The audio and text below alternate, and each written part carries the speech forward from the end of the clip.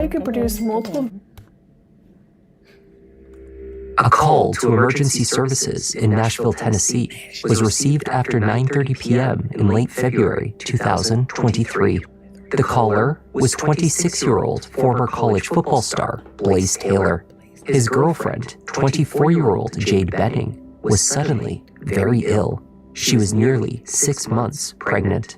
EMTs were told that Jade was experiencing the sudden onset of a severe allergic reaction. Is she awake right now? Yeah. And do you think she has an allergic reaction to food? I don't know what's happening. She got sick around after she At the hospital, however, questions emerged. What Jade was reacting to was not allergies. In her final moments of consciousness, the young chef seemed to have recognized what was happening to her, and she had the presence of mind to dial a friend's number and expose her killer.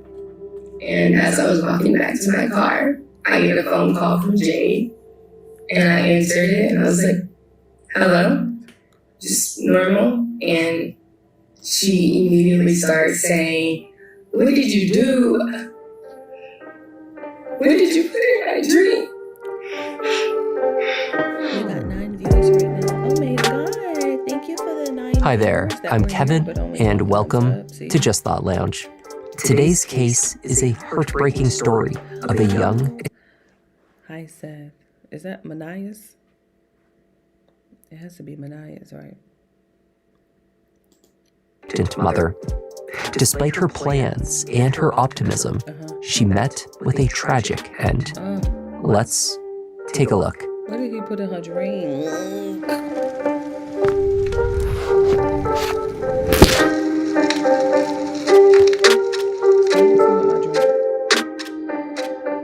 In late February 2023, Jade Benning was almost 25 years old. Born and raised in Little Rock, Arkansas, Jade had chosen to attend a community college for culinary school. She loved food and dreamt of beignets, as well as her childhood best friend since the tender age of 6, Najea Jackson. Jade's dating life was active as well.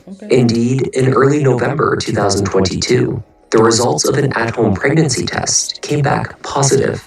In a rush of excitement, Najea called around to find her best friend a doctor's appointment, looking to confirm the happy news. She couldn't locate a same-day appointment, though luckily found an opening the next day. Finding a new doctor can be tricky. Locating an appointment in a hurry can be even more of a challenge. For those of us not in a hurry, procrastination is our worst enemy. Finding a time, making a phone call, arranging transportation, or fitting an appointment around work can seem like too much of a hassle. I know I have certainly been guilty of thinking this way at times. Thanks to the sponsor of today's video, ZocDoc, you can find an appointment quickly and easily. ZocDoc lets you search and compare local in-network doctors. You can see actual appointment openings and click to instantly book a visit. No playing phone tag, no hassle. Appointments happen fast, usually within 24 to 72 hours. And you can even score same-day appointments. ZocDoc is also free to use. When I was searching for a new doctor, it was difficult to know where to start. So for weeks, I just put it to the bottom of my to-do list. If only I had known about and had access to ZocDoc at that time, I could have searched over 150,000 providers within 200 plus specialties across the country. Detailed doctor profiles and reviews from real patients would have allowed me to identify the right doctor for me. Don't keep procrastinating like I did. Your health is too important, and finding the right doctor for you is now, thanks to ZocDoc, stress-free. I know it may seem small, but just clicking the link in the description is a huge step towards prioritizing your health. Head to ZocDoc.com/JustThoughtLounge to get started, and check that appointment off your to-do list. And a thank you to ZocDoc for sponsoring this video, and for finding a better way forward for our health. Wait, hold on. I didn't see the flag. Hold on. Just give me a second. Hold on, real quick. I gotta see whose flag this is. I said Mother Russia. It ain't. Whose flag? Damn, I got it wrong. Okay, Hold on. Let me see.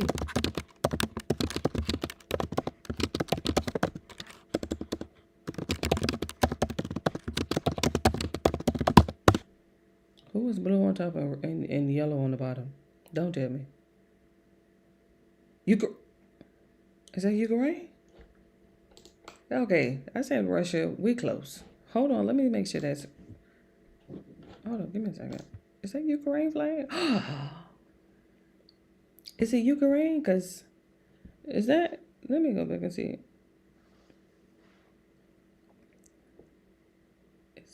I think so. I got blue on the bottom. On the top and yellow on the bottom. That's what I got. Ukraine. I'm sorry. I did have it wrong. Dang. I saw Dimitri and I was like, well, because they spell it like that. My bad. I do apologize. I'm like, that's my bad. Ukraine is in the building. Dang, I thought I had it. I was looking at the name. I wasn't looking at the flag. I do apologize. You know, I gotta get back on my flags. I apologize. It's very careless of me. I usually get my flags, you know. I wasn't looking at the flag though. I was just looking at the Dmitry. I thought it was Russian because they only spell it. Jade's doctor's appointment on November 3rd confirmed what her at-home tests had already told her. She was expecting a baby. Okay. She called back home to family to share the news. Her mother began shopping for supplies. Najea helped to plan baby showers. And Jade moved into a new apartment. A 2-bedroom, 2-bath in the Ontario apartment complex on Lebanon Pike. Roughly halfway along her pregnancy, she shared photos with her mother, smiling with ultrasound photos and posing with Ben & Jerry's half-baked ice cream. She was going to have a girl and call her Ivy.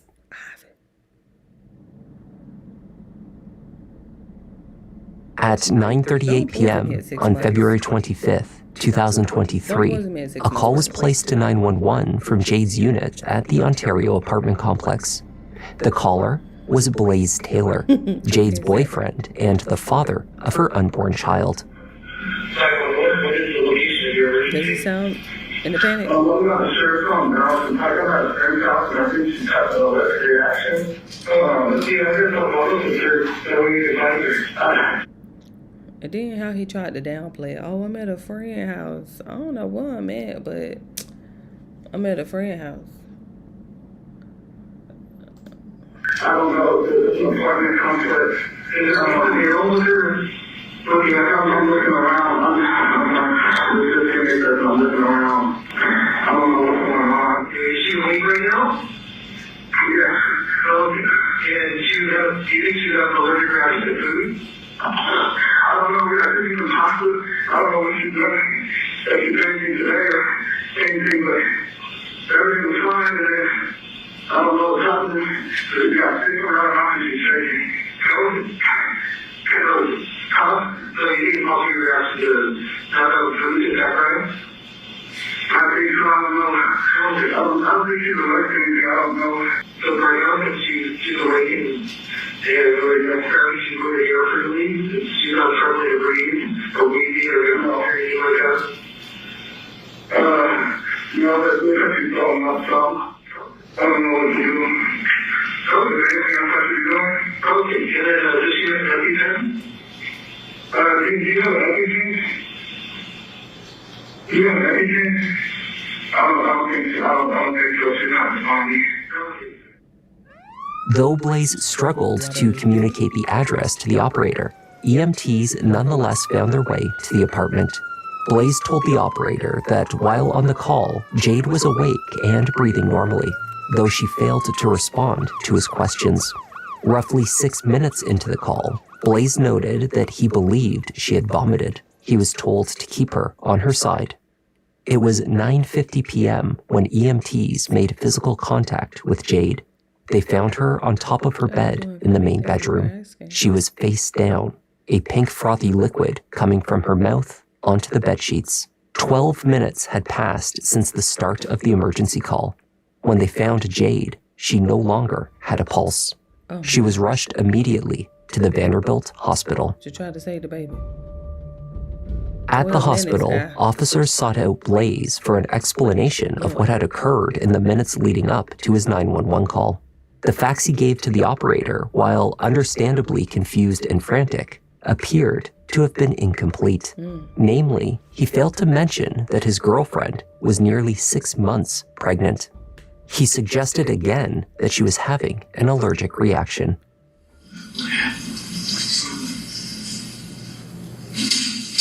So she texted me today about the daylight. Anyway, so yeah, daylight. Started feeling sick. And then just after you got yeah. So this was probably a little bit afterwards. I don't know the time. So we were hanging out, whatever. And then she started feeling sick. I called my dad. I was like, hey, she's really sick. What she had to do, and then he told me to call 911. I called 911, and then literally talked to the EMS people or the paramedics, whoever's on that. I talked to them, and they were like, "Hey, do this, turn on the side, all this stuff," and then yeah, she didn't say anything to you while she's passing out, or she was just really, it was just all blur. She was just saying like she didn't feel good and stuff. I was just trying to help her, and then I panicked, and I didn't know what was going on, so I just called my pops, and I was like, Dad. And then he was like, hang with me, call 911, and that's what I did. So she did, just like, really kind of hectic, kind of blurred.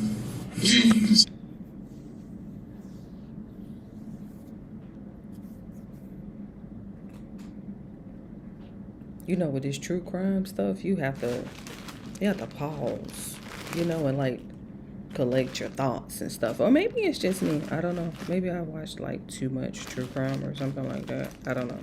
But I just know if someone,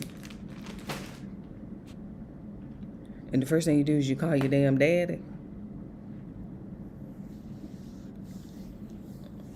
Shall we call that red flag number 1? Oh my God, thanks for the thumbs up, you guys. Oh my God. nothing rocky or anything like No, that. things have been good. I mean, I've seen her the Let's last,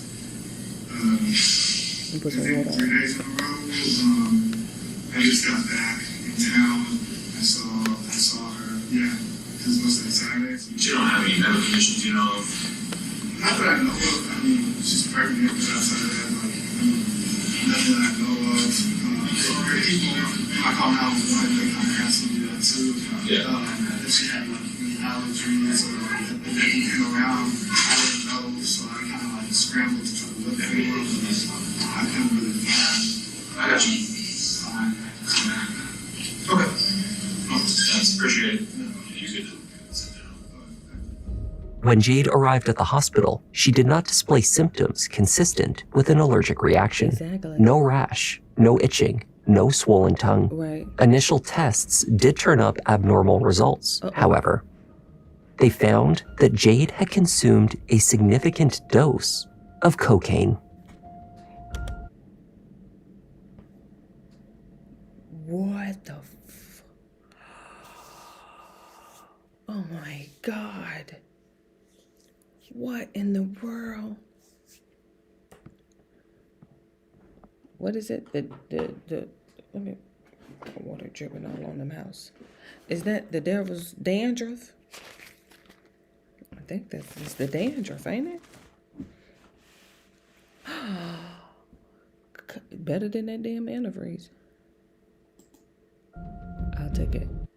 If you don't understand conflict, you are very easy to manipulate. I've spent the past 20... Never mind. 26-year-old Blaze Taylor was the son of Arkansas State football coach Trooper Taylor. After making a name for himself in high school football, Blaze earned a scholarship to play at his father's school. Oh. Blaze was a 4-time team captain, serving in that role during every year of his playing career with the Arkansas State Red Wolves. And he was not only a standout player on the field, Blaze also excelled at academics. Blaze made history when he became the only FBS player in the country to earn both his bachelor's and master's degrees before the start of his true senior season. Okay. Arkansas State's Blaze Taylor is a prime example of the total package on the field. Total package. A lot of times you get a book smart guy that doesn't have great football IQ, doesn't have a great common sense. Right. He's that rare combination of both. It's just humbling and it's an honor just to know that I was the first to do something when so many great people have came. Common sense either. Now he's gonna spend the rest of his life in jail. Womp womp. Me and kind of paved the way for me to do what I did. He has his eyes on another conference championship. Oh yeah, and he'll earn another bachelor's degree by the end of the year. In addition to his success in academics and athletics, Blaze found time for work in the community and his church. Alongside his sister, Star, a college-level athlete herself, Blaze helped to found a nonprofit organization called The Power of One or Two. Hello, I'm Blaze Taylor. And I'm Star Taylor. And we are the co-founders of the Power of One or Two Incorporated. The Power of One or Two is a 501c3 nonprofit organization whose mission is to empower, educate, and enhance the lives of children and families of at-risk youth. Remember, it only takes one or two to make a difference in the lives of others. I'll probably be working for him one day. He could be the GM of a program one day. He could be the owner. I mean, I told somebody, it wouldn't surprise me if he runs for president one day. He's just that kind of guy. Just have to leave it. After college graduation, Blaze launched a career in football, coaching, and scouting. By February 2023, he was working as a pro scout for the Tennessee Titans. The role frequently took him on the road. His busy work schedule did not cause too much of a hindrance to his social life. At that time, he was active on Hinge in dating more than one woman. Not Hinge. It's Tamara Jackson, and I'm sitting here today with Blaze Taylor. Very happy to be here. Glad to be able to do an interview and video, and excited to be here with T, and excited for these questions she's got for me. Is there a lady in your life? Q&A. Right now, I'm currently single, and so no, I'm not dating anyone, in a relationship or anything like that. So for anybody that's wondering, I'm single. I don't have any women in my life right now. Blaze had been on the road in mid-February. He returned to Nashville just a few days before his date night with Jade Benning went horribly wrong. Following the ambulance from the apartment to the hospital was not only Blaze, but also Jade's closest and longest friend, Najea Jackson. Najea and a college classmate of hers, Keontae Jones, had dropped by Jade's apartment earlier that night to collect take-home portions of the chef's famous chicken Alfredo. At that time, Jade had been in good spirits, happy and normal, they said. However, something drastic changed after they left. At 9:29 p.m., Najea received a phone call from Jade. On that call, Jade did not speak directly to her friend. Instead, she held the line open, allowing Najea to overhear the exchange underway inside the apartment. Jade sounded scared and frantic. She accused her boyfriend of putting something in her drink. She told Blaze that he was scaring her and that she felt strange. She grew progressively more incoherent over the 6 minutes that she was on the line. Then the call disconnected. Najea rushed back to the Ontario apartment complex in just enough time to witness Jade being loaded into an ambulance. From the hospital, Blaze contacted his family. He spoke with his mother, telling her only that he believed Jade had been diagnosed with COVID. Meanwhile, Jade's family was making the roughly 6-hour drive from Little Rock to Nashville in a confused panic. Her mother, Bridget, arrived in the middle of the night. Jade was on life support. Distraught and receiving no answers from law enforcement, she called upon good friends to try and make sense of the horrific situation. Stephanie Franklin, a longtime friend of Bridget's and former schoolteacher to Jade, went to her apartment along with her daughter and another friend to collect evidence. The group wore gloves, took photographs, recorded videos, and analyzed the scene as they found it. The women were met with a remarkably clean apartment. Pots and pans from the chicken Alfredo had been tidied, the leftover portion packed into a container on the kitchen counter. On the stovetop was a baking tray with a handful of cookies still sitting out. The kitchen island showed the main activity from the night abandoned. 2 paintings alongside art supplies sat next to a glass of water. There were a few pillows on the floor of the living room, but no further visible mess in that area either. There were 2 items that caught Stephanie's attention. The first was the placement of Jade's Blink camera. It usually lived on the kitchen counter just next to the refrigerator and stovetop. The women instead found it on the window's ledge, pointing out towards the street. Its placement appeared both odd and deliberate. On the bed, where Jade had been found unresponsive, there was a pink stain on the comforter. To Stephanie's eye, it appeared that perhaps another liquid had been poured on top of it, leaving another, larger, dried stained ring around it. Had another fluid been applied to dilute the original stain? The women began looking for what Jade could have consumed that night. In her refrigerator, they found a jug of pink fruit punch and one of lemonade. These they handled, removed from the fridge, and left out for investigators.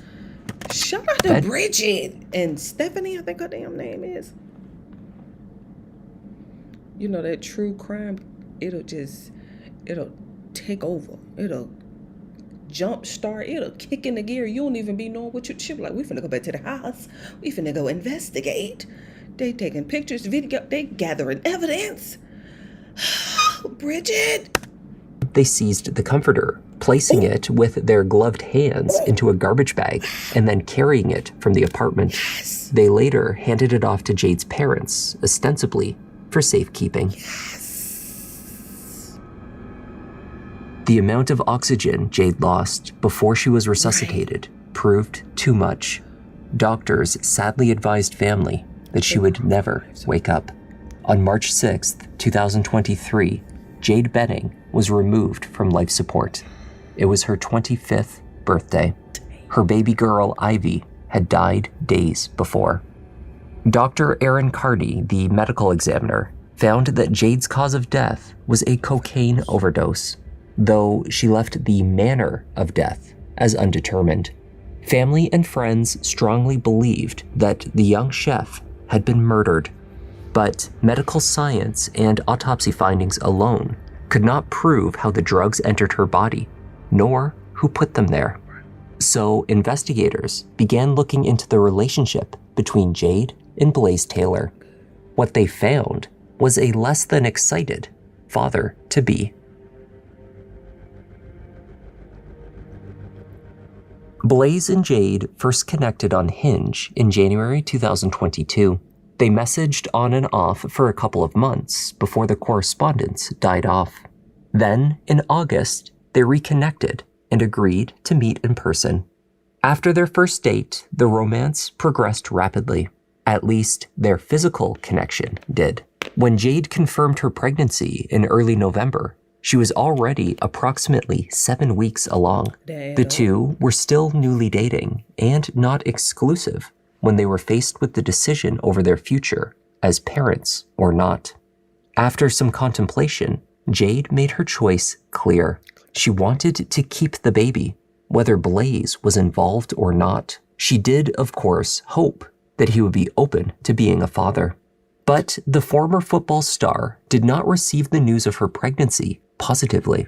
Jade texted her mother stating that telling him did not go well, and that Blaze wanted her to have an abortion, wanted no involvement, and did not want the child to ever know him. Ooh. On November 6th, Jade sent a message to Blaze parting ways. She would honor his wishes not to be involved, but leave the door open for him to change his mind. She wrote, "I think it may be best that we go ahead and cut ties and communication between us. You said how you felt and stated that moving forward, you want no part, so I will let it just be that. I will not involve you at any point. I will love this child unconditionally." Finished by letting Blaze know when her next appointment was with her OBGYN, should he change his mind and wish to attend. He did not. The two broke off all communication. Okay. Until New Year's, when Blaze started calling again. Why are you still using bots for your meetings? How else am I going to remember what happened? Just use Granola. Okay, what's Granola? With Granola, you get all the benefits of a note taker, but it never actually joins your call, so you can just jot down all of your notes and it will add them into a recap of everything that happened in your meetings. Wait, are you serious? Yeah. For however long When Blaze reached out to reconnect with Jade, it was unsolicited, but not unwelcome. Jade's response to his apparent change of heart was consistent with who she was as a person, unfailingly optimistic. They began to spend time together once more, not explicitly as a couple, but with the intention of getting to know one another better. Throughout this period, however, Blaze's position towards the pregnancy had not fully shifted. He was still uncomfortable with announcing that he was the father. In fact, he and Jade agreed to a formal paternity test after Ivy was born. Totally fine. In keeping with his wishes, Jade had kept her pregnancy news under wraps, sending photos and updates only to close friends and family, but never posting more widely on social media. Nonetheless, she was happy to continue spending time together to see where things may lead. With this in mind, Jade planned their evening on February 25th. 2 blank canvases, paint supplies, dinner, and fresh-baked cookies. She snapped a series of photos throughout the evening. At 6:48 p.m., dinner was set. Najea and Keontae arrived for a brief visit sometime around 7:30. They stayed for about 15 minutes. By 8:29 p.m., Jade captured the progress of their artwork. Hers, a colorful display of stripes and inspirational words. His, a blackened canvas. Both were intended to decorate Ivy's nursery.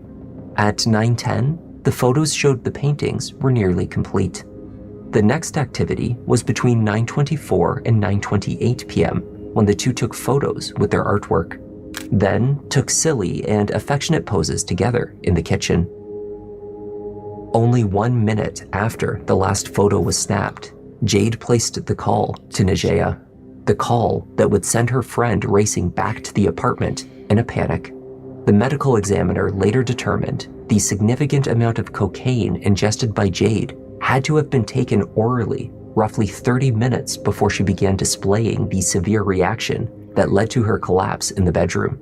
That meant that she likely consumed the dose sometime just before her painting was completed. The drug was already working its way through her system throughout the 4-minute period that she posed joyfully with her baby's father. Investigators searched the apartment on February 26th. Initially, a sweep took place the night before when Jade had been taken to the hospital. Law enforcement's failure to properly secure the scene afterwards, however, meant that by the time they returned to formally document any potential evidence of a crime, multiple individuals close to Jade had entered, moved, and removed items. The jugs of fruit juice and lemonade were secured for testing, as well as the glass that Jade was believed to have used that night. The dinner food, containers, and other kitchen items were tested. No cocaine was found in the apartment, nor was there any trace of the drug in either of the pink-colored drinks or any drinking glasses. Yet, it was indisputable that Jade had consumed the drug orally. The only explanation was that a drinking glass, liquids, and traces of the drug had either been removed from the scene or thoroughly cleaned. Jade had not maintained a subscription for her Blink camera, which functioned only as a live feed. Had it been recording, however, its location next to the bedroom window would have ensured that it did not capture anything of evidentiary value in the kitchen, nor what transpired on Jade's bed. The apartment building had surveillance, which could have captured movement to and from the unit that night, if Blaze had disposed of items, for example, before EMTs arrived. But investigators sought out this footage too late. It had already been deleted. The vomit-stained comforter taken from the apartment tested positive for cocaine. However, there was not much value in this finding. It did not link the drug to Blaze, and no other item did either. For months, investigators continued to search for answers. It was the year following Jade's death before prosecutors believed that they had enough evidence to proceed with murder charges. In March 2024, a grand jury indicted Blaze Taylor. Can I ask your name? Blaze. Blaze, I need you to step out of the car for me, okay? U.S. Marshals arrested him in Utah, where he was working as a football coach. What's your last name? Taylor. Put your hands behind your back for me, okay? What's wrong? You got a warrant out of Tennessee for homicide. He had recently been hired to join the staff at Texas A&M, but instead would stand trial for murder.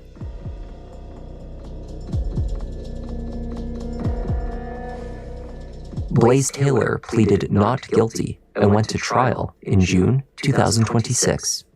At the heart of the prosecution's case are Jade's own words, the last ones she would speak while on the phone to her friend, confused and rapidly showing symptoms of the drug that was in her system.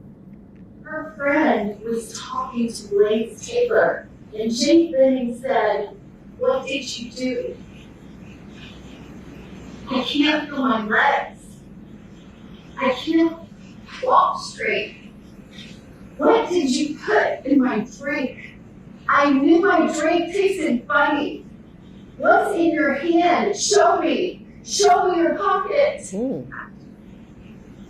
What did you put in my drink?" The prosecution argued that Blaze was determined that Jade would not have the baby.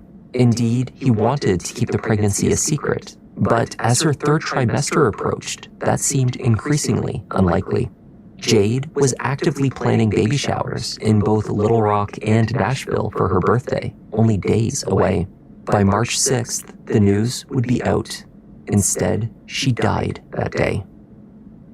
Blaze's defense was unrelenting in their questioning, attempting to murky the waters of every witness and dissect and deflect every statement. They argued that the integrity of the evidence was compromised by poor investigative practices. They pointed to the medical examiner's inability to categorize the death as a homicide. Indeed, the manner of death remained undetermined even as the case went to trial. Crucial to their argument, however, was the assertion that Jade chose to take the cocaine. Their client did not do drugs. He did not even drink. But Jade Benning, they said, had a history of drug use. You'll hear that she was involved with marijuana. You'll hear that she was involved with Adderall. You will hear that she was involved with the weed cartridges. I think they call it resin. You'll hear that she was involved with mushrooms, that she would take mushrooms. And you will hear that she also drank a lot until she was drunk often. That ain't got nothing to do with coke. I cannot rule this a homicide. And the reason she's going to tell you she cannot rule this a homicide is because of the circumstances surrounding this baby's death. Attention fitness lovers. This is one of the biggest sales ever. Paleo Valley's Black Friday sale is here, and it's your chance to grab your favorite bone broth protein. Najea Jackson told the jury about her best friend, who had been more like a sister to her. Jade was a very outgoing, charismatic, go with the flow type of girl. A girl that never met a stranger. She didn't care your socioeconomic background. She didn't care your gender, your race. She would meet anyone and become their friend the same day. Jade and Najea were in contact daily. They shared everything with each other. When Blaze told Jade that he did not wish to be involved in their child's life, Najea sought to reassure her friend that she would still have all the support she needed.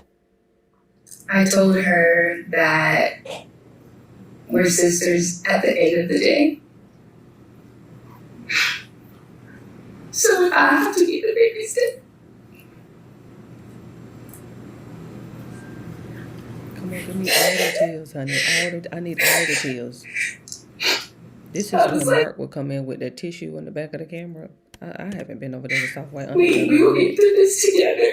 I always reassure her that she's never alone.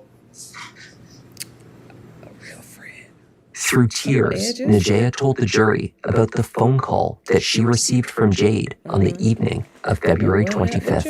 And as I was walking back to my car, I get a phone call from Jade, and I answered it, and I was like, hello? Just normal. And she immediately starts saying, what did you do? What did you put in my drink?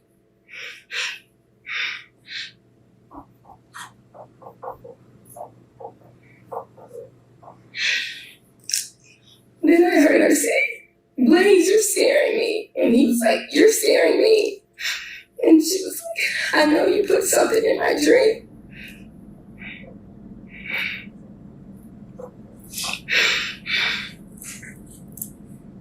She said, I knew my drink tasted funny. And she was asking him to empty his pockets. And she was like, let me see what's in your pockets. Let me see. And he was like, I don't have anything. So this whole time I'm like, Jay, like trying to get a response from her. You should have recorded the phone conversation instead of screaming.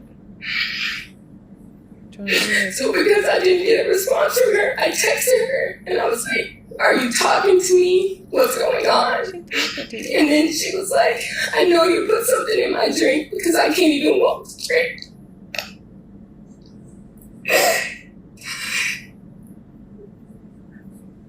Stop trying to look cute, crying. She was saying that she couldn't feel her legs.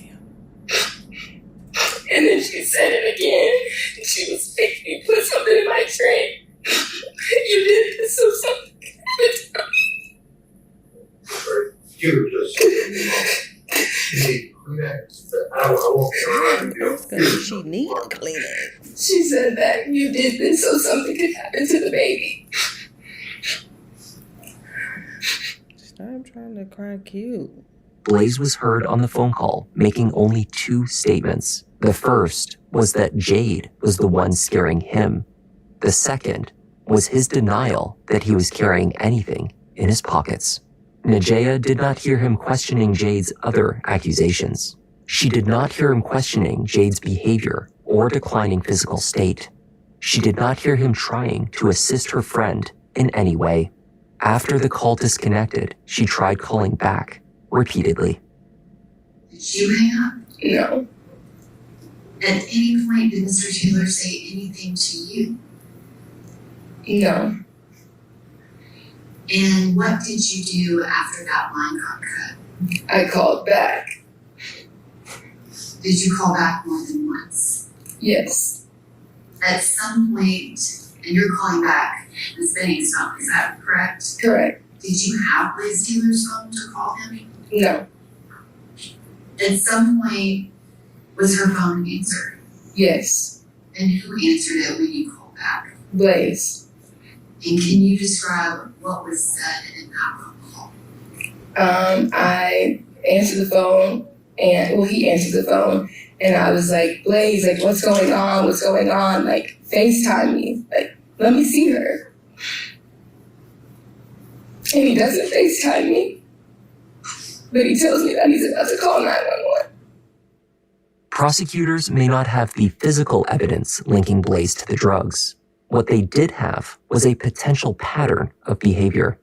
Jade Benning was not the first girlfriend of Blaze Taylor's who became pregnant with his baby. She was at least the third. The former football player's college girlfriend, Apple Denny, took the stand to explain her experience dating Blaze Taylor. When she became pregnant at the age of 19, she felt unprepared. She panicked at the thought of becoming a young mother. Blaze was accepting of her decision not to keep the baby. However, Apple also told jurors that she knew of one additional pregnancy, another woman whom Blaze dated, albeit briefly, in college. She too became pregnant, but unlike Apple, she considered raising the child. Blaze's reaction was less accepting in that instance, she said. Very erratic. He was upset. Didn't want to have a baby with her. That's what he was telling me. That this was something that he couldn't do. Was that a different reaction than he had when you told him you were pregnant, but you did not want to keep the baby? Yes, it was like flipped. Like how I was like panicked the first time around and he was freaking out when it was her. Blaze.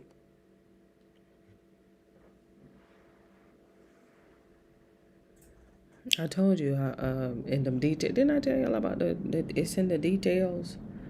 She let it slip. It wasn't me. She the one that let it slip. But did you hear what she said? The first time around. Oh. The first time around. Oh. So you got pregnant by him more than once. Got it. Tread lightly, Apple. Tread lightly, honey. We over here paying attention to them details, which obviously makes sense because how would you know about another chick that he got pregnant unless you was around and still around to testify at another chick? Girl. Was not only panicked, he was proactive. According to Apple, he was seeking ways to force the decision that he wanted, even if that meant sneaking a pill into her drink. Asked me if I could get the abortion pills and he could make her take them or put it in her drink. Did you do that? Did I get the pill? Yes. No. Was that even, not saying that you would agree to do that, but is that even possible? No. And did you explain that to him? Yes. And you said that it went over a couple of days. Did he talk about anything else that he might be able to get to put in her drink? Yes. And the things that he was mentioning, how did he get the information? He said he was looking stuff up on his phone. I couldn't see what he was looking at, but he had his phone in his hand. Investigators found no text messages, search history, financial transactions, or witnesses indicating that Blaze Taylor had ever purchased, handled, or sought out cocaine prior to the poisoning. Prosecutors speculated that Blaze was aware that the drug was known to cause spontaneous abortions and severe pregnancy complications, but they could not prove that Blaze had ever accessed such information. What they did find from his phone data were messages that he exchanged with yet another woman. Her name was Xavier Winford. They had known each other since at least 2017. On February 24th, the day before Blaze agreed to his dinner and painting date with Jade, he was messaging Xavier, telling her that she should not doubt him or their relationship. Blaze wrote, "Everything is going to work out. I love you, and I need you to love me back and be in love with me. I just want us to be happy together."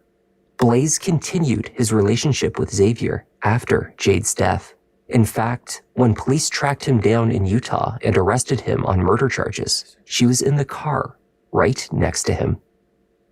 The day before Jade Benning is murdered, the day before, the night before she is murdered, Jade Benning wanted to see Blaze Taylor that night, and he didn't. He is texting Xavier Winford. He says, "I'll do anything to help you. That's what I'm here for."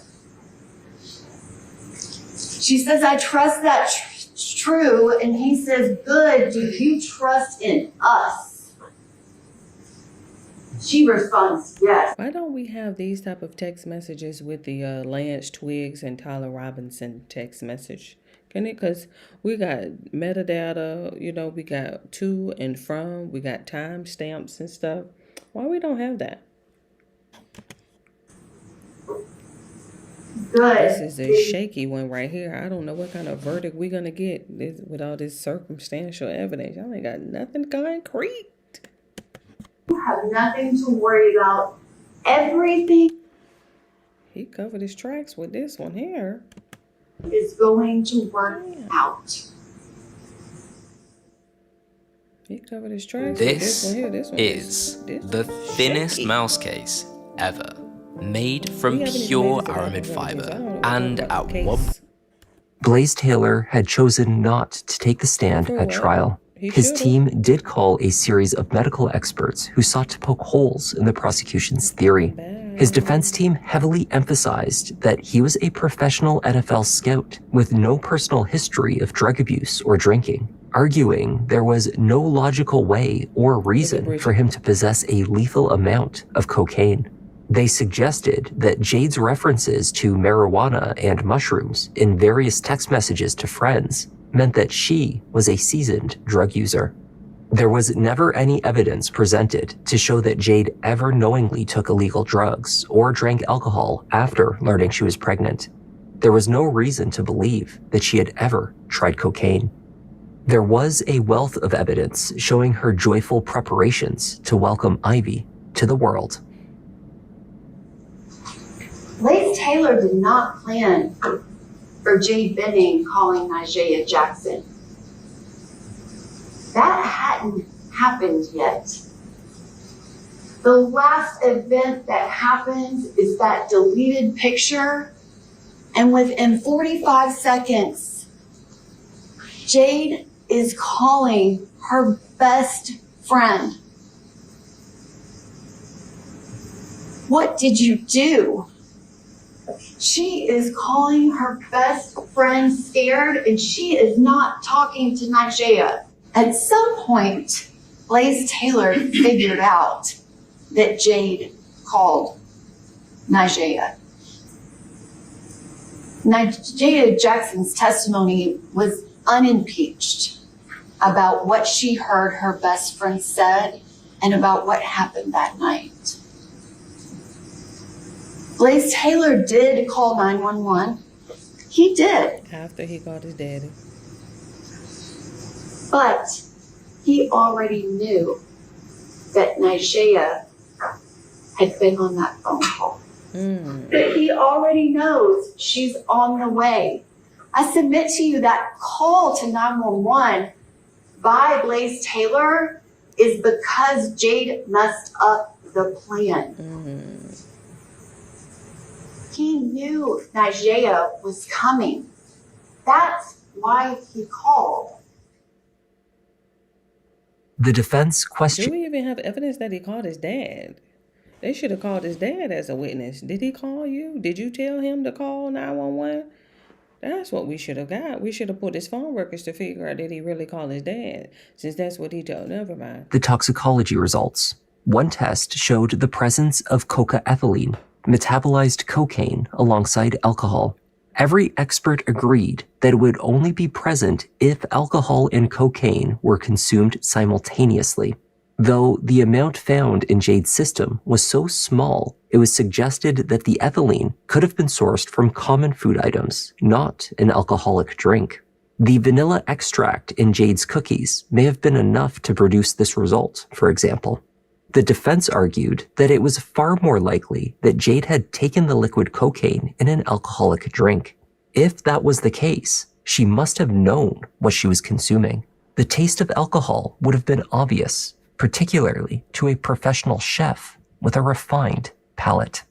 One thing they cannot get away from is that she had cocaethylene in her system. They can't get as much as they would love to. They told you first it was coming from vanilla extract. Don't do it. Don't believe it. Don't do that. Or two, because of some of the treatment she got at Vanderbilt.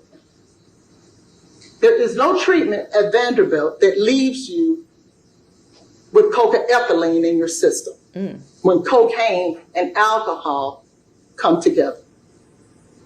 That means, think about this, that means that he would have had to put cocaine and alcohol in either her water or her lemonade.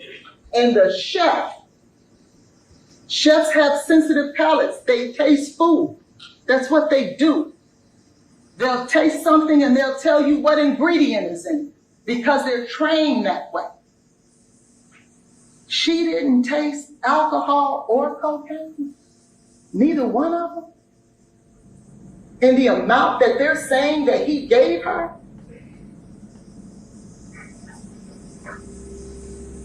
does that make sense? It's a shaky one. He might Outside of the trial, he might get off with this one. I don't know. I'm trying to get to the end. I said he was going to spend the rest of his life in prison, but I don't know. They ain't got nothing concrete. I don't know what this jury like over here in Nashville, Tennessee. I believe that's where we at, right? I don't know. This is a shaky one. Let me get to the end. meetings, commentators noted that Blaze Taylor had family connections to a dental office, a clinical environment where liquid cocaine is sometimes legally utilized. But prosecutors never introduced this theory or any evidence regarding it in court. They were never able to show where he may have sourced the drug. He might get off on this one, you guys. The jury returned with their verdict in just 2.5 hours. Oh, okay. Guilty. We, the jury, find the defendant Blaze Allen Taylor for count 1 guilty of second-degree murder. Don't cry. You look like he For count 2 guilty of first-degree premeditated. Blaze Taylor was convicted on all 4 counts, which included first and second-degree murder relating to the deaths of both Jade Benning and her unborn baby, Ivy. They recommended life imprisonment with the possibility of parole. Under Tennessee state law, this requires Blaze to serve at least 51 years in prison before he can first apply for release. Now, let's just take a minute here. Let's just take a minute here. Now, let's play a game. Which would you rather? Which would you rather? Can we just take a game? Play a game real quick. I'm just curious to know where your mind is at right now. You know, because we come across a lot of these type of stories. So, let's play a which would you rather game. Would you rather be a father, or would you rather spend 51 years in prison? I don't know. You let me know. I'm just asking. Which would you rather? Would you rather be a father, or would you rather spend 51 years in prison? I'm just asking. I'm just asking. I mean, because you got Apple pregnant, you got another chick pregnant, then you spun the block and got Apple pregnant again, maybe again, because she said the first time. Oh, she's gonna be that pen pal. Let me just put that out there. That Apple gonna be that pen pal. She's gonna be taking all of your collect calls. She's gonna be trying to make sure you have any conjugal visits or something like that. That's Apple. It's always one out the bunch, honey. While she was over there with all that damn blush on her face, it's always gonna be one ex that's just as delusional as you, sir. Because I'm like,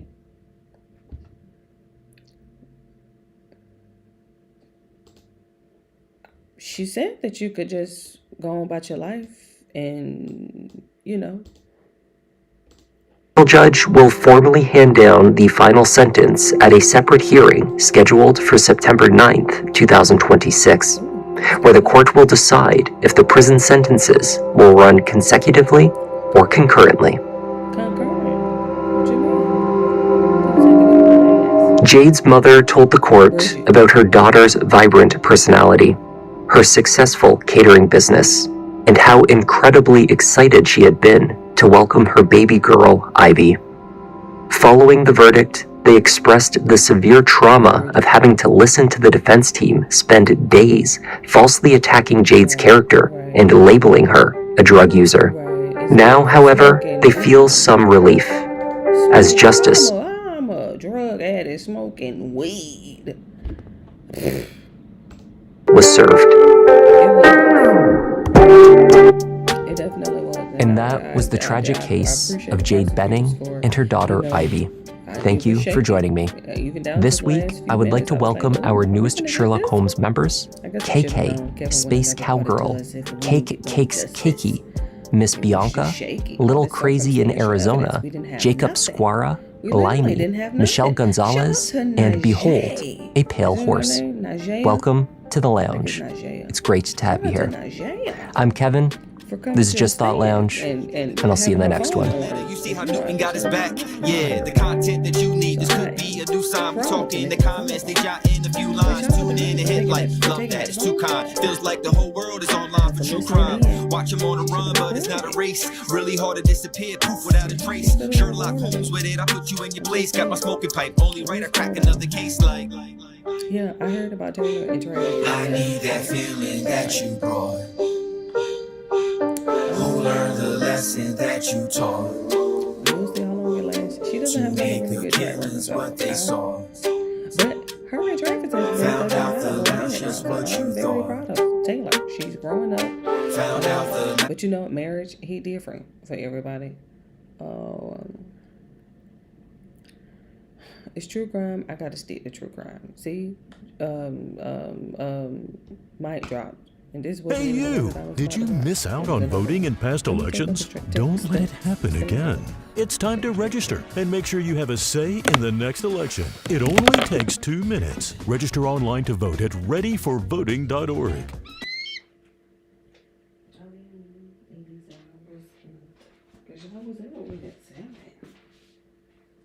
For fuck's sake, cut! This is the first true AI production platform. Total control over every single moment. Start wherever your idea begins. Cast your character exactly as they exist in your head. Choose your angle, your lens. Bring your scene to life, shot by shot.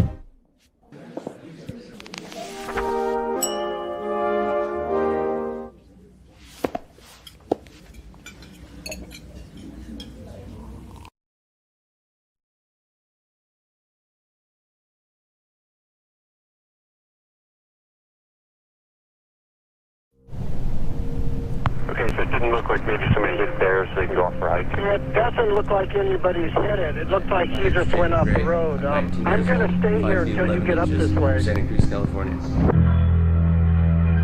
Hey you, and welcome. My name is Mike. And in this old video, it is time to, once again, and it's been a while, take a look at some national park horrors. In this video, we, that's you and me, are going to examine some of the strangest and most horrifying events, all of which have occurred in national parks. Murders, strange disappearances that seem almost impossible, and literal nightmares. We're going to do this iceberg style as we do, where each story is a little bit more disturbing than the previous one. But before we get into all that, please subscribe to see new stories for the dark every single week. Now let's give it a go.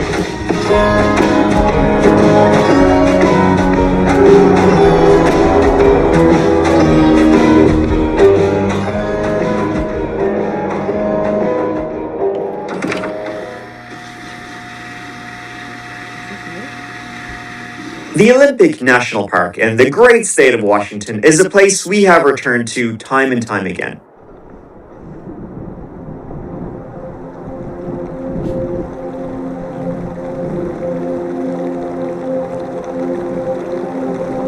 Maybe because it's endless, the mist and fog making it seem like a place out of time. It's isolated, with the ocean to the west, Seattle to the east, on its own little, almost island. One of the last frontiers, a place that looks on a map like it's trying to hide from the rest of civilization. Spooky. But 22-year-old Jacob Gray, he didn't think so at all. He was prepared. He had his bike, a red Specialized hard rock with Milwaukee tools down the side. It was a promo bike that his dad had actually gifted to him.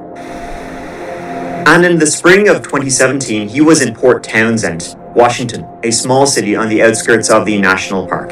He had his bike and a trailer filled with pots, pans, wool blankets, tape, tools, tent, fuel, food, first aid kits, poncho, sleeping bag, and so on and so on. What didn't he have? This was early April, so the Washingtonian weather was a little all over the place, but that wasn't something that would ever stop a guy like Jacob, who would soon be setting out on an adventure. Jacob was an introverted young man, always searching for the next big thing. He wasn't sure what he wanted to do with his life just yet, and so he wanted to see as much as he could. He had worked as a farmhand, had done some modeling. Nothing really interested him though, except the outdoors. Hi, my name is Jacob Gray. I'm 19 years old, 5 feet 11 inches, from Santa Cruz, California.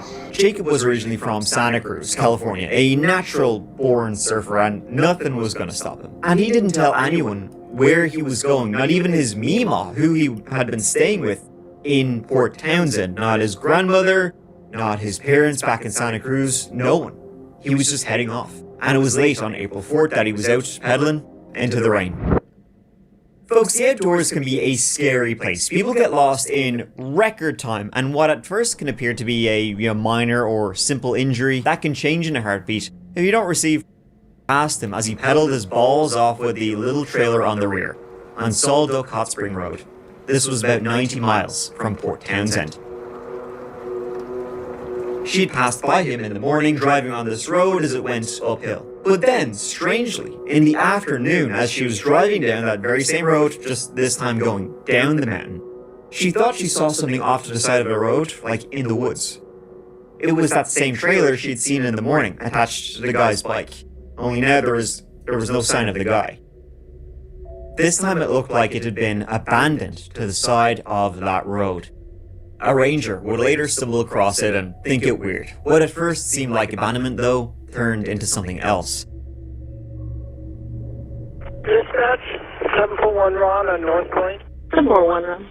I've got a bicycle that has went off the Salduck Road about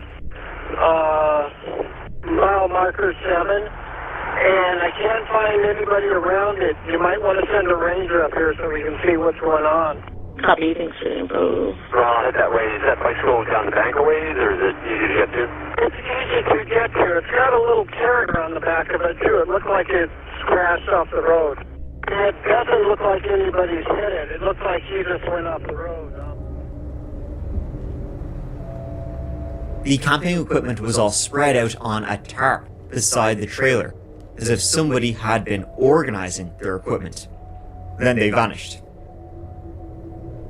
Jacob was nowhere to be seen. His bike was here. The tires were in good shape. There was no damage to the bike. No reason to leave it here just randomly off the side of the road in the woods. All his camping equipment right there, spread out on this tarp. And strangely enough, there were 4 arrows embedded into the ground in a row. Over the next day or so, that same ranger who had first found this scene, he periodically came back, checked on it, had a goo, to see if whoever left this here returned at all. Maybe they'd left all their stuff here, gone off to do something else, and were going to come back. But there was no movement on any of the items. Finding among the equipment a list of phone numbers, they were able to establish that this was Jacob Gray's stuff.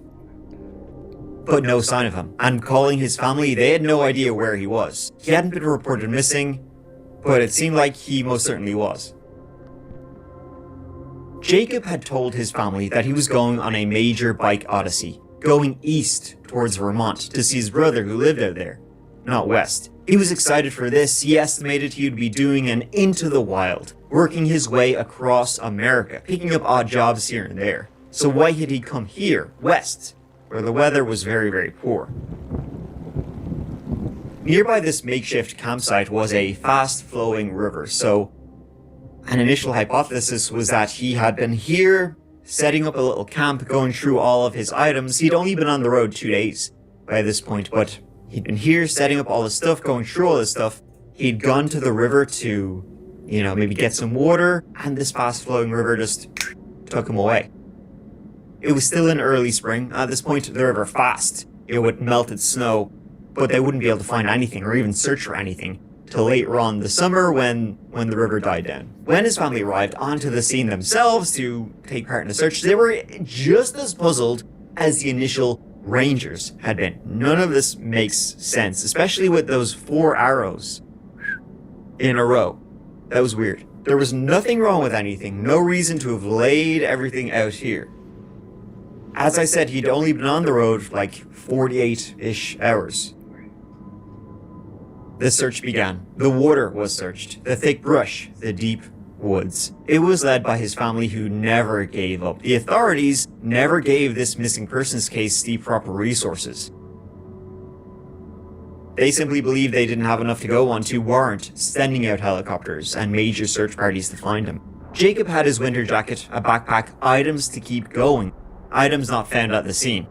Jacob had put a lot of time and energy, though, into preparing for this trip. Why just abandon everything off the road? And the searches continued with no luck.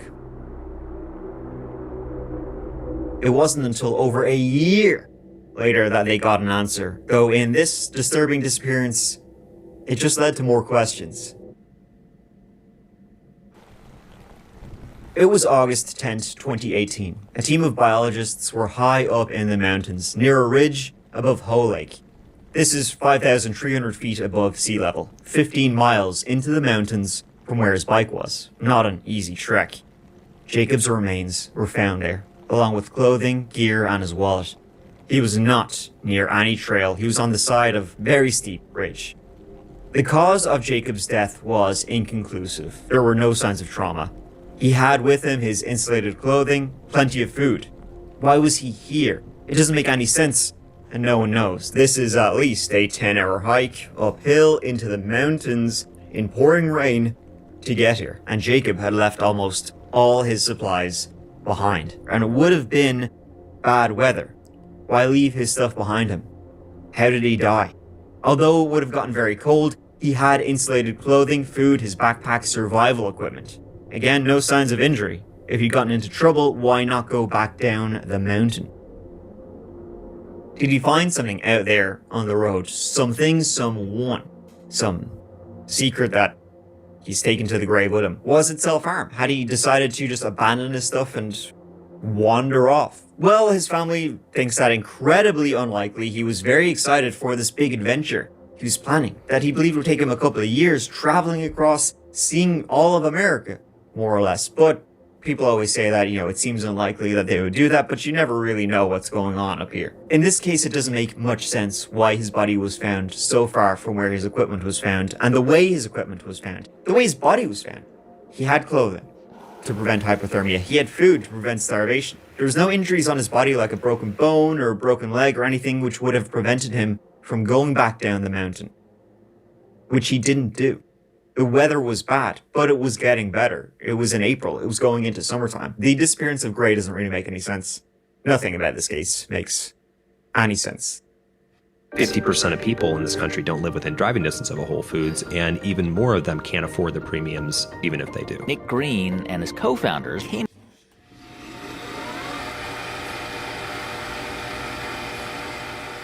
The Rocky Mountain National Park is one of, if not the most beautiful parks in the United States. It's over 250,000 acres of spectacular mountains, meadows, ridges, rivers, and talking about it from my point of view, mysteries. The beautiful national park is home to some horrors, and one of the big dogs of those horrors is the story of young Alfred Beilhartz. Alfred was just a young fella, 4 years of age, when his family went out to celebrate Independence Day 1938. The Beilhartz family, which was father William, mom Snowdrop, and their 10 children lived in Denver and were headed out with some friends to camp that weekend in early July. The family were camped up around here, where Fall River and Roaring River meet, near Horseshoe Falls. And on the morning of July 3rd, after a night amongst the trees and under the stars, Dad William got up around 8 a.m. and walked down to the stream to wash up. Little Alfred followed him down. Now down at the stream were two friends of the family, Orrin and Walter, though they were about 500 feet downstream from where William and Alfred were. So William, Dad, gets there, washes up, washes the little fella, and then is going to go head back to camp. But Alfred, young Alfred, he wanted to go over to where Orrin and Walter were. So William says, okay, sure, they'll take you back to camp. William returned to camp, and then a short while later, so did Orrin and Walter. Alfred did not return to camp. It's believed that somewhere between William leaving him, but before he reached Orrin and Walter, he vanished. The search began immediately, spreading out in all directions. After all, this is a 4-year-old boy. Couldn't have gotten far. But there was no sign of him. They quickly alerted the authorities. Hundreds of searchers would arrive to help. Dogs, cadaver dogs, were brought in. But they quickly lost his trail. One dog led towards a bridge crossing the river, the other up the mountain. Now, the initial theory and the most likely scenario was that the child had fallen into the river. And so 3 days after he vanished, a dam was built to divert the river so it could be searched. And they found nothing. There were also a number of beaver dams downstream of the river, so he couldn't have gotten washed away. And searches revealed nothing. He'd either fallen into the water and simply been missed as they searched the river, been taken by one of the black bears that roamed the area, or he'd been kidnapped. The Beilhart's family, William and Snowdrop, they were thinking option number 3. They always believed he'd gone into the woods. And this is when the story gets even stranger. In an abandoned cabin, about a mile from the camp, a small bandage was found in there, just by itself. Now, Alfred had a bandage, a gauze bandage, on his heel at the time he disappeared. And Alfred hated bandages. He was a young boy. He would always just rip them off anytime he got injured. Investigators believed that bandage was Alfred's. Had he been taken here? Had he simply wandered here to this abandoned cabin? And then, where then? Then, on July 8, a report came in of a possible sighting of the boy. Now, the sighting had been made on July 3rd, which is the day he disappeared, the day in question. A hiker from Denver said that on that day, himself and the wife had been 6 miles west of the campground, near Mount Chapin. And at around 1 p.m., they stopped to rest along the trail. And looking up to the mountain, towards an area called Devil's Nest, they would say they saw the boy. The report goes exactly like this. He said they stopped to rest, and then looking far up the mountainside, saw a boy sitting on a rock. When the couple climbed to the point near the rock, Eels, the man, said the child had disappeared. He expressed belief no child could have reached the spot without assistance. Was that Alfred? If so, 1, how did he reach that spot in so short a time from when he had last been seen at the campground? He was seen there on the mountain at 1 p.m.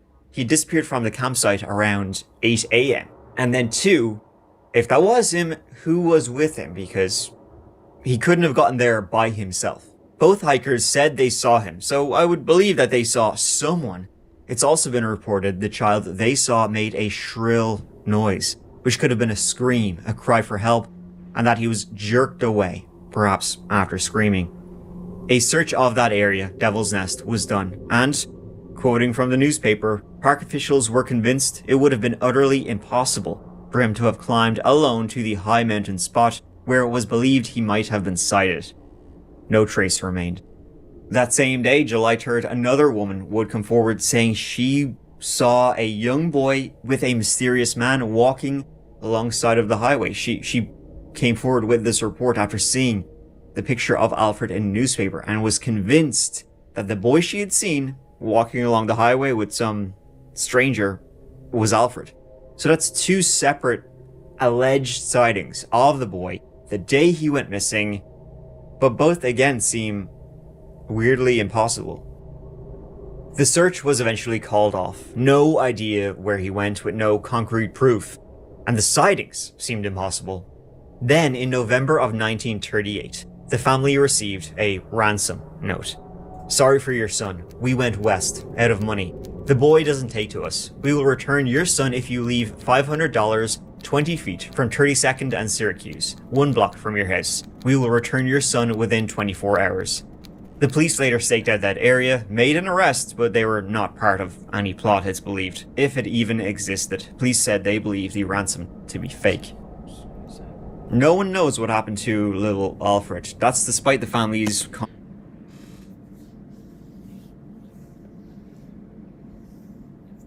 It's one thing right? Like, let me tell you something. It's one thing to lose a child.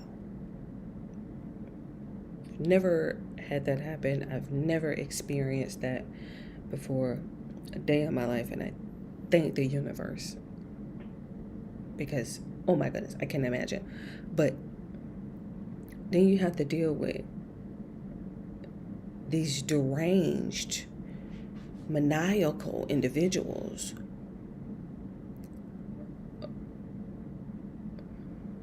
And it brings me to this story that I heard. I'm trying to think of the name of it. There's this story of this guy who, hold on. I'm trying to think of the name of the movie of the guy who, what's the word I'm looking for? Let's say pretended to be a missing boy. Imposter.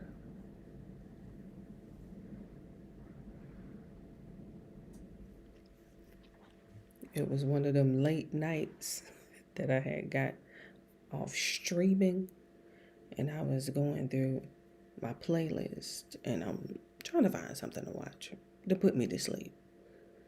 And I'm just trying to find something to watch. I'm just trying to find. And I run across this show of this guy, the imposter.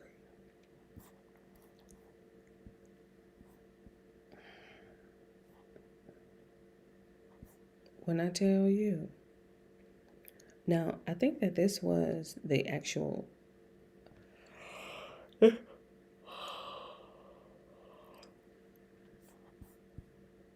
Something wrong with him.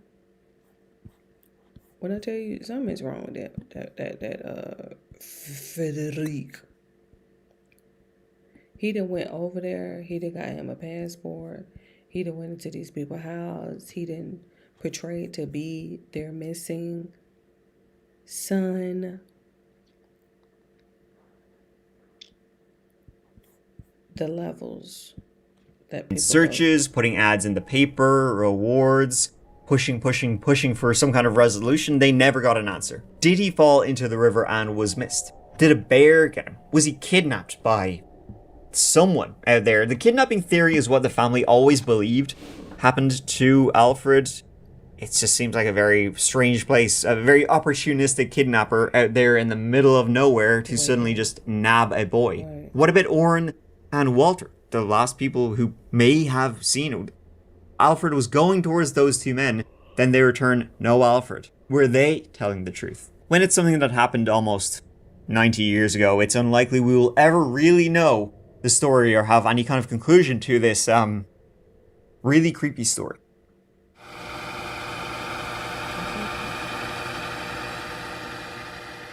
The year was 2004, and an American college student named David Snedden, he was hiking through China's Yunnan province. A stunning part of the country, the Patatso National Park, with spectacular mountains, almost what you would expect when you think fantastical Chinese backdrops. But this would be the backdrop to a very sinister and perplexing story. In 2004, David Snedden was 24 years old, the youngest of 11 kids in the family. And in the August of that year, he was out in the wild. He was in China, taking summer language classes in Beijing, leaving behind his parents, Roy and Kathleen, in Utah. David had just finished his junior year in Brigham Young, wanting to spend the summer in China studying, then a few weeks hiking through the wilderness before going to see his brother in Seoul, South Korea, before then returning to college and later applying to law school. David would email his folks back in the States a couple of times a week. The plan was to hike around China until about August 28th, when he was then due to leave the country. He was due to get a flight to Seoul. The final email David sent read this. This was August 11th, 2004. I'm in Lijiang now, in Western Yunnan province. I will take a bus to hike Tiger Leaping Gorge in about half an hour. I'm having a great time here, but nonetheless, I'm excited to come home. And that, my friends, was that. No one heard from David after that email he sent to his parents. Now, the worry though truly began when David never showed up to meet his brother in Seoul, and that's when everybody began freaking out. No one knew even where in China he was. David was last seen leaving a Korean restaurant in the city of Shangri-La, which is a tourist city just outside the national park.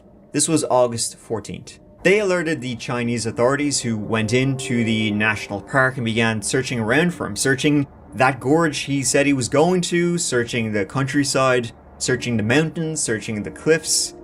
Everywhere he said he was going, and they found nothing. He had vanished into the wilds of China. He wasn't in a hospital or a jail cell. His bank account was untouched, and his passport never used. The theory the Chinese authorities came to was that he had fallen into the Jinsha River, a fast-flowing and rocky river Tiger Leaping Gorge overlooked, and he would never be found.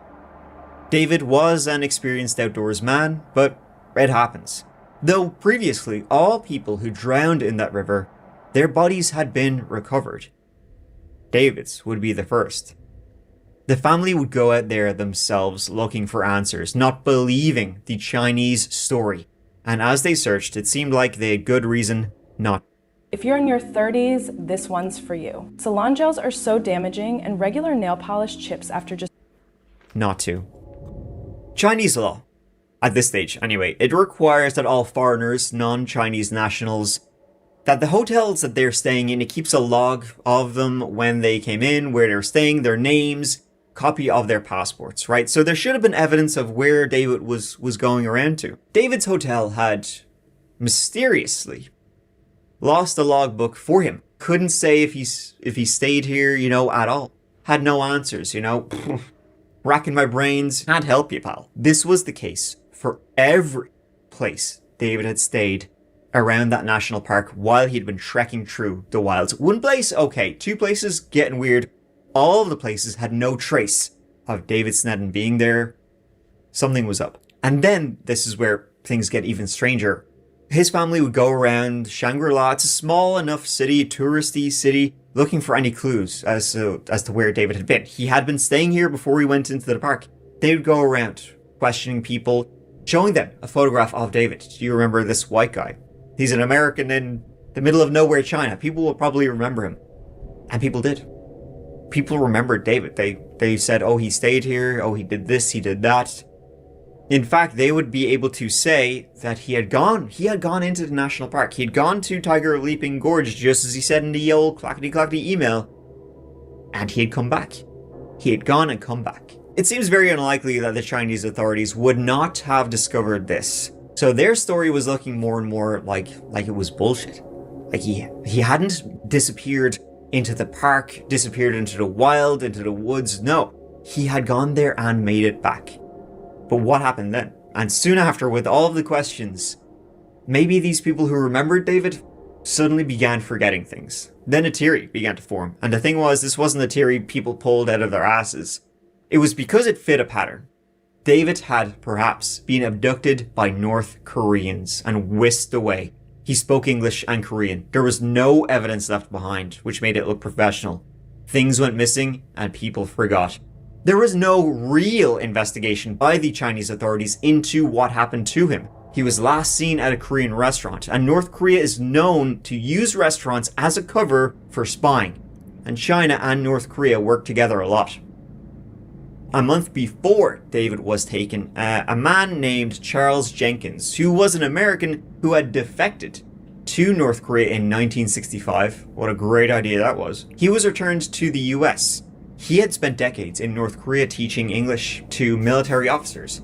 Now North Korea was out a English Korean speaker. Maybe they needed a new one. David was in Yunnan, a place where he could easily be whisked away because it wasn't exactly full of Westerners. This went all the way to the top. The US government would actually become involved in the David Sneddon case. And the thing was, the North Koreans, when they were questioned, they never seemed surprised. They never asked, David who? They never denied it. This is one of the last known photos of David Sneddon, taken in the summer of 2004, just days before the 24-year-old who was born and raised in Lincoln, Nebraska, vanished without a trace while hiking in China near the Tibet border. In many respects, it'd almost be easier if we found the body and that he was dead, and then you bring closure. I'm a closure person. We just don't think he is dead. In Skype interviews with Sneddon's parents and one of his brothers, they detail how they traveled to China shortly after his disappearance and talked to witnesses, including a guide, all who disproved the original explanation Sneddon fell to his death into the Tiger Leaping Gorge. And confirmed that David had made it through the gorge with them and actually finished the trek through the gorge. But that left bigger questions. Why would he disappear? And who would be responsible? The group investigating a series of Japanese kidnappings believes it has the answer. North Korea makes a startling confession that it abducted a group of ordinary Japanese citizens during the 1970s and 80s. They contacted the Sneddon family. Said, I think that your brother has been abducted by North Korean agents. At first, they didn't believe it, but then considering David was fluent in Chinese and Korean, he would be quite a catch to train spies. David's linguistic skills with a Midwestern accent would be very useful in that part of the world. In 2012, 8 years after David disappeared, a Japanese non-profit that works with Japanese people kidnapped and taken to North Korea would reveal a source indicated that in August of 2004, a 24-year-old American studying in China was taken away. He'd been handed to 5 North Korean agents. He'd been accused of helping illegal immigrants in China, like people who had fled North Korea to China. That was the allegation they trumped up, and so Chinese authorities handed him over to the North Koreans. That's what this Japanese non-profit heard. They didn't have the name David Sneddon, but it was an American in Shangri-La in 2004. Again, then also that very same year, a South Korean man who worked with North Koreans fleeing the country, he would be able to say that a man matching David Sneddon's description had been spotted just outside Pyongyang teaching English in the country, teaching English to North Korean military officers. However, any questions or leads, investigations have all been completely stonewalled. The report claims Sneddon now lives in the capital, Pyongyang, with a wife and 2 kids. It's a staggering theory that his parents have claimed for years. It doesn't come as a shock because we have done our research and spent time involved, and we do think that David is in North Korea. What would you want to say to him? We haven't forgotten you, David. I think that's what we worry about most, is there's no communication for him, we believe, and we just haven't forgotten, and we're not going to stop until we at least know what happened, and we want you to come home. Never do these 3 things after a car accident if you want to potentially receive any money at all. Number 1, never sue. What actually happened to David since remains a mystery. Perhaps he did die in the national park, who knows? Or he is teaching Kim Jong whatever English these days. It's been 22 years since David vanished. So maybe we will never know. Or maybe he is still alive to this day, a victim of the North Korean government and their abduction plot. They have a habit of abducting people. They love to do it, mad about it, always at it. Maybe he was another one.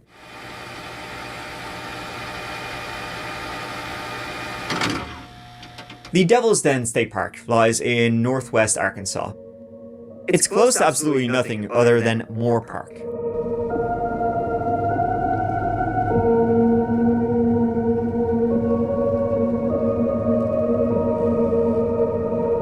It's part of the Ozarks and is particularly well known for its large campsites, its incredible hikes, and just as a really cool place to stay. You can stay at the cabins, there are waterfalls, a wide variety of trails. It truly is something for everybody. It's got its history too. It ain't named Devil's Den for nothing. The park is littered with rocky outcroppings, crevasses, and caves which were at one time home to outlaws, hence the Devil's Den. It was also at one time used as a hiding place for Confederate guerrillas, and then later for moonshiners, during the Prohibition. These days, though, it's just known as a nice place to go for a walk in the woods, which is what On July 26, 2025, the Brink family were doing. The Brink family, made up of 43-year-old Clinton, his wife, 41-year-old Kristen, and their two daughters, 9 and 7, were out hiking one fine summer Saturday at Devil's Den. The couple were originally from Montana, having moved to Arkansas only recently enough. Clinton worked as a nursing assistant and delivery driver, known to his patients and coworkers as kind, gentle, and very dependable, having just been named Employee of the Month. His wife Kristen, a registered nurse with a passion for singing and needlework. A strong and funny woman who also showed up, whether in person or on the court, where she was an awarded volleyball player. The Brink family had 3 daughters in total, Brianna, Ariana, and Christina. Brianna, she was the oldest. She lived with her husband and was expecting her own first child in the summer of 2025. Clinton and Kristen loved the outdoors. They constantly hiked and kayaked with their daughters. Coming from Montana, a place known for it, to Arkansas, another place known for it, it ain't much of a surprise. Make sure that the drop rates are still going, make sure everything is still functioning the way it should be. Just take it down like that. Okay. And then I think that's it. I hope that's it. That's how we do an IV. My IV is not really staying. I don't have an arm up here for it to connect to. All right, I think I've done it. Saturday, July 26th, the family were out on a hike in Devil's Den, and as they do, it was another beautiful summer's day. Now, the family did hikes, you know what I mean? Like, when they hiked, they hiked. That day, though, the park was quiet. The Devil's Den trail, the trail they were on, rated moderate difficulty, but nothing they couldn't handle. And so around lunchtime this day, they were deep in the woods, in a remote section of the park. No cell phone service, dark and deep. And they did not know it, but the Brinks family were not the only people there.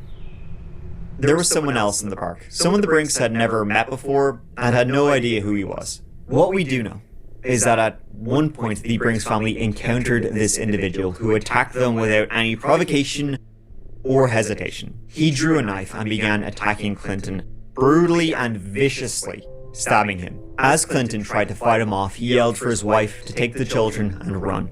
Kristen grabbed both her daughters, the 9 and 7-year-old, and ran away from the ambush. Kristen ran till they were a fair distance away, off the trail, out of danger. Then Kristen ran back. She ran back to help her husband. The two girls were soon located by another hiker, and they told him what had just happened to their parents, and they had no idea if their mom and dad were okay or not. The hiker actually went down himself to the scene of where they were pointing to, where they said they had been viciously attacked, and he saw, lying on the trail, bodies and a trail of blood. Taking the two girls with them, they walked and walked and walked, which took a while to get to an area with phone service, and dialed 911.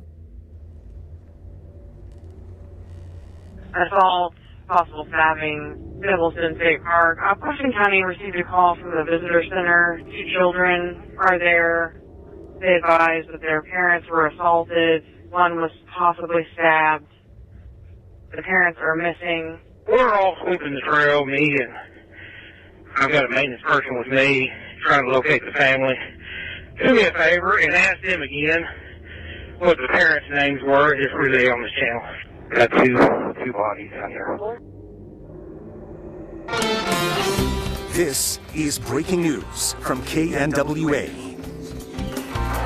We begin with breaking news tonight, as this was the scene at Devil's Den State Park just hours ago, where Arkansas State Police are investigating a double homicide, and that suspect is still on the run right now. Authorities arrived and discovered the horrifying scene. Both Clinton and Kristen had been stabbed to death. Their bodies were covered in blood, it trailing from their bodies, and there was no sign of the attacker. Police locked down the park. Arkansas State Police began their investigation, questioning everyone who was in the area at the time. One witness told police that he had seen an individual who had emerged from the trail with what appeared to be blood on his face. He even watched as this person got into a black sedan and drove away from the park on Highway 170. A second witness was even able to confirm the car was a Kia Stinger. Police had one image they were able to share of the suspect. Seeing this guy with blood on his face, one of the people at the park that day had snapped this pic. His description was put out, and the hunt was on. Law enforcement are still here canvassing the area. They're all around the trails, which are all closed off. So they're still doing a pretty thorough sweep of the area, which is difficult because, the terrain is steep and it's a large area of ground to cover. It would be those descriptions of the suspected perpetrator's car, most of all, that would lead directly to his identity. Hey Georgia, Living Spaces is now open in Buford, the first store in the state off 85 and Gravel Springs Road. Knowing the vehicle make and the road it had driven on, they were able to find video footage of the Kia, and it in turn gave them a license plate and subsequently a name. And this, on Wednesday, July 30th, 4 days after the double homicide, led police to Lupita's Beauty Salon and Barbershop in Springdale, which you would get to via Highway 170. The Kia Stinger was parked outside. Investigators walked in, asked the people inside who owns that Kia Stinger, and one blonde-haired fella put his hand up. He was taken in at 5 p.m, mid-perm, without incident. He had several cuts on his hands, and searching the sedan, there appeared to be blood inside the vehicle. His name is Andrew McGann, owner of a gnarly pair of Manson lamps, and the story just gets even darker the more you look into him, and it's already pitch black. Andrew McGann, 28 years of age at the time of the murders, had no criminal history till this point, though he did have a history. So why did he do this? I mean, we just hazard a guess, but he seems to be a very disturbing character with some very dark obsessions. I think we can take for granted he had some pretty horrifying secrets. Andrew had only moved to Arkansas a few months prior, much like the Brink family, and was set to become an elementary school teacher in Springdale. He had in fact worked as a teacher in at least 5 different school districts in the previous 3 years. He moved around a lot, from Arkansas to Oklahoma to Texas. His teaching history, though, was interesting when you start to dive into it. He once quit on the first day of the semester. In another school district, he was placed on administrative leave for inappropriate behavior with the kids. He would display favoritism towards the, female students, giving candy, but only to the girls, He would tickle the girls. He would allow them to stay in the classroom with him during lunchtime. Just him and the gals. In fact, a parent of one of his former students would say he once put a girl on his lap, saying he wished he could date her. Yikes. And now, I know what you're probably thinking, given maybe his predilection towards younger girls, but there is no evidence he was after the 2 young Brinks girls when he attacked them. That's what the authorities would say. But just because there's no evidence doesn't mean he wasn't. And I mean that sort of in more than one way, because since Andrew's arrest, other police in other jurisdictions have asked to look into him. Vermont State Police, they have an unsolved murder from back in 2023.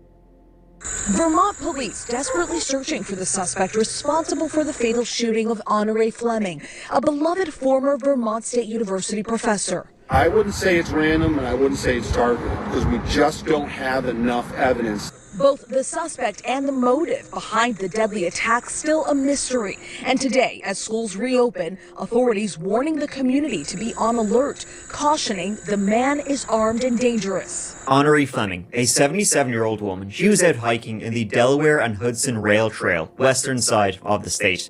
This retired Vermont State University dean was out there October 2023. Other hikers stumbled across her body. She'd been shot in the head an hour before she was found. A person of interest in the case, a male with short red hair, about 5 feet 10 inches tall, who was last seen wearing a dark grey t-shirt and carrying a black backpack. Andrew is 6 feet tall, close enough, and a natural redhead.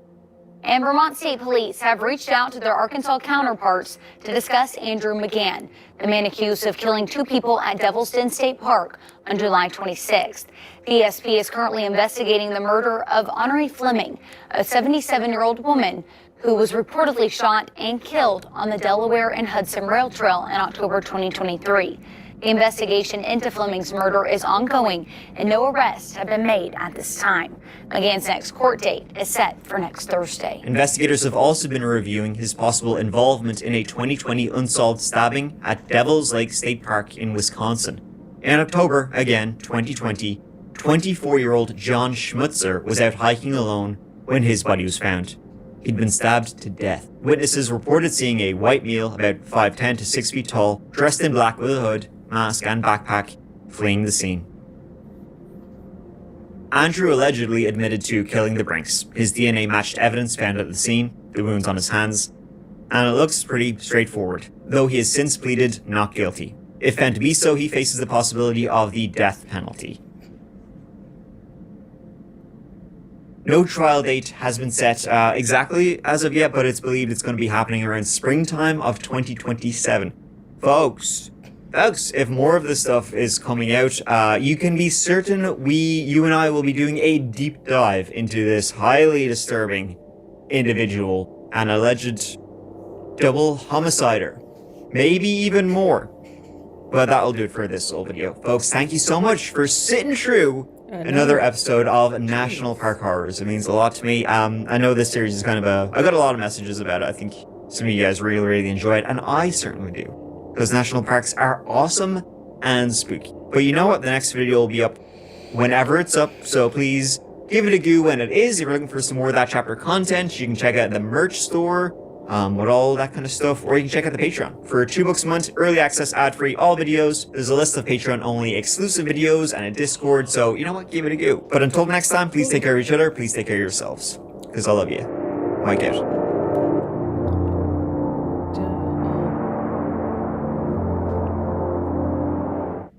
This has been in my luggage for 3 days, traveling 4,000 miles across the world, and this is how it comes out. I've traveled all over the world, and for Italy, I can take very little because we're traveling all around. So here's my airport outfit. I take this off and put it in my carry-on. It does not matter. It does not wrinkle. It is our buttery soft, wrinkle-free fabric. You guys, it does not matter what you do to this. You put it on, and it looks like you just...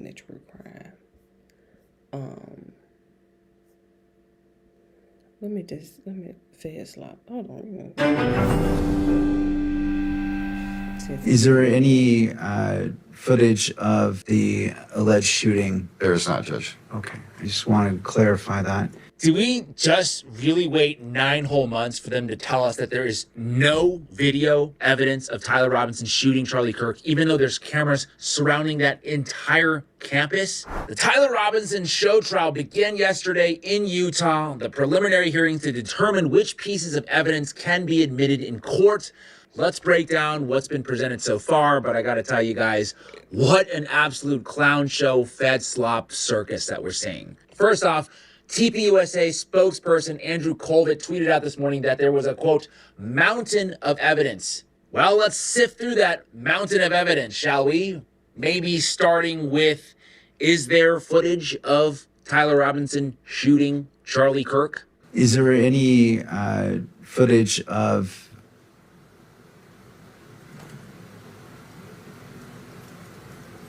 the alleged shooting? There is not, Judge. Okay, I just want to clarify that. Ms. Nestor, given that additional information and anything further from defense?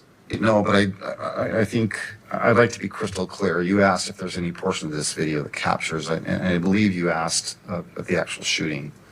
There's no video of that. There is video, however, and you've heard testimony related to this, where the shooter goes to the top of the low-C building, goes out to the edge of the building, low crawls, and then leaves after what we assume is the shot being fired. Do we just really wait 9 whole months for them to tell us that there is no video evidence of Tyler Robinson shooting Charlie Kirk, even though there's cameras surrounding that entire campus? Is the only thing they have this blurry video of a person who they say is Tyler Robinson jumping off a rooftop? Because guess what else? The officer who supposedly surveilled the rooftop after the shooting, his body cam apparently died. Take a listen. All right, your body cam footage that I reviewed appears to end while you're still on the roof. Do you know why that is? I think the battery went dead. It was just right at that moment. Okay. And do you know, did you ever turn it back on that day or go get it I don't know, what do you have to do, charge it or stick a new battery in it? I don't even know. Usually dock it, but no, I didn't go back. I was too It was too chaotic, running around. So that 27-minute and 35-second body cam that starts when you're at the Hall of Flags and ends while you're still on the roof, but haven't put the crime tape up yet, that's the only body cam you have that day? Yes. How does stuff like this always seem to just happen, right? We have Epstein with the jail camera malfunctioning. We also have Tyler Robinson when he was brought to jail, right? That footage is somehow now missing as well. What the hell is going on here? A little bit more information about that. It says Officer Bagley, who found the sniper's pad on the Losi Center roof at UVU, testified his body camera died just 1 hour and 44 minutes into an 11 a.m. shift. Modern body cams are built for 10 to 14 hours of continuous recording. He walked away with roughly 27 minutes of footage from that entire day of Charlie Kirk's assassination and never recharged or swapped it, citing the chaos. Okay, well, let's just say that was an unfortunate coincidence. Battery just unexpectedly died or malfunctioned. But guess what? It gets worse, because guess who Tyler Robinson was meeting with on the morning of the... I am Winnie Gabriel, a professional basketball player, an Olympian, and a former refugee. Brutal war and violence threat. The assassination. Who was that? I believe that's Tyler Robinson. Right, and where does he go from there? He heads out of the parking garage on foot into the campus and actually goes to the quad area of the campus. At that time, he makes contact with some representatives from TPUSA. I'm sorry, what? Tyler Robinson was...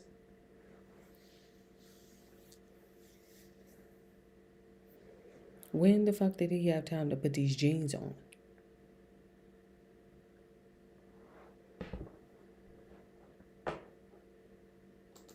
Making contact with representatives from TPUSA? I don't know, might be kind of relevant to figure out who.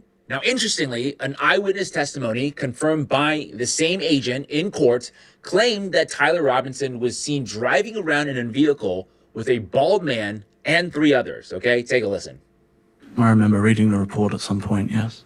And do you remember that the Nobles told you that the driver of the vehicle was bald?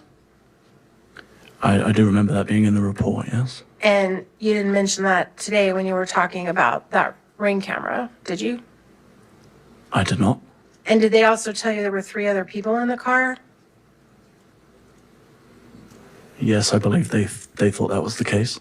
A bald man and 3 others. This is by no means an allegation. I'm not insinuating anything other than here is a bald man with 3 other people. If you know, you know.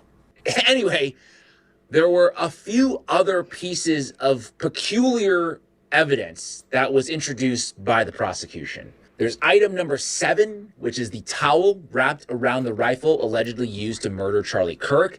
That evidently had DNA samples matching 95% to Lance Twiggs and 5% to Tyler Robinson. Item number 8, the screwdriver on the Losi Center that was found had DNA samples matching 89% to Lance Twiggs and 11% to Tyler Robinson. Look, I am far from a forensics expert, so maybe somebody could explain to me in the comments, but that seems to be a lot more Lance Twiggs than Tyler Robinson, so why the hell is he not on trial? Why is he just a witness in this case and not a defendant? I find that to be very interesting. And also another thing about that screwdriver that was supposedly left on the rooftop when Tyler Robinson assembled and disassembled the gun, as reported to us by CNN on September 11th, which is the day after the shooting. That to me was always really bizarre because remember, the gun was found intact, right? They said wrapped in a towel in the woods, which would mean that Tyler had a second screwdriver to put the gun back together. I don't know, another thing that just doesn't make sense. And then there was also this other tidbit where the agent on the stand, I believe his name is Agent Hull, confirmed that they had found another bullet on a different rooftop. Take a listen to what he says here. Wasn't there also a bullet found on another building? I believe an unfired bullet had been found on another building at some point during my time there on September 10th. Yes. Which building was that, sir? I don't recall. Was that considered a scene that was worth preserving? It was not. My recollection is that that was accounted for as an ejected cartridge from an officer who had cycled his rifle. Okay, I thought you said it was an unfired bullet. Now you're saying it was a that's correct. cartridge? When a weapon is cleared, Uh-huh. an officer would make his rifle ready, which would chamber around. Oh, I got you. My understanding was that that's how that was accounted for. So an officer claimed that bullet belonged to him or her? That's my recollection, is that was how it was accounted for. And when was that accounted for? I don't know specifically. Do you remember what type of bullet that was? I don't. Was it a 30-06? Do you remember? I don't. Okay. Do you know where that bullet is now? I don't. Okay.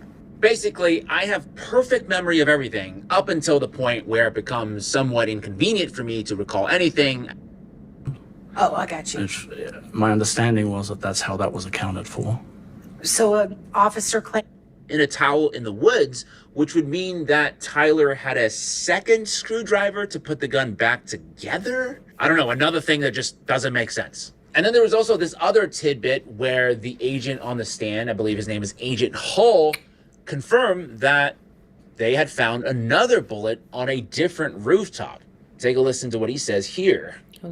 Wasn't there also a bullet found on another building? I believe an unfired bullet had been found on another building at some point during my time there on September 10th. Yeah. Which building was that, sir? I don't recall. Was that considered a scene that was worth preserving? It was not. My recollection is that was accounted for as an ejected cartridge from an officer who had cycled his rifle. Okay, I thought you said it was an unfired bullet. Now you're That's- saying it was a that's correct. cartridge? When a weapon is cleared, Uh-huh. an officer would make his rifle ready, which would chamber around. Oh, I got you. My understanding was that that's how that was accounted for. So an officer claimed that bullet belonged to him or her? That's my recollection, is that was how it was accounted for. And when was that accounted for? I don't know specifically. Do you remember what type of bullet that was? I don't. Was it a 30-06? Do you remember? I don't. Okay. Do you know where that bullet is now? I don't. Okay. Basically, I have perfect memory of everything up until the point where it becomes somewhat inconvenient for me to recall anything, at which point I don't remember anything at all. And speaking of not properly preserving a crime scene, let's not forget that the FBI allegedly ordered the entire courtyard to be torn down and repaved just days after the shooting at UVU. It literally makes no sense to do something like this unless you were trying to cover something up. So this is an endoscope that connects directly to your phone, so you don't have to have that big bulky monitor. The amount of uses for this thing is absolutely... Do you know when the tent and the stuff was actually removed from the scene? I don't. I would imagine it had been at least a couple of days, if not longer than that, before anything was removed from the scene. You didn't have to give permission to remove the tent? Me, personally? Right. No. So you're not sure when it was removed? No. And were you involved in the decision to pave over the dirt that was under the tent? At UVU? Uh-huh. No. Did you know that happened? Only because it was in the news. All right. But you don't know when or who ordered that? Nope.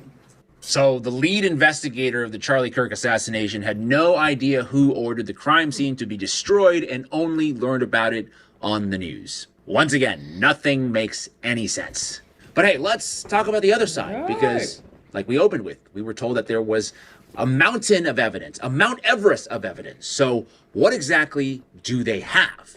Well, according to the New York Post, Tyler Robinson's defense team was hit with a huge blow after the judge ruled prosecutors can play never-before-seen footage of his alleged movements on the day Charlie Kirk was killed. So let's take a look at this video. You believe this is Mr. Robinson returning to campus? I do, yes. Okay. And why do you believe it's Mr. Robinson? The shoes are the same, and the images that we have are from my viewing and seeing Mr. Robinson on the video, it's the same person. Now what do we see? It says Mr. Robinson coming up the stairs of the parking structure. Again, he seems to be having issues walking.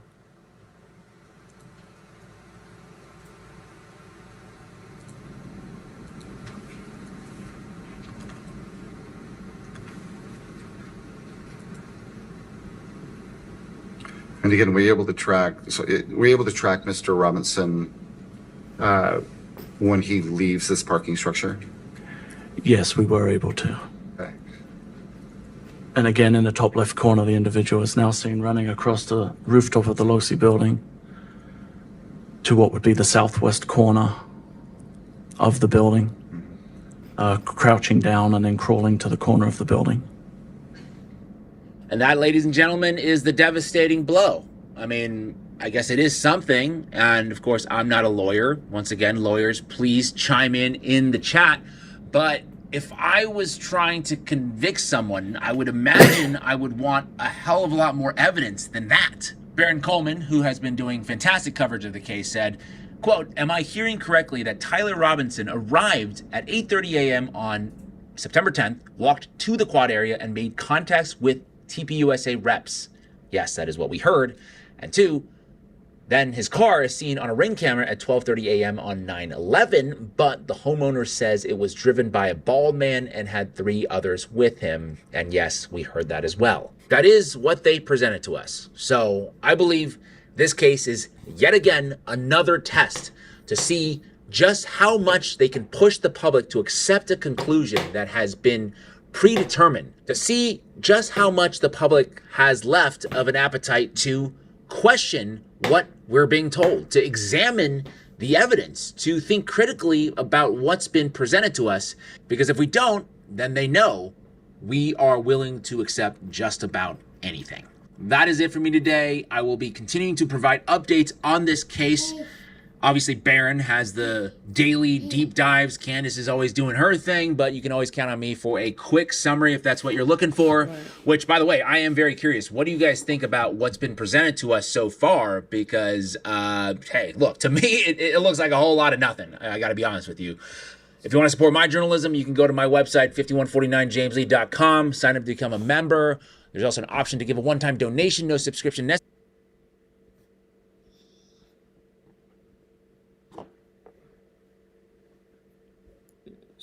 Stop touching my stuff.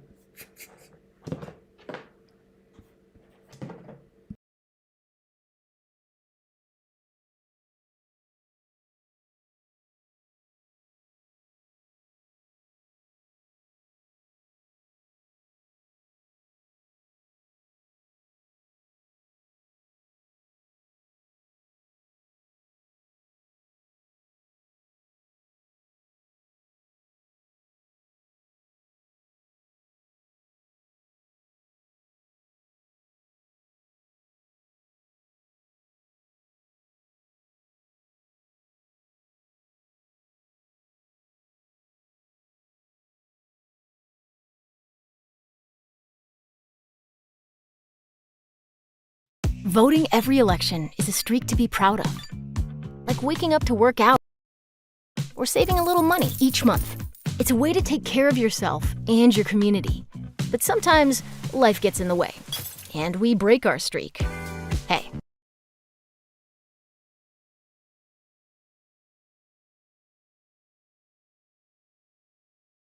Do you remember that the Nobles told you that the driver of the vehicle was bald? I do remember that being in the report, yes. And you didn't mention that today when you were talking about that Ring camera, did you? I did not.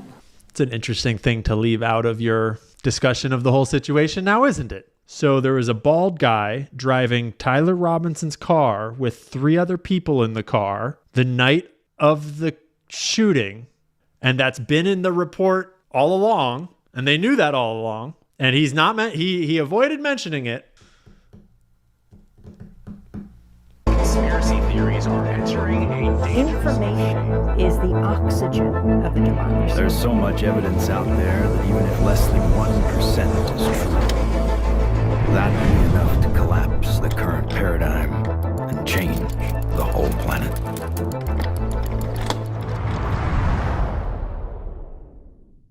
So it is day 2 of the preliminary hearing of Tyler Robinson in the Charlie Kirk murder, assassination, investigation, trial, etc. And it's been a really interesting proceeding so far. I'm sure that you've seen clips. I'm sure that you've seen opinions. I'm sure you've seen commentary. There's lots more to come, I'm sure. I've been following along largely with all of our homies on the various live streams. We got Nate and Matt from Trigger Smart and Baze and Danks. We got a whole bunch of homies that are doing daily co-streams, which is a ton of fun to watch. So I've been following along with them and listening and analyzing. And I'm going to summarize everything that we've learned so far and everything that is new and significant. And there's a lot that's significant. And it's important to preface up front that what this is not the trial. This is not about proving guilt beyond any reasonable doubt. This is a preliminary hearing that is just about should it go to trial. And the bar is super low. It's going to go to trial. This bar will be met. Baron Coleman did a really great breakdown of it that you should watch. He's a lawyer. I'm not. We're not getting whether or not Tyler's guilty. That's not what we're getting right now. But what we are getting is what evidence do they have? Because they're presenting a whole bunch of their evidence. The prosecution is presenting to show why it should go to trial. And if you recall, we were told explicitly by TPUSA that there are mountains of evidence.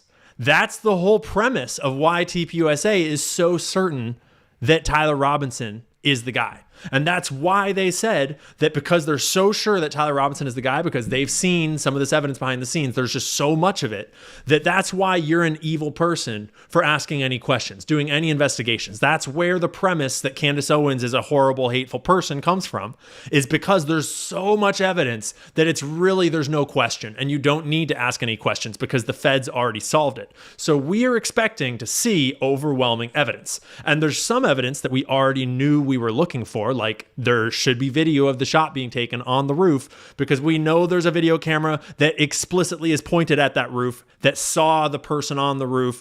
There should be video of the shot being taken, and we've got that. It's a little underwhelming. It's extremely underwhelming. And then, is there any change to the evidence that we were told about in advance? And most importantly, is there any new evidence that's going to add significance and weight to this allegation that Tyler Robinson is a lone gunman that was motivated by trans and like gay stuff, had nothing to do with Israel, had nothing to do with any other co-conspirators. There was no conspiracy. There was no state actors. There was no intelligence agencies, not a trained assassin, not a hitman, nothing complicated, just a disgruntled gay kid that shot him all on his own. And everything new that has come out during this trial only makes it shakier and only makes it more questionable. And we're going to go through all of those elements right now. Real quick, before we do get into it though, I just want to give a huge shout out to my fucking vibe coded version of web that I've got on my own computer that is like my own personal like workroom that has just been making this a really easy and fun process, because what I'm doing as we go is I'm live scraping the transcripts of the hearings as they happen. It's being entered into this updating document on the left, you can see there. And then I can have ongoing conversations with my AI bot about what's being said in the transcripts. And I can pull live clips out of it just by saying, hey, I want a clip of that they were just talking about this. Go get that clip. I need to find that other clip, etc. I wanted a clip from Baron's YouTube channel from last night. Grab that clip. It's just fun. I can like literally talk to it and about the case as it's going, pull things from the transcripts. It's actively capturing all of it. It just makes it a lot easier. It's really neat. So just shout out to the AI overlords for making finding the truth a smidge easier. It's good that we're getting a little bit of benefit before they, imprison us all and make us into AI wage slaves. $5. That's how much I'm hoping you'll contribute to our campaign to take back Texas. $5 to defeat the billionaire mega donors and their puppet politicians who are trying to defeat. Day one centered around basically two witnesses. And there's a lot of segments throughout these days that become largely irrelevant because they'll get bogged down on describing the courtyard for like 2 hours at the start of day one. Or they got bogged down today on litigating back and forth whether a piece of testimony from a TPUSA pastor is admissible and should be read aloud in court, because it's really just trying to bias the world towards how religious and wonderful Charlie Kirk was and how horrible and gay Tyler Robinson is.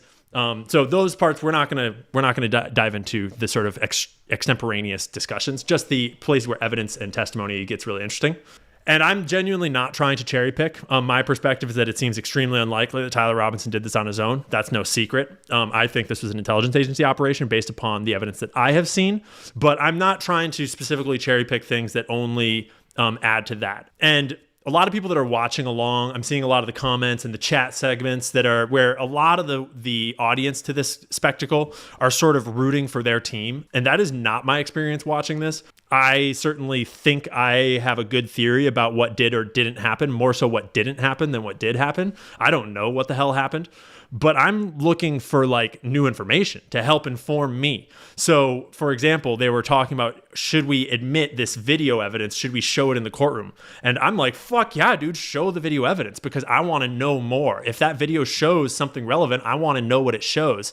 And there's a lot of people that I saw in chat that were like, no, don't show it because it might like help the prosecution's case or something. And it's like, dude, this is not a sporting event. This is one of the most important trials in your lifetime, in America's modern history. And it's important that we get the truth and we get the actual evidence that they actually have and we parse it accurately and intelligently and cogently. So I'm genuinely not trying to cherry pick this or that here. My experience of watching it is that this evidence has been wildly underwhelming, and everything new that we've gotten has mostly made me have more questions. So we're going to go through all that clip by clip. Starting on day one, this is Catherine Nestor right here. You'll see her. She is on Tyler Robinson's team. So she's the defense. There is one or two other people on the defense. I'll try to tell you if we have them. The witness that you're seeing here is a police officer. He's the police officer that located the rooftop scene of the crime. He's the police officer that first found the roof of the Losi Center, and we'll get into that in a minute. But first, one of the weirdest things that came out in this court testimony that we did not know about is that apparently there was a armed, unidentified man that accompanied him to the scene of the crime when he first found it, and we have no fucking clue who he is. So let's listen. And it appears to me from reviewing your body camera that there was another individual who was with you that went to the Losi building who was in civilian clothing but appeared to have a gun. Who was that? I don't know who he was exactly. He had a badge on, and I had somebody with me to back me up as I ran up the stairs to make sure I had somebody with me. So you don't know what agency he's from or where he's from? No. And it looked like he had a pistol. Yes. Is that right? A handgun, yes. Or a handgun. Yeah. And so the two of you go to the Losi building. Yes. When you reviewed the videotape at the police department later, did you check? So there's a person in civilian clothes with a handgun that had a badge, apparently, that he doesn't know who he was, didn't ask, but he accompanied him to the first finding of the scene of the crime. It's going to be pretty relevant here in a second. I'm hoping that someone knows who he is. I'm hoping that either the defense or the prosecution has figured out who that is and that he will be identified at some point, because that's very concerning. And we already have a lot of footage of random civilians on the scene of the crime the day of that had badges. There's one famous clip that went around of a dude that we don't know who he is that has a badge that takes it off and hides it when he sees that there's a camera filming him. We've had questions about that for a long time now. And we just got more questions about it because obviously having an unidentified person arrive at the scene of the crime as it's first being discovered and having no corroboration as to who that is or what they may have done at the scene of the crime is not good. And it's especially not good because Homeboy's body cam conveniently died right as he got to the scene of the crime, where the screwdriver with the DNA was recovered, and it didn't get turned back on for the whole day. So here's this part. Body cam footage that I reviewed appears to end while you're still on the roof. Do you know why that is? I think the battery went dead. It was just right at that moment. Okay. And do you know, did you ever turn it back on that day or go get it, I don't know, what do you have to do, charge it or stick a new battery in it? I don't even know. Usually dock it, but no, I didn't go back. It was too chaotic. So that's convenient. Baron Coleman did a good breakdown of this last night in his live stream. And apparently body cameras obviously are designed to last for many, many, many hours, like over 10. So no real explanation given in this trial so far, this hearing so far, about why the body camera didn't have any battery. why his body cam died specifically.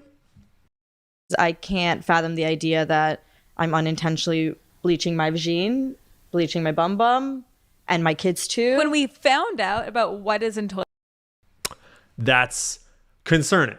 That's not good. In this clip, the officer describes the series of events from him first witnessing the shot to then going down to the tent, scene of the crime, then traveling up to the Losi Center building. And in the middle of it all, he finds a holster, an empty holster for a handgun. And it's a little weird. This holster for the handgun is sort of a open question in the middle of this whole story now that is getting a little confusing. Mr. Kirk was answering questions, talking to individuals. Yes. Were there others present? Yes. Any idea about approximately how many? How would you describe it in your terms? In my terms, I'd say when I was up there looking down, I'd say there's several thousand people. Did you see the reaction from the crowd? Yes. What was that? Everybody kind of got up. They all said a lot of people were screaming, standing up, and starting to run in all different directions away from the center of the tent. Okay. You're a police officer helping to secure the area, correct? Yes. What did you do? At that moment, I recognized it as gunfire. I left my post, which was right there on the south end of the Hall of Flags. I proceeded to right where the Fugle and the Hall of Flags meet. There's some outside stairs that I was starting to run down. As I was trying to get down to the bottom of the stairs, people were running up, people were laying down on the steps. I'm trying to jump over people to get to the bottom of the stairs so I can help stop an individual that's probably shooting. Because we had an individual in custody. Another officer came on and said we had an individual in custody. So I decided to, since the threat is gone, now I can assess for anybody that's injured and start looking for any medical needs that's needed at that. So if you remember, George Zinn, decoy boy, famously gets himself arrested, drops his drawers, makes a huge scene, very weird and somewhat suspicious, extremely suspicious. He later had CP on his phone, and so he's locked away, can't talk to him. Candace pointed out that she had a source at the hospital that he went to where allegedly, according to the hospital staff, he told them that he was paid to do it, didn't know where the money was coming from. I can't corroborate that. I don't know if that's true or not. But that's where this officer is saying that they had someone in custody, so he assumed that the threat was over, so he looked around for medical emergencies. He finds someone having a seizure. It's no big deal. Area, having a seizure that he was fine. He was not injured. So then at that moment, I observed that there was no other injuries that I could see at that moment. Okay. Effect of, I decided now we need to contain the scene and help preserve as much evidence as we can. So I started pushing people off the grass. But not Terrell Farnsworth, who came directly into the tent and took the fucking memory cards out of the cameras. But obviously, whatever. There was not a lot of cops around and whatever. Out of the courtyard area, I looked down and saw an empty pistol holder that was sitting just on top of the grass.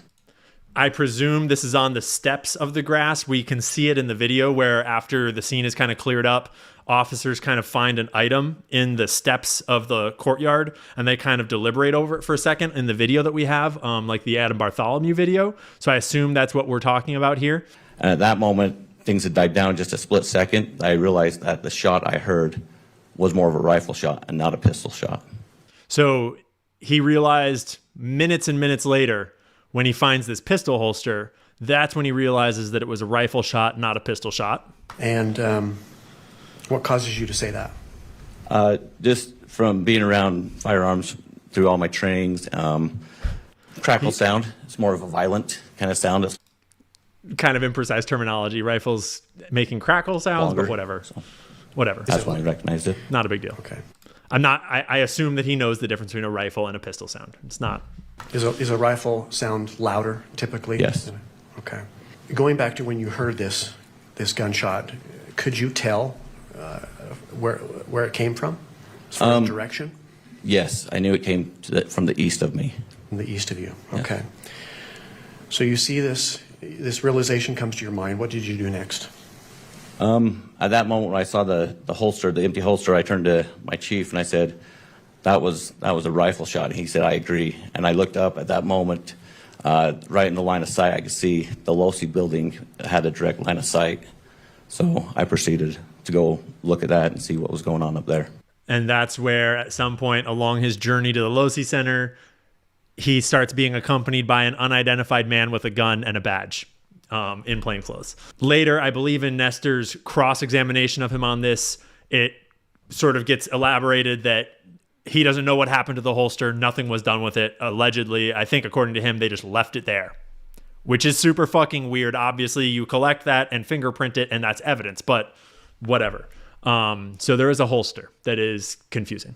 Then Catherine Nestor made this one other interesting statement that everyone was kind of wondering about at the end of day one, that we got a lot more clarity on today in day two that I want to just bring up real quick. Some types of guns, when they shoot, eject a casing automatically, right? Some do, some don't. Yes. All right. And then you also didn't find any unshot bullets. No. Okay. Are you aware of there being a bullet found on another roof? I'm not aware. Vicinity? Were you aware of another bullet being found on the scene, not on the roof of the Losi building? No.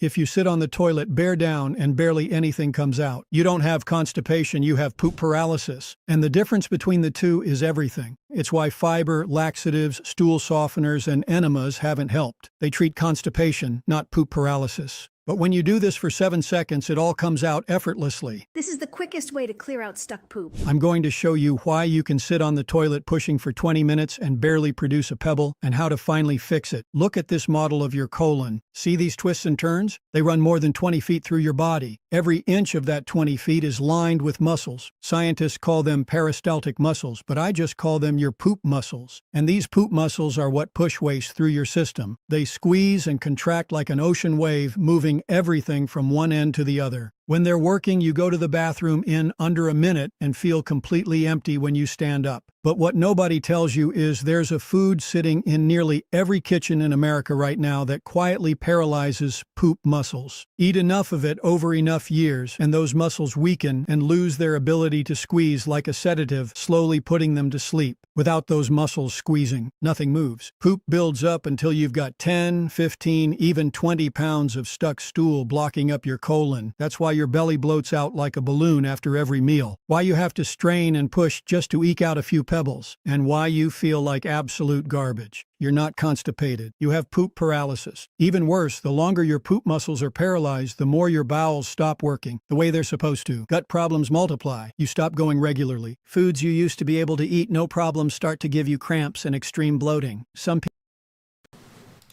See how those are kind of leading questions? It sounded to everyone like there was a bullet found somewhere and she was intentionally asking about it, right? Which we have not heard about. No one's heard about another bullet found anywhere. There's no bullets anywhere. Except allegedly Tyler Robinson was engraving trans stuff into his bullets, which we've also never had confirmed in any way. So this really got everyone's attention. But it wasn't that, to be clear, that does not mean that a bullet was found. That was her just asking if he was aware of a bullet being found, and he said no. But it got people to wondering, and today we got a lot more clarity. There were a lot of other good moments on day one, but those are the ones I want to cover. And we'll come back to Barron assessing one important thing from day one in just a second. But first, about this bullet. And that building was the Losi building. Correct. Wasn't there? So this witness from day two, this witness is the lead investigator for the State Bureau of Investigation, like the Utah State FBI. So this is his case, and he no longer is with the State Bureau of Investigation as of March of this year. But he basically was the lead investigator on the whole case, along with one other co-lead, for the essential body of the case. So this guy is the authority on the case, and he should know pretty much everything, just to clarify. So when you see the funny haircut with this sort of weird accent, that's who we're talking about, the lead investigator for the State Bureau of Investigation. There also a bullet found on another building? I believe an unfired bullet had been found on another building at some point during my time there on September 10th. Yeah.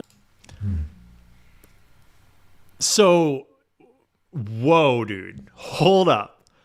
There was an unfired bullet, not just a casing, not a spent casing, but an unfired bullet found on another rooftop on September 10th. And no one thought to mention that? That never got brought up? Because obviously, You need a fucking explanation for that. Bullets don't just jump onto rooftops out of nowhere, especially on college campuses, especially at the scene of a murder investigation. Obviously, that bullet had to get there somehow. Then the explanation of how maybe that bullet got there is given, and it's even fucking weirder. Which building was that, sir? I don't recall. Was that considered a scene that was worth preserving?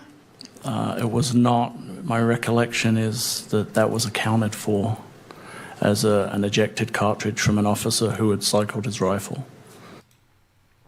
They're going to go into this a little bit more in a second here.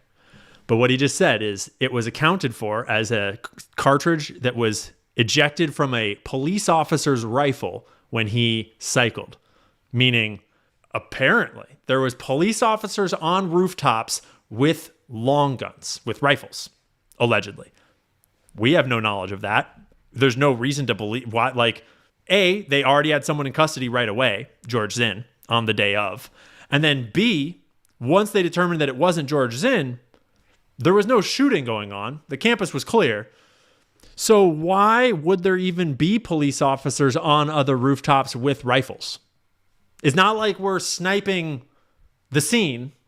So even to have police officers on other rooftops with loaded rifles is a little weird. But then the cycling of a rifle to eject a unfired rifle round onto a rooftop on this college campus that is the scene of a crime, and then to leave it there on the ground is absolutely retarded. Okay, I thought you said it was an unfired bullet, and now you're saying it was a cartridge? When a weapon is cleared, an officer would make his rifle ready, which would chamber around. Oh, I got you. My understanding was that that's how that was accounted for. So an officer claimed that bullet belonged to him or her? That's my recollection, is that was how it was accounted for. That was how it was accounted for. Pretty soft and vague language about a very suspicious and important detail. And I just wanted to clip Nate's response to this, Valhalla VFT's response to this when they were watching live and this happened. Because Nate, if you don't know, is an ex-Green Beret, so former Special Forces in the military. And he trains police officers, specifically. So his opinion is, somewhat expert at whether this is a reasonable explanation. This is a Utah-specific thing, but let's clear something up so everybody understands what he said there. Maybe this is a Utah-specific thing, but I promise you, every law enforcement officer in the chat just fucking cringed when that guy said they don't carry chambered rounds, and after they're done with the scene, they take their gun out, take the magazine out, and clear their weapon and put it back in while they're out in the civilian populace.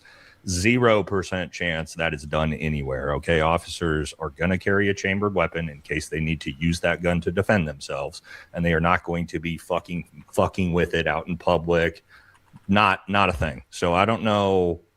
Maybe that's a very specific thing to Utah, but in any other, I'm looking at anywhere else you look, law enforcement officers are going to tell you bullshit on that. 0% chance that he's clearing his weapon and rounds are falling out. No. And I train law enforcement officers in departments and sheriff departments and SWAT teams. That is not a thing, homies.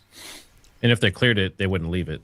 No, 0% chance. A cop's just going to leave his fucking bullets lying around. Because think about this, guys. Yeah. His fingerprints are now on a round that if somebody walks by and says, look at that 9mm round, I could throw that in my Glock and I can go kill somebody with it. Guess what? That's a cop who just killed somebody. Yeah. So not a thing. Not a fucking thing. I don't know what that was, but that was oof. Dear Acorns, when COVID hit, I had to drain my Acorns account to pay my mortgage. It was scary, but investing in that nest egg was a huge lifesaver. Now I'm working on building another. My name is Luke Altibiano, and this is my Acorns potential. This is what happens to a working man's legs when he wears one pair of compression socks every shift for 30 days straight. Day 1, he pulls on a pair of hollow socks before his shift. Inside his legs, something has already begun. The graduated compression starts squeezing his calves, gently at the top, firmer at the ankle. His veins, the ones his body has been struggling to push blood through, finally get help. Day 3, the heavy feeling that usually hits him by lunch doesn't come. That throbbing in his calves on the drive home, quieter. He takes the socks off at night, and there are no deep marks, no waffle lines.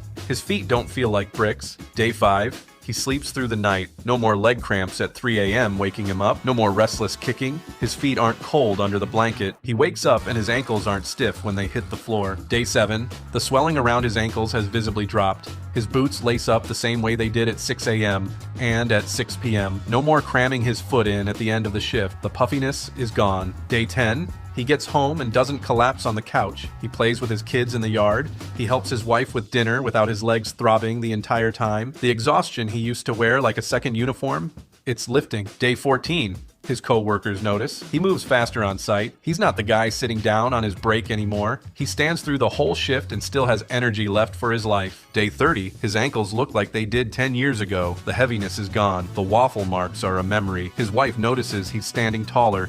His family sees someone they recognize again. He feels like himself. This happens because hollow socks deliver 15 to 20 millimeters of mercury of graduated compression, the exact pressure vascular clinics use to treat edema. When you're on your feet 8, 10, 12 hours a day, gravity pulls fluid down into your ankles and your veins can't push it back up fast enough. That's what causes the swelling, the heaviness, the cramps, the waffle marks. Compression mechanically pushes the fluid back up towards your heart, where your body can drain it. As men age, the valves in your veins weaken. Hollow socks give your legs back what time and 10-hour shifts take away. But not all compression socks work. Pharmacy socks are made from cheap synthetic fibers that trap heat, leave deep waffle marks, and lose half their compression after 10 washes. Hollow socks are made from premium alpaca fiber, hollow core, breathable, holds their pressure season after season. If you can still see the link below, they're still in stock. Grab a pair before they sell out.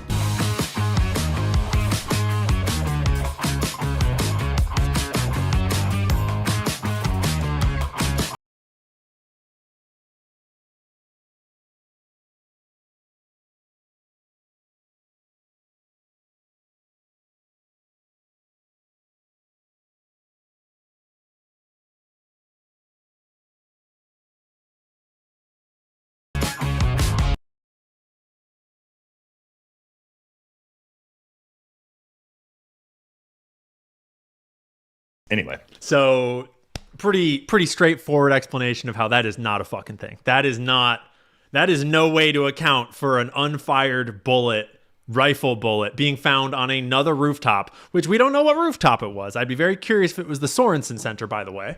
I'm sure that there's a couple of us out here that would be very curious what fucking rooftop that was. So that's a weird detail that we did not have before that does not strengthen this case at all, because obviously the person being identified as Tyler Robinson that they have all this footage of moving around the campus that we're going to watch in a second here, obviously they tracked that guy and he didn't go on any other rooftops. So obviously his rifle that allegedly was stuffed down his pants, which we're going to examine in a second, obviously that rifle and that person never went on another rooftop to eject a cartridge. So there is no other explanations for how a bullet got onto another rooftop, except for maybe if, you know, there was like another shooter somewhere. That would be sort of fucking relevant. But they explain it away as an officer just clearing his chamber on the rifle that he had on the rooftop because he was trying to snipe people, I guess, after the scene was already handled. And he just decided to leave that bullet on the fucking ground. That is very concerning to me.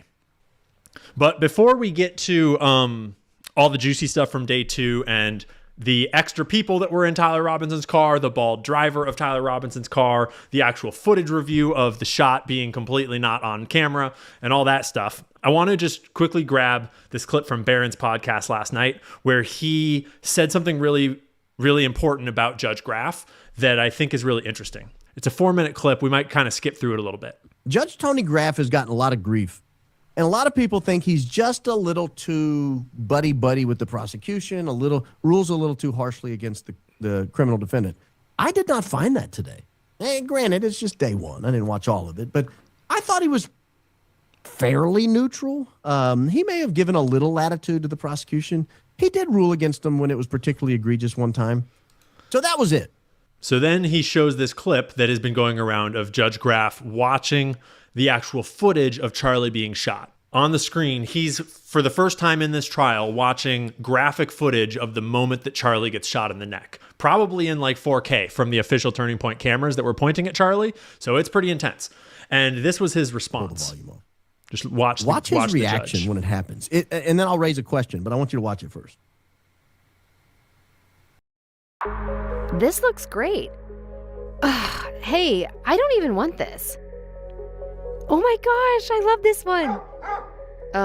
Hello?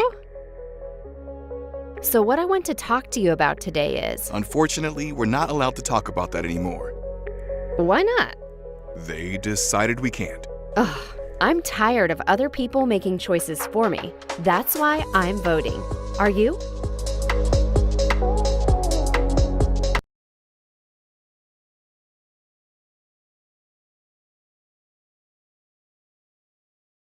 We hired a big media agency last year to handle all of our meta ads. I spent well over 6 figures on their fee and it didn't work out. And obviously my first instinct was Upwork to find us a freelancer before, because I have been working with Upwork for literally 6 years. If you're not familiar, Upwork is a platform where you can hire freelancers all over the world for a range of different things, from marketing to operations to creative work, all without committing to a full-time hire. There are over 125 categories, 10,000 advanced skill sets. So you're not just hiring a marketer, you're hiring someone who does exactly what you need. And then what I really like is being able to see real work history, reviews, and past results before making your hire. I literally just found a media buyer about 2 months ago. He's been working with us and it has been seamless. And for me, it was a reminder, even 6 years into running this business, that scaling is not always about spending more money or doing something that feels flashy and big.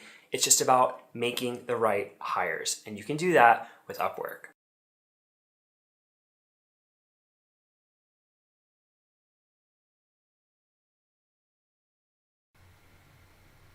You'll know when it happens. There. Right there. So that was it. And you can see he's clearly disturbed. I mean, those were involuntary movements of his seat, sitting up, sitting back. And then his eyes, he had that 1,000-yard stare afterwards. I want you guys to go back to the first time you saw it, because I don't know that he had seen it before. I want you to go back to the first time you'd seen it. I made a bigger reaction than that. But it gave me insight into this judge. If that truly was the first time he'd seen it, or he hadn't seen it very often and it truly shocked him to the core, and that wasn't just good acting, and it didn't look like good acting, it looked like it was the first time he'd seen it. Yeah. Props to the judge for not doing what we tell everyone not to do and they immediately go out and do. You swear in a jury and the judge says, all right, you guys are now the jury. Do not look at anything in this case. Don't go on the internet. Don't read the local newspapers. Don't watch the local news. You're only going to hear about this case inside this courtroom. And the first thing they do at break, you can watch them. They're all on their phones looking up Twitter and Facebook and local news coverage and message board. I mean, it's human nature. It's human nature. You want to know as much as possible. There's always this FOMO. There's got to be information they're not letting us have. It doesn't look like the judge did that in this case. And that's a really good thing. That's super cool. That's good to see, because that seems almost impossible to achieve. Like in today's day and age, I couldn't have possibly avoided seeing Charlie's actual moment of death like over and over and over. And it kind of seems like the judge did, which is very cool. On to day 2 and all the big reveals, because day 2 has been much more substantive. They're on lunch break right now. They're just finishing lunch break. So I might make another update at the end of this video with what happens in the afternoon. We'll see how it goes. But the morning of day 2 was jam-packed. And one of the first most significant things that they did was they showed in the courtroom on a side screen that the media was allowed to film. They showed the video compilation that had been a big thing in day 1, where they wanted to introduce this video compilation of tracking allegedly Tyler Robinson's, this person in maroon shirt and then the black shirt, tracking his movements around the campus and onto the roof and then off the campus, which pretty much is all footage that we've all seen. We were all wondering if they had more footage, which they have higher quality footage, but not more footage really, for the most part. And they made a compilation and they did some zoom ins and they added some like circles and highlighting to sort of like help you see it. And that was not allowed on day 1. It was like, you're not allowed to present edited footage. Sorry. And that's a good call. No edited footage. If it was edited in good faith, honestly, it would have been helpful, because now I'm going to do the same edits that they did to try to make it easier to see. And it's not going to help their fucking case, honestly. Zooming in on it, not going to help their case. But what we have now, because today they re-prepared the videos so that they're not edited, they're just compiled together. And we got to see them by the media panning and filming the side screen. So our view is not great. It's not the original like raw footage, but we can see what they've got. So we're not going to watch the whole video. We're going to kind of pan through and make Go some ahead points. And put it on all screens. But you can see how they're zooming in on the side screen, and this is our view. It's just the media so it is admitted filming this and, TV screen. May be published to the screens. Department of Motor Vehicle Records, the vehicle fits. Yes. Oh, here they're describing how they identify the That vehicle. was provided regards to driver's license and Department of Motor Vehicle Records. The vehicle fits the description of a vehicle owned by Mr. Robinson. Is there anything unique about that vehicle that stands out to you? The shape of the vehicle is very distinct, but predominantly the wheels were very distinctive on this version of the vehicle. So it happens many, many times throughout the various parts of the transcripts, but they never say they're identifying the vehicle based on its license plate or anything like that. It's always the shape of the vehicle and the wheels. And it's just a Dodge Charger. I mean, I'm no Charger expert, but it's just Dodge Charger. Now what do we see? So it's a little imprecise, but foot back to don't need to be super picky about it. This is where they show the car pulling in with his very distinctive wheels. September 10th. I don't know. You tell me how distinctive those wheels are. 2025. But they show Tyler Robinson entering. I believe that's Tyler Robinson. Allegedly Tyler Robinson. Where does he go from there? So this is all footage that we sort of had screenshots from before. We've never seen the video footage. And it's in pretty high definition as it's presented here in the courtroom. We don't have a good high definition feed of it. He heads out of the parking garage on foot into the campus and actually goes to the quad area of the campus. At that time, he makes contact with some representatives from TPUSA. By quad. That was a new detail that came out in the trial, is that he apparently first thing in the morning, the timestamp up there is 9:24 a.m. He parks in the parking garage, which, by the way, is a key pass gated parking garage. The general public can't drive into that parking garage, so I don't know how he got into it. But he gets into the parking garage, parks his Dodge Charger, and then walks in and allegedly meets with someone from TPUSA. I presume that they're not saying that he had a secret meeting. I presume they're just saying that he walked into the event area and asked someone some questions or something about the event. I assume that's what they mean. It's not like some nefarious meeting or something. Area. Sorry, the amphitheater is what I previously referred it to. Right. Then they show him coming back. Campus, visits the. They have a brief conversation about what he did on campus, even though they don't show footage of it. The amphitheater area, the courtyard or quad. Correct. And then what do we see here now? He returns on foot back to the same vehicle. And what time is he returning back to the vehicle? So then the vehicle exits. The parking structure. Yes. You don't need Botox to contour your jowls. You just need a dash of Mountain Arnica. This is an ancient Viking medicinal secret. Scandinavian women across centuries loved this remedy because it kept their skin plump and firm despite extreme weather conditions and regardless. So then this is the part where he now goes and parks off in the neighborhoods, and then he walks back into campus. Again, wearing his shorts and all that. So this is the walk onto campus where we got the TMZ video from the camera showing this guy in the red shirt walking through the neighborhood and everything. This is sort of like what we already knew about. And he's carrying a blue backpack. Describe the clothing. It's a maroon colored t-shirt with... And we can generally trace this figure, this maroon t-shirt guy, back through the neighborhood on various cameras that we have footage from. We can basically trace him back all the way back to the neighborhoods to at least having seen the gray Charger as well out in those neighborhoods around timing where he starts walking. It's pretty easy to tie this maroon shirt person to the Charger, both in the parking garage and then again out in the neighborhoods when he goes out there and walks in this way. Gray or olive colored shorts and then Converse shoes. Then this is him exiting. And purchase some food, sat and ate the food. Okay, we get a new food stop. His movements on campus. He went to Chick-fil-A in the Sorensen building and purchased some food, sat and ate the food. So it's interesting, right, that he apparently went to the Sorensen building and purchased and ate some food, So there's all these other places where we would get different camera angles that might show his face better. Like maybe when he's eating food, maybe when he's ordering food, I bet there's security footage right above the cash register of the fucking customers. We don't see any of that footage. I'm curious what all that footage would show, but they just gloss right over it and only show us the footage from his entrance and exit. That's basically the stuff we've already seen, where his face is completely impossible to make in the out. Sorensen Center. And where is that in relation to the amphitheater? Or So now we've got Chick-fil-A, then we've got Dairy Queen, then we've got barbecue later. Side of the amphitheater. It would Just eating be, a lot of food. It's hungry work being a upper patsy. back edge of the amphitheater, the east side of campus.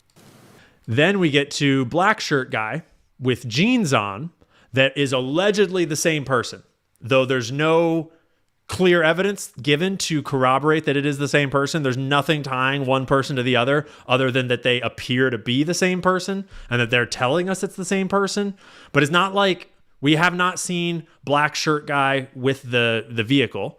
We haven't seen maroon shirt guy change into black shirt clothes. We don't have any way to tie black shirt guy to maroon shirt guy other than circumstantial. They say so, just to clarify. And now comes the limp and the skinny jeans that apparently are holding a disassembled Mauser rifle. So his left leg obviously bends a lot. let me ask It's you this this. right leg that we're being told has the rifle in it.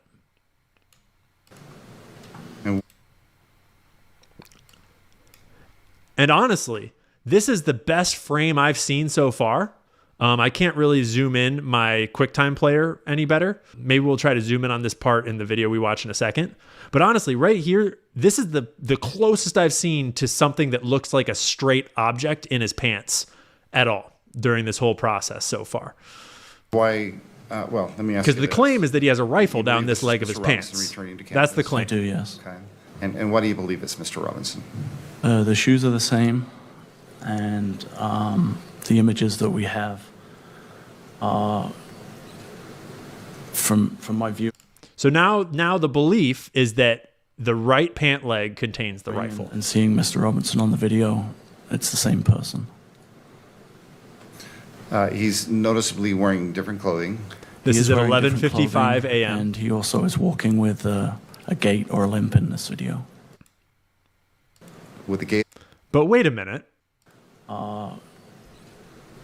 From my viewing and So again, seeing Mr. Robinson it's suspect's on the video, left leg it's the same bends, person. right leg stays straight. He's noticeably wearing different clothing. He is wearing different clothing, and he also is walking with a gait or a Again, limp right in leg this staying video. straight. With the gait or what? A limp. Okay. Now what do we see?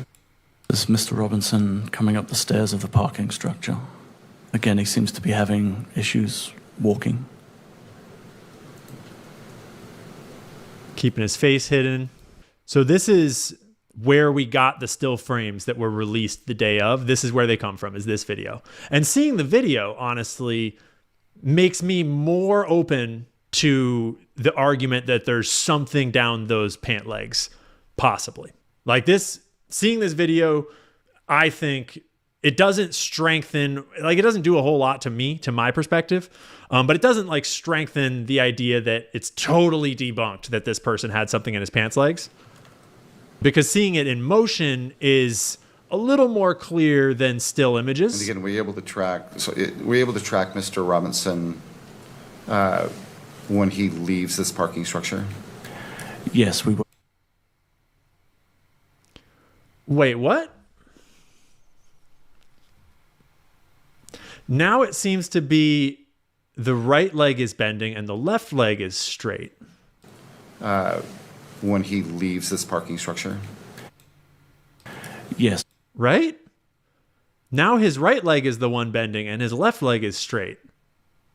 Or supposed to be straight. That's like his limping We leg. were now. able to. Okay.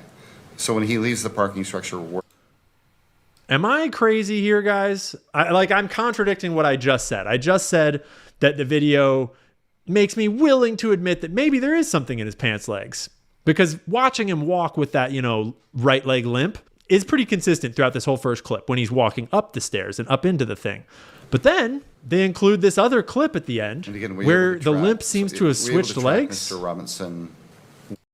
The thing that has the biggest impression is just having a fresh manicure, and that is where the manicurist comes in. If you have ragged cuticles or chipped nail polish, those can subtly read as signs of lack of self-care or manifestations of anxiety, even if those things don't apply to you. I've been using and recommending Manicurist for a long time. They're a nail care brand that makes great classic and gel polishes that you can do at home, and they have a patented formula that is designed to be gentler on your nails. And something I'm really excited about is they have launched a new top coat that you can pair with their Green Flash gel polishes that extends wear up to 21 days. It's called their Extreme Flash top coat. And when you pair this with their vitaminized base coat, it's going to help support nail health and strength over time rather than weaken it. And the other thing I really like about this new gel top coat is that it still also removes quite easily. If you soak for 10 minutes, it will also let that nail polish peel right off without having to do any harsh manipulation of the nail. The whole Manicurist system just makes it so I can always feel confident in my hands and feel more put together.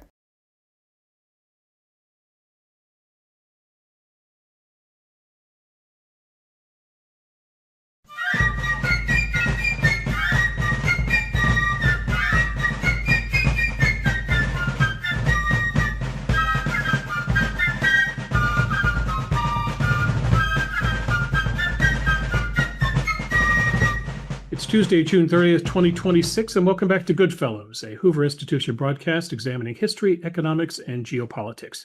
I'm Bill Whalen. I'm a distinguished policy fellow here at the Hoover Institution. I'll be your moderator today, moderating a conversation featuring three of my colleagues who we... So there was right leg was stiff, left leg was bending, and now he leaves this parking structure.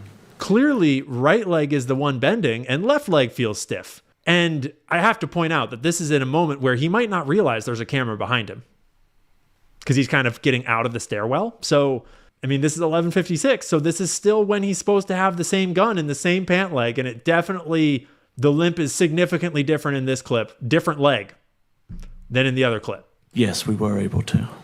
Like that last piece right there. And again, we're able to track Mr. Right leg straight. When he leaves this parking structure.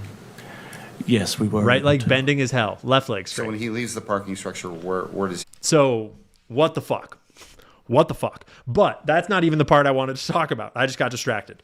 I literally just kind of analyzed that in depth for the first time right now. Now what I want to do is, because the court didn't let them submit the zoomed in version of this footage, what they show in court is just totally zoomed out. So you literally can't see fucking anything. Nothing at all. And that's probably why they wanted to zoom in, is because this footage is not in any way proof of anything happening. You really can't even necessarily assert that there's a person on the roof until he's over here jumping off. This is basically the footage that the FBI released already way back when the crime happened, with the addition of now they show him entering the crime scene, and they show him like walking through here, and then they show one more angle. But what I'm going to do is I'm going to go to my video editing software where I can zoom the fuck in. And we're going to get zoomed in big time. Because ultimately, it's not helpful to see it at full zoom out. It's just, there's literally nothing on the screen. But I'm in Final Cut Pro here, and I'm just showing you this is the actual clip in Final Cut Pro. I have made no edits to it whatsoever other than just zooming it way in on the various portions of each of these clips. So let's just examine. This is an image looking across the parking lot to the Losi building. So the shooter perch is over here right above my head. The place where the suspect jumps down is off screen to the bottom right, down like here below me. This over here is the stairwell that you walk up to get onto this platform, where you can then cross the little barrier right here, and then you're on the roof and the shooting position over here. And there's two ways to get from Tyler Robinson, allegedly. He was walking into the scene right here, and then there's a doorway right here that is a campus, into the building, and you can go straight through here and out the other side and up the stairs, or there's a doorway down that way at this end of the stairwell, or rather, sorry, this end of this hallway that's off screen, that you can also go in and through. So it's not totally clear which doorway the suspect went through, but he apparently in this clip is about to come up the stairs. And Mr. Robinson is appearing right here on the exterior staircase, which gives access to those pixels, the Losi building roof and the you area see those where the pixels? railing was. And again, let's break that image into See these into pixels? quadrants. Where would You see it be that person located right if you broke there? it into quadrants? It's in the top right, and That person the right individual there? can be seen. You see it? Moving under the notations that are on the video. This right here is the video of the suspect. Can you see it? Is that right there? And what time is this? It's just afternoon, about 12:15. On what day? So there's On the suspect December- clambering over the December- railing. September 10th, 2025. And it's worth noting, took me a second to figure this out.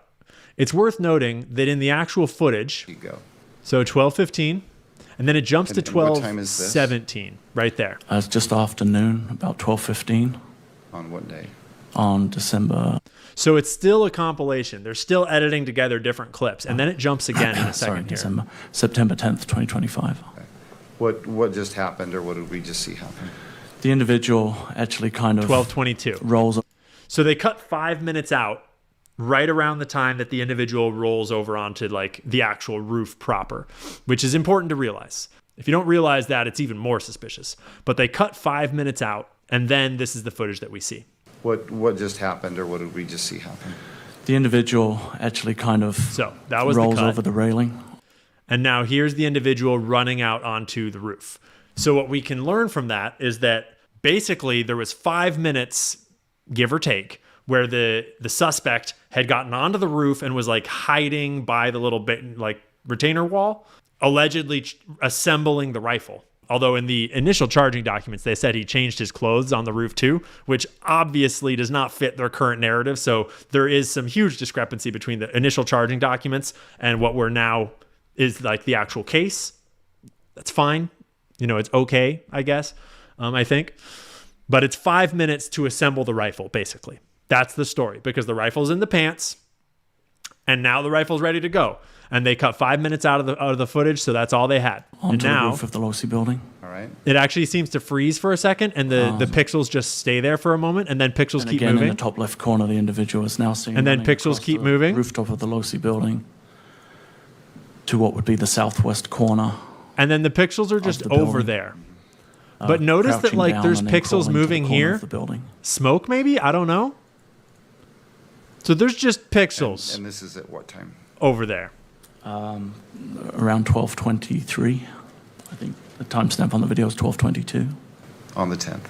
On September 10th, yes, 2025. So we're clear. This is the roof of the Losi building. Correct.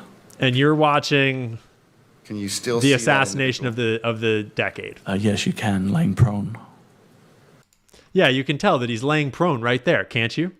Can't you see that he got prone and then crawled into position and then set up his shot? Whatever's going on with these pixels up here, apparently they can tell that he lies down, crawls up to the position, sets up the shot and takes it there, and then runs away. And it kind of came out in another part of the testimony that basically he set up the shot within about 30 seconds, give or take, which is a very fast time to set up a shot. But I'm no sniper. Neither is Tyler Robinson. But make of that what you will. You believe this to be Mr. Robinson? I'm sorry? You believe this to be Mr. Robinson? I do, yes. Yeah, whatever this is, I believe this to be Mr. Robinson, wherever it is, whatever pixels we're How talking about. long is he out there on the edge of the building? Just until the reported shot was fired at 12:23 and 28. The individual then stands up and then moves across the building to the... So that's where it kind of comes out that it's like, well, he's only there until the shot is reportedly fired. So he's really only there for 30 seconds or so. And then he stands up, and then we see the pixels running. It is, yes. And this is the They part that move was already behind released by the FBI. The atrium area on the rooftop to the northeast corner where the white triangle is. And then we've seen the part where You see Homie Mr. jumps down. Robinson now? I do, yes. He's just arriving at the corner of the building. It's a little sus that they actually refer to him as Mr. Robinson the whole time and speak as though it's settled science that it's Tyler Robinson. That's a little sus to me. He then crosses Campus Drive. This is a new angle that we didn't have before. It's 12:24 and 42 on the timestamp. What do we see now? So I guess He then crosses these Campus pixels Drive here behind and this drops tree. down into the wooded area on the far side of Campus Drive. Honestly, we don't even see him drop down into the wooded area. And that is located in what part of the video? Yeah. It's good advice. I give good advice. The greenest of green flags, and just try to stay true to who you are. Basically, just don't be a narcissist. I wouldn't yuck his yum. You have a liar on your hands and you need to run. Yeah, we don't see him drop down into the wooded area at all, but whatever. And then they also add some footage from the night. This is apparently this is the Gray intersection Charger. of Campus Drive and 800 South. And, there's a vehicle attempting to. And they just it's on the left side on the upper right there. side, the upper quadrant. And then the car just drives past, and now what do we see? Not super clear. That This is vehicle's now pulling 6:36 away and heading p.m. east on 800 South.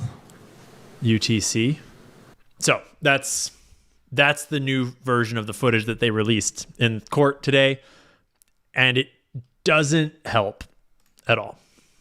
So, just to clarify, in case it wasn't clear from the video footage, here it is in plain language spoken by the actual prosecution. Shows the defendant walking around the UVU campus qualifies. Thank you. Anything further? Judge, from the state, no, but I think I'd like to be crystal clear. You asked if there's any portion of this video that captures, and I believe you asked of the actual shooting. There's no video of that. There is video, however, and you've heard testimony related to this, where the shooter goes to the top of the low-C building, goes out to the edge of the building, low crawls, and then leaves after what we assume is the shot being fired. So, just to make sure you didn't miss that, the judge had asked before they showed the footage, is there footage of the actual shooting? The prosecution explicitly says, no, there is no footage of the actual shooting. But there is what you're about to see, what we just watched. There is footage of him getting onto the roof, going out, low crawling into position, and then getting up and running away. And we presume that the shot happened there in the middle. So in case it wasn't clear, prosecution is clear that that's not footage of a shooting. That's footage of some pixels that you can interpret however you want. This is Catherine Nestor cross-examining the lead investigator for the State Bureau of Investigation about the video. All right, now I want to go back to the videos that we've seen and the question that I just asked before, which is it fair to say that nothing about the video of the individual on the roof revealed to you, you couldn't see facial features, you couldn't see what they were wearing, correct? Of the individual on the roof? Correct. I know that there was a meeting to discuss perhaps a pattern on the front of the shirt that was observed when the individual was jumping off of the roof. Okay, that's fair. But at that time, as of the 11th, before Mr. Robinson turned himself in, you all had not been able to determine that. Is that right? Excuse me. Determine who he was, or No. determine distinguishing features? Determine distinguishing features of the video Yeah. of the person on the roof. Yes, we had a person of interest, and those images were released to the press. You're talking about the ones in the stairwell from the Correct. from the parking garage. Correct. But the video on the roof was not distinguishable. Fair? That video as a standalone? Yes. Was not, no. So they're just kind of going back and forth. She's establishing precedent. She's getting her points in, which is just legal precedent. But she's pointing out that until Tyler Robinson turned himself in, y'all had no fucking clue who he was. And that pretty well got laid out, that they didn't know who they were looking for until he just walked in and turned himself in. And furthermore, she's clarifying that the video on the roof, you have no fucking clue who that is, which is, pretty obvious. So then they get into some discussion of the fact that he's jumping down with this rifle and allegedly walking around with a fully assembled rifle. They get into some discussion about whether you can tell it's a rifle when the person jumps down in the video, and it doesn't look like one. And this guy just has to keep saying object because it's obviously, we don't know if it's a rifle. It's an object, a long object. It could be a rifle. So she pressed him on that a fair bit to kind of clarify that it's like, you have no fucking clue if that's a rifle, dude. We still don't have any footage of this person, of Tyler Robinson, of anyone holding a rifle anywhere on UVU, anywhere on campus. There is no footage of any guns anywhere. There is a bullet being found on another roof now that is mysterious and washed right over. How long he was prone, Right. I think it took, I would estimate, between... On the roof? Okay. So here's where she presses him on how long he might have had to set up the shot. Also, when you were revealing the timeline, Exactly how long was there between when the person was prone on the roof and when the shot was taken? Do you recall? If you would like to replay the video, I can time it for you, but I don't recall. It was my guess, I would estimate between 15 and 30 seconds. So that means between 15 and 30 seconds for an amateur to crawl into position, crawl all the way up to the spot, get zeroed in, pick a shot, take a deep breath, take the shot, jump up and run away. Bro's a quick shot, a real quick shot. So between 15 and 30 seconds to lay flat, take a shot, and get up and run off. I'd be curious how long it takes Matt Tardio to get into position and take a shot on his belly. I'd be curious if esteemed military personnel online that are shilling the Fed narrative, I'd be curious how long it takes them to get into position and take a solid shot that they cannot miss, by the way. Right? I think you asked how long he was prone. Right. I think it took longer for him to crawl into position. Okay. And then establish a position and then take the shot. He appeared to be in prone for approximately 15 to 30 seconds, but the video would verify that. Okay.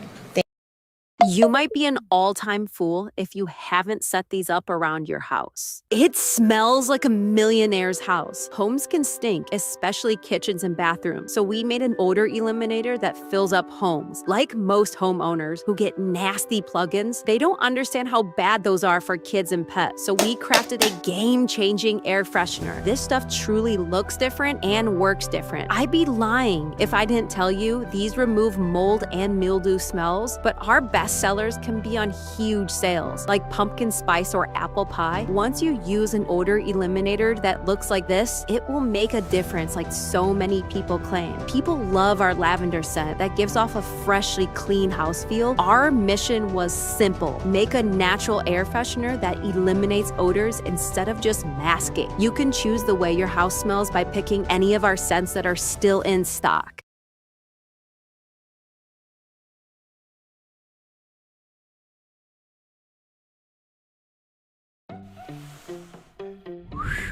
This is Mark I. It's a custom machined all-metal retractable pen that is supremely satisfying to use. The pen is built for the Schmidt P8126 rollerball refill, which is beloved in the pen community for its fluid writing and quick drawing. The pen body for Mark I is completely seamless, has no logo, and comes in two colors, black and white. They both have a slightly textured matte finish, and the polished metal nocks provide a nice little accent. The best part of Mark I, however, is that it's satisfying as heck to click. In lieu of using an off-the-shelf mechanism, it's custom design made entirely out of metal. In fact, every part of Mark I is made out of metal, making it the first all-metal click pen on the market. And the pen is coated with Cerakote, an extremely durable ceramic polymer coating, which, aside from being incredibly robust, gives the pen a great feel in the hand. You're going to love writing with Mark I. Get yours at studioneat.com. Thanks for watching. Have a great day.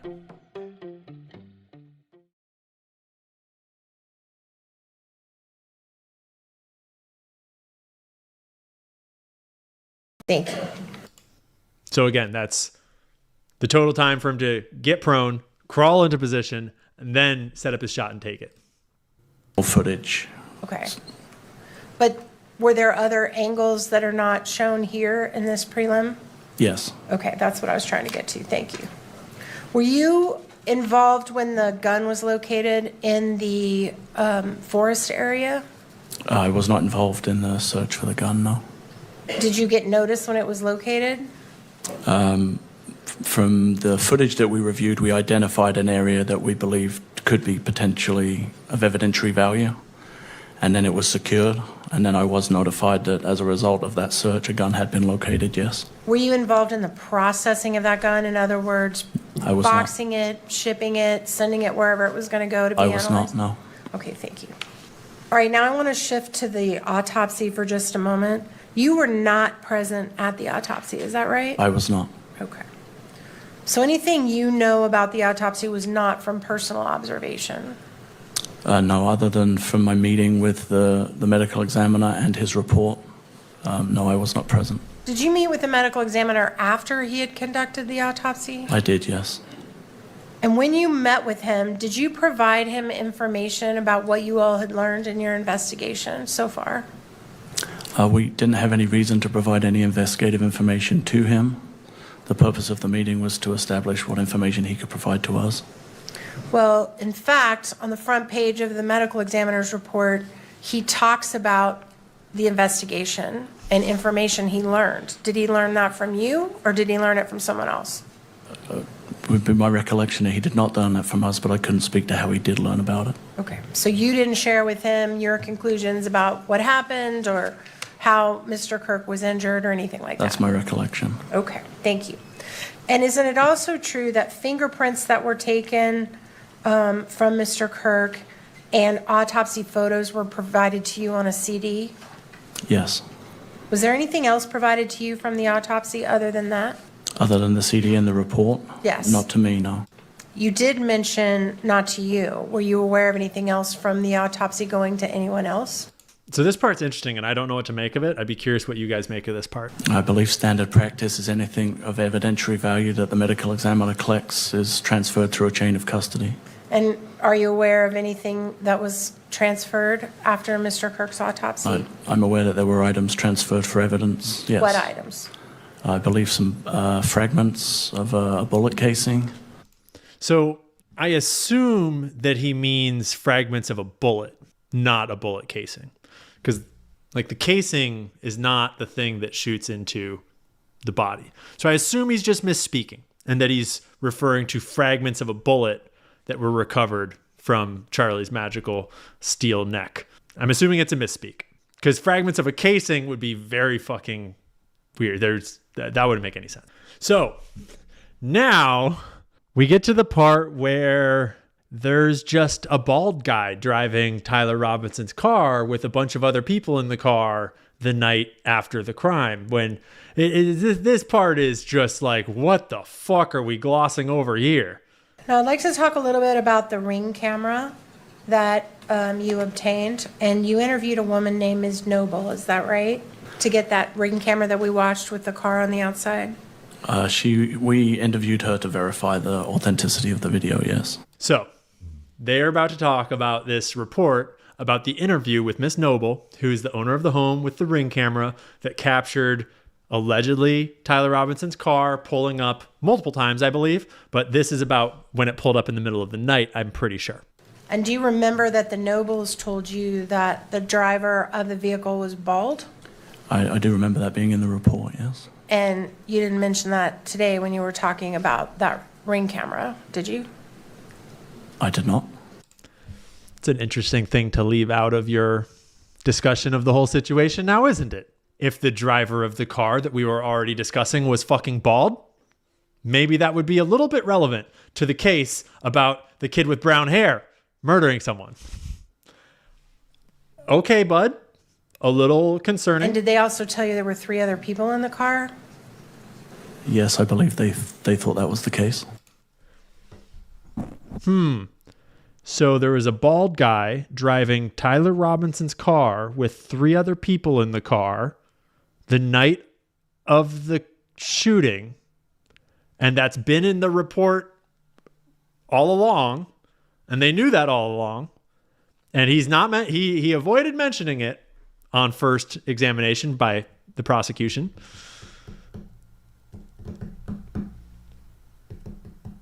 I don't, honestly, knowing what we know outside of the courtroom, I honestly don't know how to square this because the story is that Tyler Robinson was driving around that night there trying to get the rifle back, couldn't. He wound up at Dairy Queen that evening for a little bit. We know that. We have video of his car in a couple different parking lots, but not in the middle of the night. We don't necessarily know what his car did in the middle of the night until apparently now. But then my recollection is that then he was spotted like the next day down south having dinner at having food at the barbecue place the next day, getting gas down like near his own hometown. I forget. Someone else that's more clear on that remembers that shit better. I would be curious because it sounds like they're saying that a bald person with 3 buddies just used his car for a little bit in the middle of the night while he was on the run from an international manhunt. This does not square. This part does not make any fucking sense, and they just gloss right over it. Okay. Yeah. And to be clear, it's not her job to like solve the case here on the stand right now in the preliminary hearing. I want to go back, if I can, to the scene itself, the preservation of the actual scene where Mr. Kirk passed. This part's good too. Did you all have canine dogs at any point that sniffed that area? Is this your first time shopping Living Spaces? It is. Oh my gosh, it's beautiful. This is like my 5th time, and I keep coming back because I love it. It's just very inviting and welcoming here, and we love it here. Everyone's so helpful. It's all very like trendy. The canine dogs. You remember how Candace broke the news that they had bomb dogs, gun dogs, that did not locate the gun, that did not locate the stashed gun over by the chicken coop? And the whole TPUSA Fed slop right was like, you're lying. Well, trust me, bro, source. Like, Candace always lies. Well, this would seem to be them discussing those dogs in the courtroom. I don't know specifically that area, but I do know that canines were present, or a canine was present on the day. So canines were present. But you don't know what task the canine was given? My understanding was that it may have been used in an effort to track an individual that had jumped off the roof, but I don't know for certain. And obviously that didn't produce any results, or we would have heard about that, right? Yeah, not that I was made aware of. So to be fair, it's not explicitly stated that the canines that they used were trained for gunpowder. You'd think that if you're trying to track a suspect that just fired a rifle, you would be using canines that can smell gunpowder, I would assume. But that's pretty much the officer right there corroborating Candace's tip that the bomb dogs, the dogs, didn't find the gun. The gun was found later. So, again, Candace doing more to solve this case than the fucking FBI. And then the pave over. The old pave over. The old shucks, my crime scene just got dug up and sent to the dump, and now there's paving stones over it. Oh, gee willikers, I guess I can't look for explosive residue on the ground. Shucks. Yeah, let's see what they had to say about the pavers. At least a couple of days, if not longer than that, before anything was removed from the scene. You didn't have to give permission to remove the tent? Me, personally? Right. No. So you're not sure when it was removed? No. And were you involved in the decision to pave over the dirt that was under the tent? At UVU? Uh-huh. No. Did you know that happened? Only because it was in the news. All right. But you don't know when or who ordered that? Nope. That's a pretty fucking nonchalant nope from the lead investigator. Like, let's just clarify what just happened. This is the lead investigator on the highest profile assassination in decades. His crime scene that he is in charge of gets dug up by fucking excavators like 4 days after the crime. And then paving stones get laid down on his crime scene. And he doesn't know who authorized it. He doesn't know anything about it. He didn't have to authorize it. It's no big deal. Nope. Fucking excuse me, bro? Excuse me? That's not concerning to anybody? That the lead officer learned that his own crime scene got fucking paved over? He learned that from the news? Listen, I'm no lead investigator, but I'm just going to go out on a limb and assume that maybe when someone gets shot in a giant high-profile assassination, maybe you should be preserving the location of that shooting for more than 3 days. Maybe until you test things like, is there gunshot residue at the scene of the crime in the grass somewhere?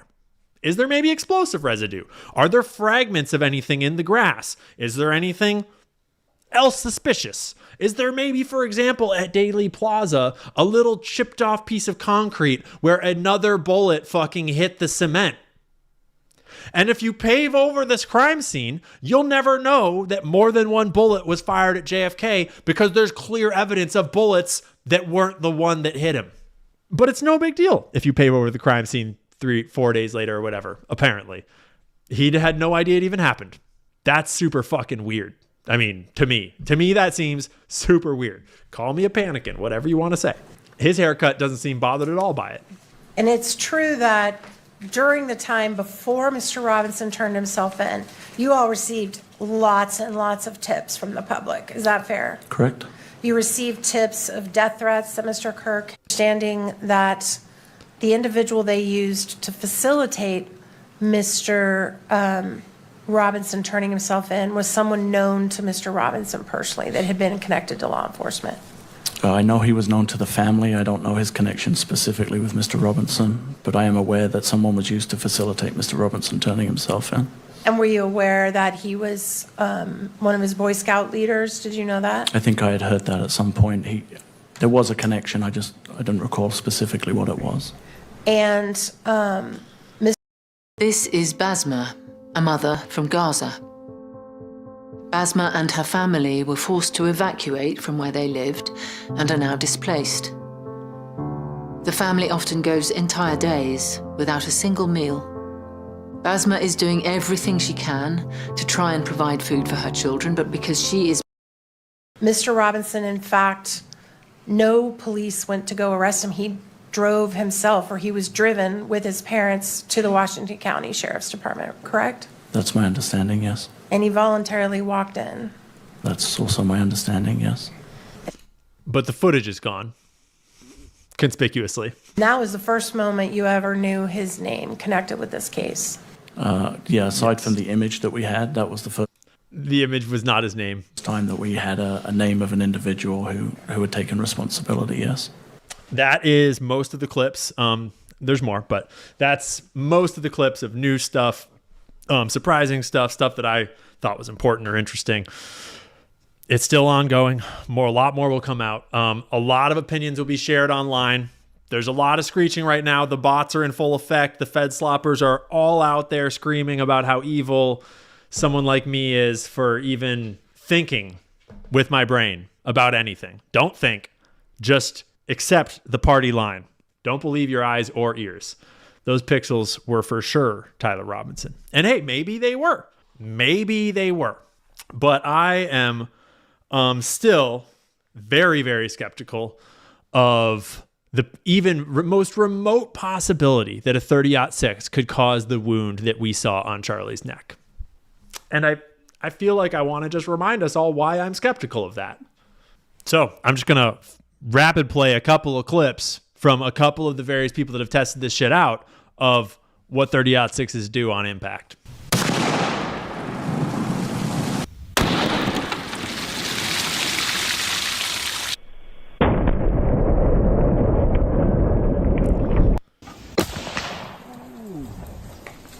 So, as you can see, the cow neck vertebrae stood no chance. This is a cow femur. Yeah, that's no exit wound. Yeah, no blood splatter. Where Brian hit that directly in the center. A bone significantly stronger and thicker than Charlie's spine. A bunch of meat significantly thicker and stronger than the front of Charlie's neck. Tape for skin, significantly strong. This is from one of the old videos back when I shit on Nick Fuentes for saying that it was Tyler Robinson stronger than Charlie's skin. Notice how Nick never talks about any of this anymore. It's kind of weird. So then they shoot steel plate.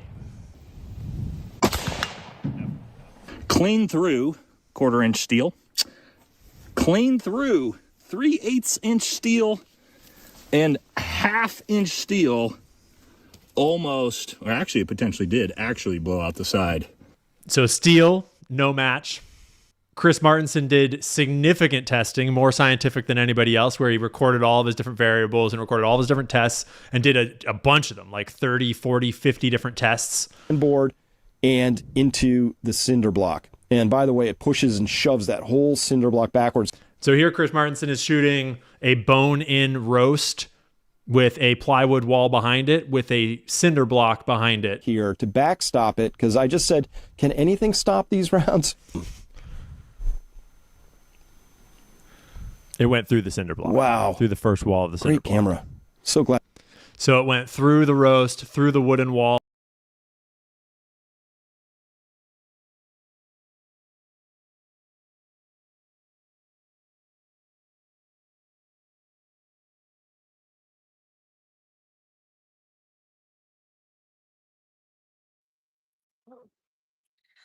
I know, I know.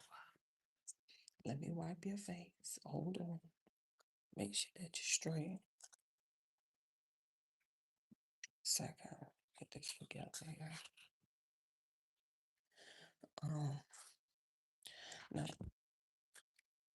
that's the light beaming right there. Let me see. I really don't need no green. I really don't. I think I got just like a plain one. How does that look? It's not that bad. Let me take my little cap off because it won't make no difference. But I do like the gray. It's just kind of like, but I have some lighting on and I have some touch up.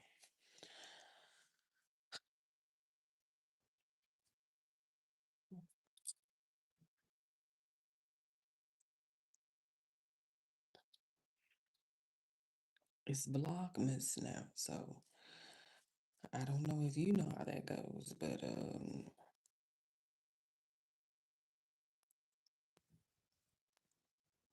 you're really supposed to just sit back and chit chat. You know, hey, what's going on? What's the update?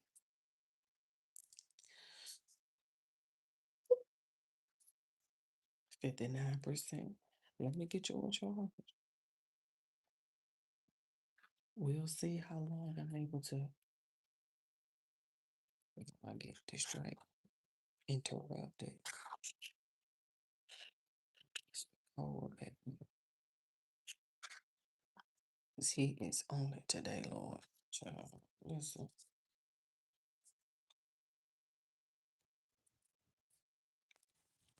Happy Wednesday, okay? Like, I'm gonna give you a happy Wednesday before I get started, because go this way. Charge up. Probably should get the extension cord, huh? See how that is. Looks good. Now, let me show you what I got, right? Let me show you what I had bought before my services were disabled. It's really not funny because it really had me like stressed out. It really had me stressed out. But look, child, look, cut through. Can you see? Now it ain't even been open. I ain't even opened it yet.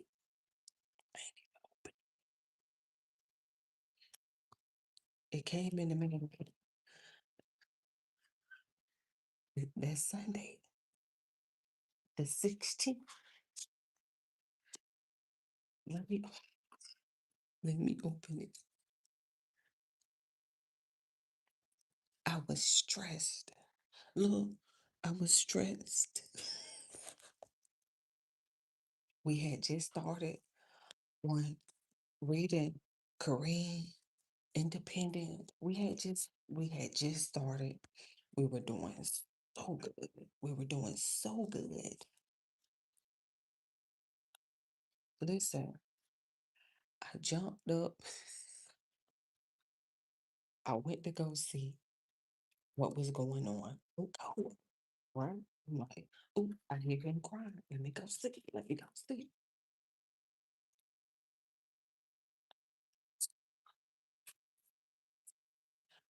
I thought that they were behind me. I thought that Madison and Madeline was behind me. They were walking, going back to sit down to eat. What was it? Popcorn or something? Okay, we got ooh, old school USB. Oh Lord. Oh, jeez.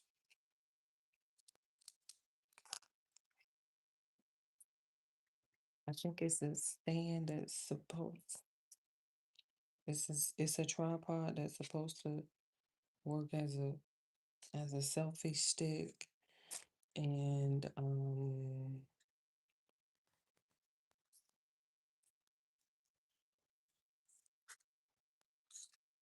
I think it. Hold on. It's supposed. Oh, let me find that instructions.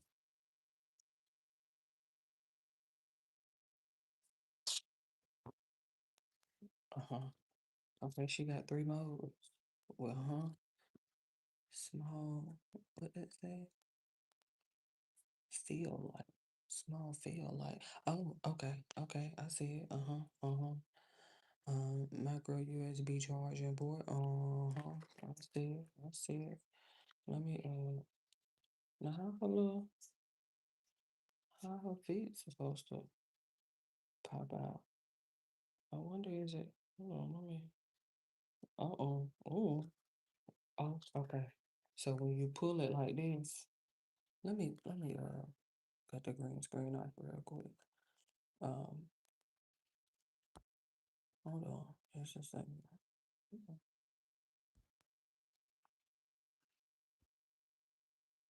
uh-huh.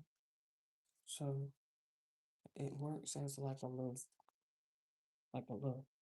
selfie stick, right? And then you got your little uh-huh. And then I believe all this shit legit. Plastic. And then I think we got lights here. Yeah, we have lights here. Um, some way somehow this light ring is supposed to come on here. Let me see if she charged up. Of course not, because it's old school USB for sure. Now it seems, oh my goodness. So we got two, and then it's old school USB to old, oh my goodness. We got two, you can charge here for these lights, for the selfie stick, and then this one has its own USB. Um, but she ain't charged. Okay, and these ain't charged.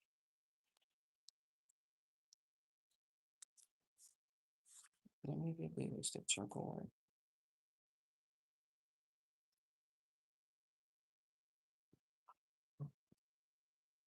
But anyway, um,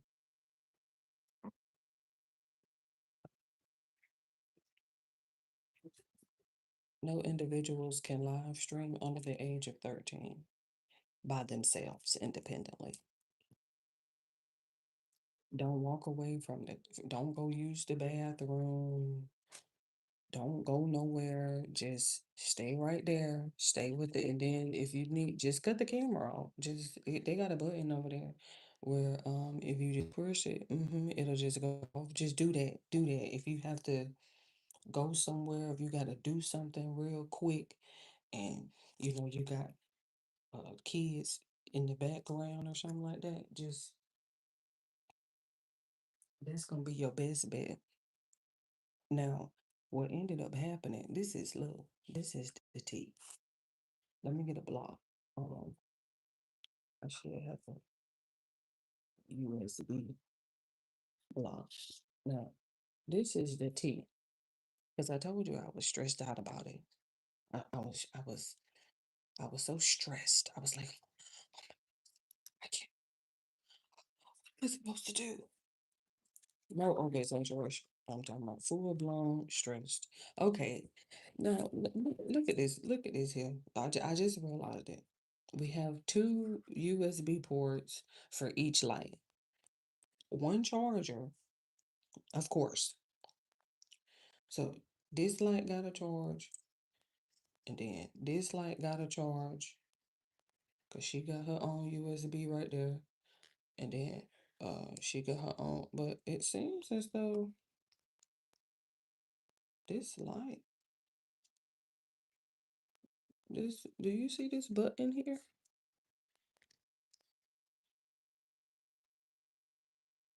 From my understanding, it's supposed to click like this one. See how this one got a click to it, but this one, she ain't got no click. See what? Oh, we got. What is they call that? Manufacturer defect already. We're gonna see if it work.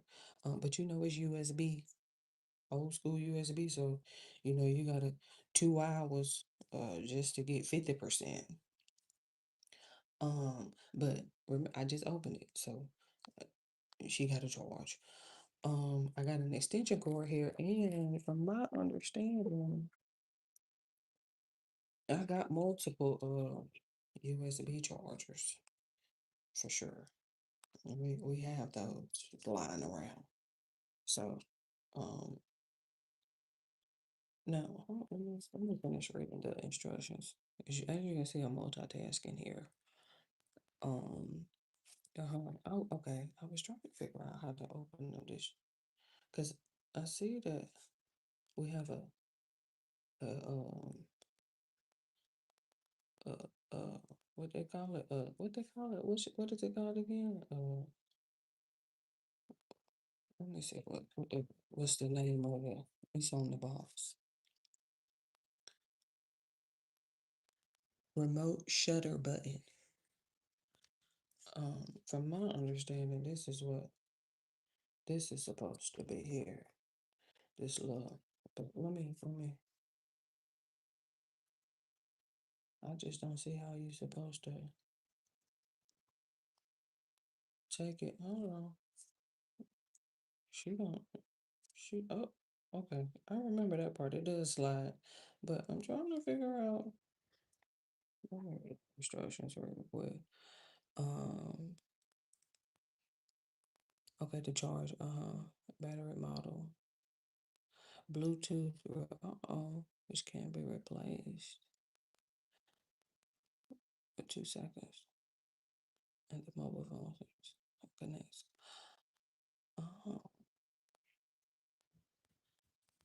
Control button for 2 seconds. We can go.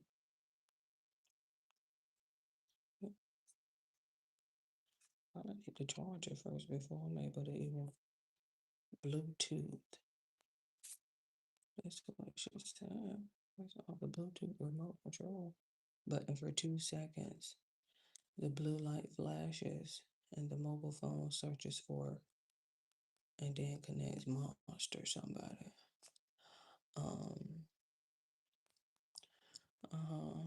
The small field button for you can turn on the small.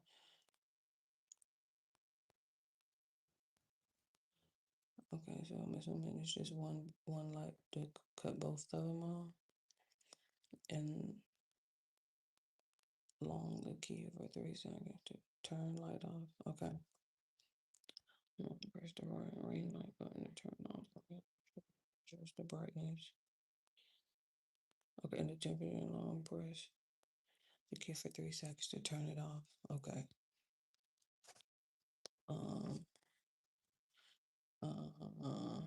Wireless. Remote button. Shit. Okay.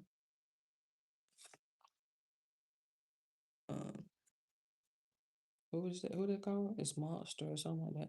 I was just trying to open up these tripod legs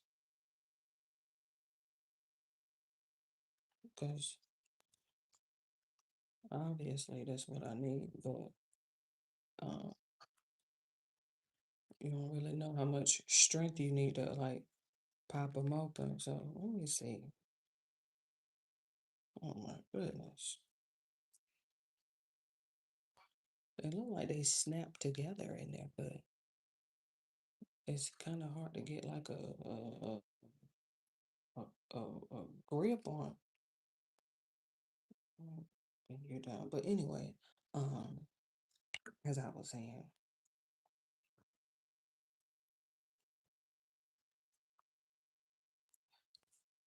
I'm stressing. I'm like, oh my goodness. Oh my goodness.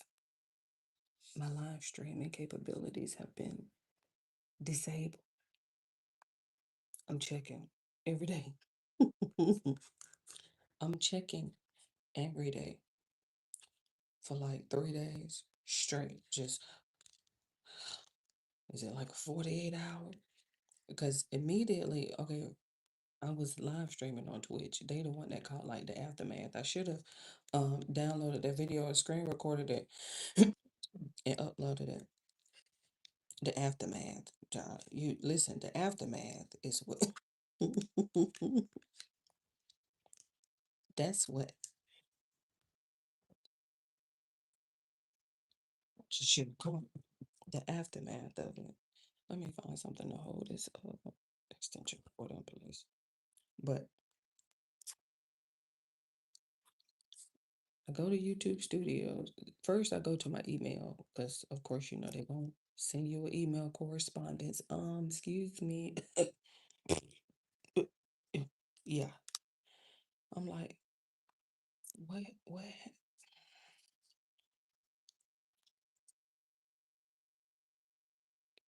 Community guidelines, ma'am. You need to read your community guidelines, cause no. I'm like, what happened? Why y'all? Okay, so I read the community guidelines. 12, 13 and up. Okay, okay.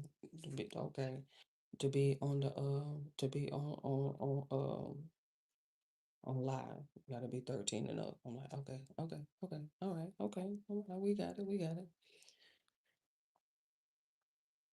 I go to YouTube Studio, you know, to respond or appeal. I didn't appeal because I'm reading the community guidelines, and the community guidelines are like, well, this could be a temporary disabled or this could be a permanent disabled.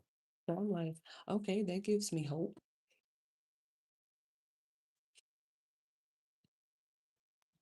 I got a little hope now. All right, okay, cool. So I don't, I mean, I go through the appeal process, but I'm not necessarily appealing. I'm just asking, like, hey, excuse me, is this temporary or permanent? Because they don't, like, then I don't hear nothing back. I don't hear nothing. Like, oh, the appeal stands. Sorry. So, yeah. Mm-hmm. The appeal, it stands. Yeah. So I'm like, okay, all right. But like I said, I wasn't trying to appeal. I was just asking, like, hey, is this temporary or is this permanent? Never got any. Um, you see what you saw how long I was trying because I ain't trying not to use too much string, but I saw that it was clicked in there, so I just used some scissors and like the whole time. You know. But anyway, um, I'm like, wait. She, I was about to say, girl. Um,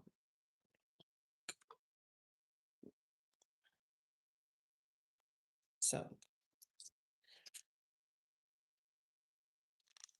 I don't get an answer in regards to whether or not this is permanent, whether it's temporary. Let me just let this charge real quick because it ain't no point in trying to assemble it together. But I got the feet open for the tripod. And then I got that other light flashing. Um,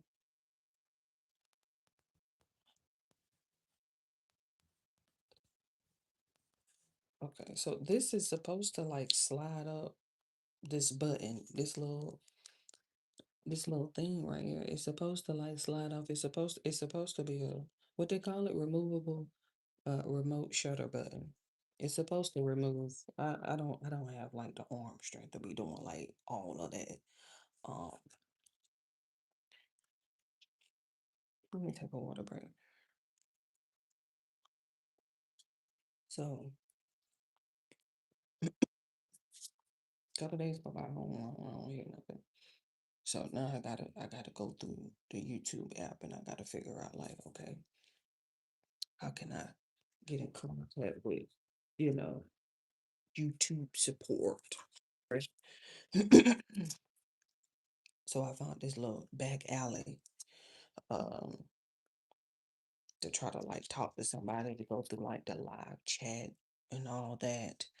Um Obviously I'm going through the emergency exit, so you know, this ma'am, I can forward you over to somebody in that department and they'll reach back out to you via email. Right. So do that. A week go by, I don't hear from nobody. So here we go again. My anxiety. I'm like, okay, now I gotta reach back out because of course, remember, you gotta like stay on top of it. Cause remember, I'm checking. I'm like, okay, am I able to go live? Am I able, like, I go back through the same way I had went. Hey, oh, I can forward your request over to somebody and then they'll reach back out via email and stuff like that. So I'm like, now I don't know. I, it was I think I was on YouTube Studios, right? And I think it was something about a feedback where you can something about send feedback or something like that. I think that was how I ended up going the way that I had ended up going. And so I'm like,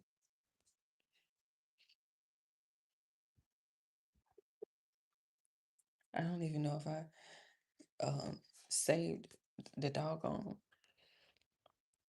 I don't even know if I saved that email or that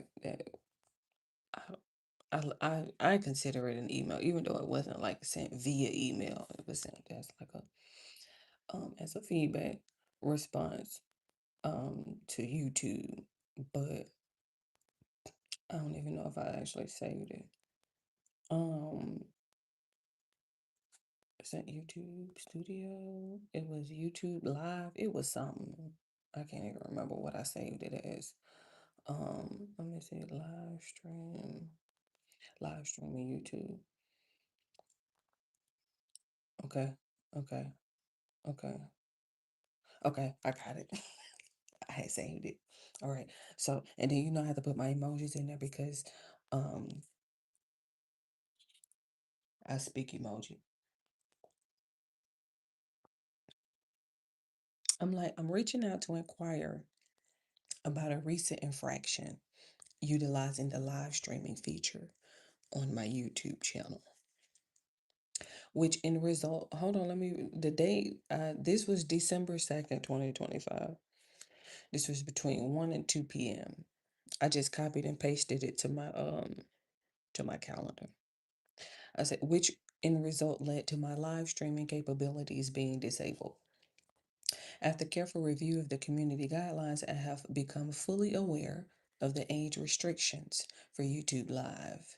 Furthermore, I can confirm that this was an isolated first time occurrence, with the twin girls appearing briefly while I stepped away. However, I understand that instances can result in a ban of either A, temporary, or B, permanent live streaming capabilities. In conclusion, I am trying to not only resume my live streaming capabilities to reach my viewing audience, but also trying to seek clarification on whether this instance has resulted in a temporary or permanent ban to my live streaming capabilities. Thank you for your assistance in this manner. And so, that that pretty much did the trick. I ain't gonna hold you. Because what ended up happening was Randolph. I don't know if that's his real name, but that's the name that he used on YouTube to respond back. And so Randolph had reached out, and it was he was able to, kind of get everything squared away for me. But what he ended up telling me was, oh well, you it should have only been a week.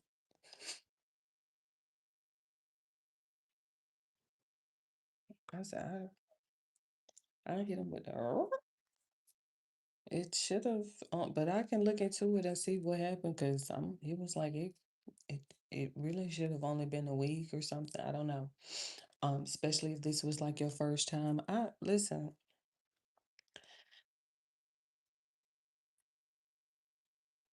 even talking about it just sort of generates this PTSD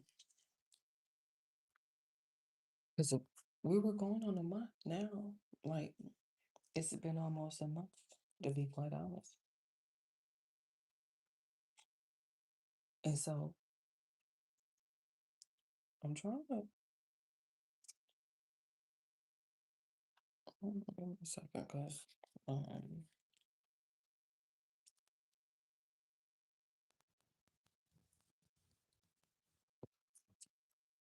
I feel like I'm missing something here. With this, with this, with this tripod.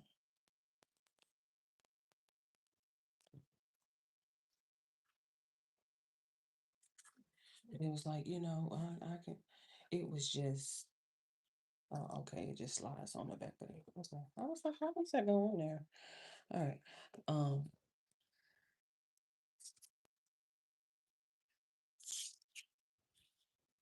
But we're here.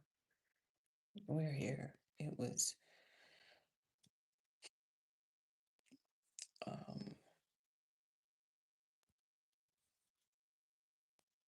tough couple of weeks, but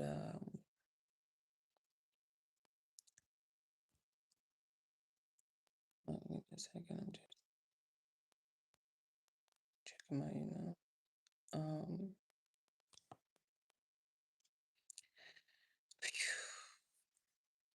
Like trying to get back to reality, but then also trying to like make sure that, okay, the momentum of trying to go live, it just requires this stamina, this mental stamina. Now, what I will say, we were live on Twitch for a little bit. I know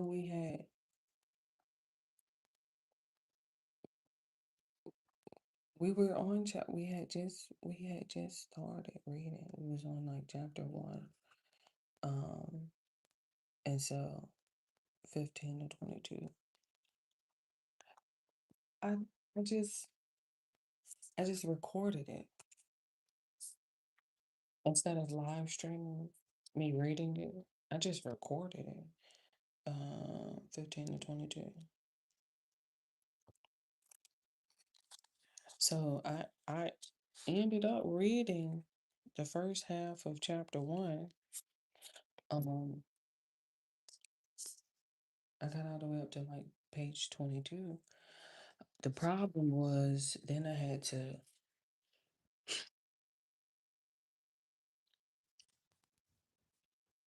to go over there to iMovie to like edit it because it hit different when you have to like pre-record. It just has a tendency to like hit differently.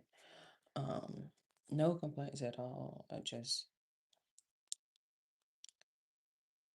It's like a different like my head space when it comes to like editing videos, at least for me, like because I think CapCut is like dominating right now, and I haven't even got over there. Um,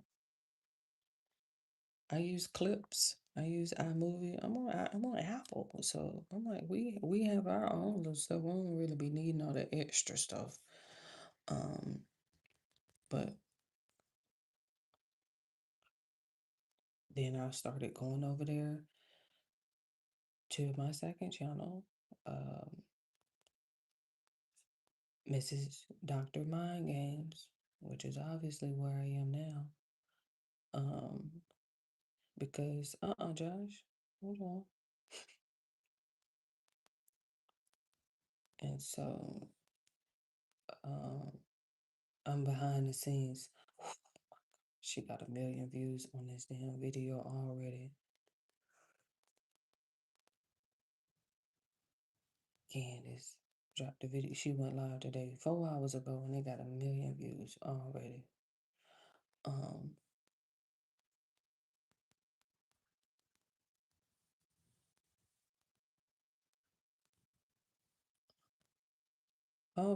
hold on. I hope if I can't hear you.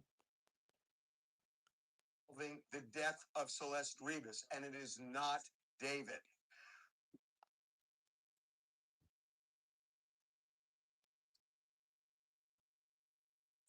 Did he flee, or was that also alleged? I was trying to keep up.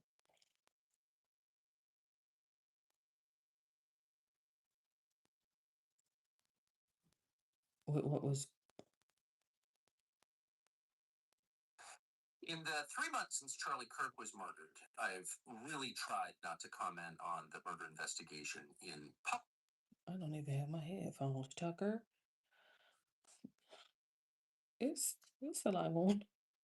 It's a lot going on. Oh my God, it's a lot going on over here on the YouTube stream. Oh my goodness. I'm just curious to know what Erica Kirk said about Candace. And then I'm trying to figure out what did he just say? What did Tucker just say? Hold on a second, Brianna. And so listen.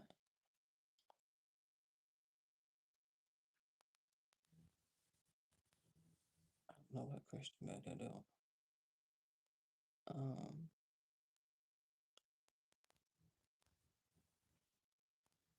Okay, hold on. Let me. Gotcha. Okay. I was so like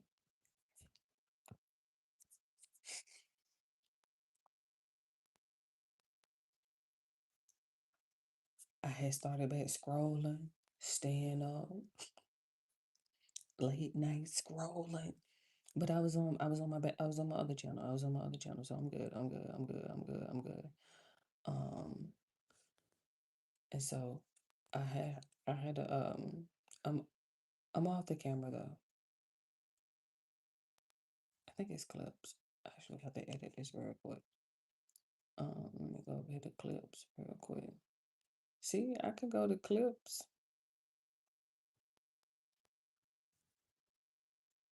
I like clips. I don't know what it is about clips, but I do like clips. The app clips. I don't know what it is. I just like it. It's very simple, straight to the point. And then I like the fact that if I want to like make a picture, have like a still picture, if I wanted to like elongate it, I can do that. Make it however long I wanted to make it. I believe she has like voiceover. Oh, what did I not just do? I believe she has voiceover capabilities. But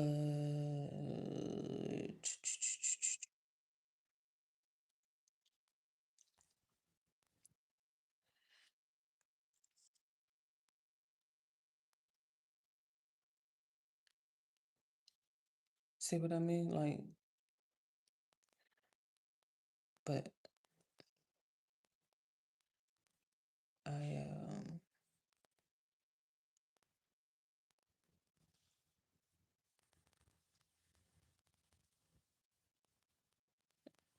Get my picture back.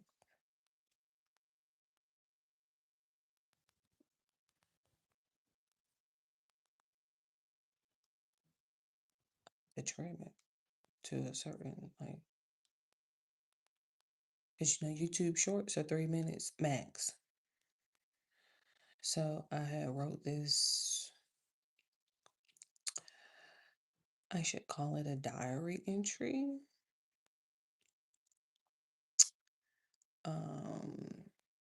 For 2025. You know, 2025, she got about a few more weeks and she is done for. Okay. Let me see if you on, cause okay, okay. I was making sure, cause I saw your light go out. I'm like, oh, you charged up already?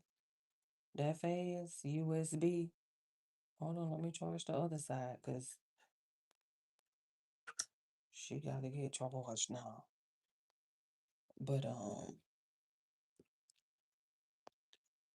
that 2025 is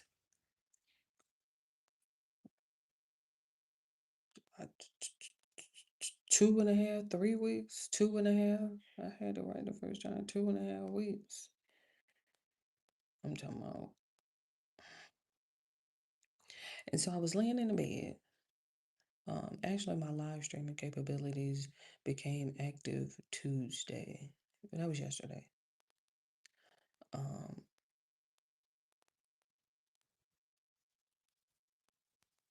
I didn't go live immediately, right?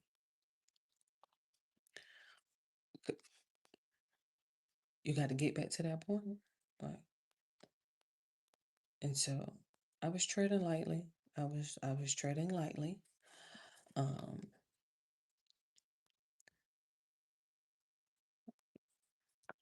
editing at this point. I'm in clips. I'm gonna read it in a minute. I mean, when I voice over it for my second YouTube channel, Mrs. Dr. Mind Games. I'm like news articles, things of that such, current events, you know, nothing too major. Let me hold off on my emojis real quick. I had to find something to do. I had to find something to do. I was just trying to understand, like, is it temporary or is it permanent? I just couldn't get an answer, and it was like really irking my nerves. I promise you, it was like, I know I got like a whole row of gray hair just off of that instance. But I appreciated the instance because, look, don't walk away while they're, you know, within arm's reach. Hold on, let me get me some emojis over here, because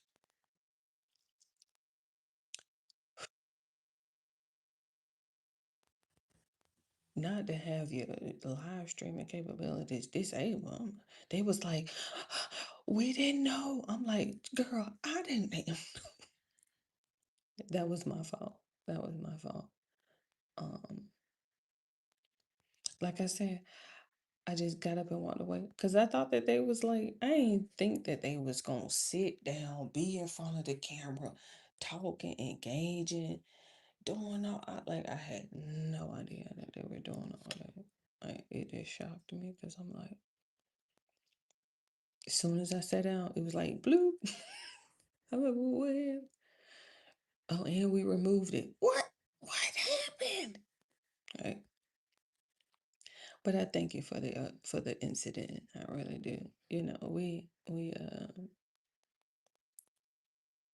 I got some videos that I made about it too. I just never got around to editing or uploading them. But I had made a video about it, like a YouTube short. I was like, what was the lesson that we learned yesterday? Don't go live without an adult. I'm like, whew, we apologize. I'm like, we apologize. We really do.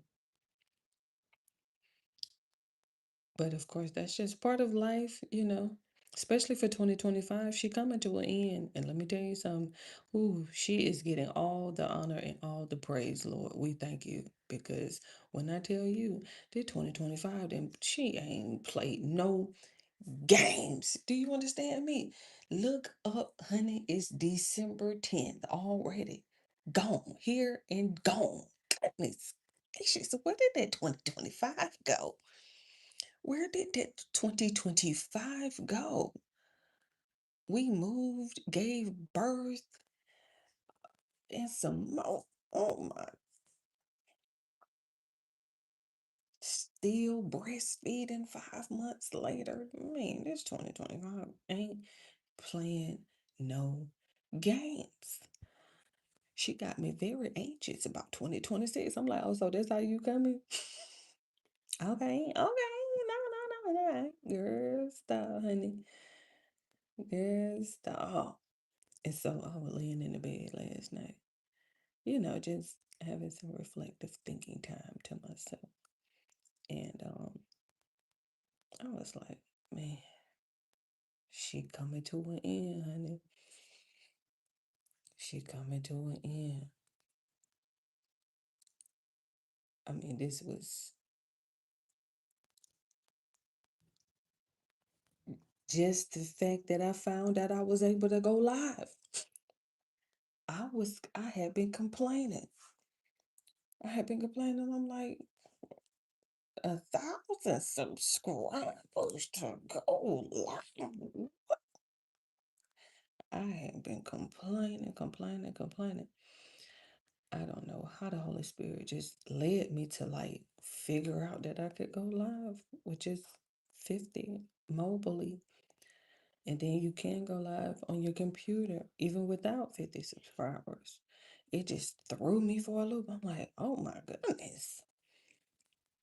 What? Just finding that out. Like, oh.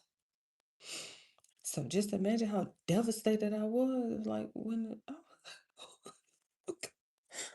oh no. Come back to me, please.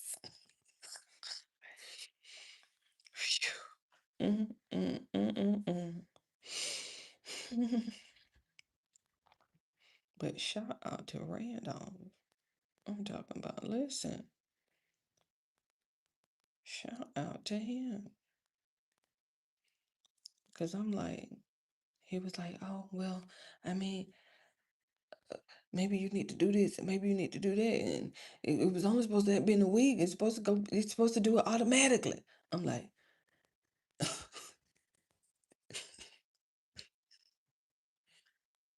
don't say it again. I'm like, if you say that one week shit one more time, now listen, don't say it again. Like that was really work. It was almost supposed to be in a week.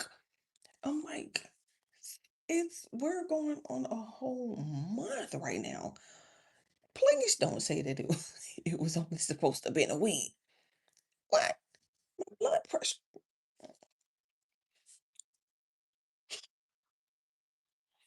Through the roof. Through the roof.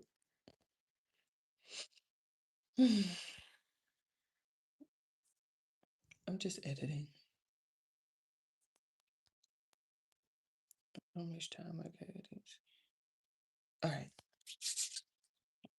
Let me see if I can read through it in. Was that 2:55? How much time I got left? 2:58.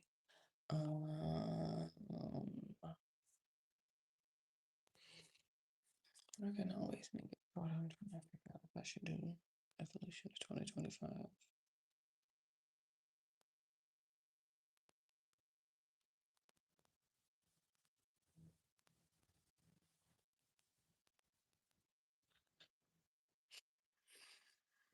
Shit.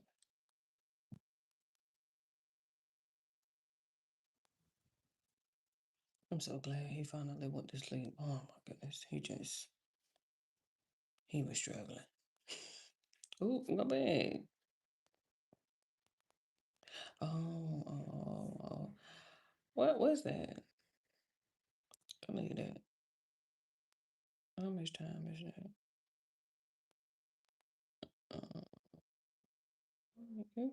You can stay here too. I believe I can trim this one down a little bit. Okay, we got the evolution of 2025. How long is that? 252. Okay, not bad. 252. Let me see. How much is that? 256. All right, stay. The evolution of 2025. Let me get some emojis on there, please. If you don't mind. I do need a deep sigh. Ooh, child, she didn't play no games. That 2025.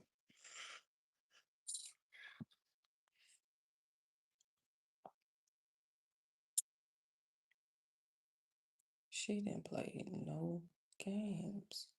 Just, phew. But it was just so refreshing to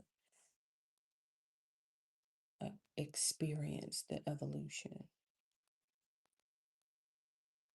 So refreshing. Like, I just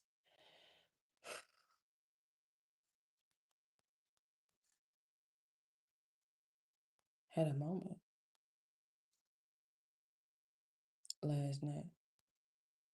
Like a real heartfelt moment with 2025. I'm just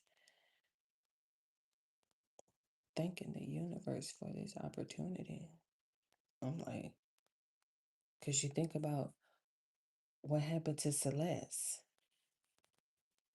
and you just have no choice but to be grateful because you're like, girl, what happened? Because, ma'am, speak to us from the grave, honey, because what in the world happened?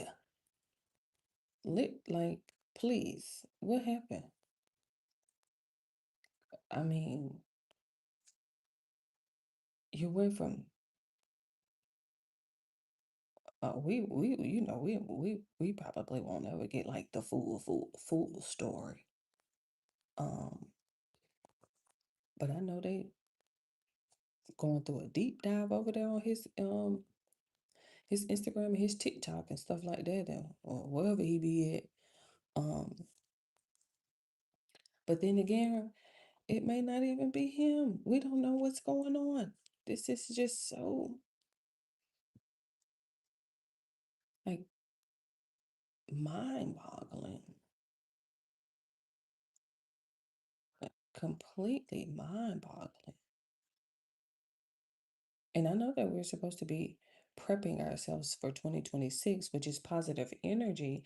Technically, it's positive attitude, but I can't remember when I changed it from positive energy to positive attitude. It is positive attitude, but I was on my computer typing up a transcript from Marjorie Taylor Greene. She had did a interview over there with 60 Minutes with Leslie, and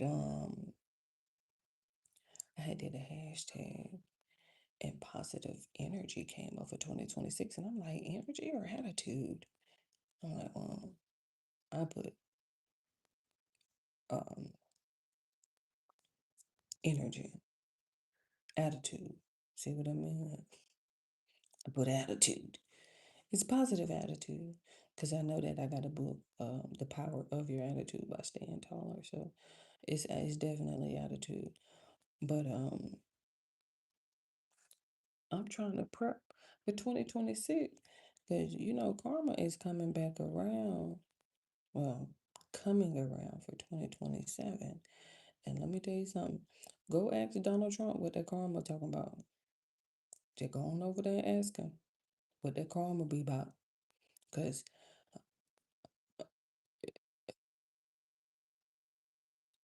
raise your hand if you remember um all that trolling he was doing with Biden.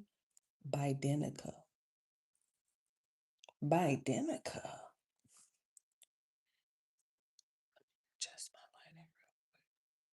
lighting. Bidenica. Okay, I got it though. I'm like Sleepy Joe, just it was borderline harassment if you ask me. But go ahead and ask him what that karma talking about. It's almost like nobody ever told him that karma was real or something like that.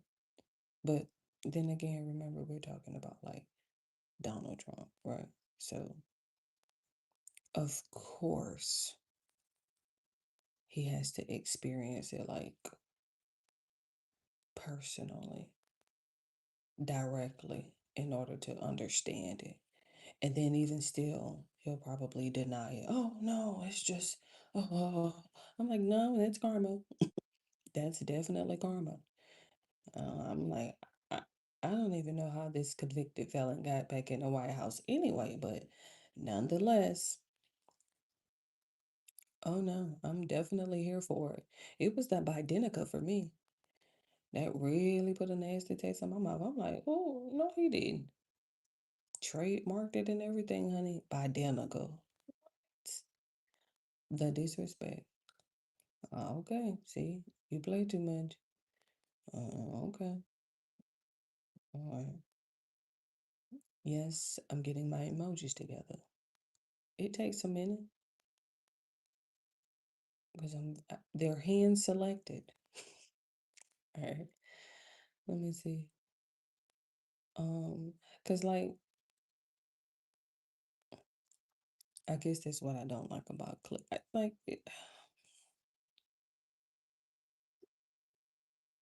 you can tell that it's very outdated for sure in some features, but as long as it does what I needed to do, I really can't complain. But like, say for instance, never mind. I don't even feel like over explaining. Let me see how much my time is like. Okay, 2:56 again. All right. I'm not reading it out loud. I'm just prepping. All right, Tuesday, December 9th, 2025, 10:43 p.m. Eastern Standard Time. Dear 2025, thank you for the opportunity to evolve. Thank you for a better understanding of patience. Thank you for a better understanding of love. Okay, hold on. That was my phone because I was supposed to go back and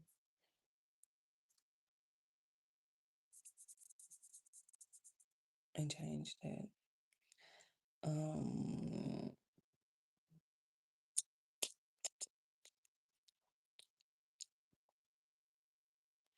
Okay, go back, recover, and let me see if, oh yeah, I forgot that this is,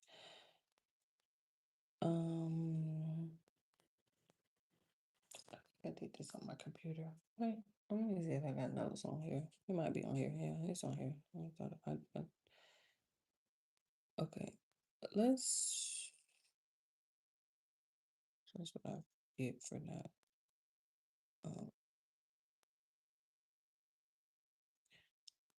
Okay, it's about. It looks bold.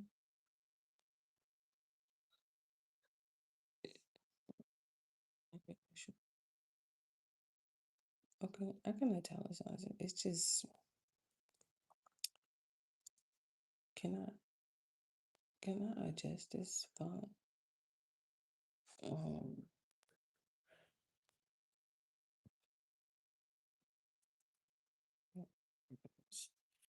Okay, this, hold on, let me see. Now, remember, Then I think you're supposed to, okay. And then it's like a short press. Remember what I said, right? When I first opened it, I was like, this button don't work.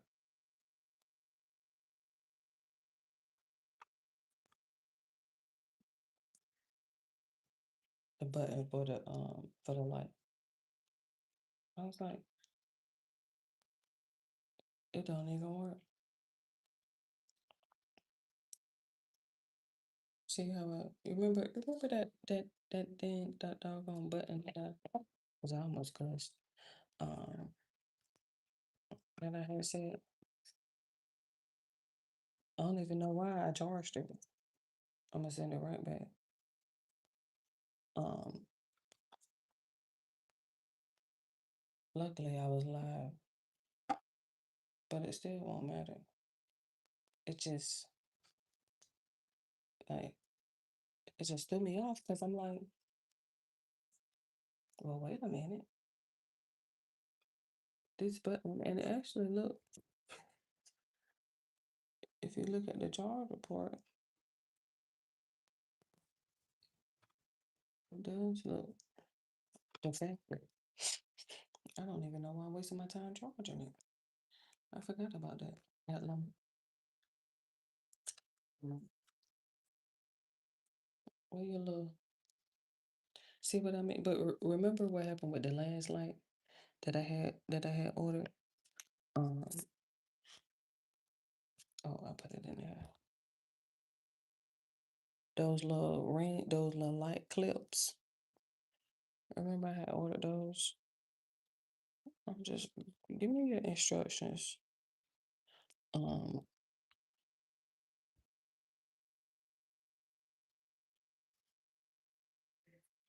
I'm just looking for the little twister. You can charge them 4 hours and they last you 10 minutes, maybe 20. Put my block back. That's not it. So another fail. Let me see. Um, another fail. So it's supposed to slide on the back of here, right? And then you press the button on the back, and it's supposed. Oh, sorry, I'm pressing the wrong button. It's supposed to just come on, right? Now, if I let me take the charger off and get the charger up, right? Let me see how she's. Hold on. I'm just sliding you into the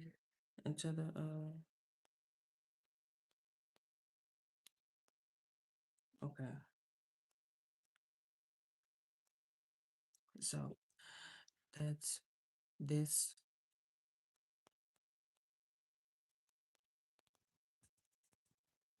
Let me tell you, I'm gonna cut that shit down. Excuse my language.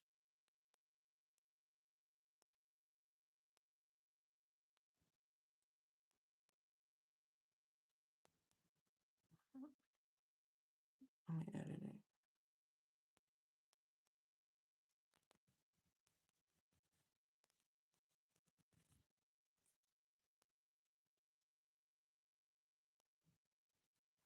I'm gonna go to the volume.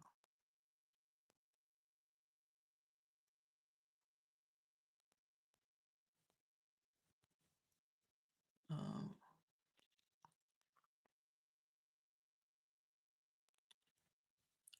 that's how the light looks, right? Not bad, like I mean, um, obviously my chair isn't as high up. Um, you know what I mean? Like obviously it's not as high up. I could get and this is as low as it's gonna get. But You see the difference. And this is just the ring light. This isn't the extra light. I mean, the extra lights on the side, that's for like if I wanted to use the selfie stick. But for the most part, not bad, right?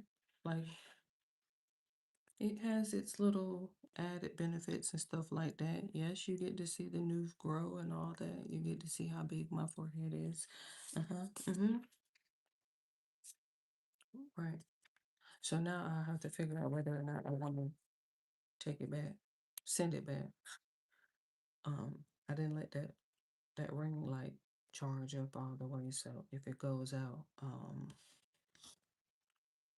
it can't like be on and charge at the same time. So if it goes out, we'll just charge it.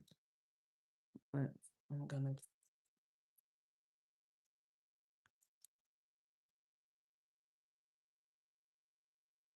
that just really kind of irritated me a little bit.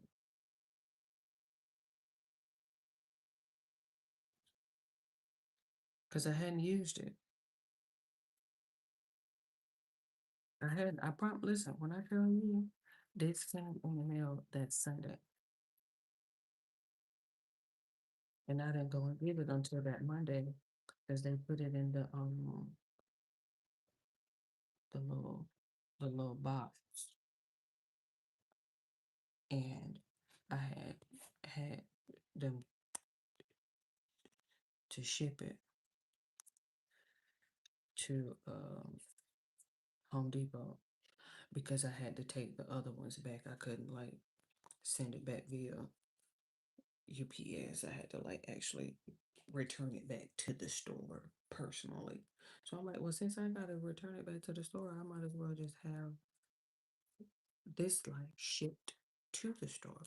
So that way I can do both at the same time. Now look, we'll see. Cause this one I may just be able to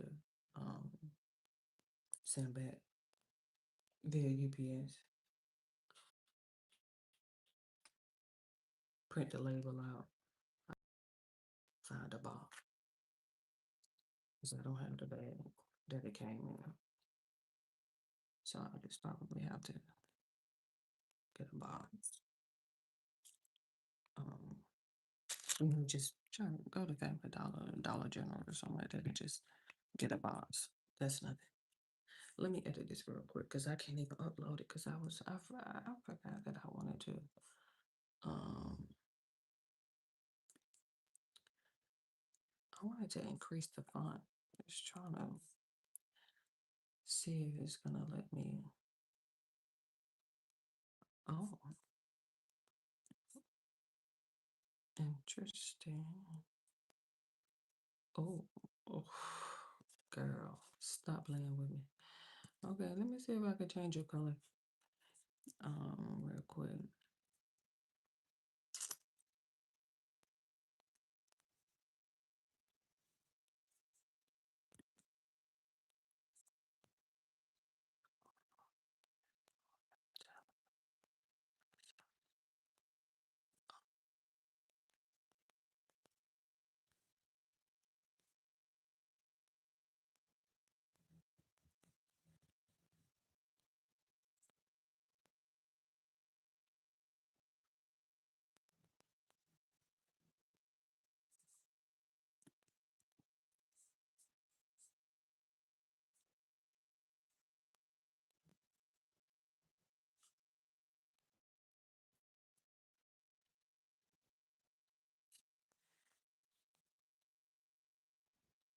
I can cut it off. I ain't using it right now.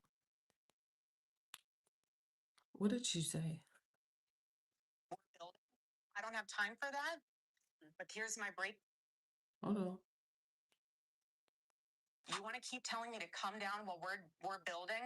I don't have time for that, but here's my breaking point on that. Come after me, call me names, I don't care. Call me what you want, go down that rabbit hole, whatever.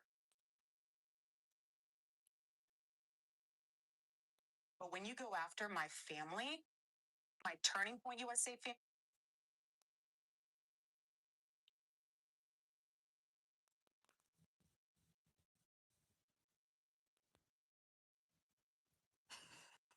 Look, I ain't finna be started. I ain't starting her.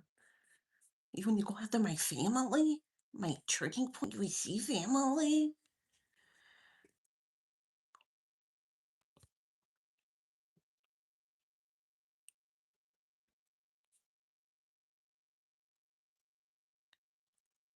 Okay, Erica. Sure. What color am I on? What color am I on right now? Is that pink? Is that pink or is that purple? Did I use purple yet? Okay, no. Resilience.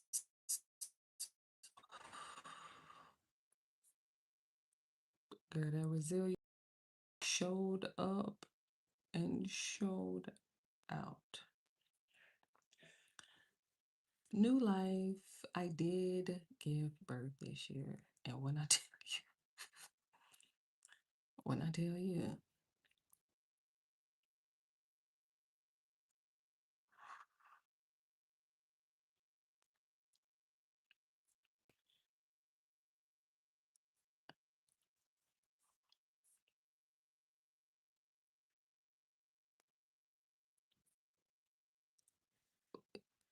the PTSD will start kicking in now.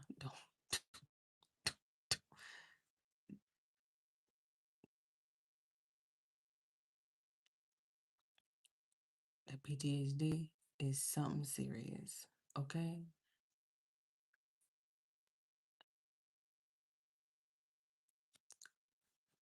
When you give birth, especially naturally, listen, I don't know nothing about no C-section. Don't ask me about it. Don't bring it up. I don't know. I don't know. That ain't got nothing to do with me. That ain't my lane. Okay? I can't comprehend it. I don't understand it. I'm like, how am I supposed to push paralyzed? I don't know. Don't listen. It's just supposed to come easy.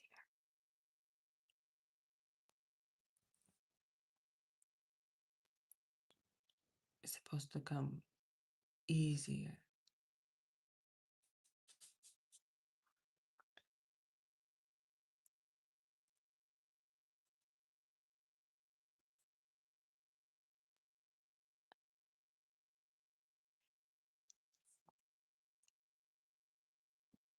And trust me, it was easy. As I envisioned and manifested it to be.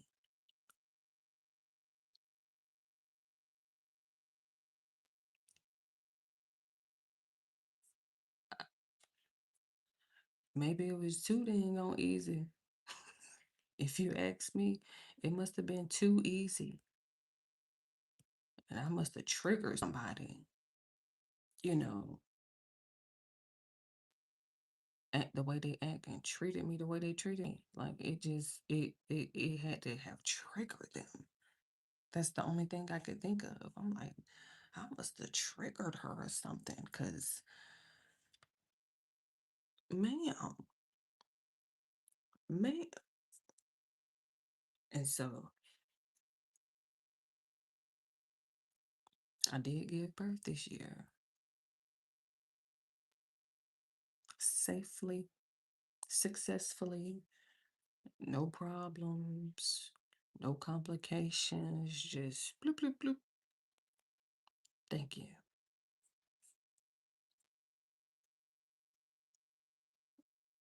It be them Google reviews for me.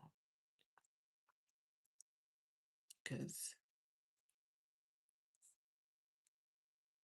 I couldn't quite understand, like, why are you behaving this way? Why are you acting this way? Why, like, ma'am. And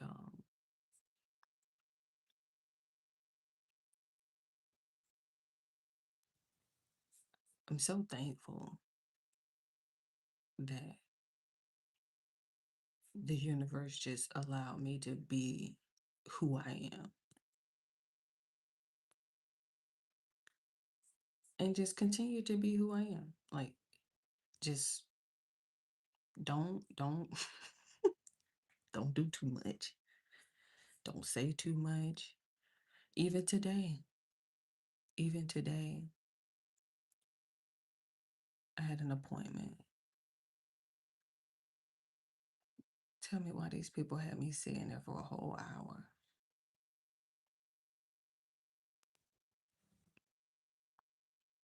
Just completely disrespectful of my time. I'm talking about I wanted to spaz out so bad. I was so on the verge of completely spazzing out. Like, I gotta get up out of here. I have to get up out of here. Have to get up out of here. Please get me out of here because I'm ready. Like, just so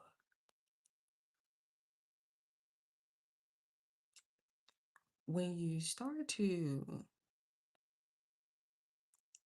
see what color I'm on, when you start to have those encounters,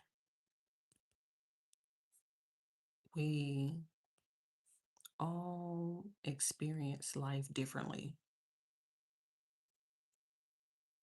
It's how you respond is what's going to truly matter when it comes to the success rate that you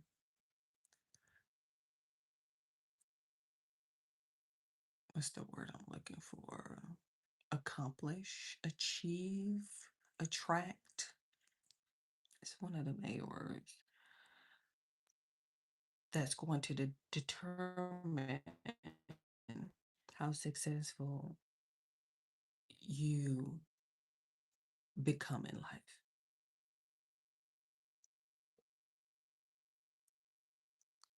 You really have to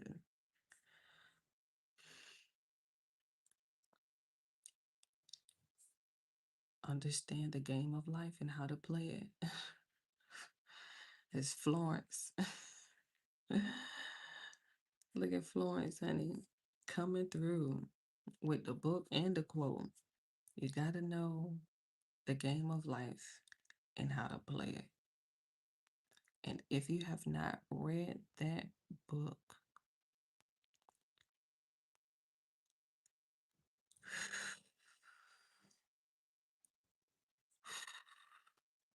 mm, mm, mm, mm. I'll probably say that about every book that I read. But that one right there, that Florence, oof, the game of life and how to play it. So I'm pretty sure you're thinking like, ooh, what game? The mind game. Obviously.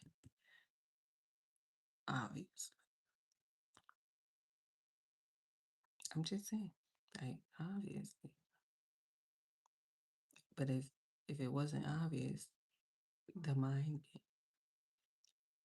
She talks a lot about money. Um,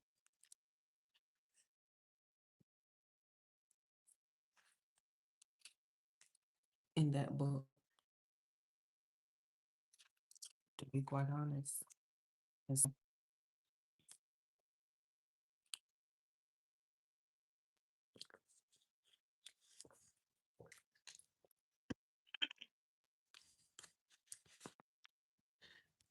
It's almost as if it needs a different title, to be quite honest. But I respect the title of it. And it's such a great read. It's an easy read. I let me see. I don't even know if she um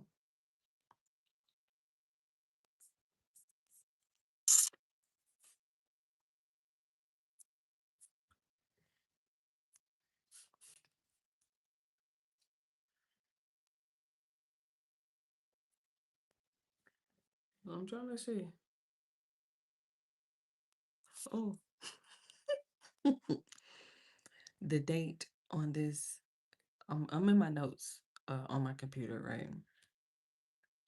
And the date is uh March 2nd, 2023.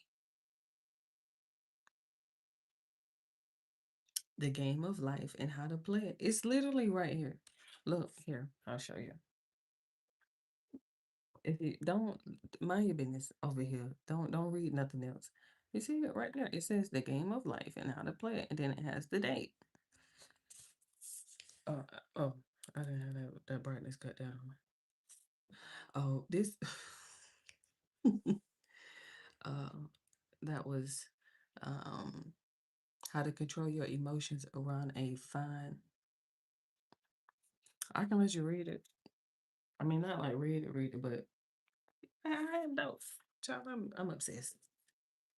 Let me get a quote real quick before I go back. The consciousness, the superconscious, and the subconscious. The conscious. Let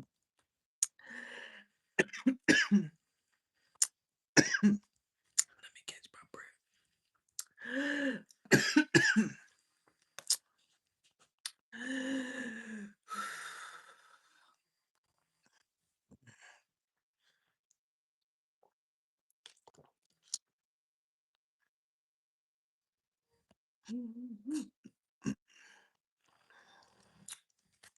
Goodness. Oh. Oh. Child, let me catch my breath on it. Trying to breathe, talk, and read at the same time.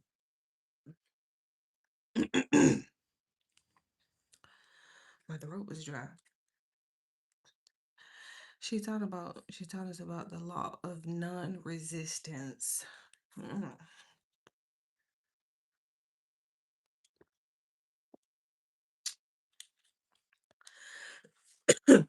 I think that this was the. Let me go down. I think this was the second time that I read this book. All right. I mean, the psychology of superstitions. Man's only enemy is within self. As the within, so the without, which means you are what you think. If you do not run your subconscious mind, someone will run it for you. One without fear cannot be touched nor influenced by the negative thoughts of others. Every man is a golden link in the chain of my good. The law of transmutation. Every failure is transmuted into success. Oh my God. See what I mean? Let me, like, look what she's saying. The law of transmutation. Every failure is transmuted into success. The law of karma, or the golden rule: whatever a man soweth, that shall he also reap. The law of forgiveness, or grace, frees man of the law of cause and effect, which is consequence. Oh.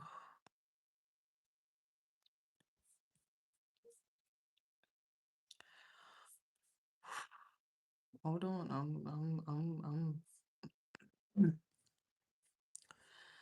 Man violates law if he carries a burden. A burden is an adverse thought or condition, and this burden has its roots in the subconscious. Let it go. Just learn how to let it go. Just imagine.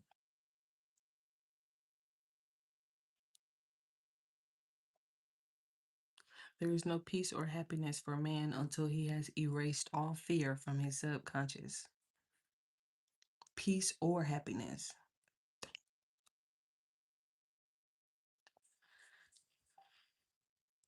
Just imagine trying to read the book and you like, ooh, that's a good quote. Ooh, that's a good one. Ooh, that's a good one. Y'all like couldn't even read the book. That's what I'm trying to figure out. Was this the first time or the second time? This looked like this was the second. She talks a lot about fear.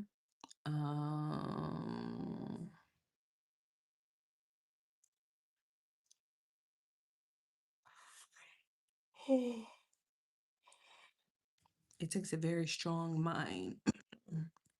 Hold on, let me. It takes a very strong mind to neutralize a prophecy of evil. Neutralize. Every false prophecy shall come to naught. Every plan my Father in heaven has not planned shall be dissolved and dissipated. The divine idea now comes to pass.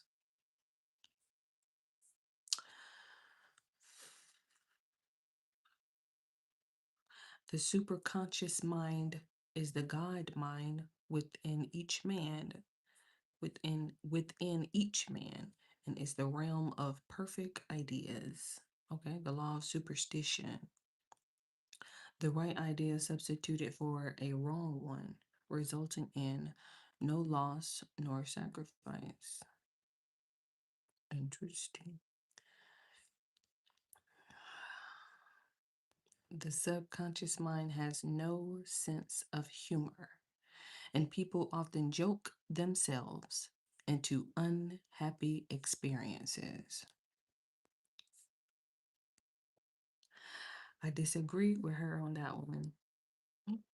I don't know why. I just disagreed with her on that one. I didn't feel as though that one was true. I'm allowed to do that. I'm allowed to disagree. But I just didn't disagree. I didn't agree with that one. I'm like, the subconscious don't have a sense of humor. Like, says who? The least you can do is have a sense of humor. That was just me. That's when you get real good into the book. You didn't read it like 3 or 4 times. You be like, no, ma'am. Don't do that, Florence. I can have a sense of humor. Oh, it's the leaves outside blowing. I'm like, who's that walking? Let me see what color I'm on.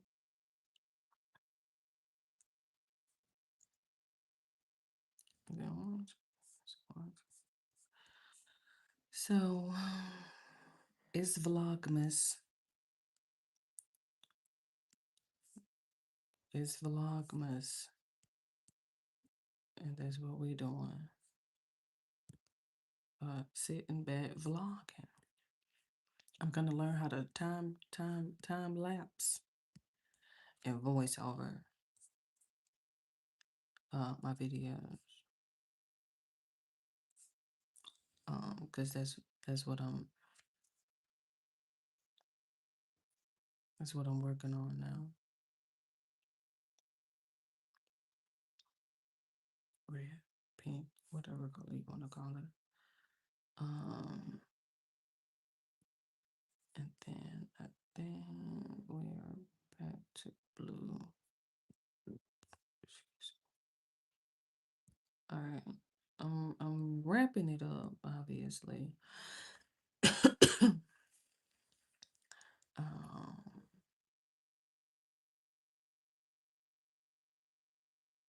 I can't concentrate without music playing.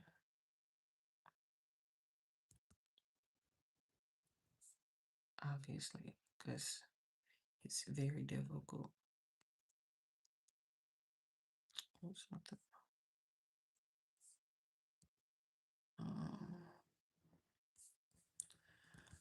Let's edit you guys up here as well. Was it title or? All right. I just needed some color because I couldn't concentrate like that. And I knew that it was gonna be a little easier for me to do that on my computer. You should have been able to get that edit that I just did. Correct. Okay, now save that to.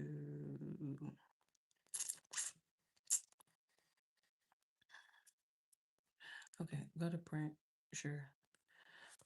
And then I do have some gas. I've been on kidney beans and black beans. So and you can shut down. Okay, save. Okay, yeah, replace that one. I think I'm done with the computer. I can shut you down. All right, let's see what it looks like over here. You know,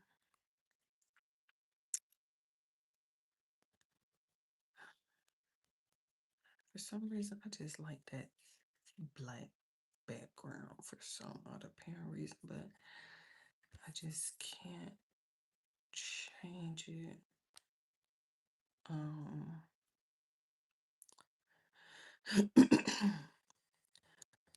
Can I?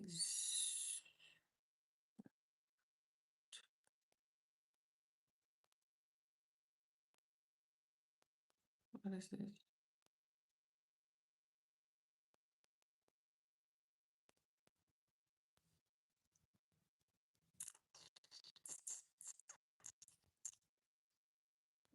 She's not gonna let me. I am zoned out. Okay, that's fine. I think that I just screenshotted it. I was hoping that I would be able to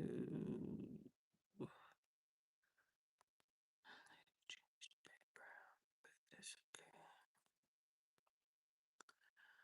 All right, now let's go back to this one. Let's delete. I will sign you while I have you here. And now she will go at the clips because she gonna be like, where is it?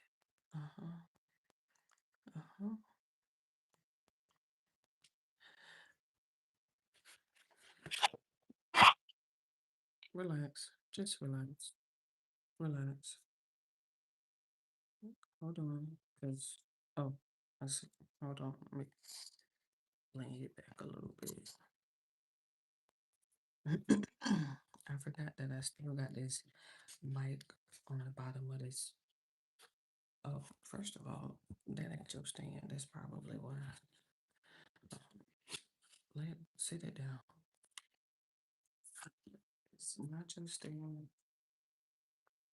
And technically, since I'm using this stand, I can just put this one up.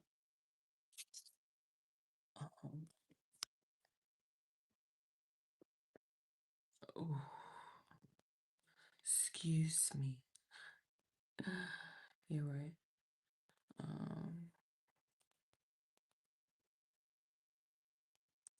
Let me go to my pictures. Hold on. Just add it, because if you try to voice over it, it's not gonna let me adjust the time. Okay, trim. I think we had it at like 240, 50,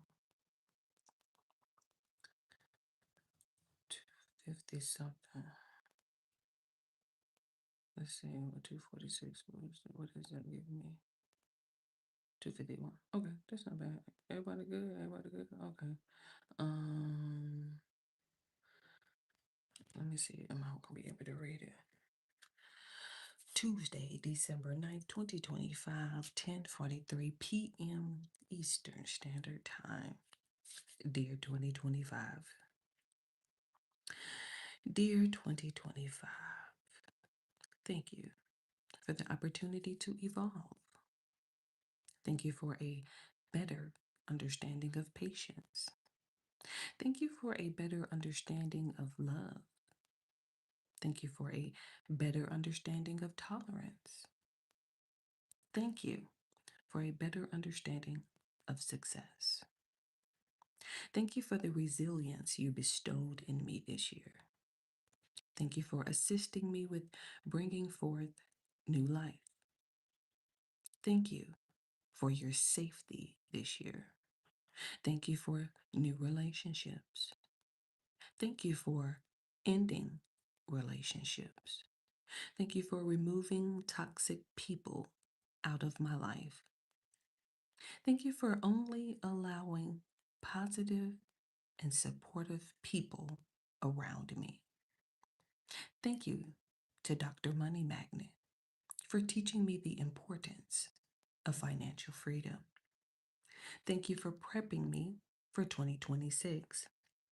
Hashtag the positive attitude of 2026. Thank you for all the mistakes and learning lessons we encountered. Thank you for my family who love and appreciate me for who I am. Thank you for discernment. Thank you for spiritual intelligence. Thank you for emotional intelligence. Thank you for peace. Thank you for my sanity. And thank you for orchestrating my destiny for me. 11:08 p.m. Eastern Standard Time. So it's obviously not going to take me that much time. I think I gave myself 2 minutes and 43 seconds. So I'm up to like 2:36 now, 2:37. So I did pretty good. I just like to give myself a little time. Oh, when I tell you, you need to mute that, honey. I don't know what that, Jesus. Sorry. The edges, honey, the edges. I got a new subscriber. Yay. Oh my God. I had saw it when I was, I was sifting through. Okay, let me get my mic back on because I'll get to. I've been using my mic. I've been behind the scenes. Let me save this video real quick. Tell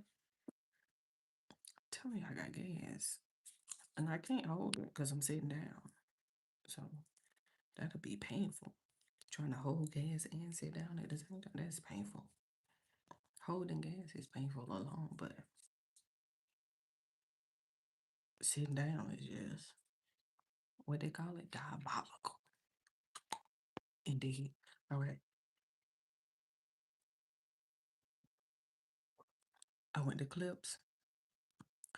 You know, you can put like a little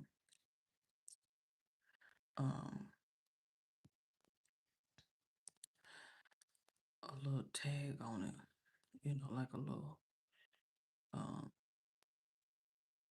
an intro, outro, add all them emojis and stuff to it. My mic is on.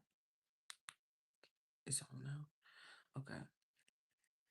See, I'm getting better. I'm at 304 subscribers. I was at 303. I'm at 304 now. Yay! I gained a subscriber. Ta-da! All right, now I'm finna log into Mrs. Mind Games. I'm finna go to short. I'm gonna add this video that I just made, and then I'm gonna voice over it.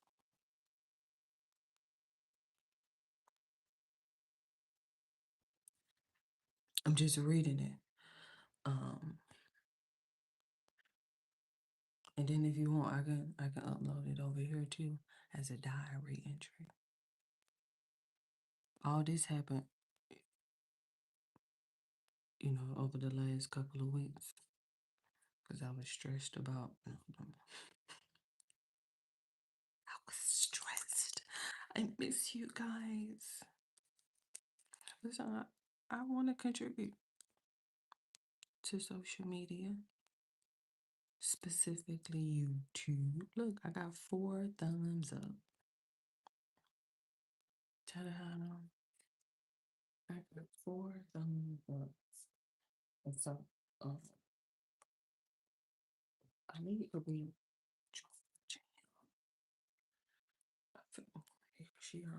She still plugged up.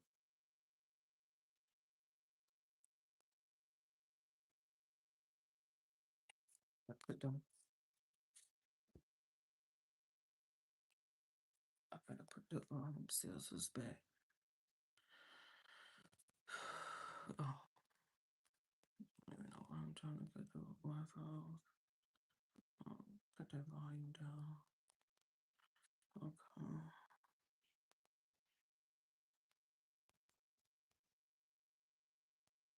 Okay.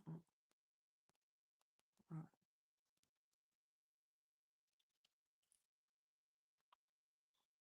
Okay.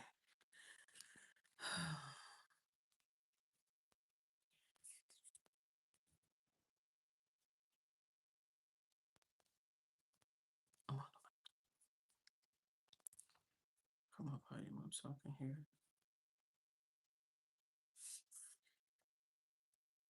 Happy Wednesday. All right. So what we have here is a little diary entry that I wrote to 2025. Tuesday, December 9th, 2025, 10:43 p.m. Eastern Standard Time. Dear 2025. Dear 2025, thank you for the opportunity to evolve. Thank you for a better understanding of patience. Thank you for a better understanding of love. Thank you for a better understanding of tolerance. Thank you for a better understanding of success. Thank you for the resilience you bestowed in me this year. Thank you for assisting me with bringing forth new life. Thank you for your safety this year. Thank you for new relationships.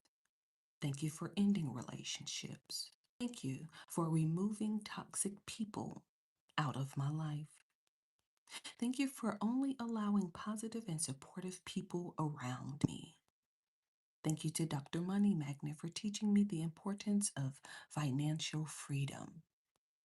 Thank you for prepping me for 2026, the positive attitude of 2026. Thank you for all the mistakes and learning lessons we encountered. Thank you for my family who love and appreciate me for who I am. Thank you for discernment. Thank you for spiritual intelligence. Thank you for emotional intelligence. Thank you for peace.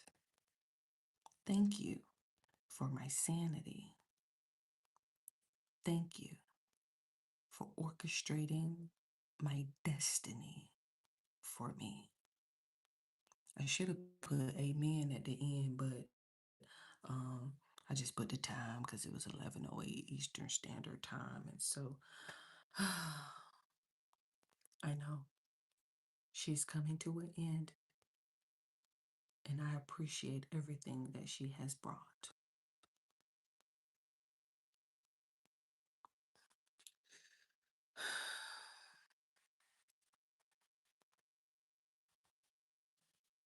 I should have said everything that she has given, everything that she has bought. You know, you be looking at the time and you be trying to like figure it out. I'm trying to see if I want to do it again. I'll do it again.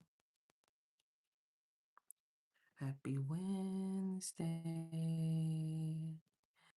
Tuesday, December 9th, 2025, 10:43 p.m. Eastern Standard Time. Dear 2025. Dear 2025, thank you for the opportunity to evolve. Thank you for a better understanding of patience. Thank you for a better understanding of love. Thank you for a better understanding of tolerance. Thank you for a better understanding of success. Thank you for the resilience you bestowed in me this year. Thank you for assisting me with bringing forth new life. Thank you for your safety this year. Thank you for new relationships. Thank you for ending relationships. Thank you for removing toxic people out of my life. Thank you for only allowing positive and supportive people around me. Thank you to Dr. Money Magnet for teaching me the importance of financial freedom. Thank you for prepping me for 2026, the positive attitude of 2026. Thank you for all the mistakes and learning lessons we encountered. Thank you for my family who love and appreciate me for who I am. Thank you for discernment. Thank you for spiritual intelligence. Thank you for emotional intelligence. Thank you for peace. Thank you for my sanity. Thank you for orchestrating my destiny for me. 11:08 p.m. Eastern Standard Time.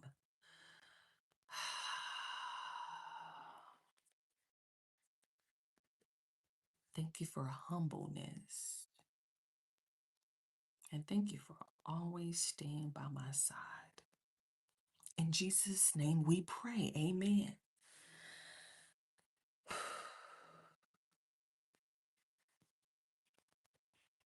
The evolution of 2025 is coming to an end. Wow. Wow, wow, wow. I mean, I don't even know what else to say. It's just,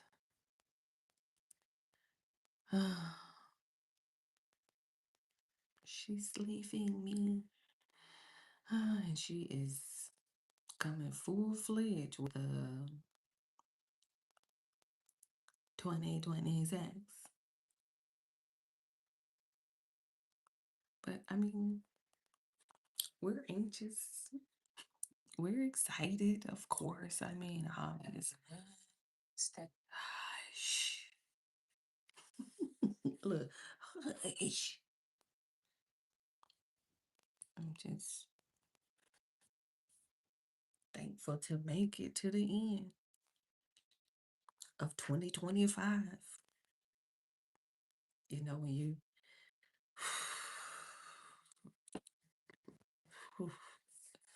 live darn near under a rock, I'm trying to at least make it to 40. I'm just trying to see what that 40 look like. That's all. Like, it ain't nothing really. It's just more so, let me see what that 40 looking like. What's she talking about? You know, it's such an interesting milestone to hit. You're like, oh, 40, huh? Okay.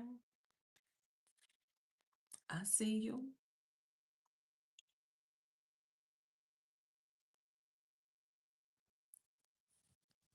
Hold on.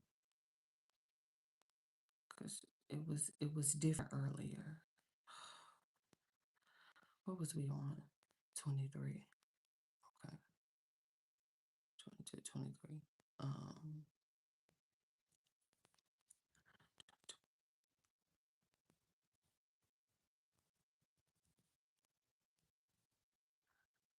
We was on 23 earlier, so we're on 24. I'm on Vlogmas 24. Short. Look, keep up. Keep up, honey. I'm talking about Vlogmas came and I was like, oh my goodness. I can't go live. I can't go live. I think I'm down.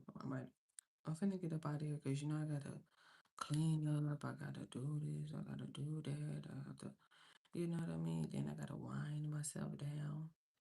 I think I'm supposed to be taking somebody to the DMV in the morning. I don't know. We'll see. But as you can see, I'm trying to wind it down. I did want to go ahead and get that short out the way. I can't believe I said happy Wednesday and it's after 12. It's Thursday. Oh my goodness.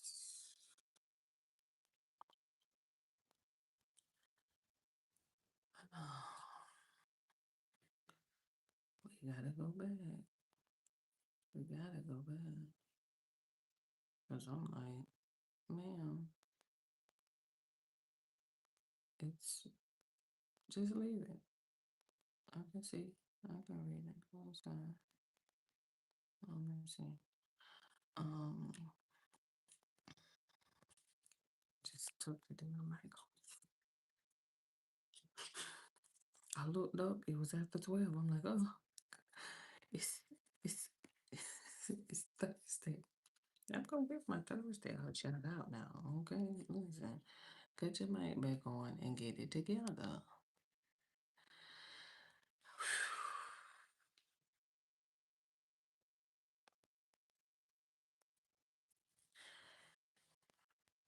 Tuesday, December 9th, 2025, 10:43 p.m. Eastern Standard Time. Dear 2025, Dear 2025, thank you for the opportunity to evolve. Thank you for a better understanding of patience. Thank you for a better understanding of love. Thank you for a better understanding of tolerance. Thank you for a better understanding of success. Thank you for the resilience you bestowed in me this year. Thank you for assisting me with bringing forth new life. Thank you for your safety this year. Jeez, now I gotta start over again. My eyes, like, you can see it, but it has this tendency to like get smaller when you're, oh, so irritating. Just exit out of it. Oh my God. Happy Thursday. Tuesday, December 9th, 2025. 10:43 p.m. Eastern Standard Time. Dear 2025. Dear 2025, thank you for the opportunity to evolve. Thank you for a better understanding of patience.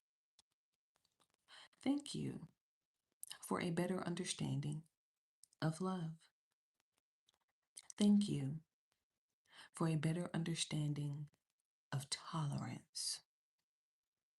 Thank you for a better understanding of success. Thank you for the resilience you bestowed in me this year. Thank you for assisting me with bringing forth new life.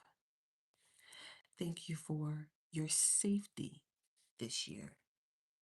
Thank you for new relationships.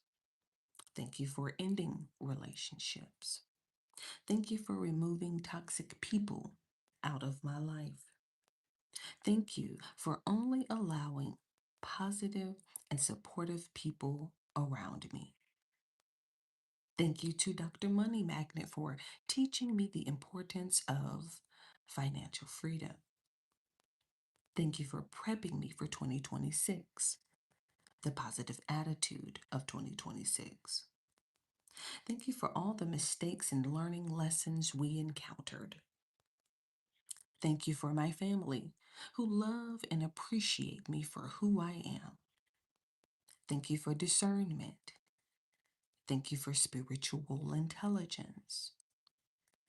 Thank you for emotional intelligence. Thank you for peace. Thank you for my sanity. Thank you for orchestrating my destiny. 9:08 p.m. Eastern Standard Time. If you've made it this far into the YouTube short, if you've made it this far into 2025, thank you for allowing me to be a part of 2025, the evolution of 2025.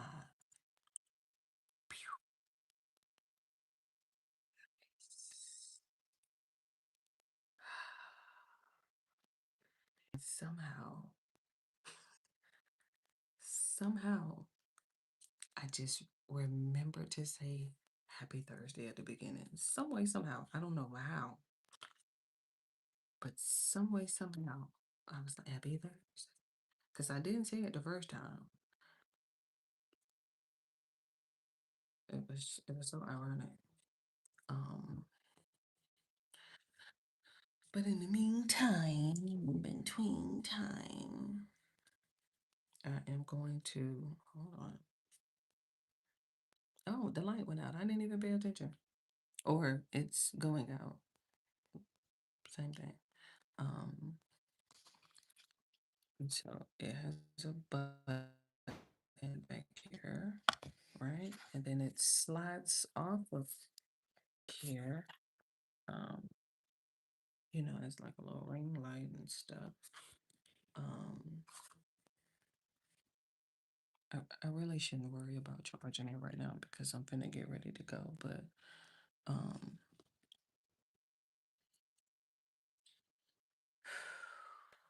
we was 24. Okay, vlog was 24.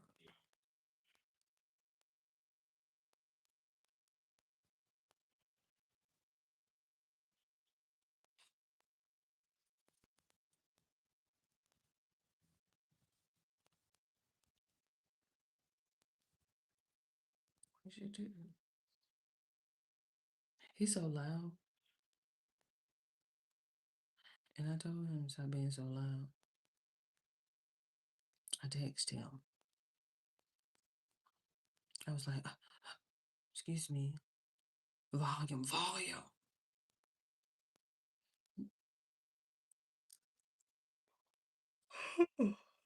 Oh, excuse me.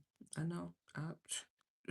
You ain't gotta tell me. I just said I'm revving it up. Look, let me tell you something about Christian Miller, right? This is my son. He's about to be 20, January 21st, 2026. His PS4,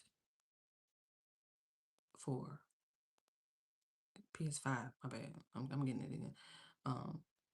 Something had happened to it. It got some dust.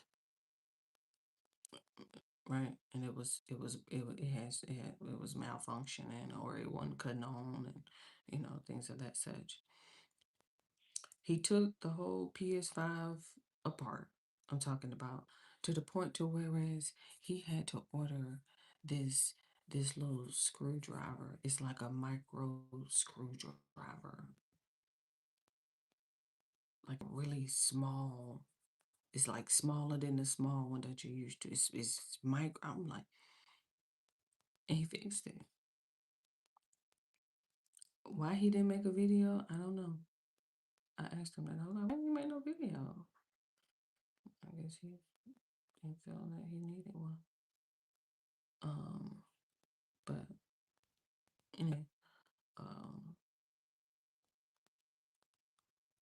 I'm so proud of him because as a gamer, he was so distraught about it, to the point to whereas it was like a couple days had went by and I had got concerned. I had got worried. But I was like, mind your business, man. Mind your business. And then 2 weeks went by. And you know how you catch somebody walking down the hallway and I'm like, what happened? You okay? You good? I ain't heard you in there chanting on your game. You okay? You straight? He's so capped. I'm like, is the controller out? The headphones out? What happened? He's so capped. He like, oh, you know, it's okay to take a break every now and then. And then, of course, another week goes by, and you know, something happened to it, and I don't know, like, I'm like, I knew something was wrong with it because 2 weeks not on the game. Like, what the hell? So cap. Anyway, I just uploaded that YouTube short.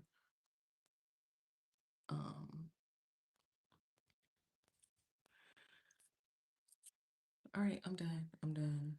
That'll be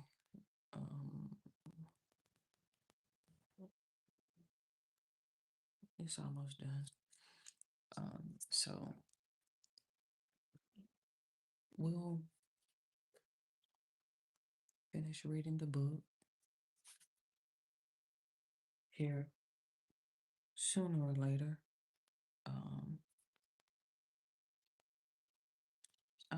I'm saying sooner or later, like it's Vlogmas. So technically I'm supposed to be pre-recording the videos. That's what I'm supposed to be doing. I'm supposed to be pre-recording them. I just like to go on. Excuse me. So much easier. Then I can green screen it in the back.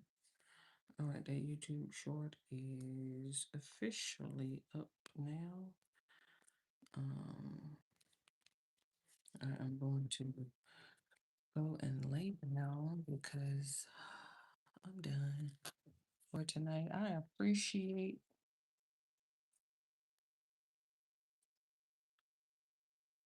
my live streaming services being reinstated. Appreciate everybody that helped assist in this matter. I appreciate becoming aware of the community guidelines. Indeed, that's one that you definitely need to know and be aware of. Trust me. So, in the meantime, in between time, okay, love you, bye. So that way, when it's time to leave, I'm gonna get on about it. It was just a random being said. I had to look by. But don't worry, I'm putting my cap back on. Get on up out of here.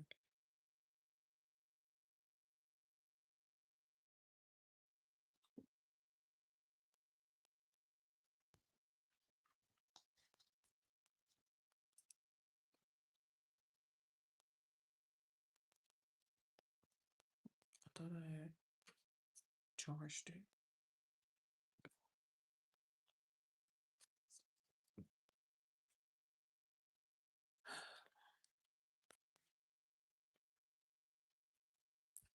So I contacted the manufacturer. I dialed the 1-800 number on the back of the ring light and submitted a warranty claim.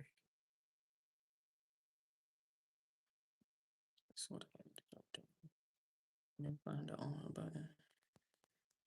Okay. I'm gonna save that light. Bingo. Okay. How was that? Is that better? I think I got like a little retouch on and then what's all this? What is all this? Hold on, I see some extra stuff here. Hold on. What is going on here? What is this? Oh my God, please don't do that. Don't do that. I'm going through the features. Let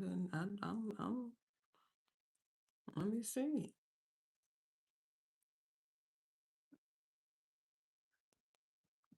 Oh my God. Look, we got features, child. Hold on. Child, we got features. What is luminous? Oh, no ma'am. Okay. Okay. Okay. I'm sure. Okay. Oh, we got makeup, blush, plum, minimalist, blush, dusty rose. What is okay? Dusty rose. Mm.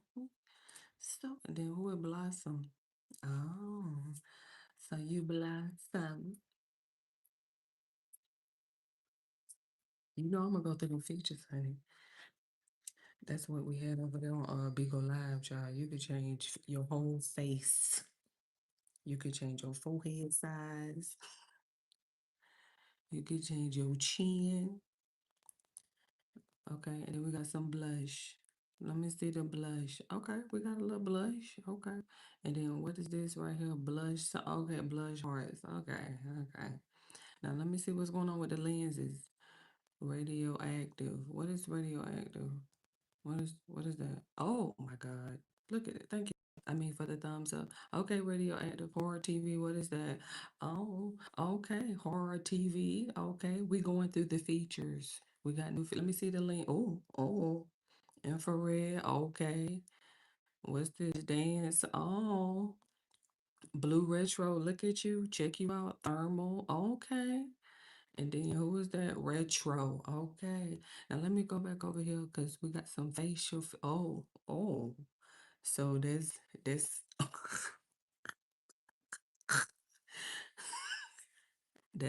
the type of time you want. Okay. Yeah. Oh my God.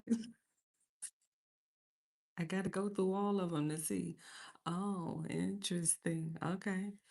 So my teeth is okay. Okay. Y'all, I'm gonna go through. Oh, wow.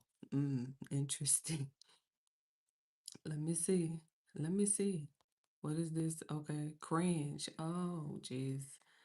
And then what was okay? And then okay, we remember that one. We got a cartoon coming up. Oh, okay, eyebrows. Eyes. Interesting. And then who is this? Oh my goodness. Okay. Who? Okay. What is always okay? Flower. Okay. Okay. Okay. Red, okay, hard eyes, interesting. Who is this minimalist? Oh, okay, she got a little facial feature and stuff. And then the lips, spiral eyes, blushing. Who is this too? Oh, wow. Stay right there, honey. I'm coming back. I'm coming back. I gotta get through everybody because hold on. Go back up. Hold on, let me oh jeez. I think my screen. Go back. Just a second. Hold on. Because she got stuck somewhere. Oh, okay. I was like, what are you doing? Let me go back to where I was at. Tomb, mosaic. Okay, we got it. Hold on. Go back. Go back. Kaleidoscope. Mirror. My God. Feature, plum dusk. And then what underwater? We got a big head.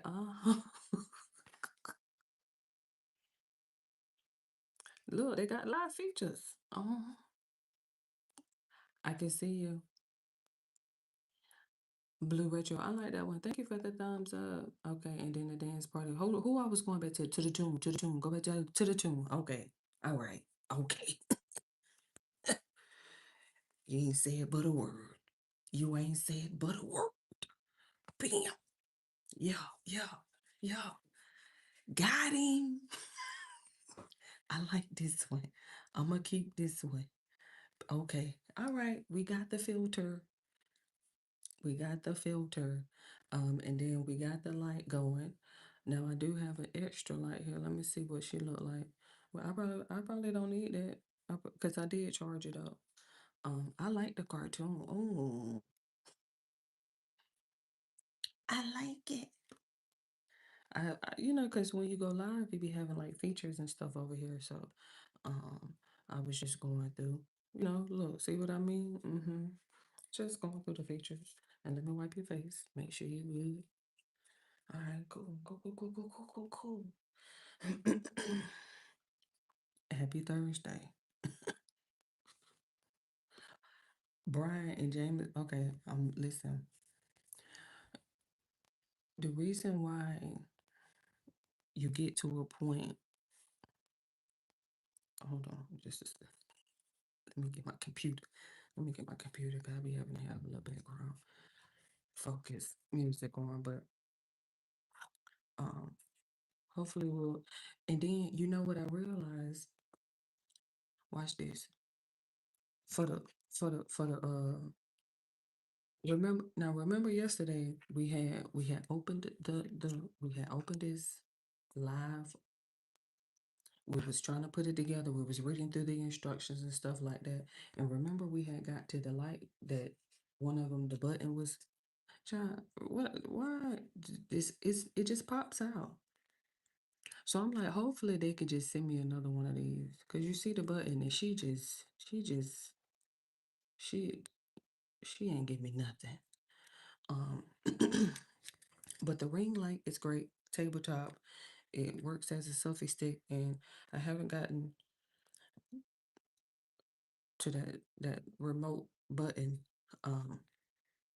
Just sit right there because I don't feel like snapping you back in place really fast.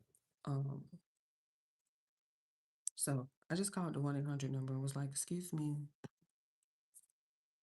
they got a year warranty on it. Let me charge up my iPad real quick." So, and luckily, I had submitted my claim within 30 days. Because remember, I ordered the light November 14th. And what was that? November 15th is when our live stream capabilities became disabled. So remember I said I had got it like that 16th and 2 days after that. So let me get situated. Cause I'm finna see, did he cut Brian hair off? Brian and Jameson. Remember what I was saying before I had interrupted myself. YouTube, right? If you watch YouTube long enough, you will just have this urge to like want to become involved.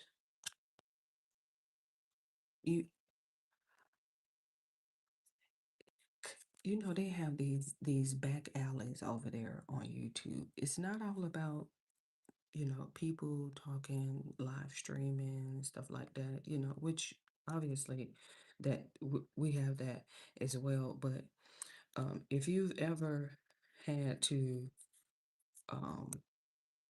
change that back windshield wiper blade, if you have ever had to change the heating element on your dryer, the thermal fuse on your dryer, if you've ever had to change the thermostat on your dryer, if you've ever had to change the heating element, what is that the one that got burnt that you had to get some electrical pliers and you had to order that heating element wiring?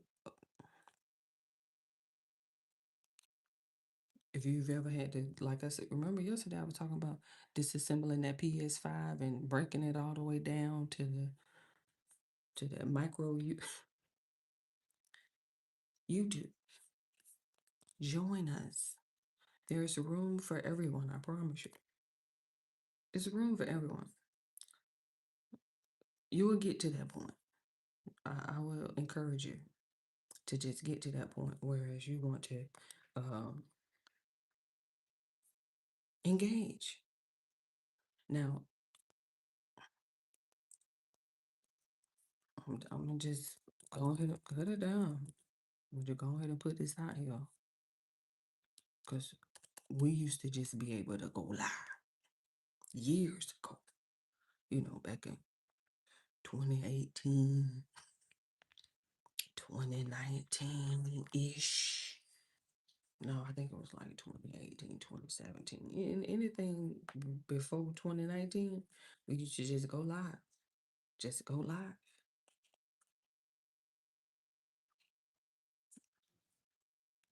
It just so happened that one day she was like, "Now you need a..." Whoa. I'm bringing it up, y'all. The PTSD will start to kick in. Because we here. We are here. Now, set my computer over there really fast till I get back to it. Just sit right here because I don't need you to slide over just a little bit, honey, because you in elbow's reach. I do need to go ahead and get this iPad charging up its way. But I'm finna see if I'm finna see if Jameson cut Brian hair.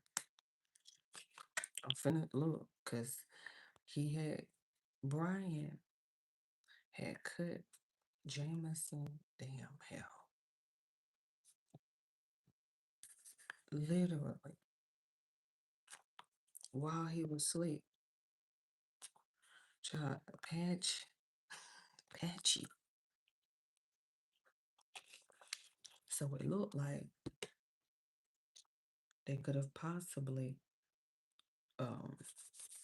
Jameson could have possibly cut Brian hair back in retaliation. I don't know. We finna see. I don't know. We're about to get ready to see. And that's probably why everybody walking around with these caps on. They've been walking around with these caps on for the last couple days. These could have been pre-recorded and stuff. But I'm finna get into it and see. Feels good to be right. Unlike that time he did that endorsement. It's more like when he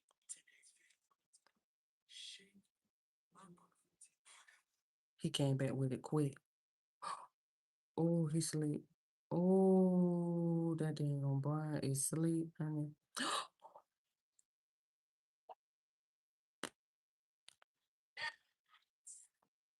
Oh, he mad. Oh, he mad. Look at Jameson screaming.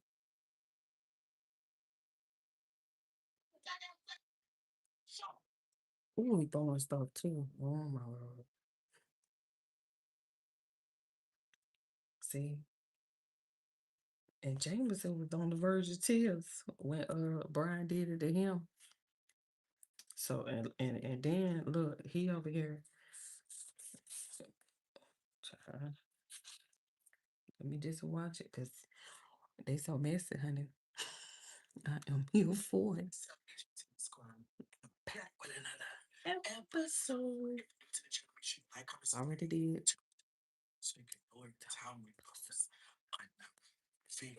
So yes, we was there, child, when he cut your hair.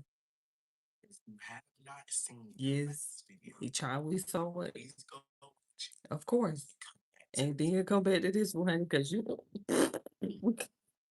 not done with the flashback. Okay, so we getting into these edits, honey. We are getting and somebody is editing. Okay, because let me tell you something. Um, we got captions. Ooh, I can't believe he had Jameson threw a whole damn fan at bro. He threw a whole fan. I am here for it. I am. Trust me, I am. And now I want to see, cause he came back quick. I was looking for a charger because I don't want to just be sitting here and the house not letting me charge up. Then I'm gonna find something constructive to do. I am, you know, that's easy. It's easy. Trying to take a break and, you know, laugh a little bit. That's the hard part. That's the hard part. That's the difficult part. But let me see, Tom, what happened. Ooh, that's so messy. But let me put this back on before I forget. Okay. Okay. And then I think they got like different modes to it too. Like it got like a high, and then they got like a warm. But since I'm on cartoon, we really stupid. So I could lean a little bit. Ooh, let me see.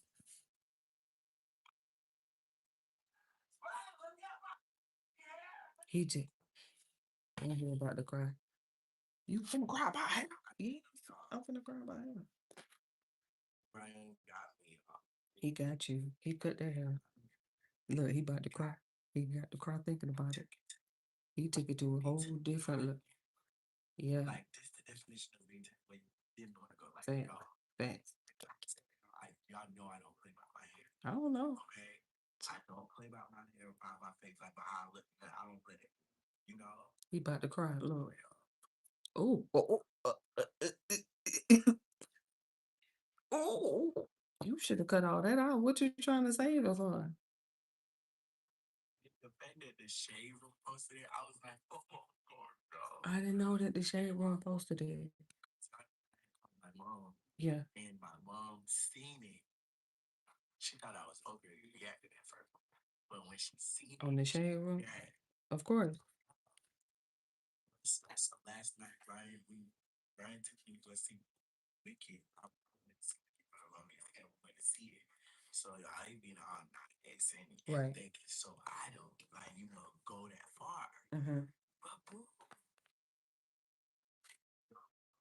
After we came out from the movies at like 1 something in the morning, he stayed up and stayed in the living room until I went to sleep. Oh, he's down there sleeping right now. Oh. Oh. What y'all thought? I don't know what, baby. Y'all thought I was gonna wait. Right. Look, I thought you was gonna. This is not at all. I mean, cut it all off. What you holding on to it for? Okay. I'm getting it back. Stop cussing. And I'm doing the same thing. Oh. This is cute walking around here just cackling. It's so funny. Thinking it funny. Look. Okay. Okay. So today's video is going to be Right. With this monologue, with this long monologue. Come on, Jameson. so like, comment, subscribe, share this video, get this video. Everybody spam Team J on top. Y'all know Team J, I was not going to disappoint y'all. Y'all now, Right. it's about to get wicked. Okay. Like the movie Tennessee yesterday. Right. Okay. Like, Come on, Jameson, with all the talking. make sure y'all like, comment, Exactly. subscribe, Come on. Tom, We post a new. Okay. He did this. We have photo shoots to take Oh. and everything. Oh. So I now gotta like change my outfits around and like put a hat in it somehow. Oh.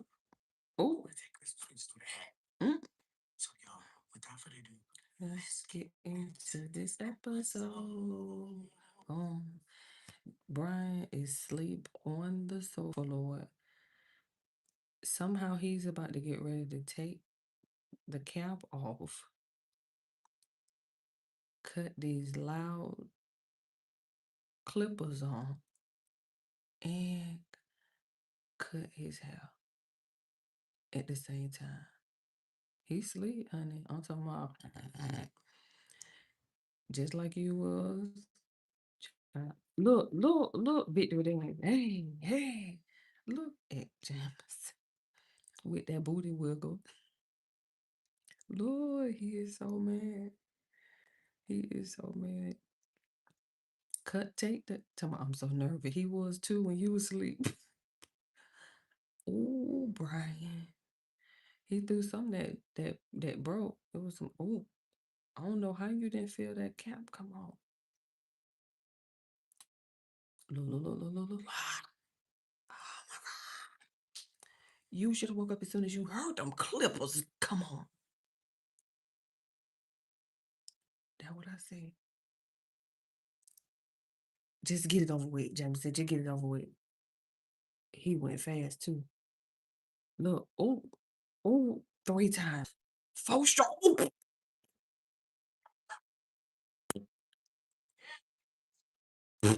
Stop cussing. Uh-oh.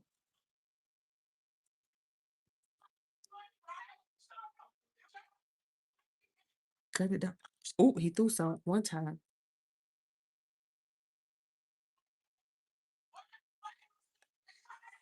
See,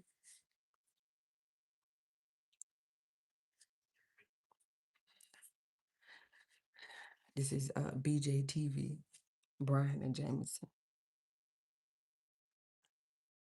Listen, they've been going strong with these pranks, honey. Okay, and let me tell you something. Here go Brian acting like he didn't just do this to Jameson. Look, tell me he gotta go to Lala school tomorrow. Look, oh, he's supposed to. Look at Jameson screaming. Oh, he is hopping over countertops and everything. He fell. He fell.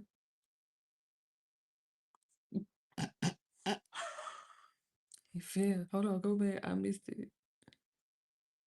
Hold on, look, go back, child. He did fall. He jumped over it. Look, he mad. Ooh, jumped over the sofa. Jumped over the sofa. He did fall. Hit something. He hit something over there. Look, tell me, you okay?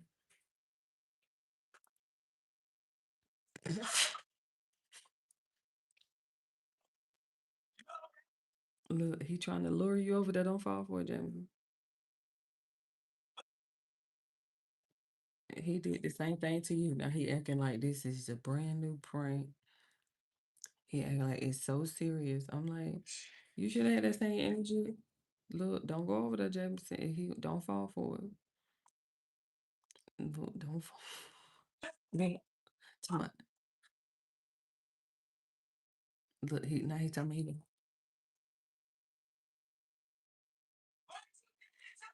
exactly. Exactly. He looking for something to throw. He looking for something to throw. Look, he opening the cabinets, looking for something to throw. He got a glass. What is that?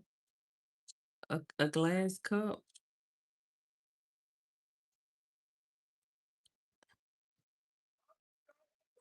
Look. He's so hypocritical and eating him alive in these comment section. How Brian mad when he did the same thing to Jameson? The fact that he really get mad after he did the same ish blows the F out of me.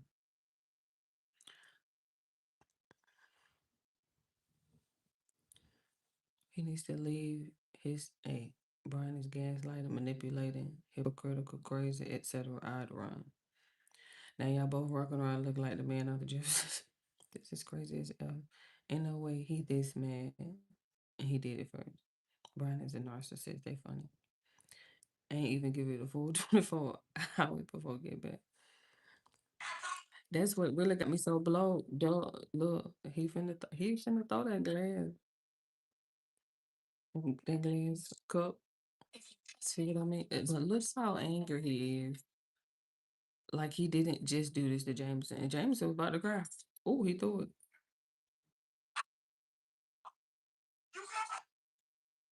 Look how mad he is. Right. Look how mad he is. Exactly. Look, he said, you cut mine. Brian said it don't matter. That's that narcissist in him, John. Okay, ain't no way. You just did this to Jameson yesterday. And you're saying it don't matter because I did it to you. Why would you do it back to me?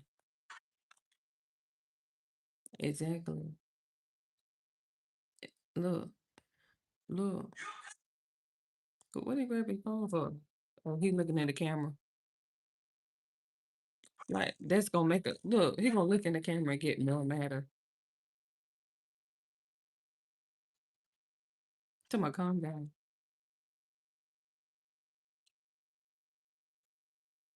To my, you know, I was growing my hair back.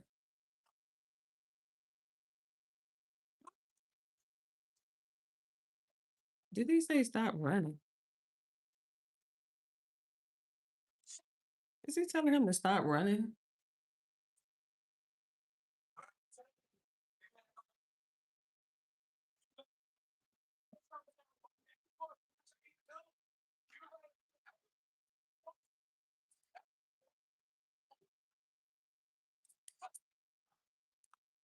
Look at all that screaming. Oh, I would hate to be their neighbors. So the rest of this 20 minutes is about them going back and forth, screaming at each other because Brian, oh my God, why would you do this? Why would you do this? Why would you do that? But you thought it was funny when you did it to Jameson. And now it's your turn. And uh-oh. What they say, if you can't take the heat, get out of the kitchen. I like the little cartoon. It's really cute. I like it. Found me a nice little filter. See? Engage with the features. Engage with the features. Just putting some cream in my hair. Let me let him finish all this screaming, Lord. He keeps talking about, but you know I gotta go to Lala. And you know I'm growing my hair back. James said talking about, you know how long it take. Look, these two. Look at these two. I was trying to grow my hair back. My hair don't go that fast. Look at these two, insecure.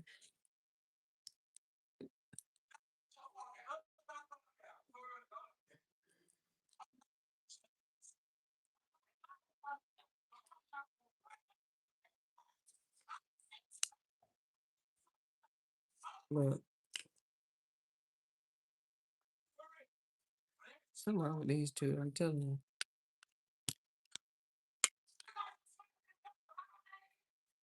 Something is seriously wrong with these two. Right. Right. It sure was. Well, I don't know about other one. Mm-hmm.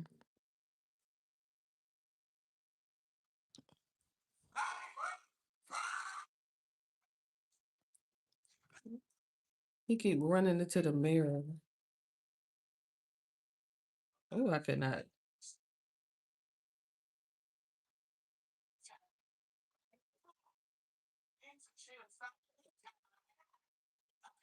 Both of them.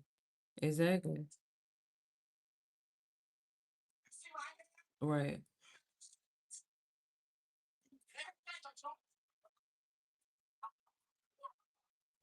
Yeah, doggone Brian is crazy. Exactly. Exactly.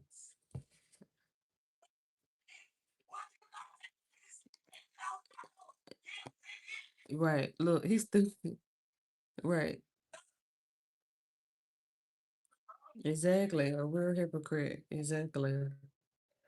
Yes. Facts. Right.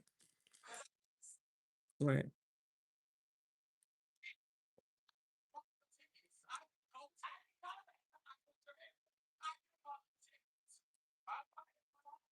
He kept.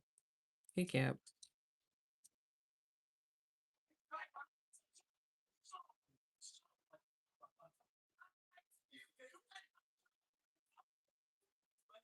He crazy. Look. Look.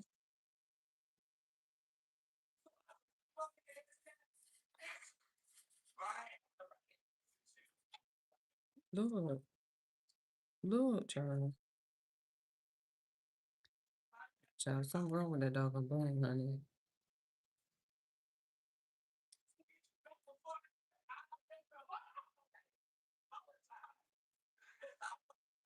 No, he crying. Right. Look. He growing his hair out.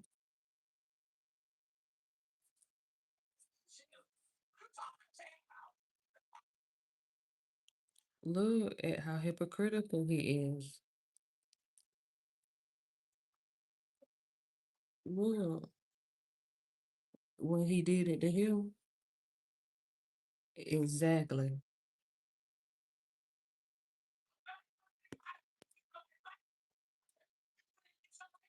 Exactly. They just sitting here screaming at each other at this point.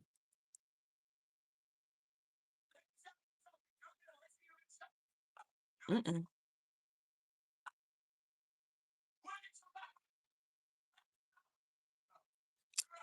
Cap. Mm.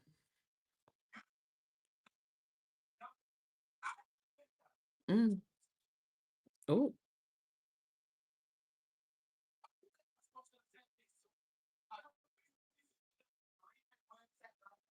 facts.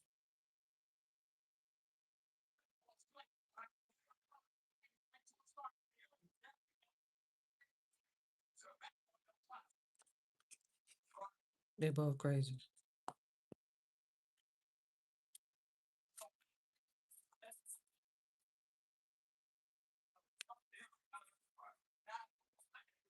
Yeah. Yeah, they started playing with each other food first. Remember he had put two different kinds of hot sauce in his drink and in his tacos. Then he put some worms in his salad.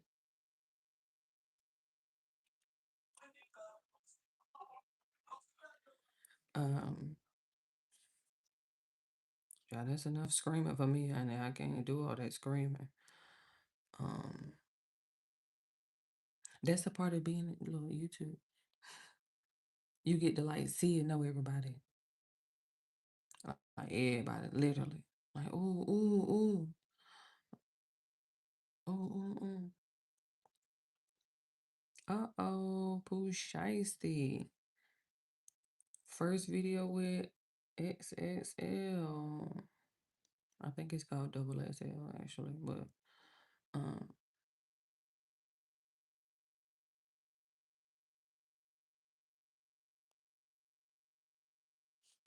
hold on real quick. Oh, look, I just said that too about Celeste. I said RIP to Celeste too. Okay, something about David.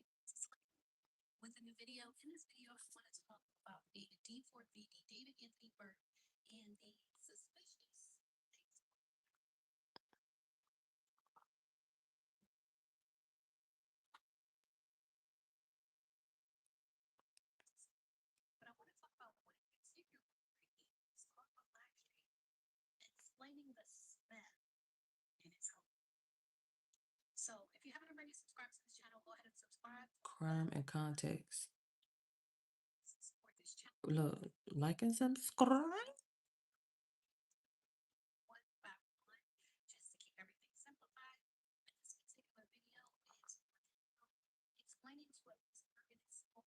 Why there is a smell. Now, just for context, the Tesla, from what the neighbors say, sometimes the Tesla was outside, but apparently, or allegedly, sometimes it was inside the garage. And so it seems at certain points when it was inside the home, it would smell. It would smell of the home. That's what common sense would tell you, right? If there is a decomposing body in the garage, it's going to smell of the house. And so when we do, you guys know, or some of you may know, you may not know any body language analysis, and also just language analysis. And one of the important things to keep in mind whenever you're analyzing something that somebody's saying, it's not to summarize it, not to make sense of it, just to take it black.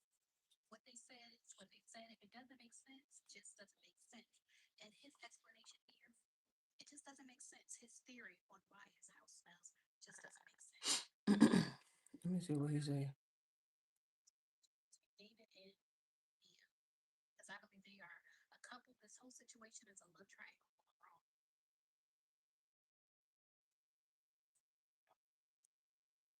And I'll put a link to the full video on the comments or description box in this video.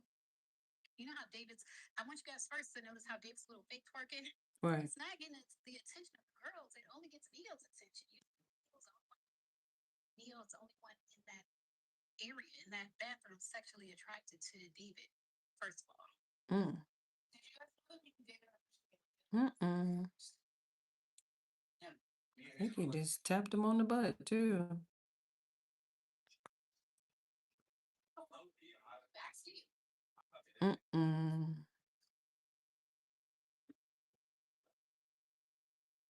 So that little conversation about the Right, backseat, you know, right. this How she looked at him. backseat of someone's car to imply something sexual. And you heard Neil say, low key, I would be there too. Because there's a sexual relationship between him and David. And when I say that, when I sound judgmental about the sexual relationship between Neo and David, it's not because it's same sex, it's because I believe it resulted in the death of Celeste. All right, I hope y'all understand that. Okay.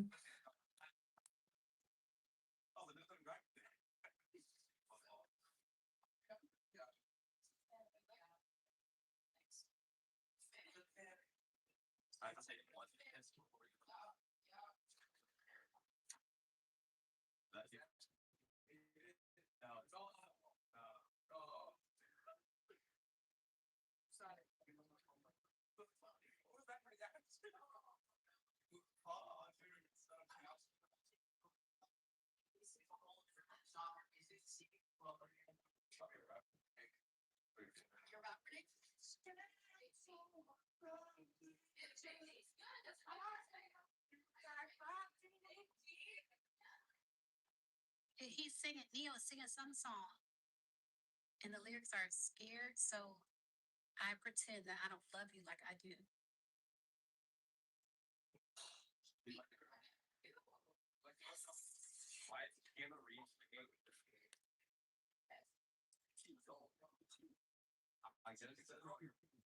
I can. Well, I can try.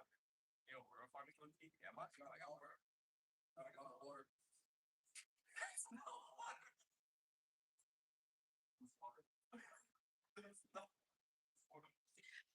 You notice the girl in the back. I believe that's Sakura. I'm not sure if she's an artist or a streamer, but you know how she keeps going to like the back of the bathroom, like where the toilet is. Looks like she has some type of sinus problem. She keeps wiping her nose, and it seems like it's making David nervous. So I'm guessing the way the house is set up, the garage is probably somewhat near to that bathroom.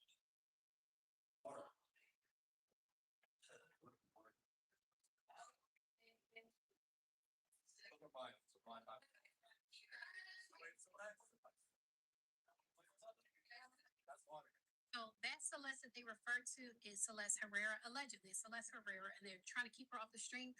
I think it's because she has on a bikini top, and sometimes with these streams, like they get shut down if you look too provocative. So I think that's why they're trying to keep her off the stream. But it also just brings back, that how they used to keep the real Celeste, off camera. It's just really Right. weird. Right. It's like one Celeste replacing another. Which I found so strange. I feel like that was probably the most strangest thing that I found. There was this other chick named Celeste, and you had one chick named Celeste who always had her face showing, and then you had another Celeste who always had her face covered up, whether it was with a purse or a hand or, you know what I mean? Like, just always covered up. But we didn't necessarily know who she actually was. Or I would say they didn't know who the chick was that he would always post with and take pictures with and stuff like that, who would, you know, hats and glasses and always kind of, you know what I mean? Like, sort of somewhat seemingly hide her identity. It was so strange when you see people like do one of these deep dive analysis on um, this is Crime in Context with Layla Lynn. Um, one of his live streams, Discords, Instagram, whatever. Um, it's just those little subtle things that you sort of run across. Like even here, where she caught um, he's so this is David, the David of the Celeste, and so he is on someone else's stream, a friend of his. And it's two girls there, or it might be the girls stream. I don't know. It's a lot of people in one place, and they're all looking at the chat, reading the chat, but of course they're not really doing anything. Um, so it's so I always find it so weird how people will just sit there and be looking at the stream, but the people who are looking at them are just sitting there looking at them read the stream. But anyway, um, some way, somehow, someone is going to say something about a smell or. And the only people they explain the smell to, the only person they explain the smell to is this girl Sakura. Okay, so this is her stream, Sakura. Sakura. How many people knew or were involved in the unaliving of Celeste? Wow.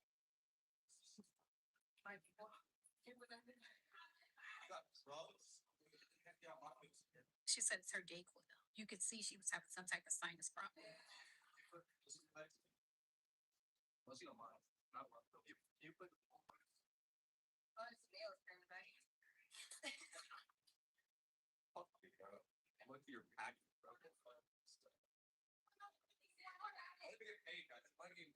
It sounded like he said, "Okay, you're packy."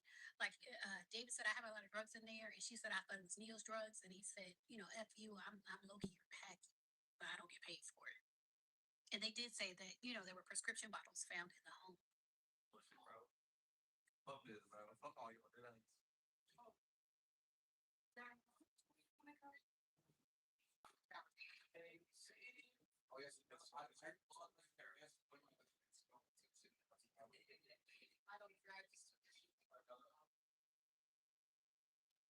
Right. He said he took a poop. For the way my bathroom smelled, I I just took took. a shit like 2 hours ago. Now, really, if someone had just used their bathroom, like 2 hours is a long time. It's not gonna stink 2 hours 2 hours later. later. That's number one. But It's she gonna has a stink 2 different hours smell later. than, Sense. but then also, Explaining the smell in his home because this particular woman does not normally visit his home. Secure. So his theory doesn't make sense, but everyone around him just kind of seems to go with the flow. Right. But she's like, "Oh, I just use the bathroom too. Don't worry." Mm. She's stupid. She funny. She's pretty. Like Neo is looking like he's so offended about them talking about, Who? using the bathroom. Right. But allegedly, there are so many fingers pointing at Neo helping to dismember Celeste. So it's just like What? fake and phony. What? Like, in my opinion, both Neo and David like gore. I want to What? say that I had to do some research regarding, covering this particular case. And that's when I discovered, this is not something I would normally know. So it's probably something you don't know either. Okay. But there are people who enjoy gore and Sure. is sexual. Oh. They enjoy like unaliving a person or Oh. decapitating a person Oh. or, cutting off their limbs and stuff like that. Oh. They get a sexual pleasure out of it. And allegedly, David has expressed that in the past on his live stream. I think that was on Discord, I believe. Um.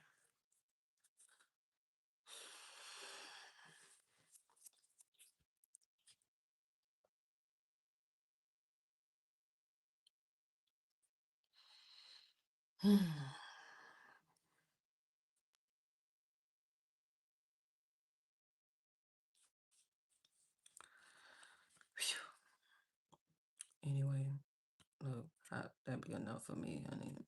Dealing with David and Celeste.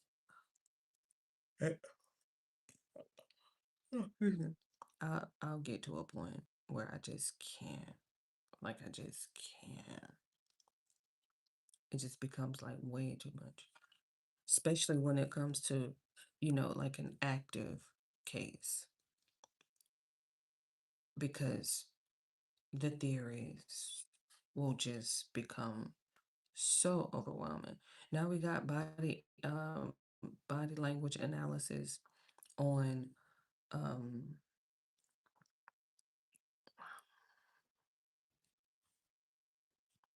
look,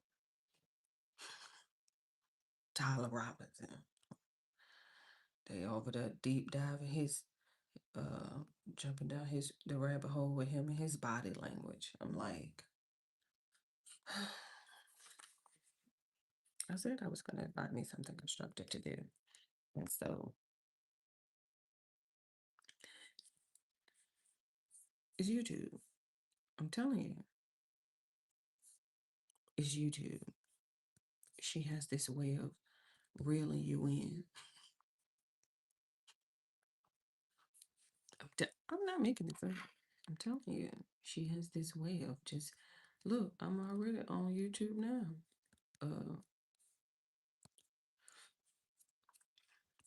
With the music in the background, because I'd have to concentrate. I can't like. It's just all right, we're at 49%. I think what I'm gonna do is get this charger a break. I need to swap blocks real quick. Let me find another block. And I think that the light is about to have to get charged too. So, because she looked like she dimming down. So I'll cut this one off. Right? And then I'll cut this one on. Because I wasn't using both of them at the same time.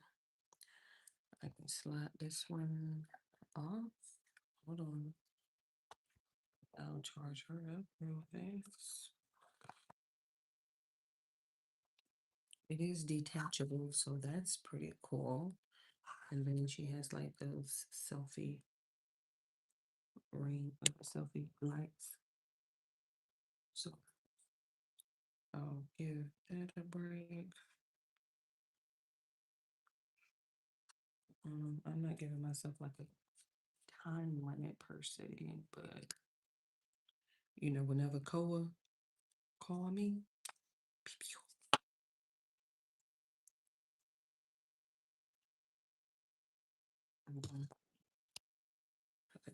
Scary on the body. My computer is up next. Oh, I think get you a bunch of furniture, but I need another block, if you don't mind.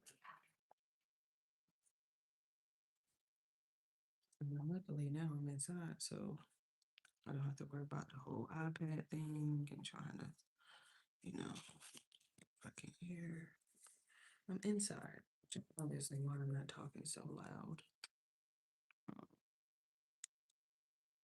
Since I'm live streaming on this phone, I can't use my mic that I already have, but I will order some different mics, USB-C mics, so that way I can use it on this phone, or just order a regular mic. I don't know. It just depends on what I feel like. What I feel like using. All right, let me stay there. All right.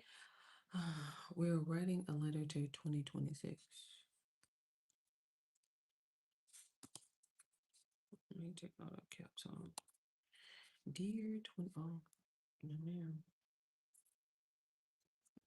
It's today. Are we still on Thursday? Good job. Thursday.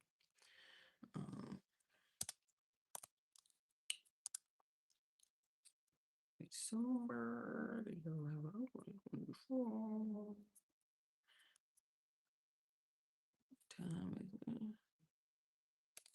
anybody got 11:20? I got 11:28, 11:24 p.m. Eastern Standard Time. Keep it.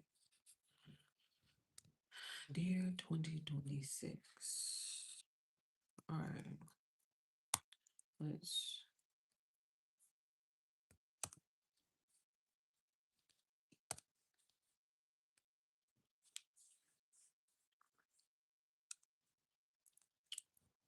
She's not gonna let me keep it.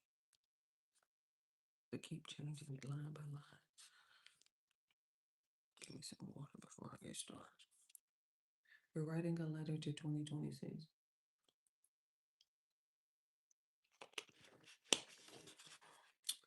Let's see what we can come up with.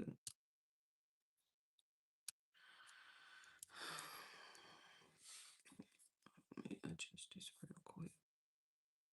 I'll make it a little bit smaller. So that way.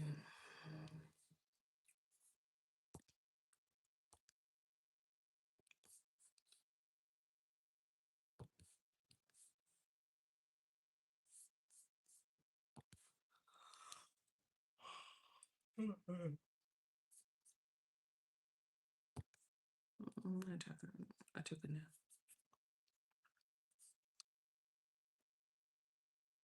She just won't keep it that way for some other bad reason.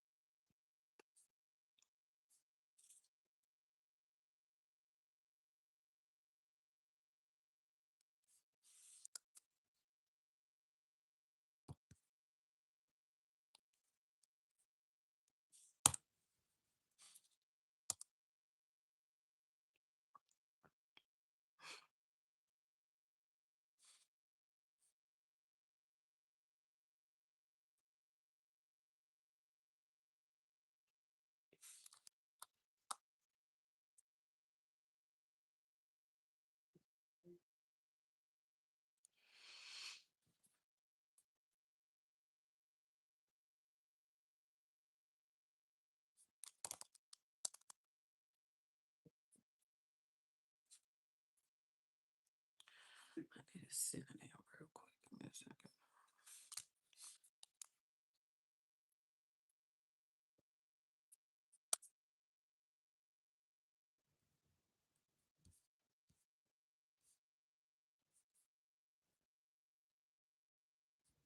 Let me go to area.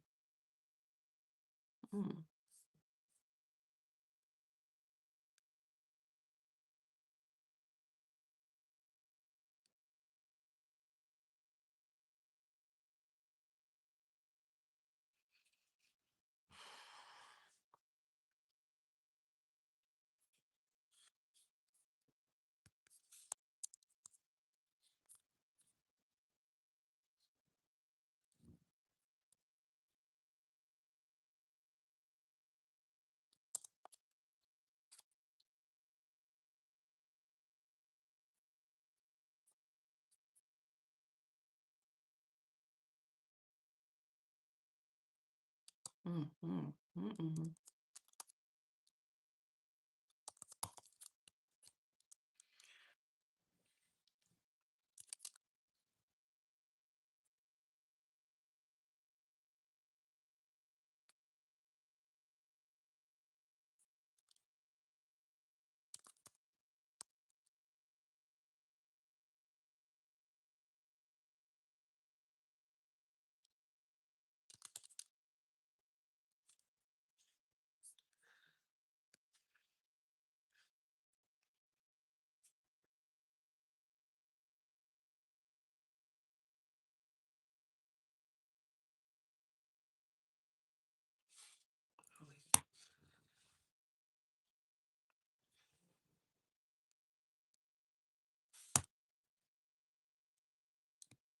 Mm.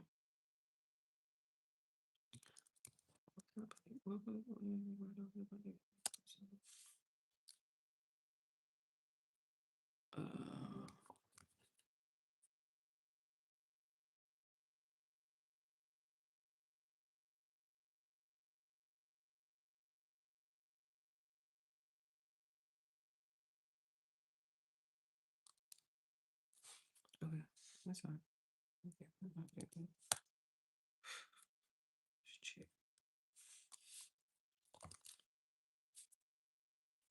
Did I use? Go back. Did I use yesterday? Just making sure I use the same verse twice. So I was over here looking up some symphony amps. Okay.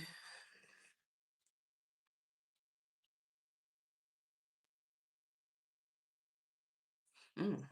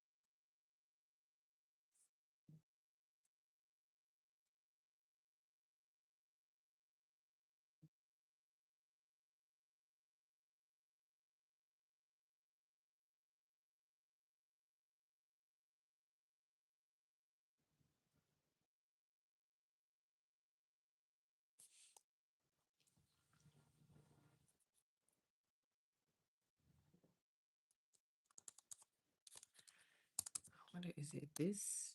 Let's see this.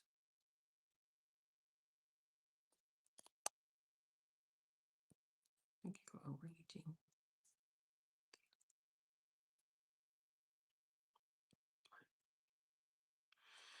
Educating me on ways to improve my attitude.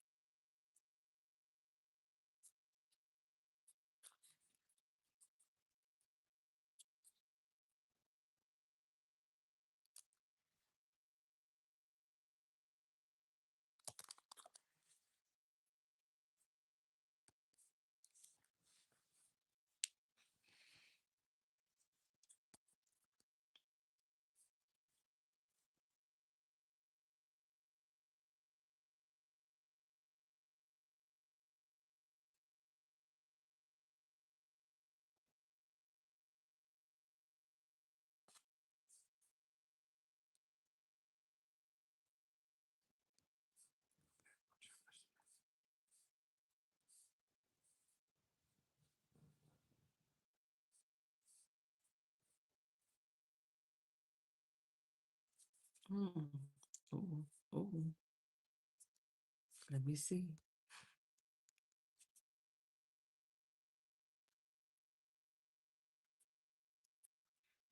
Did I use that yesterday? Let me see. Hold on.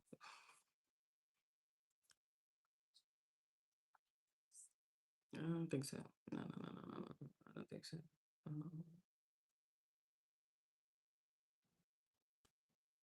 Okay. I had to make sure. All right. Okay. Over there. Two.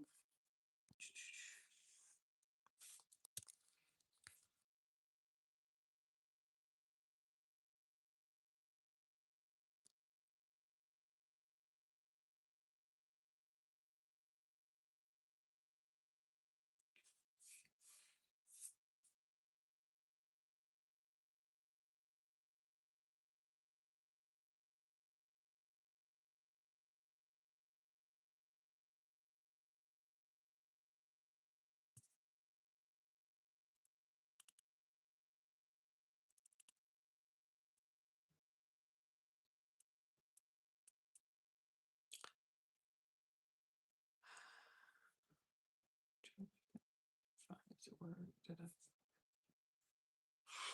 Let me read it. Anxious and nervous, indeed. However, one thing that I will admit is that I am not fearful at all. I've personally dedicated the theme for 2026 as the positive attitude of 2026. Period. Next slide. Therefore, thank you for prepping my discernment with this message. Thank you for, oh, hold on, let me, okay. I think is it Command C or is it Control C? Is it, let me see, is it Control C? I don't, and then is it Control P? Oh, no, Control P is print. No, Command P is print. What's copy and paste? Hold on, let me see. Control C? Control, oh my God. Let me Google it. How to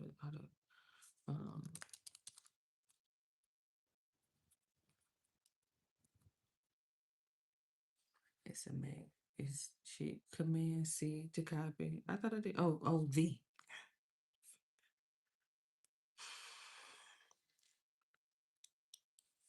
What is it? Command. Okay, Command V to copy. I need like a little cheat sheet down here at the bottom. Okay.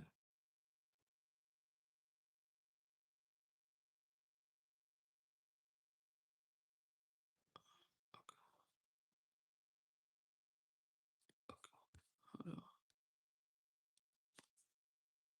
Command C to copy. And then Command V to paste. Okay. Okay. And then I can take you out because I want this one to go right in. Prepping my discernment with this message. Thank you for coordinating my fate. Thank you for preparing my attitude. Okay. Let's put attitude. Control C. Oh shit. I think I have a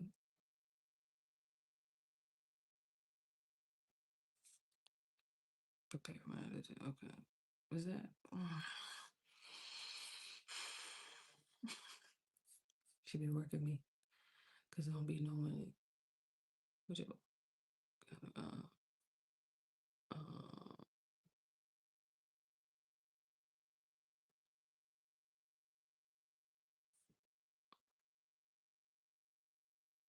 yes. Okay, that was but I forgot what I just deleted. Um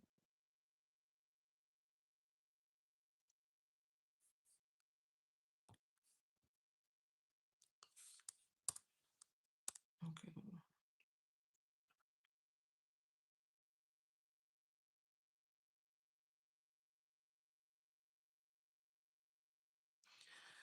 Okay, that's probably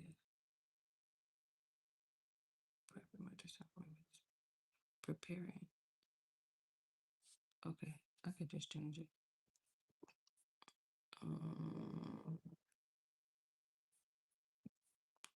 Go back to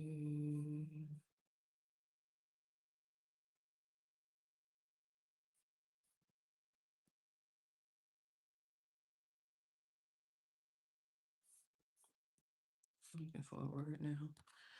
Thank you for so I can lean forward. I'm gonna charge it. 100%. Okay, everybody charge 36%. I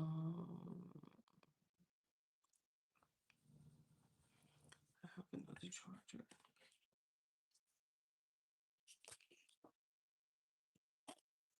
That is cool though.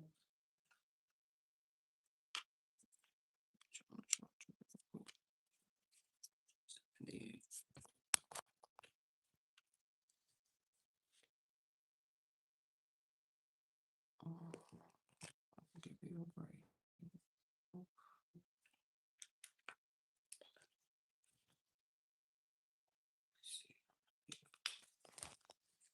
Swap this block out.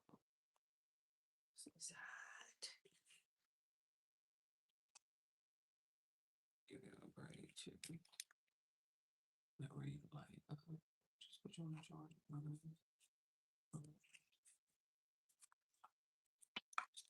Look like it's you know it's USB-C, so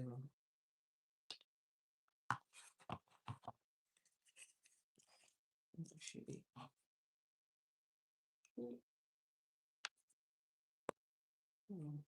Because you can technically, I can just you're long enough to reach. I'm just put you over there. I can put you back before this light go out because it looked like it's winding itself down. So I'm gonna wait till this light go out and then I'm gonna come back and right. Okay, is we changing prepping? Prepare my attitude. Coordinating my arranging my theory. Educating me ways to improve my attitude. Okay, did you catch that?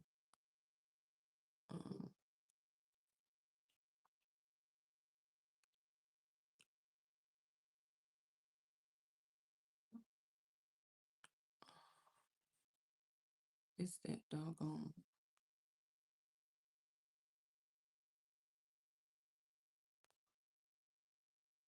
Yeah. Okay. Okay. I'm just making sure you got it. The notes. Okay. Get off the Wi-Fi. Okay. Okay. I don't know. Thank you for coordinating my fate, arranging this, my theory, educating me on ways to improve my attitude. Thank you for supplying me with the tools I need to accomplish my goals. Thank you for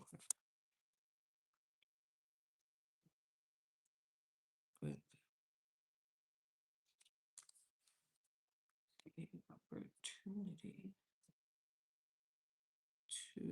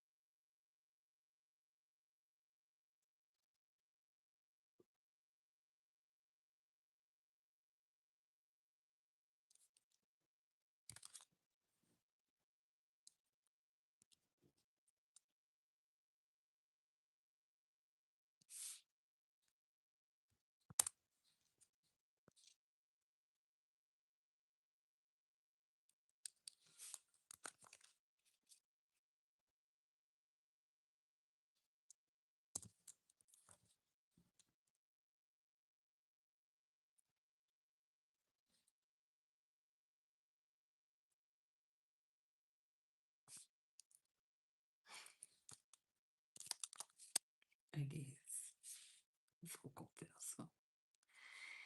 If he says so.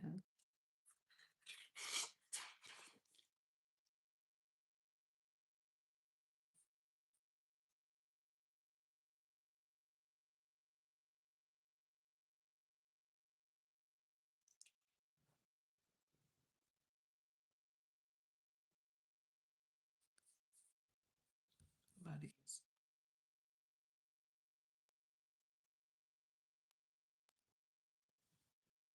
I don't know if that's the Wi-Fi or is that the mic somebody is. Uh-oh. See. Thank you for the thumbs up, you guys. To become your vocal vessel, furnishing my future with positivity.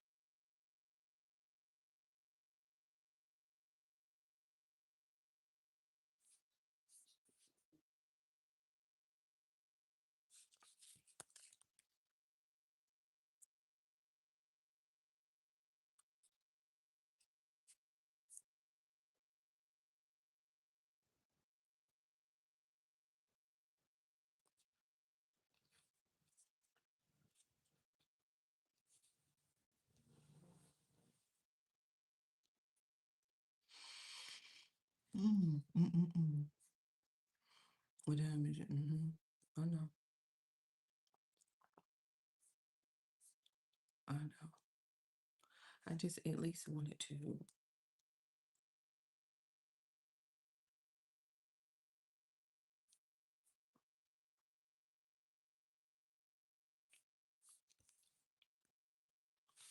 Have me something to start with. Because you know, when I lay down in the bed, I probably have to end up like falling asleep and then waking back up by 5 o'clock. You know, when Cole roll over and you know he done peed and you need to get him a dry towel and you top him up with a little breast milk and stuff like that. I be trying to put myself back to sleep. I'll finish. Right?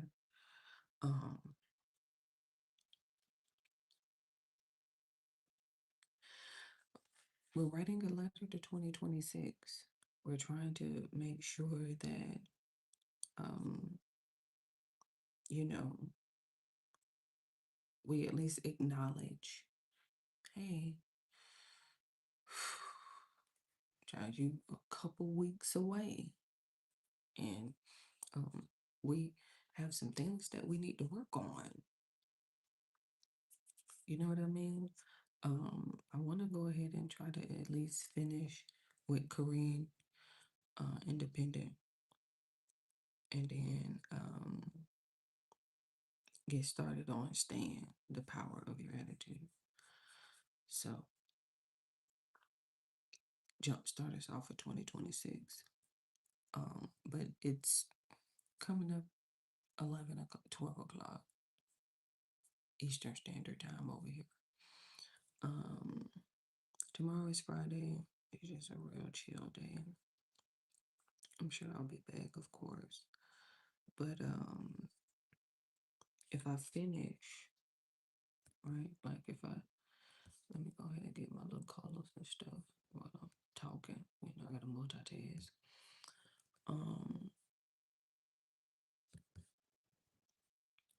If I finish, like typing it and doing all that, I'll voice over it and then upload it as a YouTube short.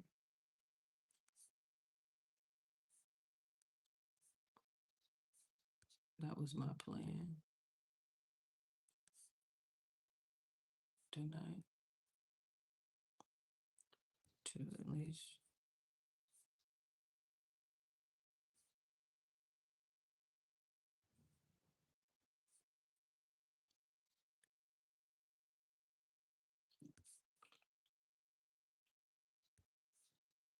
get myself to that point.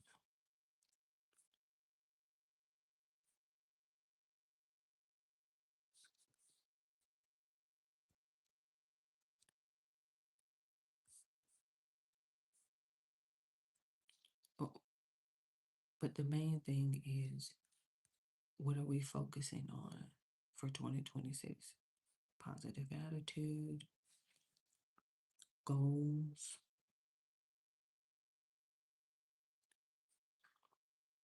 Obviously,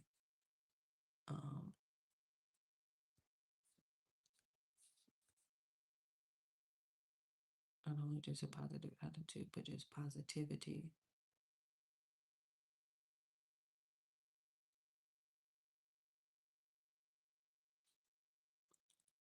As a whole. Now, Adrian dropped a video today. I should have just been listening to him in the background. If you ask me, like like that's somebody I'll fall asleep on that Adrian. Put Adrian on. I'll be asleep, wake up, okay. Coffee House Crime, Adrian. Look, in case you need specifics, he had dropped a video today.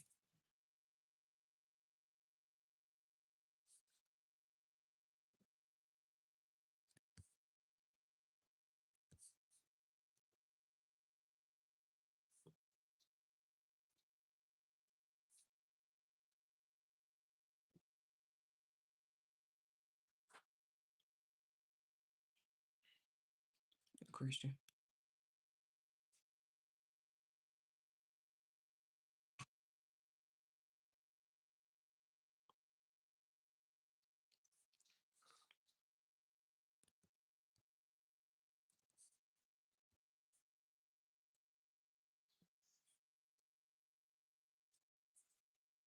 What happened to the bowl?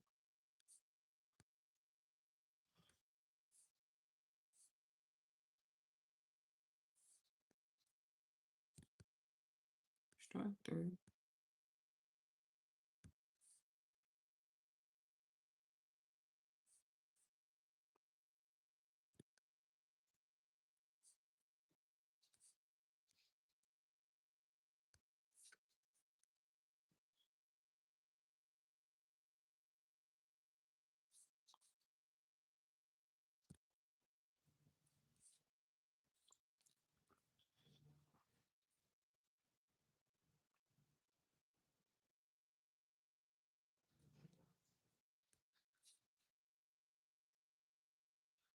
Sound like Duke, but I don't know.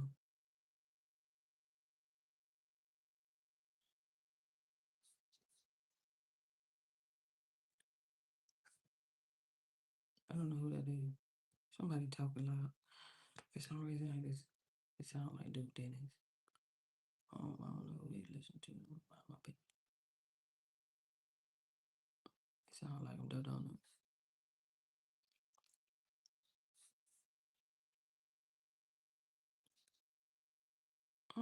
Go.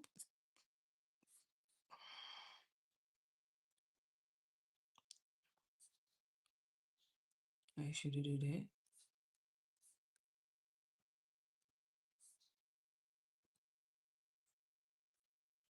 Get your what do you get? Okay, don't worry about it. I'll get an emoji. I know she ain't gonna be giving me all that attitude. No, she ain't gonna be giving me all that attitude about no bully. I determine with this message that we prepare my attitude.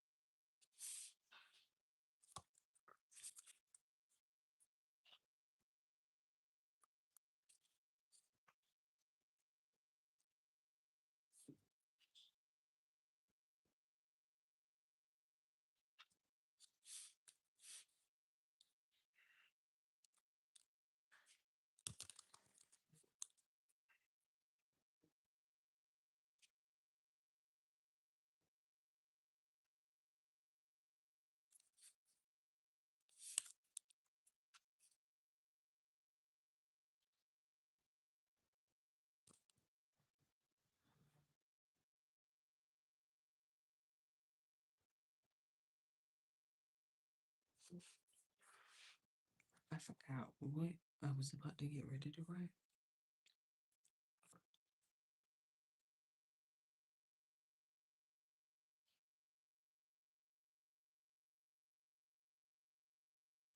I completely forgot.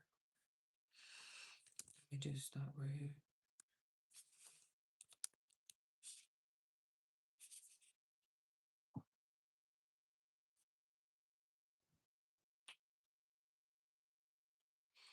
I don't know if I want to use that word, but okay. Okay.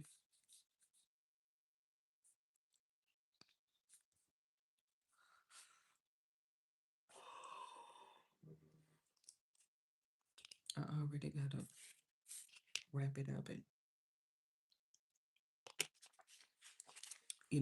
disassemble stuff and pack up stuff and all that. So, but it's 12. It's 12. So I can let you stick around until I get down to the last little bit.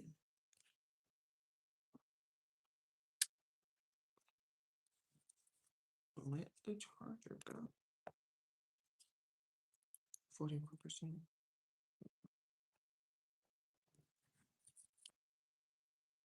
Gotta put all the chargers up. Computer. She at 47.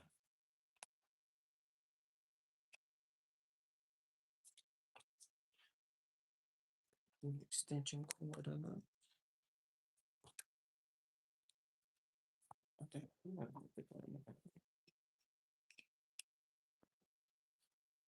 Too long. You should have been on the charger while you just sitting here looking at me. Just go back in the bed. Just see you're not even on the charger. I don't even pay attention. Why not? Keep everybody to a charge. If that job within itself.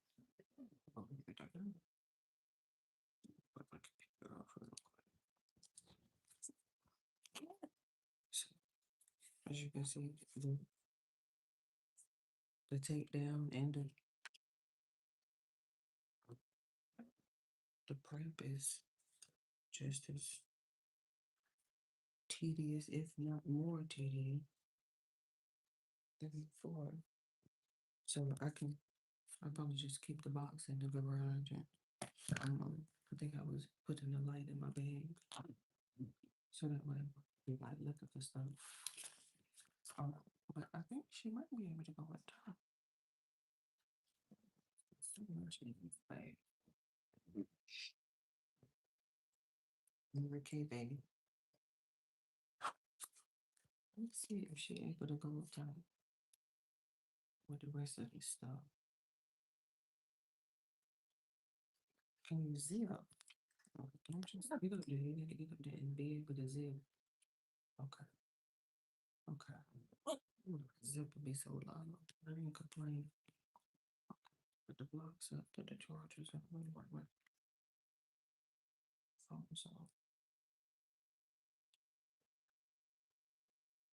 I'm trying to get to. Let me see what's going on.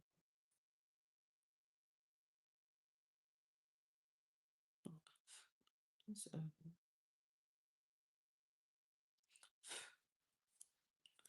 you know who we didn't watch? We didn't watch Tucker and Theo Vaughn. That's who we didn't watch. That's who we didn't watch. Okay? Tucker and Theo Vaughn. Because OMG. That's somebody that I would definitely like to see.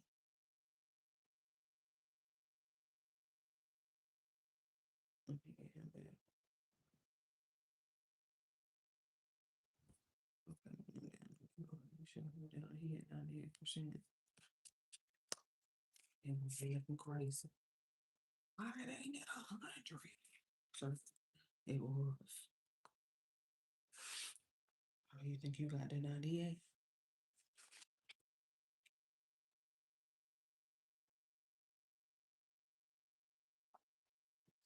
Miller. All right.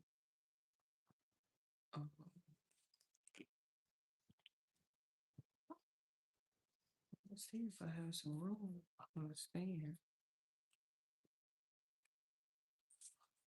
I'm gonna clear my edge. Shut it down. Clear. Shut it down.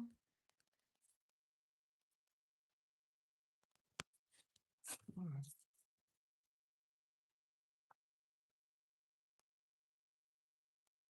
Now all I gotta do is take these curtains down and put this lamp back.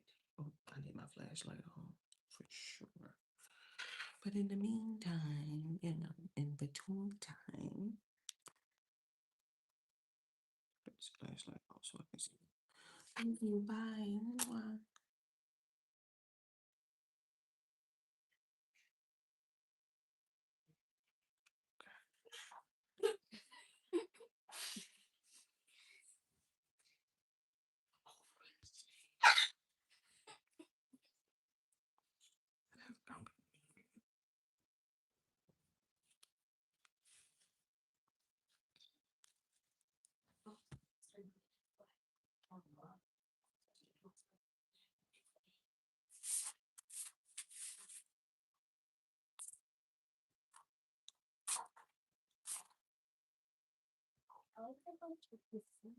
Got that check open today.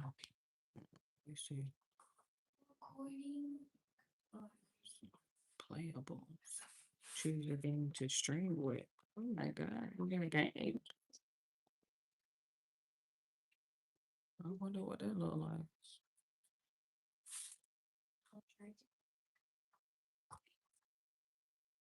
We got games that we could choose a game to stream with. I was not, no, exit game. Oh, that's pretty cool. Oh. Why do you get to play games and we stuck playing the same game over again? How did you get it like that? Get what? The games. What games? Those free games on YouTube. You just on it a second ago. Okay, I mean, I saw it up here. I have little features over here. Features. Here, let me see. Let me take a picture. Let me see how the cartoons look. Oh, look at us. I think we look weird. I think me and Master did this before. What was calling it? Look at the eyebrows. Look at the eyebrows. That's why I'm like, why is the eyebrows look like that? Why do it? Wait, you look like Ray White. Mm-hmm. That's the point. I think my hair got longer. I was eating some salads. I'll let you know. What's the rule? Don't be in a camera without impairing the or being.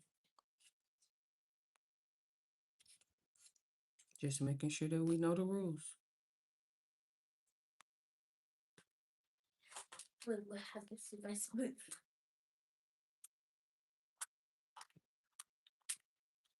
This is me. Oh, I don't watch this girl. Oh my god, wait, oh my god, I should care. I'm sorry. Hey, I see how much you have. Of course.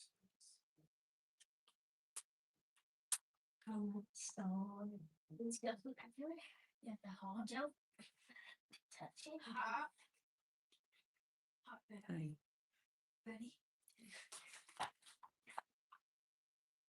I was like, I got the shadows in the day. Uh-oh. It's Friday. Maybe I was feeling a little spicy. I was feeling a little spicy. Thought I'd open up the chat. Hello. Hello. Hola. ¿Cómo estás? Okay, bye. Y'all can go. Y'all said hello? Uh-huh. Hello. Okay. Wait, can you text us when the video was going to be done? Sure. So last time you were gone. Okay, one thing is that. One more challenge. Yeah. And fast out. Fast. Okay. What happened?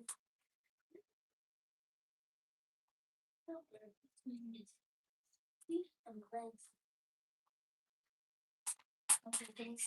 Yeah, so I'm gonna get a snack. Yes. For the kids. Don't go in there cutting that light on. Don't go in there cutting that light on. Okay. Um,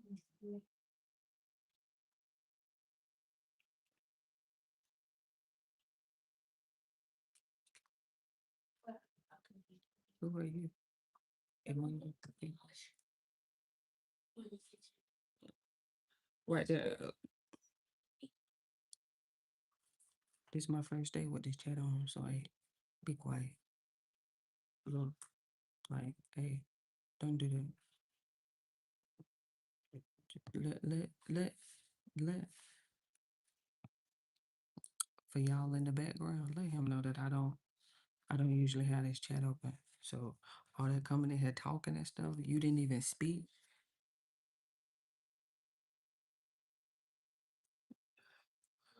You didn't even speak. What? You know what? Let me get off the chat. Is there a way that I could cut it off and get it off the screen or something? Because he must not know me. He must not know me. I'm like, is adios, amigo? You coming in here talking and see y'all. Prime example of why I don't have the chat open, why I don't have my comments on. Prime example. Thank you. Thank you. Thank you. Thank you for proving my point. Just that fact. Look, we did 5 minutes. 5 minutes. And here we go. Already. Already. I ain't been here 5 minutes. Y'all wonder why I don't have the chat open. That is why. That is why. I'm telling cut.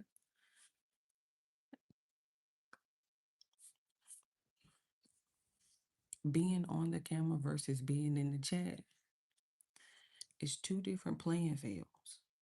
It's two you have to have what's a good word that I could use? Give me a second, let me think. I'm thinking of a good vocabulary word for the day. You have to have what word I want to use. Not boldness. You do have to have some boldness for sure. You do have to have a little authenticity for sure.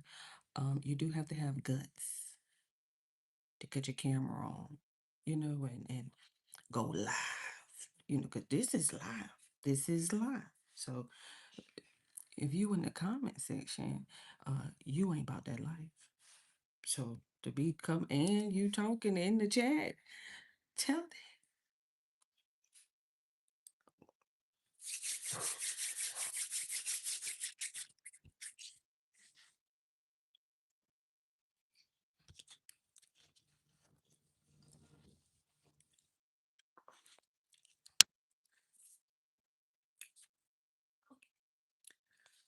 Let me finish doing what I'm supposed to be doing. Cause distracting me. I'm like, why would I be talking to you in the chat? Oh, I got gas too. Oh my goodness. Oh, let me just hold on. What is this? Oh, I'm just checking my email real quick.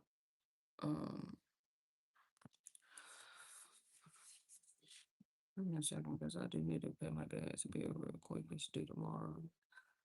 I can get that out of the way because I get distracted tomorrow. I'm gonna finish up my letter that I have wrote to 2026. And you're talking in the chat. Just tried to blow me. That's what it did. It just tried to blow me. See, but you know what? That's what happens when you have the chat open. You know, that that free will to say what you want to say in somebody else's chat. What in the world? I don't understand. I'm confused. See what's going on.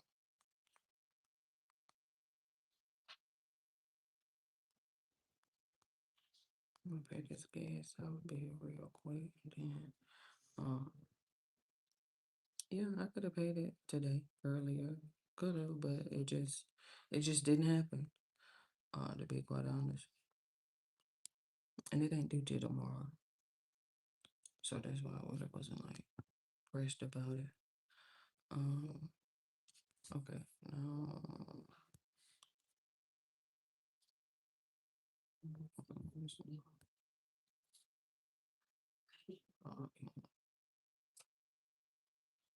And then Madison and Madeline is up. All that in the background. All that. Look, what's the rule, ma'am, to being on the screen? Alright, go ahead.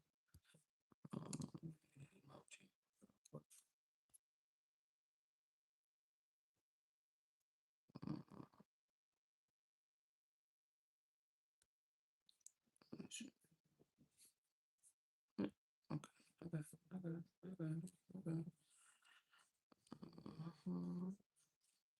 Alright, let me get over here.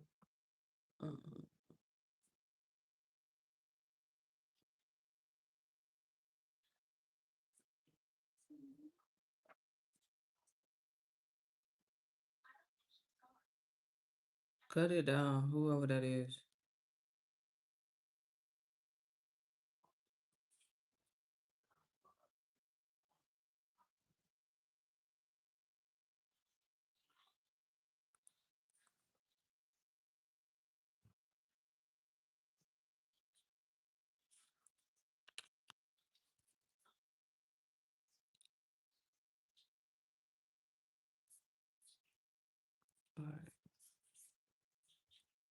Alright.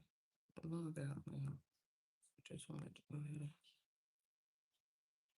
So I should keep that hot water rolling.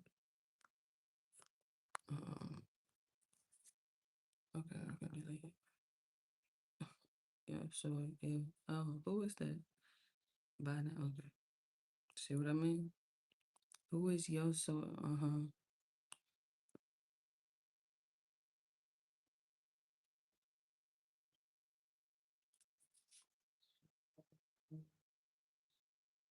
Oh, that might have been you. Look, I'm like, that might have been you. Say I. Don't say you. Over here, see? Let me just get back to what I was doing. Did you say you didn't let me put you on charge real cool. You lucky I'm in a good mood. That's what you better be lucky. I'm in a good mood to even allow the chat. Only on Fridays. And it ain't gonna be every Friday. I'm gonna just tell you that much. But let me listen. Cause you want your comment to be addressed, right? You want me to address you. Acknowledge your comment and stuff like that. Sure. Why not? Only because I got time today. Technically I don't, but obviously, right? Like, sure. Get you something better to do. I bet you can put your camera on.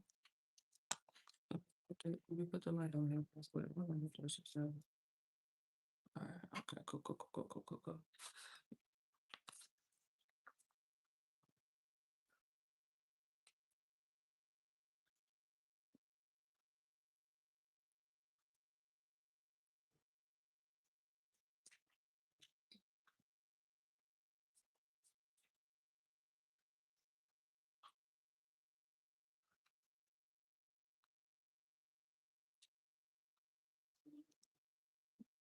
This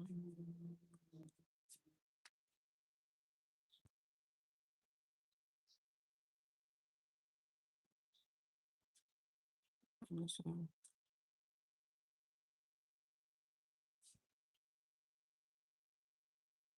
Okay. Hold on. I'm looking through the features. Um,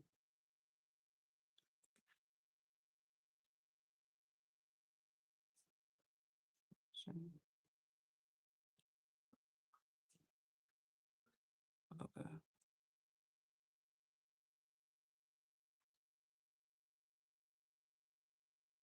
Gotcha. Okay. Let's go back. Um,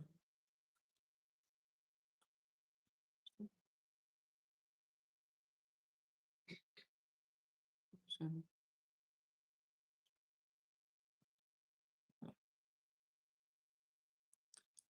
Just looking through these chat filters. Cause you know it's new stuff on the screen where you have the chat on. So I'm just looking. I'm just looking. Message delay.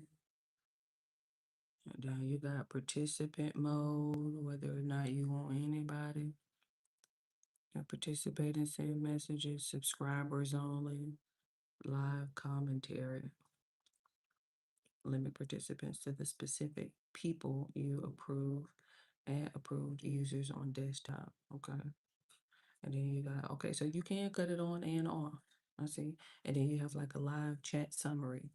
So you might well keep that on. If I'm responding to people in the chat, I might as well keep the summary on. It's on, listen, okay. Okay, I got it. Subscriber mode only. Yep. Oh, right. And then what is that? 20 minutes or more.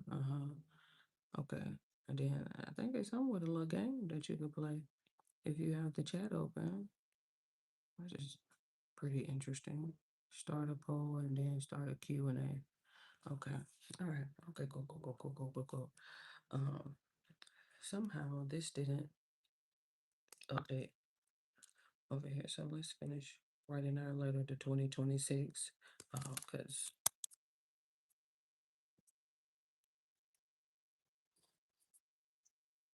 we do gotta go ahead and get it.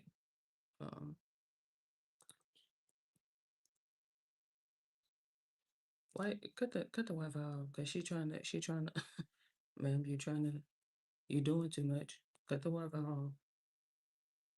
You trying to update while I'm typing at the same time. No, ma'am.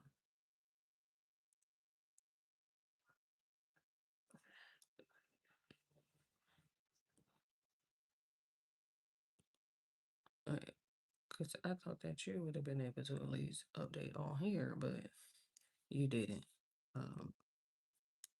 Okay. I think this is supposed to be continued. Continued.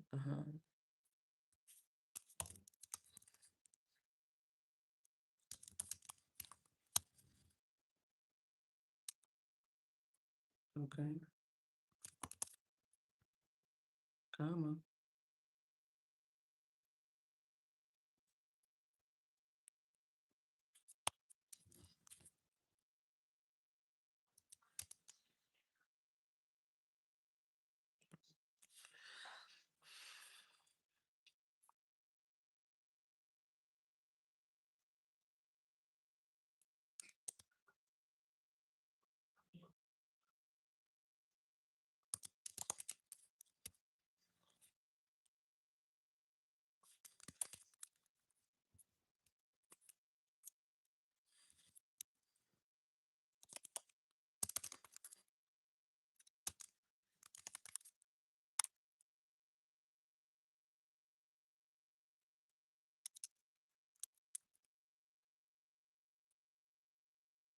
Let me edit this real quick.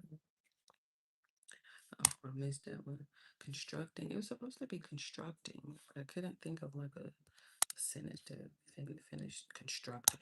Thank you for constructing. What would constructing be? Thank you for constructing. Mm.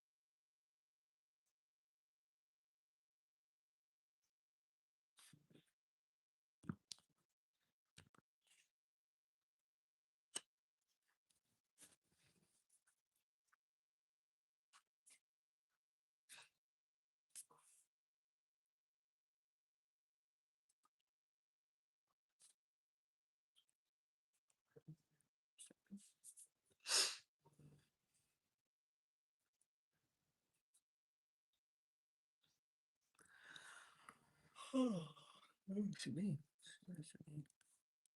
Yawning already. Actually took a nap.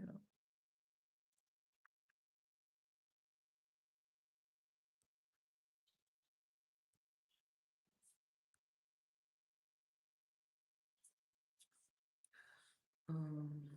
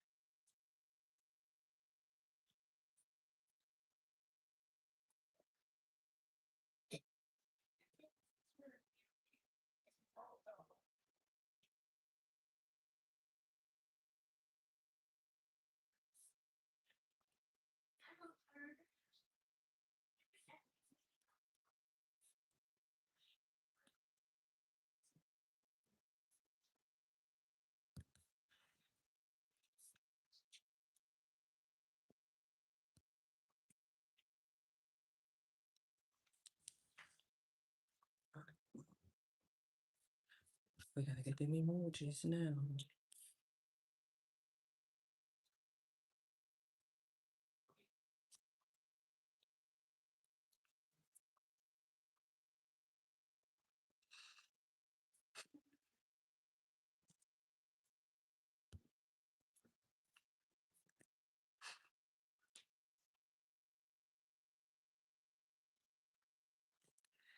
That's what I don't understand. I put emojis on here last night. Like, why am I having to do like extra work?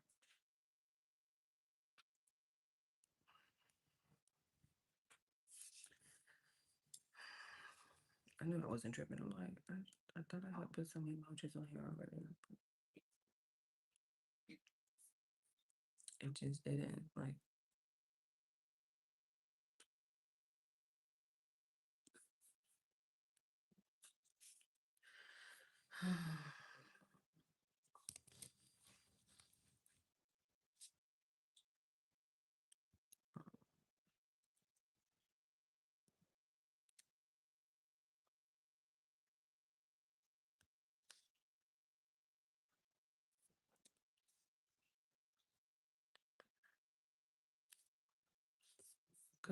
Cut your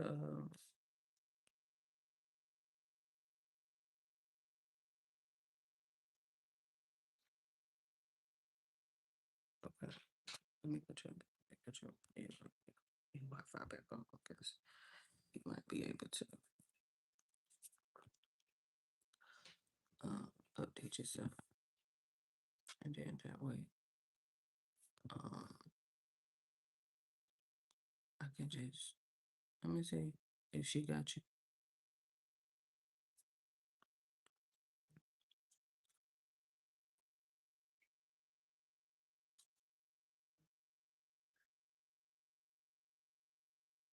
Okay, so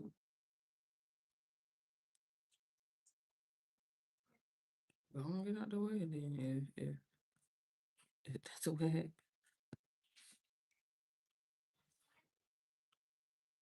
I'm just curious to know how this little game thing works, because I thought that was pretty interesting. So it's only when the chat is open that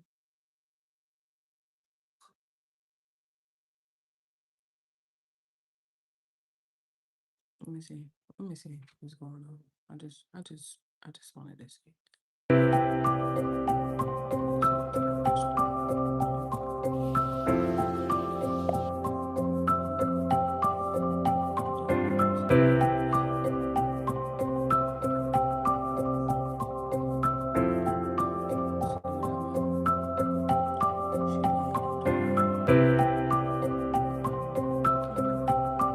Just exit out of the game. It didn't work.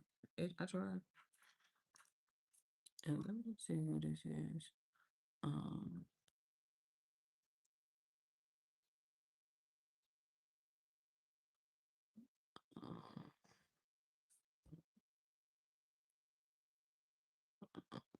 Yeah. Let me go ahead and delete him. I should go over there to his channel. That's what I should do. But no worries.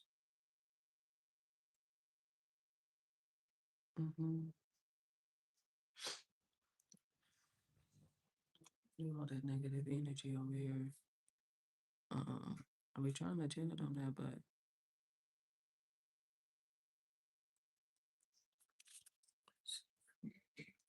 you gotta show them better than you could tell them.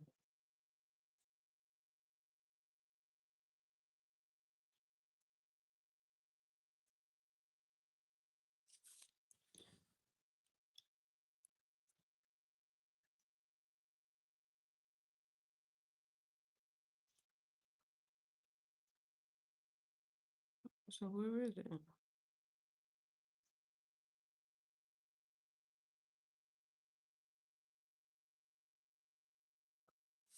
That don't make no doggone sense. That just don't make no sense whatsoever. Matter of fact, let me And then I think that I had this,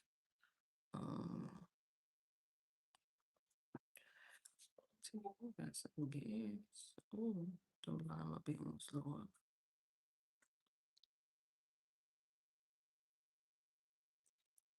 This is just irritating me at this point now because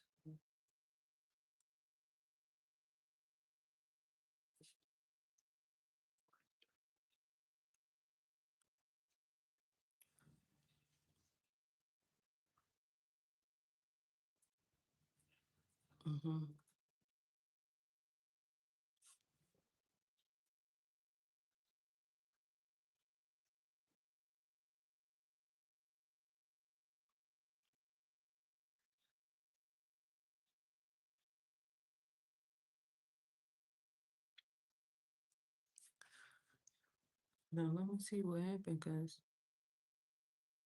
reality, I got that one. I definitely got that one. Dreams of reality, corporate support system.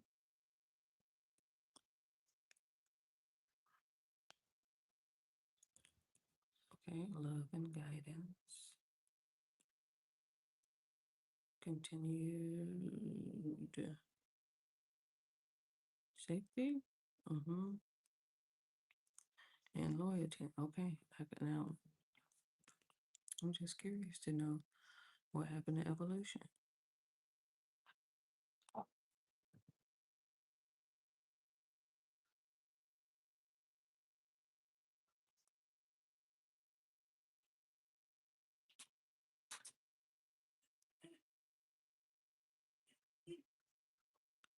Are we going with orange? Shoot. I don't know what we're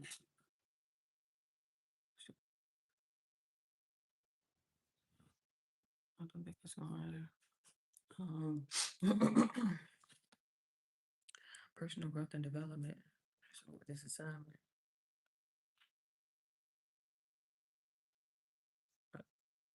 Okay, you're a little out of order from message, positivity, vocal vessel. Oh, okay. Okay, well, take this off. Hold on. Take that color off. None.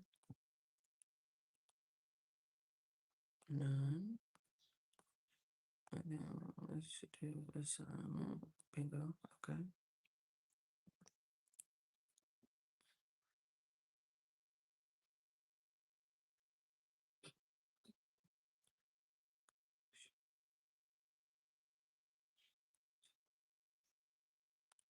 I think we just said wisdom.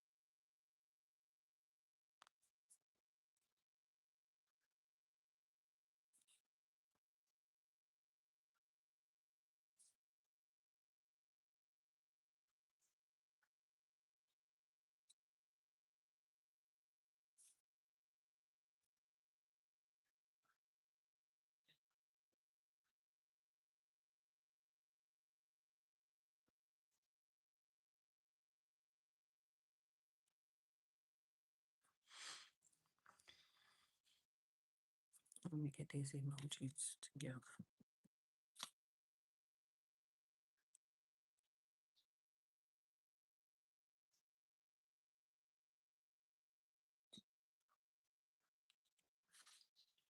She got a little cold. Whatever that.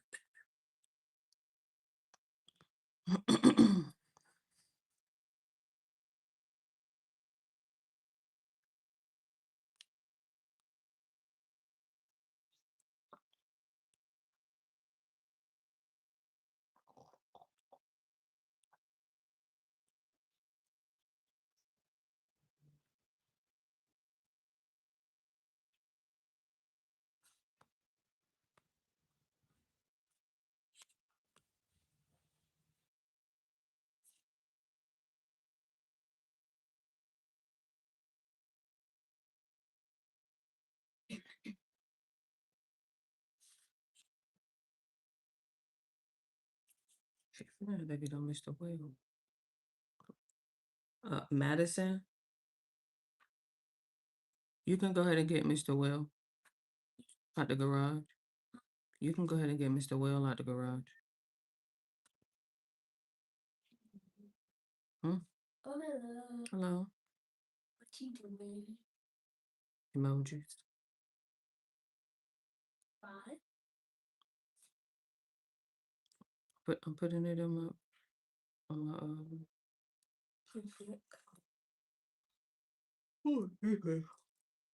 I had wrote a letter. 2026. Stay still. Hmm? Stay still. Oh. Go on in now. What you coming in here for? We're waiting to remove. Who? I told her to get them. I don't know how to work this. Yeah, we got Mr. Wolf. And go in your room with it. She know what to do.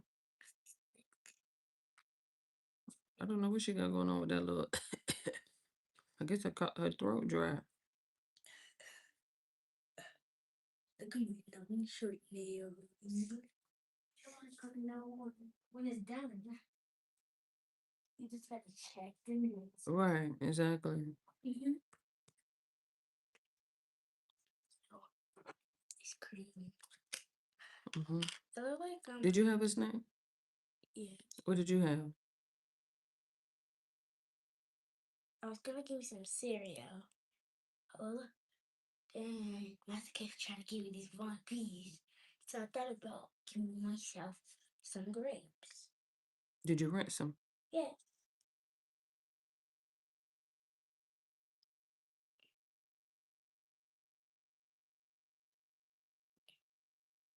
And tell her to make sure she closed that door. Are you done with your snack? Yep. Okay, well then go and lay down. I ain't doing nothing. I told you I was just writing a letter. How would you check the people comments? Oh, I did. And you know, I usually don't have the comments on. I don't listen only because it was Friday. Wow, there's 4 likes. Cause listen, you can't have. Let me tell you something. You can't.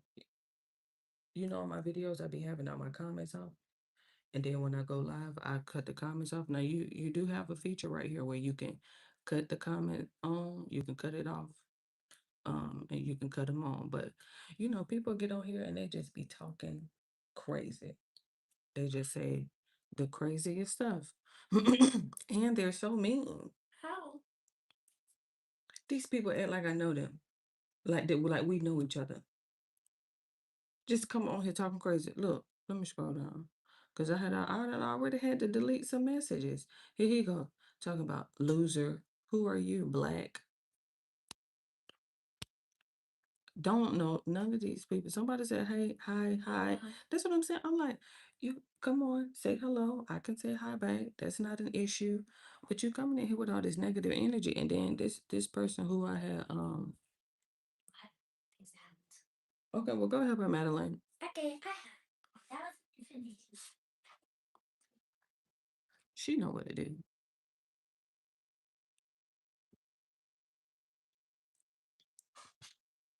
The albuterol, the nebulizer. I think it's the nebulizer. The albuterol is the pump. No, that's the nebulizer. She gotta work it. You put the medicine in there and cut it on. I'm like, simple, ma'am. You've done it before, but gotta get ailments and you had to act like, oh my God, I just don't know what to do. To accomplish my goal. But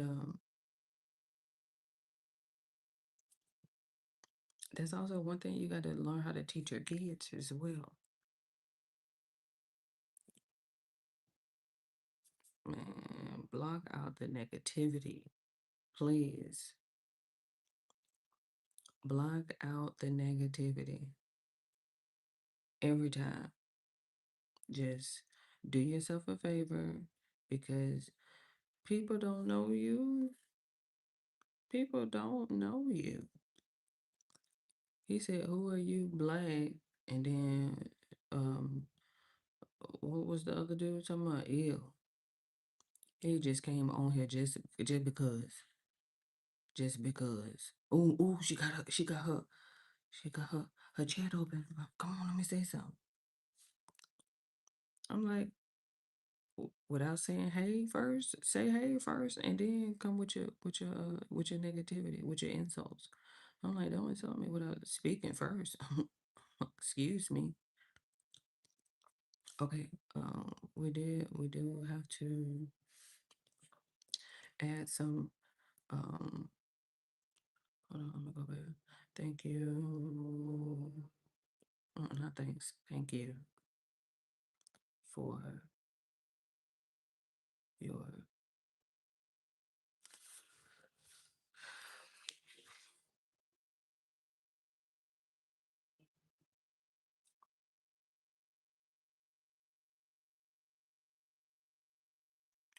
I'm looking for a statement with.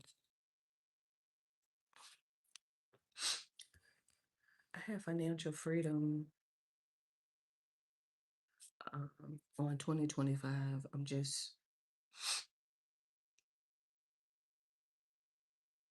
Financial freedom is having enough savings, investments, and passive income to cover your desired lifestyle and expenses without depending on a traditional job, giving you control over your time and choices, not the other way around, and often involves budgeting, saving, investing, and eliminating debt to build a secure, stress free future.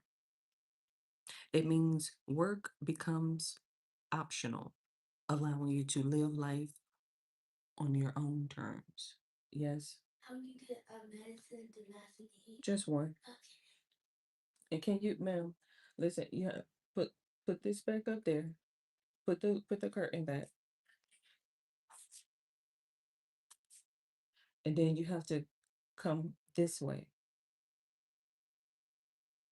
instead of just slanging it out. Look, it's right there. Yep. Correct. Okay, now you exit this way on this side. Correct.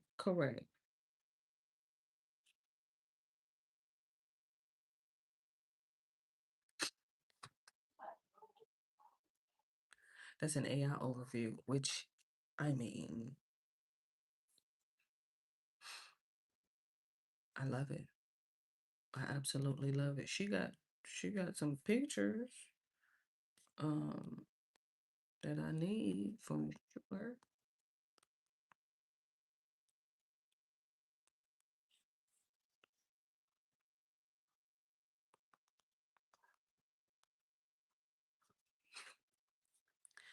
You gotta teach your kids, especially when it comes to social media. Oh my goodness. Ma'am, don't even cut your comments on, honey. Just whatever you do, don't even cut your comments on. It's not even worth it. It's not even worth it. I promise you it's not. Like, and I appreciate the fact that when the thought came to mind when I'm going through the login process, And the thought came to mind. I'm glad that I didn't dismiss it. I'm glad that I didn't, oh my goodness, no, don't get don't, I'm glad that when the thought came to mind, like, hey, you want to have the chat open today? I'm glad that I just allowed myself to, yeah, why not? Because I'm so adamant. And of course, I'm so religious about, okay, make sure you cut the comments off, get the title, get the thumbnail started for the live stream, so that way you don't have to go back and do that. Okay, get the description, you know. Okay, do you want the location? Do you set it for children, not no children, adults, the kid, like it's so many steps. So when I got to the chat, I'm like, I always have the chat off, so let's cut the chat on and let me see. Thank you, universe, for proving my point. Thank you so very much. I appreciate that opportunity, especially when my point is proof. Thank you, because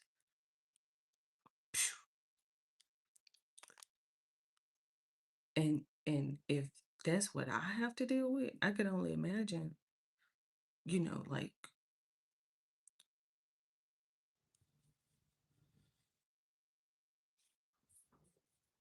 what the younger generation, the younger, people younger than me may have to deal with. I could only imagine. I could only imagine what they have to deal with. If this is what if this is what I gotta deal with, I'm like, oh my goodness, I could only imagine what they have to deal with. Just people, oh, with the constant negativity. It's like, just cut it off. Don't even, don't even keep yourself. Um, Financial freedom is freedom from fear. Not Robert. Robert said that? Not, I can't believe Robert said that. That's his quote. Freedom, financial freedom is freedom from fear.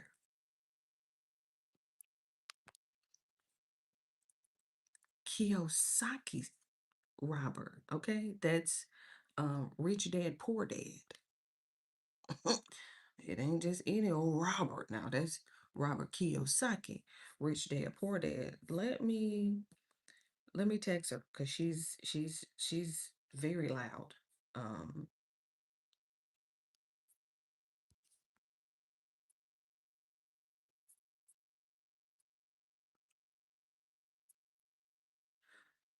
I could only imagine, like, oh my goodness. That's why I told Madeline, girl, child, don't do it. I forgot what I had, what I was. Did she open it? Cause let me take somebody else because she's singing right now. And she has not opened her message yet.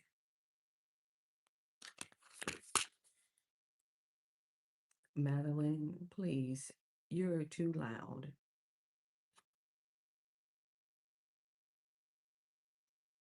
Oh, her iPad is in there. I just heard it go off. Let me see if Madison. Madison, can you tell Madeline that she is singing too loud? Let me see if her iPad in there.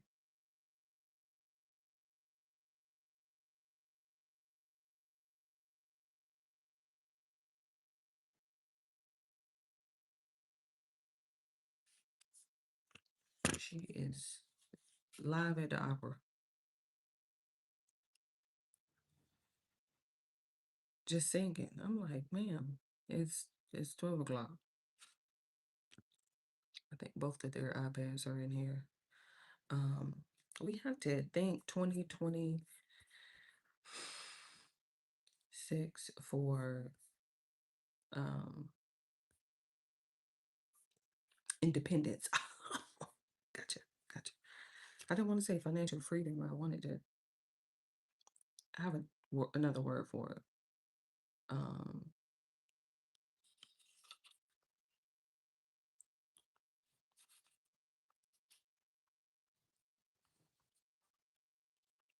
Now, check this out. There we go. Right. Because, okay. Message. I'm like, please. She is singing very loud. So Australia, they have this proposed um restriction, social media restriction currently underway. It's proposed. I don't know if, because the article didn't necessarily say not financial freedom, financial independence. Um it's like it's proposed. Is we on the way with it. Look out, terms and conditions. Yep, we know y'all gonna have a lot to say about it, but whatever, we don't care. I don't care because it is what it is. It is what it's gonna be. No social media for anyone under the age of, I think they said 16. Mm. Now the article was she he I don't I forgot who wrote that article. Um Let me see. Was that BBC News? That actually was the BBC News though, ain't it? Um, this is Madeline typing. It's insulting. They think we can't handle it. This is a quote from the article. Katie, I knew it was a chick that had wrote it because it was too emotional. It was too emotional. Um, Jeff Madeline. I mean, oh, okay.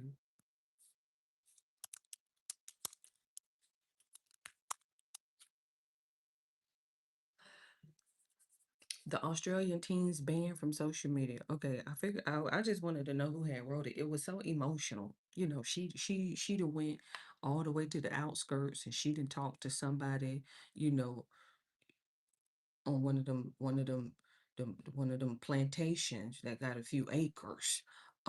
You know, livestock and stuff like that. She done went and talked to somebody over there. So she know Katie knows somebody over there with the team. She's gonna be affected. Oh my goodness. No social media, but we'll be okay. It ain't no big deal for us over here. And then she done went and talked to somebody from the LGBT community. She done went to talk to somebody from this school, from that school. Everybody under the age of 16 just getting their opinion. Oh, how you feel? What you think? Oh my goodness. If 16 gonna be the age, then 16 is gonna be the age. It ain't there's no if, ands, or buts about it. Like 16 is in fact the age. Mm-hmm. I'm just saying. I'm just saying. So, um,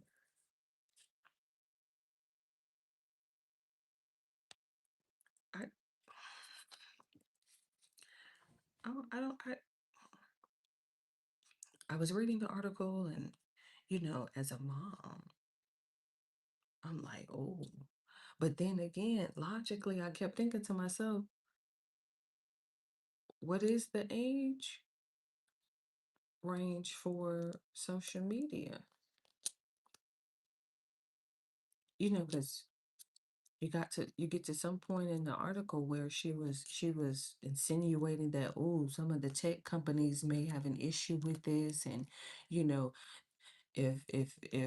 if this is the route that they want to take, then you know teens may find like a back alley, emergency exit. You know what I mean? Like one of them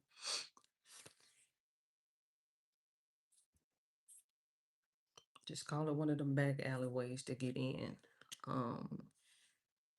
Of course, it's gonna be pros and cons to it. Like, I thought that there was. I thought they already had like a little age restriction already in place, enforced for social media. So it just kind of threw me off when, Australia is like, well, no social media, which I don't necessarily know how they're going to be able to like regulate that. But then, of course, the article had parents providing their insight. Well, we can regulate. You ain't got to do all that. It don't take all that. Sometimes it does. I mean, unfortunately, if it gets to that point, let me make sure I ain't used that train yet. You know what I mean? Like, if it gets to that point where it's, the government gotta step in and do your job for you as a parent, then no comments. It hit different. Let them have social media. Just tell them they can't have their comments on until they turn 18.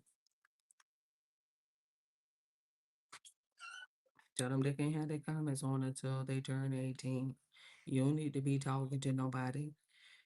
All you need to do is just be, building your confidence. That was the word I was looking for earlier. I could not get it. I was like, you gotta have something. What did I say? Guts, confidence. You do have to have some confidence to be on the camera. Not sit back in the comment section, trying to insult the presenter, trying to get your comment seen. It'll be making me no, never mind. To be quite honest, because as you can see, I don't have my comments on like that ever. Not like that. I don't have for that particular reason. So thank you for proving my point. Even the person earlier, oh my bad, sorry. I'm like, exactly. You didn't even speak. You just came in, boom, boom, boom, out the gate. Oh my goodness. Is she done? Yep. Did she put Mr. Well back? Yeah. Oh, okay. Okay, well then, ma'am, the camera is still here. There's nothing going on. There's nobody in here. See? So you can relax. You can relax. So people just gonna stare at you this whole entire time. Ma'am, there's nobody in here. I just said that. Okay. Right. It's just recording a video. I'm just recording it live. And I was just talking about, keeping why I always have my comments off. Wow. I see a lot of people making it live. What's that again? I don't know. You're the one talking and haven't formulated your sentence yet. Speaking of, I saw your grades from your test this week. Mm, mm, mm. I think the best one was science, I believe, if I'm not mistaken. You can go look at your own grades. I'm just, hello, calm down, ma'am. I just wanted to let you know that I had saw your grades, and I'm just glad that, like I told Madison earlier. Best one was science. For who, you? Yeah. It was the best one. It's like I knew the answer. Okay, go get you some water, ma'am, and go ahead and relax. I don't know. Ma'am. No. Okay, then go and relax. Why y'all trying to get yourself all worked up?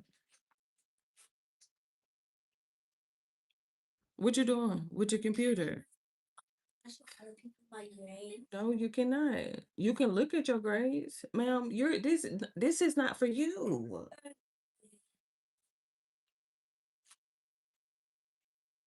If you want to look at your grades, yeah, I looked at them, and I'm like, see, The grades and the stuff. reason why I keep telling people slow down and take your time during the test. Y'all don't be trying to take the test seriously. Well, I only rushed and other tests.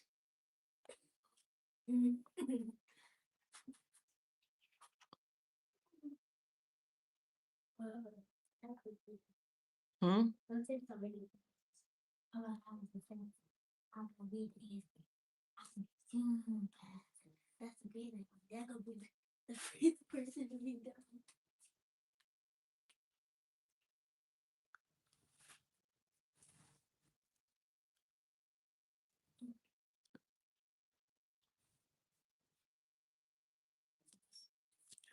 So you know what, Madeline? Then you just proved my point. Come on back, ma'am.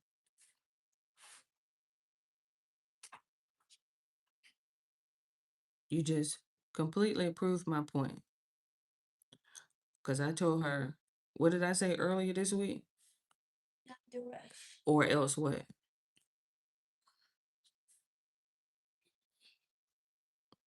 Or else what? What's the consequences for rushing? You obviously haven't drunk enough water. Bye. Water. Stop talking and go get some water.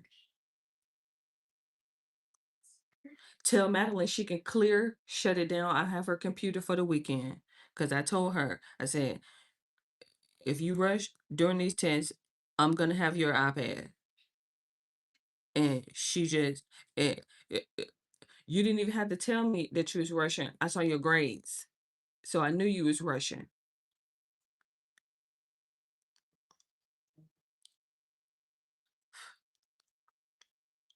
I think one of them, was it science or was it social studies? I can't remember.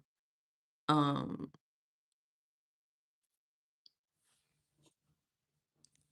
Stop editing my stuff. Ma'am, don't talk for nobody else. She can talk for herself. She don't need you talking. You already need to stop talking and give your voice a break with all that.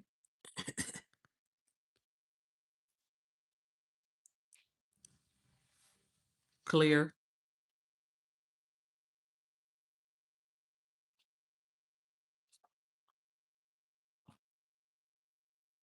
I said that earlier this week. If you rush during your test, I'm gonna have your iPad. She must have forgot. I see Madison didn't forget. Her grades improved significantly.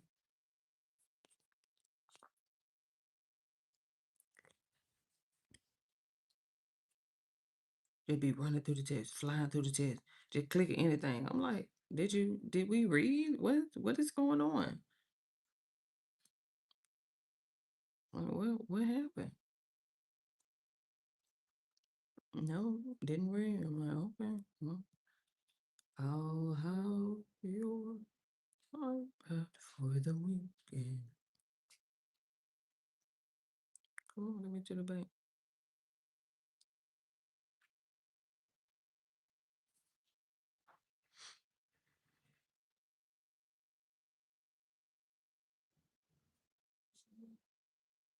Who?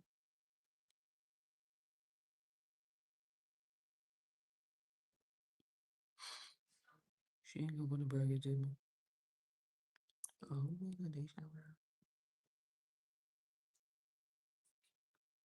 She'll be alright.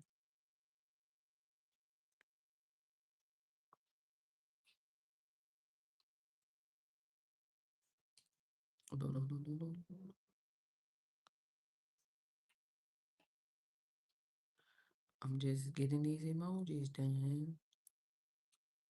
Um,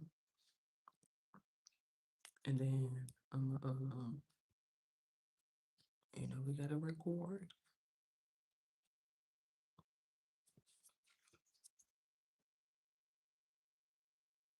Oh, that chat got quiet.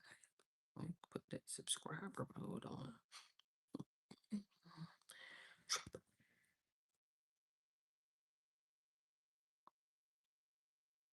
That's what I wanted to say. But you have to keep your composure. She did. You ain't even gotta ask. She didn't.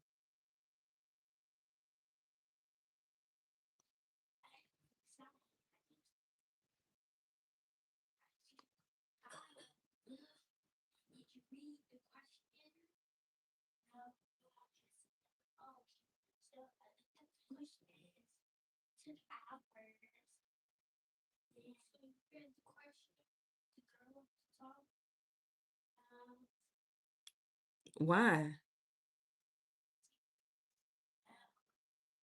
Huh? Damn, my neck. What? That's the point of having it. It-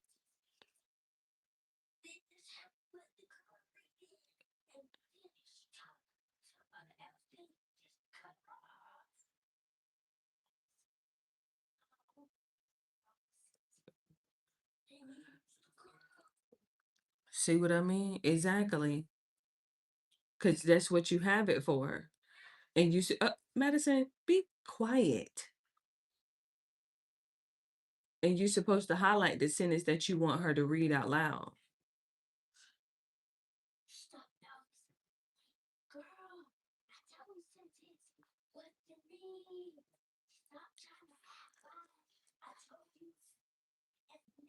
Where's your iPad?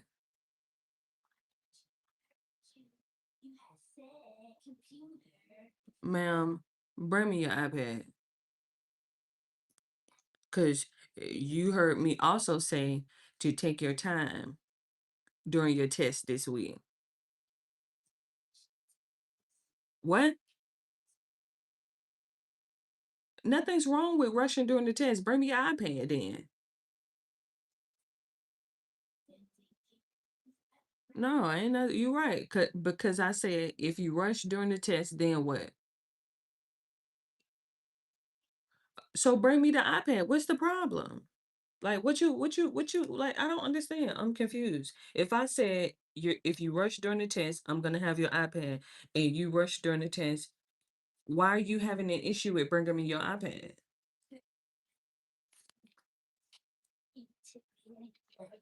Go and put it in the closet. Matter of fact, I don't even need all that extra stuff up here. Put it in the closet and put your computer back in the closet as well. I don't know.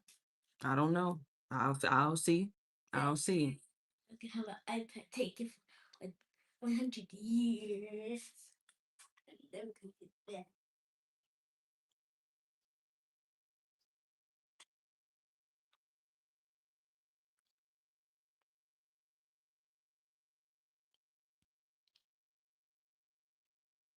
I said that.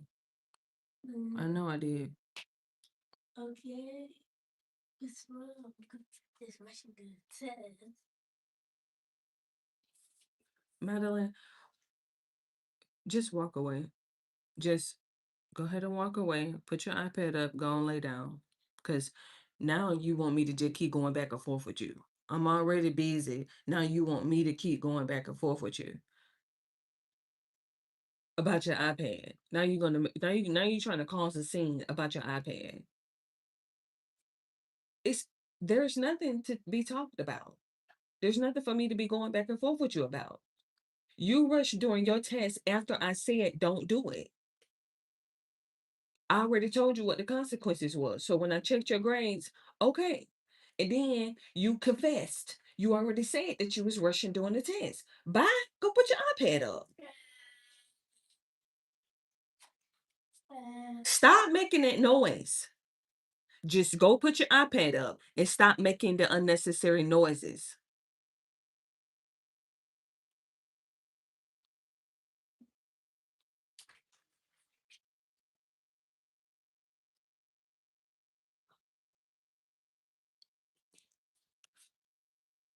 She trying to raise my blood pressure at 12:25 a.m. Settle down. Go lay down, everybody. Bye.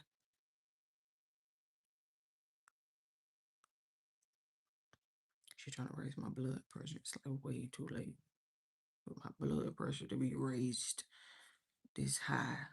Got any plans for the holidays, Javon? What was retracted? I'm late, my bad. Do you have any plans for the holidays?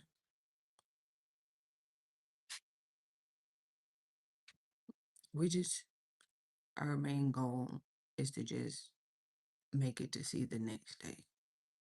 Play it safe, you know, have something to eat, have a good bowel movement, BM.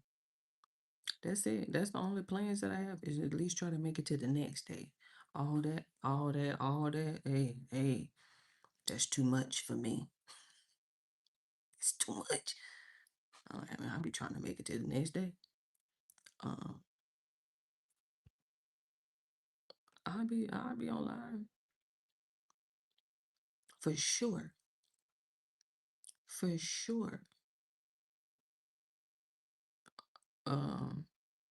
Let me see what they let me see look, let me see what they the New Year fall in. I think it's that Thursday, Wednesday and Thursday, ain't it? If I'm not mistaken. Wednesday and Thursday. Okay. Okay. I can bring in the New Year over here. That'll be fun. If I don't fall asleep, child, listen, I be so sleepy.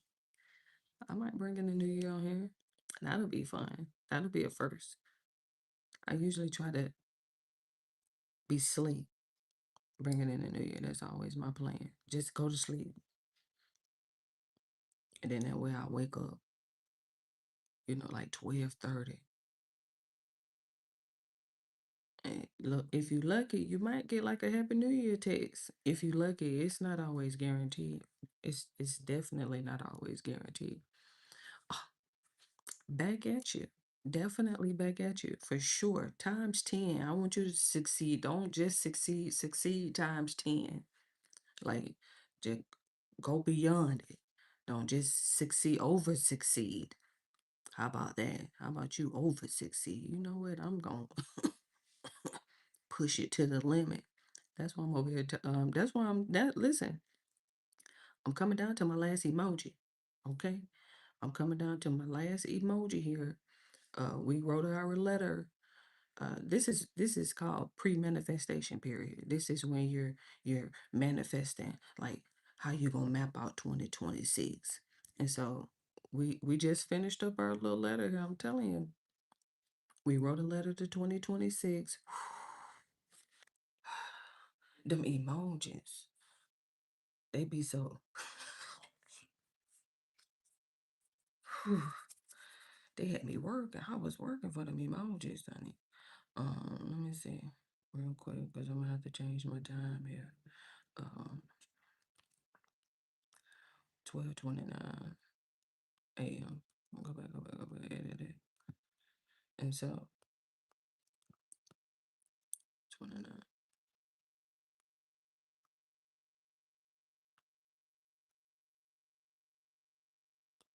And then we gotta record it. I'm gonna go in and record it. I think I got my mics. I think I bought it. Got it.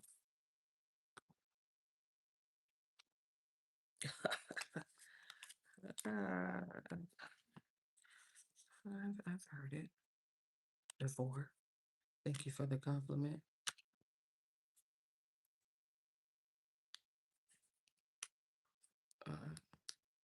Are we on? Okay, it looks like we on. All right. Okay. Thank you for the compliment. It's hard out here for these natural chicks, honey. No weave, no makeup. Ooh. Child, that Beyonce song hit different.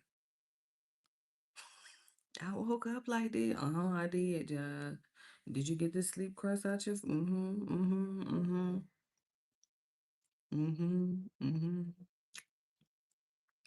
I woke up just like this. Ooh. Okay. Now typically what I do is I wonder if I save it as an image, will it give me that black screen? What the fuck? Excuse my language. Excuse my language. I tried to save it as an image and oh my god, I don't know what she just did. Give me a second, let me see if that's gonna work. What are you doing? Girl, stop. Let me just save it. Don't do that. Let me save it to files. Um, okay, I think you have to print it then save it to files. Yeah. Okay. Oh, ooh. We was just okay. Okay, that'll work. Okay, save to files.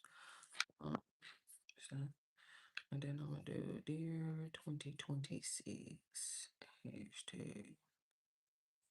I can't believe she tried to start some drama with me.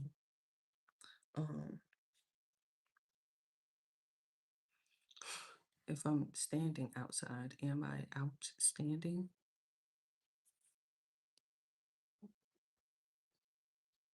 I mean, only if you want to be. I don't necessarily know. What are your intentions? Are your intentions to be outstanding or, are you just trying to be basic? I don't know. Um, it seems to me as though that may correlate with outstanding, but if that's not your intentions, I don't want to put too much pressure on you. I'm at 100%, give me my block. I don't want to put all that pressure on you, you know. But that's not everybody's intention to be outstanding. But if you outside, might as well. Why not? Why not? Come on, you should be cooled off by now. Okay, and my light is dimming down. We always gotta charge people up here. Mm, You're making a lot of noise, man. Okay, I'm gonna charge you up. Um, it depends. It depends because you have like two different kinds of the animal crackers. I think you can only eat the what is it? Is it the Barnum? I think it's only the Barnum. Uh, if I'm not mistaken, you can't just be out here raw dogging all these animal crackers. It's on a specific brand uh, that's eligible for the vegetarians. Allegedly. Look, I'm like allegedly. All right, let me go to okay, and then I wonder, go back to files. I wonder, okay, can I zoom it just a tad if I'm trying to maximize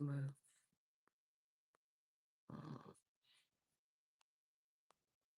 my zoom here, and then I gotta sign it real quick. When I tell you I had lima beans today, and having gas sitting down is already bad enough, but lima bean gas,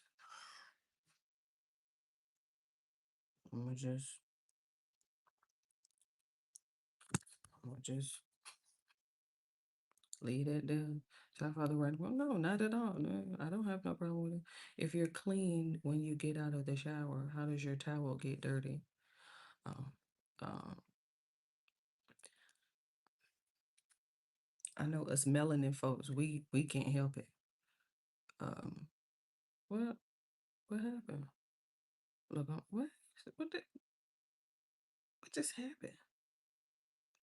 Oh, wait, what What just happened?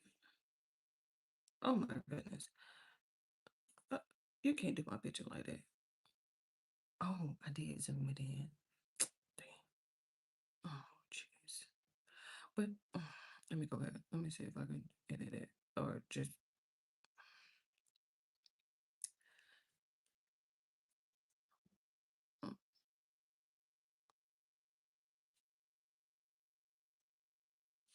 Okay, screenshot it, but don't just leave it like that. Let me see. Is she gonna be doing all that? What are you doing to my answer? Go back. Discard. Okay, go back. Select. Let me take that out. And let me see. Stop editing stuff. 2 seconds. Oh, oh, oh, oh, I see. I edited with clips. I was like, why are you doing it? But what I didn't know, she let me adjust 13 seconds. Ma'am, this YouTube short. Okay, let me go to clips. Don't worry about it. Let me go to clips. Oh my goodness. She is working me today, Lord. Okay.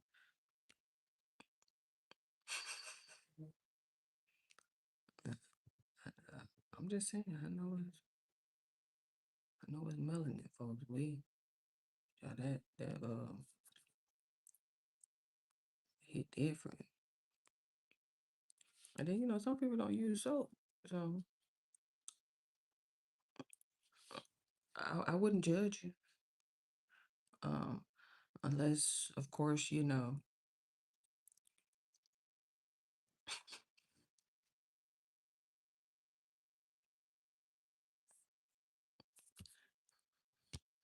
unless that area may be getting tended to, then you probably gonna have to get sent back. Excuse me, go back that you know. Um, okay, I'll get distracted. I'm just saying, if that area is getting tended to, you gonna get sent back. It ain't no, hey, what if I didn't? Some people don't play that. At the project. Okay. I think that this is what it was. I think I had ended up editing it in clips. That was why. Because I'm like, what happened? What's going on? Okay. And then I got to proofread it to make sure that it's going to be, I'm giving myself two. Let's do 250. Okay. Can you teach me how to Dougie? You funny. You funny. All right.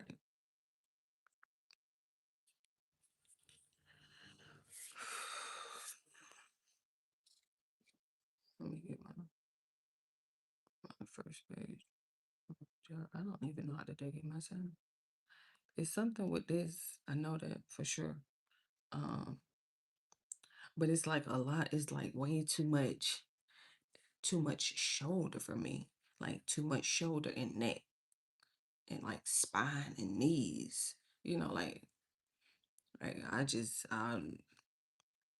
hit it with a because all that, my neck, my shoulders, my back, my knees. Get up there in age, you'll understand. You can't do all that.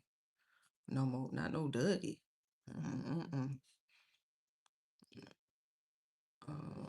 Let's do hashtag. I need to get back over there on X. I need to get on back on over there and stop playing. Mute this. Okay. What's taking me so long to get back over there on X? I made my way. Social.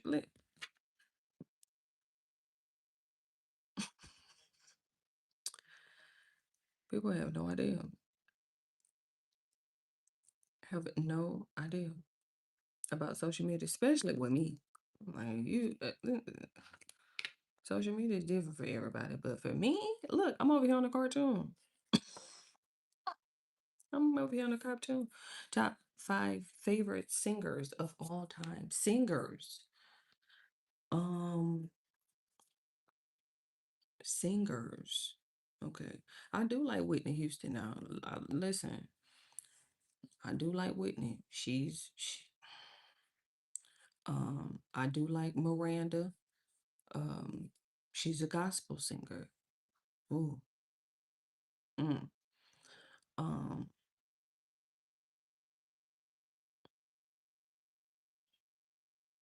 they so loud. I'm trying to just making sure. Don't get me distracted. Okay, five singers, singers, singers.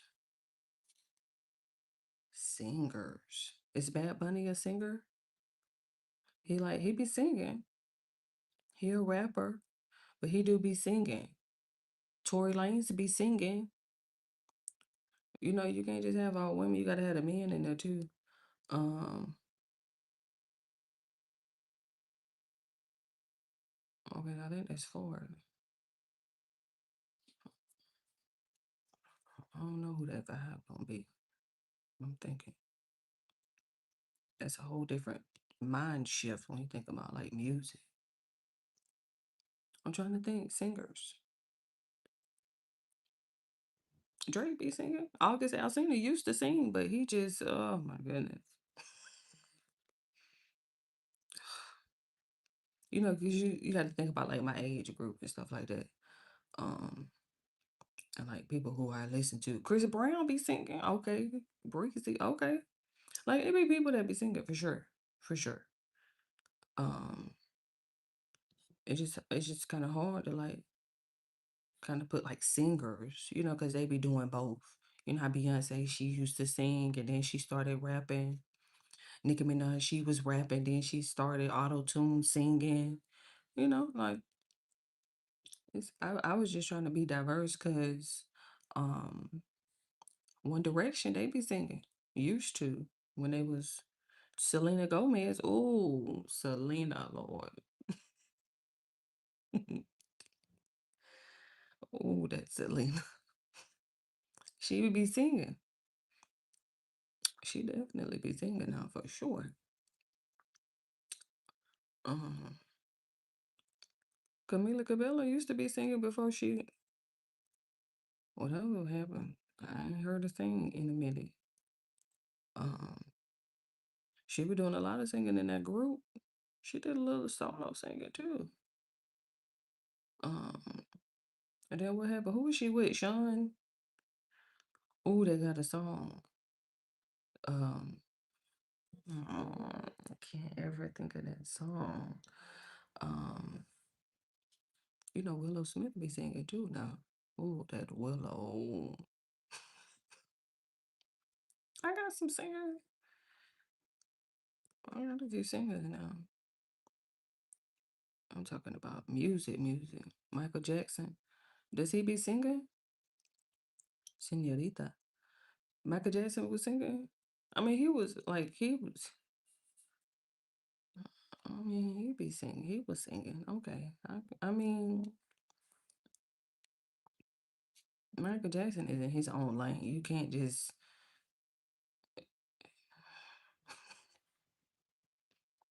It's like automatic guarantee. Guarantee.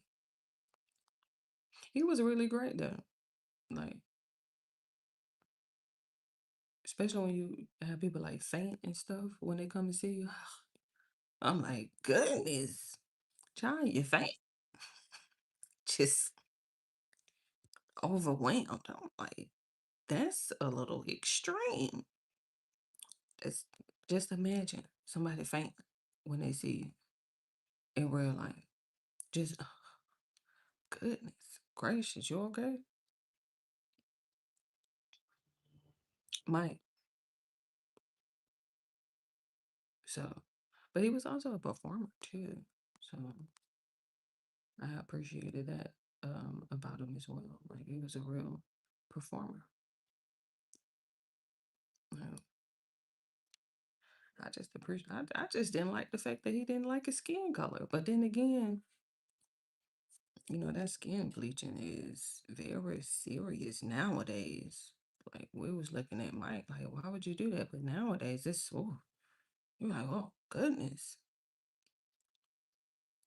So you just okay, all right. I didn't know. Oof, got you. I gotta get my. I want to have that kind of impact. What? To have somebody faint on you? Who's that? Vitiligo. Oh, okay, okay. Oh, right, right. I mean, I heard that part too, but I mean, uh,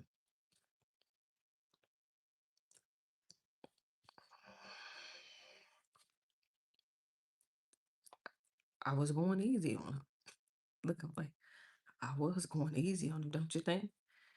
I mean, at least that's what I thought. When you put it into perspective. Hold on, let me see what that first page looking like. 'Cause, Um, do I got 3 seconds? Let me see. Okay, 2:53. Oh, I got a little bit. I got a little bit. It's a clip, so just keep it quick. Let me see if I need another effect. 2026. What's going on for 2026? We talking about financial freedom, making our dreams a reality. What about a medal? What about a medal? What about um okay, I got a medal at the top. Um okay, and then we're gonna wasn't there supposed to be like another money somewhere? She gonna give me all just the basics. Just the basics. Let me see, let me see. They are so loud. And that's probably Madeline now that she ain't got her iPad. Let me send a text message real quick.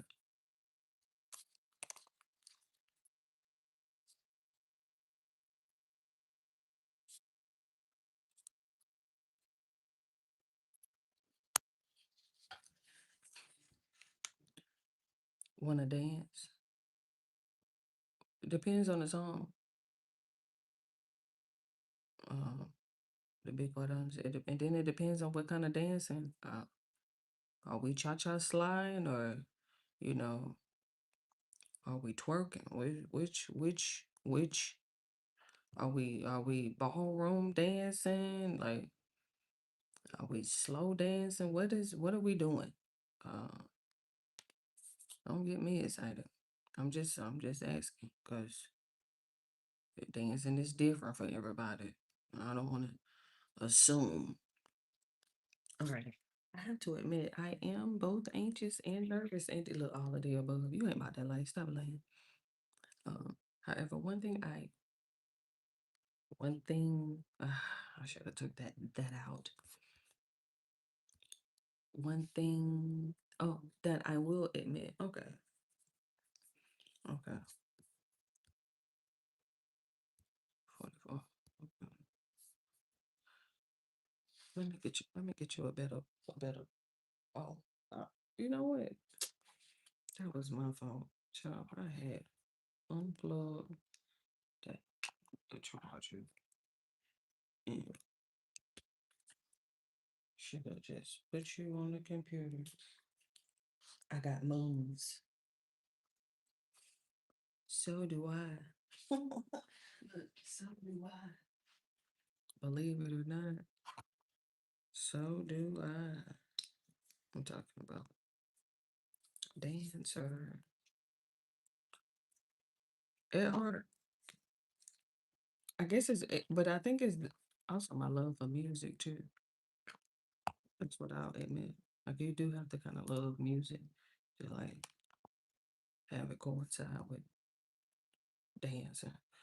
Okay, I I I am at 2:53.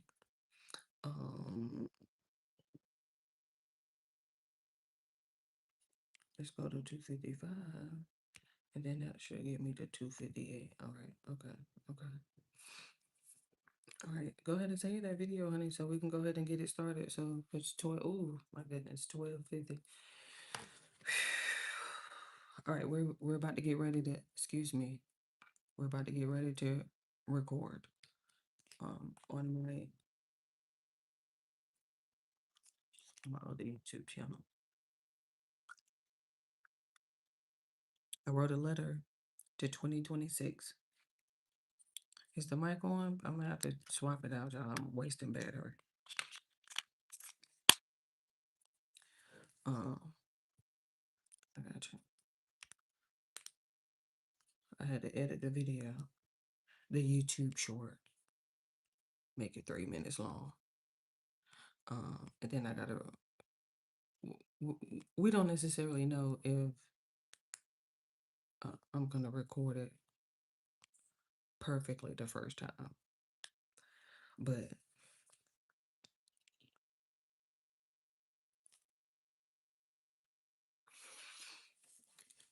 Ian Carroll just went live 4 hours ago. Oh goodness, he got this. What is this? Let me not get distracted. Continue start up. Okay. Check that out. I should have added it. No worries. Okay. I got a voiceover.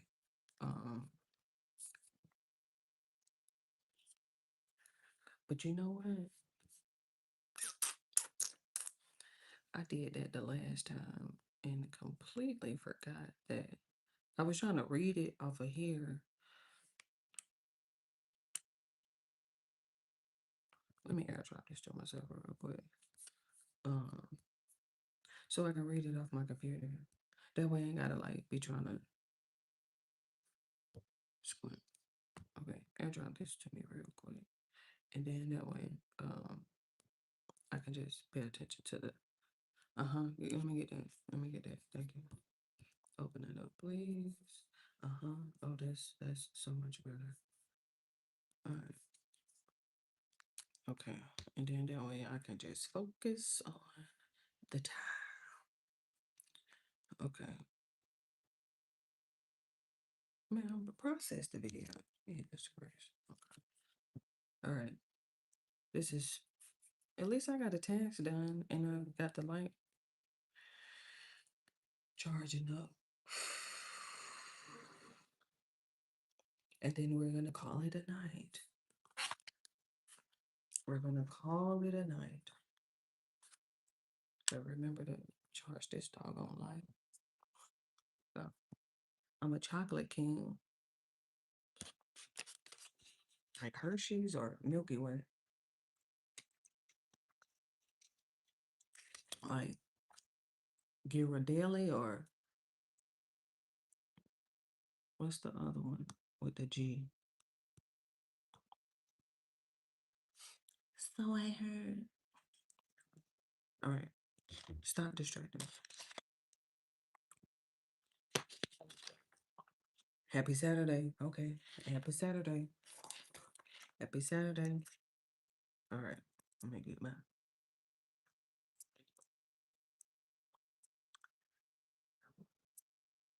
All right.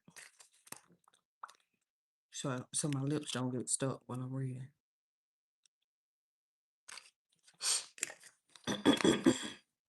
Lips don't get stuck. All right. Okay. Let me see.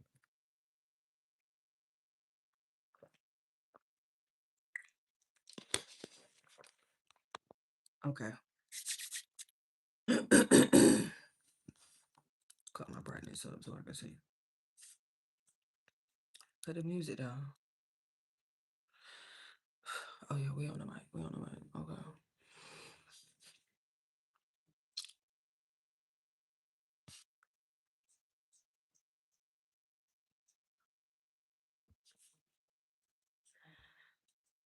Happy Saturday. Happy Saturday. Thursday, December 11th, 2025. 11:24 p.m. Eastern Standard Time. Dear 2026. Dear 2026, I have to admit, I am both anxious and nervous. Indeed. However, one thing that I will admit is that I am not fearful at all. I have personally dedicated the theme for 2026 as the positive.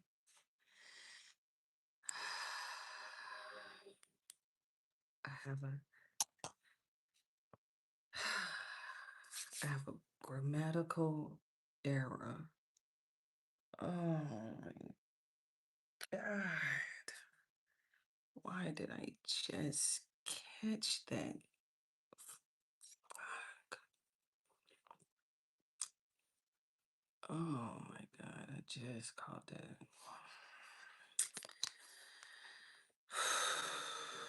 I literally just caught that.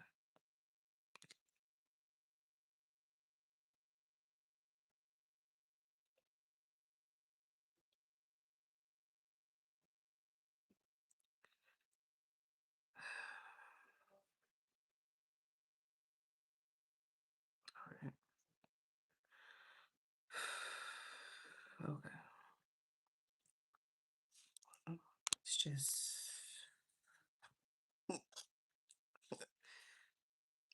relax. Relax. It was the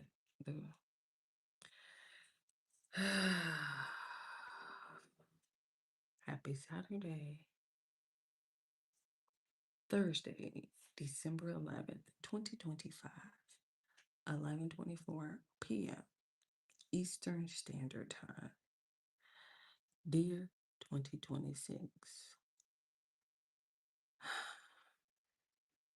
Dear 2026, I have to admit, I am both anxious and nervous. Indeed. However, one thing that I will admit is that I am not fearful at all. I have personally dedicated the theme for 2026 as the positive attitude of 2026. Therefore, thank you for strengthening my discernment. Thank you for preparing my attitude. Thank you for coordinating my fate. Thank you for arranging my theory. Thank you for educating me on ways to improve my attitude. Thank you for supplying me with the tools I need to accomplish my goals. Thank you for equipping me with the opportunity to spread this message. Thank you for furnishing my future with positivity. Thank you for training me to become your vocal vessel. Thank you for trusting me with this assignment. Thank you for constructing a personal growth and development plan for me. Thank you for evolution. Thank you for financial independence. Thank you for wisdom. Thank you for your continued support in making my dreams a reality. Thank you for establishing the proper support system. Thank you for your love and guidance. Thank you for your continued safety. Thank you for your loyalty. 6:45 a.m. and 12:29 a.m.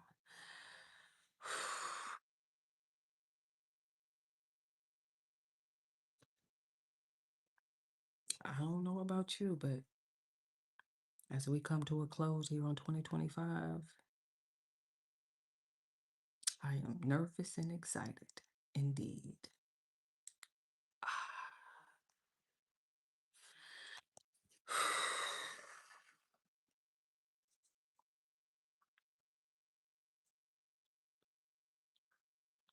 I don't even have enough water in case I want to keep it. I'm just thinking if I want to read it over again or if I want to keep this one. I think we're about 10 seconds, give or take, at the end there.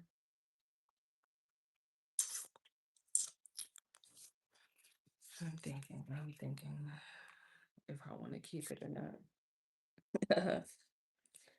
Thanks. I'm just thinking, should I read it again?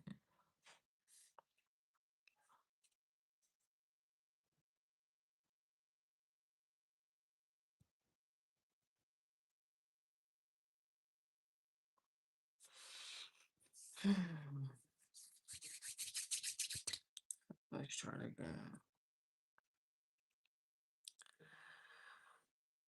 I'll try it again. Happy Saturday. Happy Saturday. Thursday, December 11th, 2025. 11:24 p.m. Eastern Standard Time. Dear 2026. Dear 2026. I have to admit, I am both anxious and nervous. Indeed. However, one thing that I will admit is that I am not fearful at all. I have personally dedicated the theme for 2026 as the positive attitude of 2026. Therefore, thank you for strengthening my discernment. Thank you for preparing my attitude. Thank you for coordinating my fate. Thank you for arranging this, my theory. Thank you for educating me on ways to improve my attitude. Thank you for. I said that I didn't have enough water to read it the second time. Let me see if I can get somebody to bring me a bottle of water. I just said that. I'm like, oh.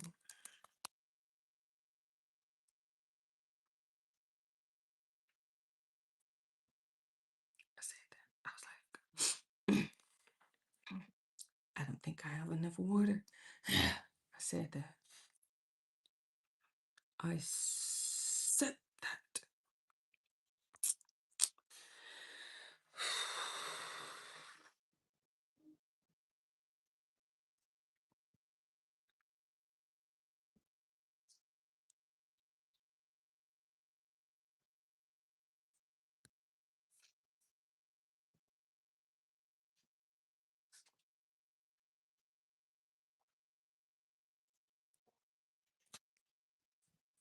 Oh, excuse me.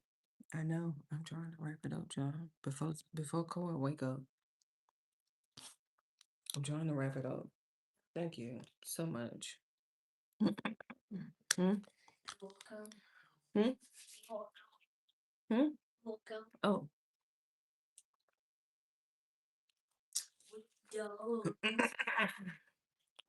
Microphone. The what? Cause y'all just keep running in. You're supposed to.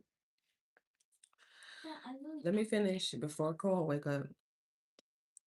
As he is. It's 1 o'clock.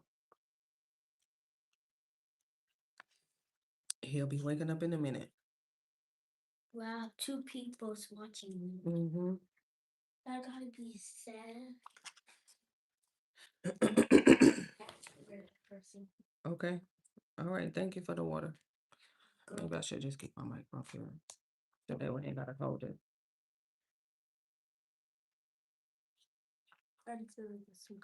For what? For my root. They dried up. Oh. There.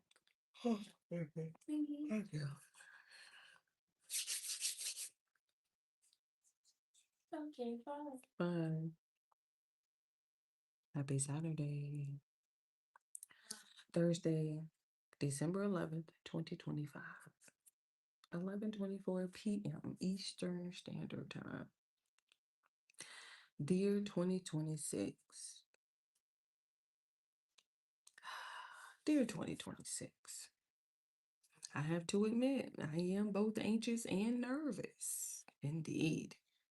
However, one thing that I will admit is that I am not fearful at all. I have personally dedicated the theme for 2026 as the positive attitude of 2026. Therefore, thank you for strengthening my discernment. Thank you for preparing my attitude. Thank you for coordinating my fate. Thank you for arranging this, my theory. Thank you for educating me on ways to improve my attitude. Thank you for supplying me with the tools I need to accomplish my goals. Thank you for equipping me with the opportunity to spread this message. Thank you for furnishing my future with positivity. Thank you for training me to become your vocal vessel. Thank you for trusting me with this assignment. Thank you for constructing a personal growth and development plan for me. Thank you for evolution. Thank you for financial independence. Thank you for wisdom. Thank you for your continued support in making my dreams a reality. Thank you for establishing the proper support system. Thank you for your love and guidance. Thank you for your continued safety. Thank you for your loyalty. 6:45 a.m., 12:29 a.m.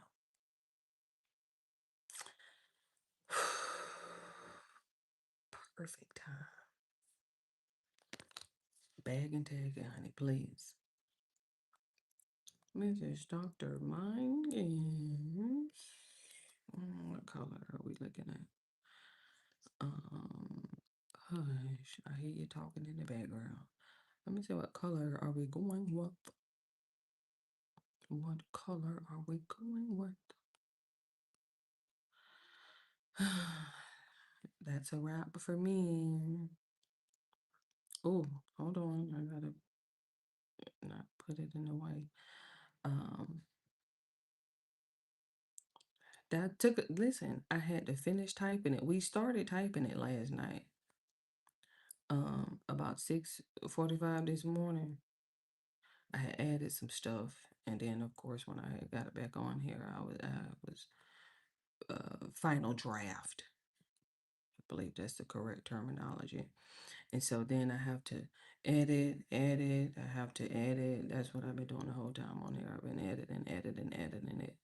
And then I had to add all those emojis to it because I don't know about you, but I'm obsessed with emojis. I don't know about you. That ain't somebody is so loud. I'm obsessed. Not like that obsessed, but more so of, hey, utilize your emojis. What you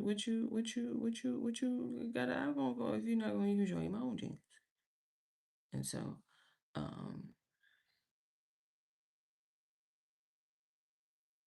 I just hear a lot of talking going on. Oh, thank you. You as well. Thank you for keeping me company. I appreciate it. Uh, Without all the negativity, you weren't here for that first round. You know, that first 5 minutes when you come in, you weren't here for that. Ooh, oh my goodness, the negativity, Lord. It just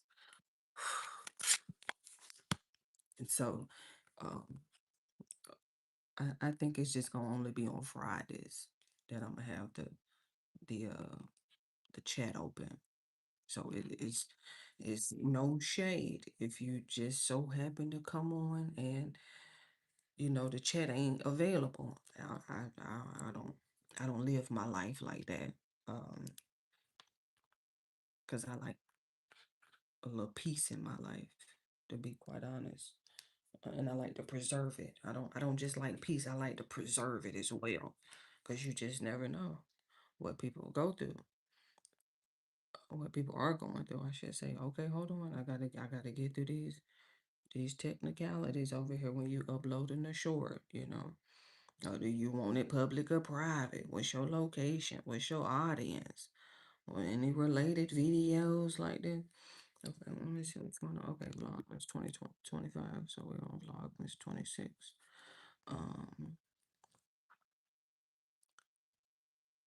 26. So uh don't take it personal. Please don't. I definitely enjoy uh, engaging with you. I definitely did. I appreciate it so very much. Um, hold on, I gotta get some emojis. You know how these emojis go. Listen, they are serious. Let me see. Evolution. No. Positive attitude. I did 2026. Who have I not used? Let me see. What's going on, do we? Okay, I can use a chart for sure. I don't think I've used her in a minute. Okay, okay, okay, okay. All right. That's. Oh my goodness. Okay. And look, I was like, what is that? The draft from earlier. Let's delete that. All right, we're done. Thank you for your service, my love. Right, it's gonna come on. Sure. All right, we can just pack it on up right now. Appreciate everybody and their assistance in this matter today. Give me the light. Give me the light. You have to stay on live till it, you wind it all the way down. I have to clear, shut it down, clear. Clear your cache, because it's the cookies for me. And it ain't just be all in your business. Okay. You don't need to know what I've been scrolling through. Thank you. Thanks, my love. I appreciate it so very much. But in the meantime, in between time, I'm gonna get on up out of here. Okay, love you. Bye. Mwah.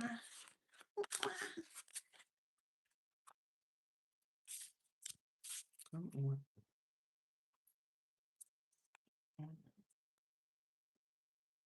What's taking you so long to get in the bag? Extension cord. Charger. Go on. What are you doing? Get in the bag. Everybody load up.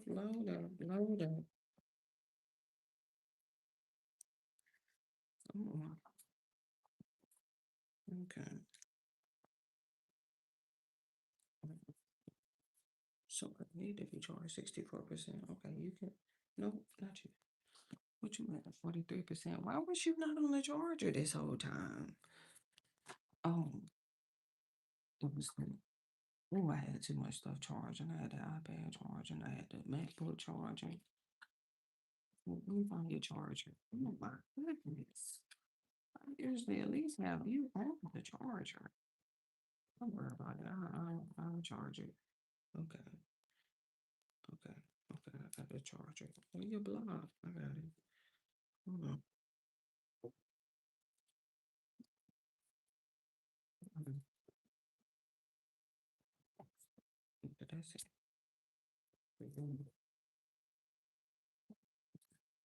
Shoot, baby. Here. Put you, is your short up? Okay, it's a, let me see. Cut that air drop off. It's done. Cut the Wi-Fi off. It's on this one. I was going to copy, and then I can go and post. Hey, buddy, it's me. I'm sorry for everything. I hope you and everyone can forgive me before my time is up. Confess to murder on anonymous website. About David and the women in his life that I'm going to show you in this video. Now, there's been a lot of talk about Get off of here. being very close to being arrested for not testifying in front of the grand jury. I also covered one of David's close friends, Asia, seemingly fleeing the country and popping up Oslo, Norway in a recent video. I'm not saying we know exactly who might have been that person the police are saying are being uncooperative, but what I'm about to show you in this video is some very creepy, deleted, and hidden messages. I was trying to get potentially could be David sending secret messages to Celeste and Asia about everything that was going on. And if some of this stuff, there's going to be a couple people that are going to be overly cooked. But let's get into it, because a lot of this relates to the secret Instagram page Extra David, which I showed you very recently. Now, as previously discussed in my previous video about David Sneaker. Let's often get off of here. I can trap Lord Ross in the bed. I got him in the bed. I got him in the bed. I can.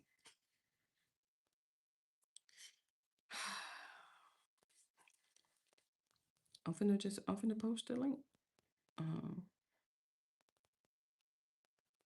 finna post the link. Hold on, give me a second, because I didn't do all that work for nothing. Okay.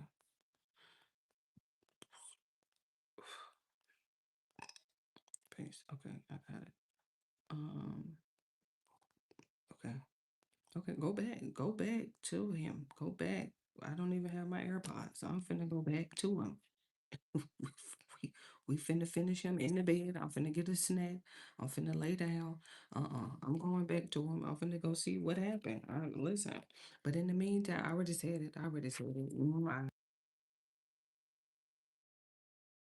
feels safe to build a positive object experience for you and your viewers. You two can participate, right? Subscriber mode only. Set a delay, slow the chat down, how to put people in timeout, right? Manage messages held for review. Okay. It's my brightness is up. Okay. Let me. Hello. I'm not playing no game right now. Let me see. Community moderation. My chat is okay. Subscribers only. Okay.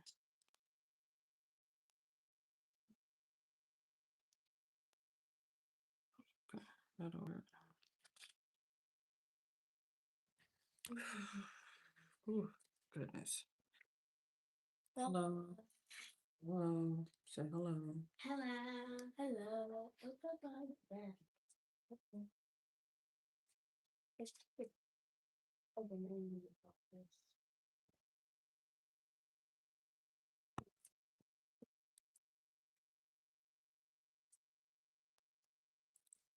Anything you want to say? Or you just gonna sit here look at the camera? I'm so excited for Christmas. So excited for Christmas. Are you excited for Christmas? I didn't charge the light. I did charge the light. It's not. So using it. I'll be able to see subscribers. It's a beautiful light.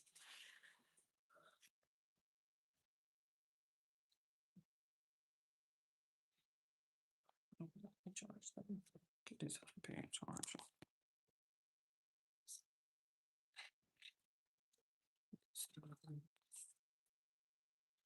So I can get myself situated here.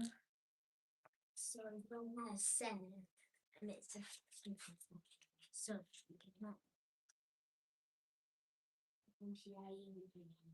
I'll do it. so story time. So how you go and click Mm-hmm. into like that. Correct. Yeah. That's it. Mm-hmm. Wow, that's so easy. I wanted to tell you something. When it's Christmas, I wanted to say something to all the viewers. What are y'all gonna be watching? Are y'all gonna be watching The Grinch? If y'all don't know The Grinch, y'all don't know that. Or this new commercial that kept popping out. What commercial? It's on your computer. It could be like I will let you. It's Christmas. Can you plug this up real quick for me, please? Okay.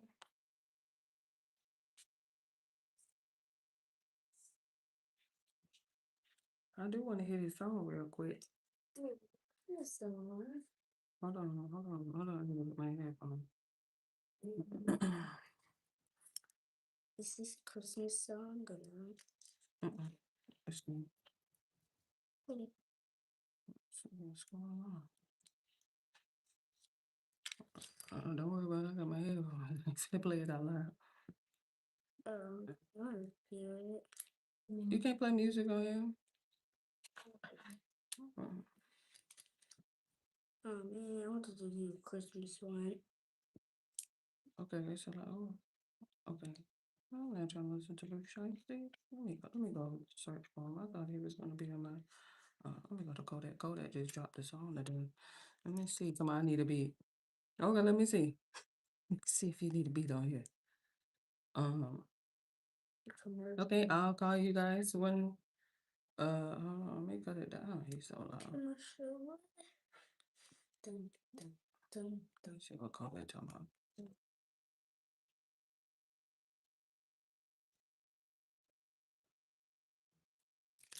I don't know. Excuse me. I don't scoop back. Okay, I'll let y'all know when it's time to log out. Just give me a second. I don't know what he got going on in this video, Lord. With Kodak, he already. The charger's that way. Charger's that way. These are it's better now. Okay. Instead of half the file, you can just open it. Close the curtain back.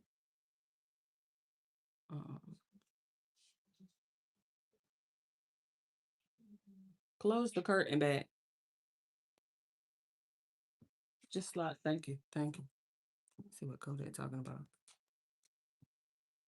What beat is this? Right. What beat is that? Cut it. This way too. You need to cut. Who sang that song? I can't think of who sings that song. Cut it. Dude, way too hot. You need it. What is it? Was that he saying cut it or? Oh, jeez. Let me listen to it. He cut his hair? Or is this old?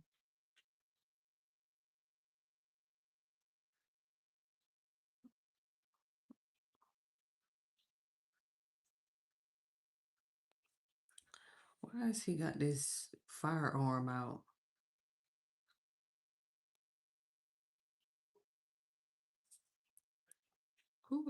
Whose song is that? Now it's gonna be in my head.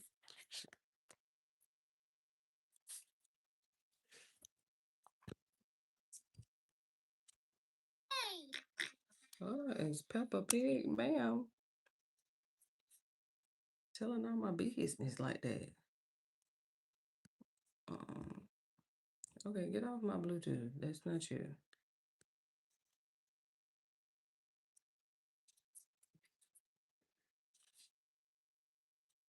Who? OT Genesis. I was like, who's singing? That's OT Genesis beat. I didn't know what he was doing on here. Um, uh, okay, I got him. Oh, I got it. Okay, it's okay. I mean,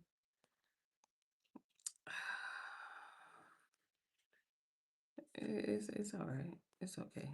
Um, let me see if anybody slowed it down yet. Let me see if I need to go to my music channel because um thank you for the subscribers, you guys. Okay, I need to be. Let me go to Kodak. Okay, Kodak. And let me see if somebody didn't slow it down. Cause you know my people over here. Uh, oh, well then this song must be Oh, I was just saying that because I was like, did he cut his hair? Oh, so it is. Oh, he just dropped it. Oh my goodness. Uh-oh, look, Gunna. I told you it sounds so much better slow than reverbed. I didn't know Gunna was over there in Africa. This was 10 years ago, 9 years ago.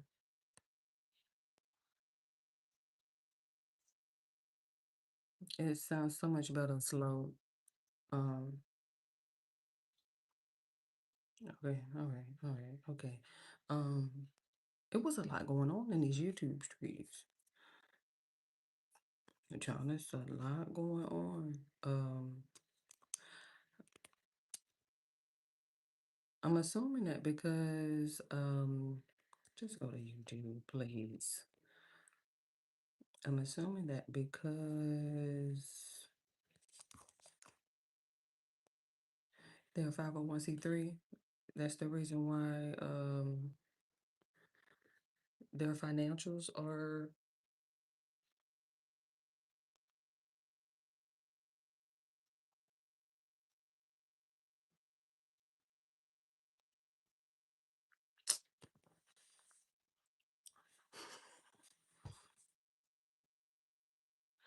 Cardi is over there in Saudi Arabia right now for the Soundstorm Festival. Which is so ironic because hold on, let me see if I caught that article. Get off of this commercial. There was an article, I must have not got it, where whoever had booked her over there in Saudi Arabia, she had backed out. She was like, I ain't coming, or and so they had made an announcement and all that stuff like that, and so they probably told her that they needed their deposit back, and that's probably why she was like, let me go on over there. But she over there. I don't know what's going on with the BBL, or it's just it's I don't know what's going on with it. Something happened to it. Like I can't quite put my finger on it, but something happened to it.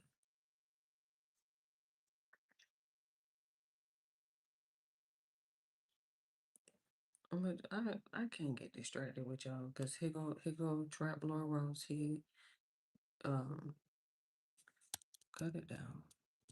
Cut my brightness down, stop wasting my battery. Speaking of, what's my battery at?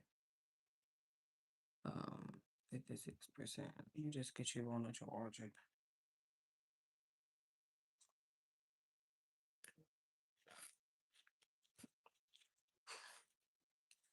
Be them sound effects for me. Do I have my other block? Just give me a second.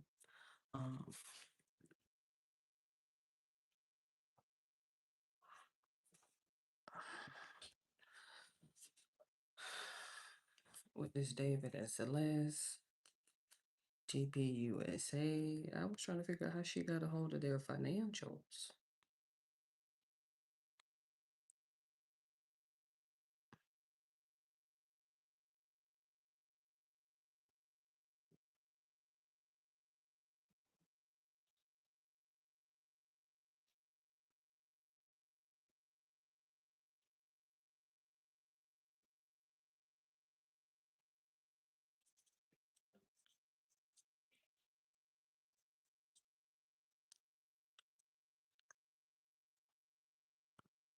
Just give me a second, real quick.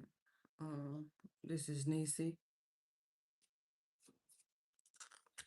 Make it on the charger. So much going on. I had already had my own itinerary, but you know, you gotta log in, and the first three on the algorithm will get you. They'll lure you in.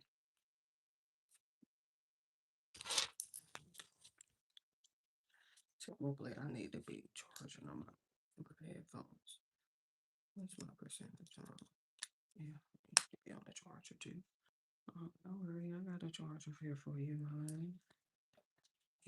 I got a block though. Should be able to charge it on my computer.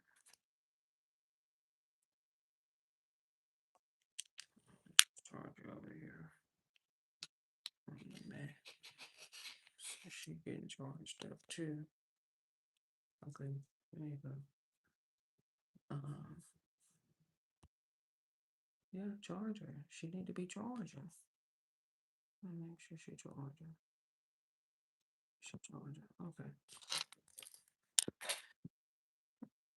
Happy Saturday, number one, before I get started.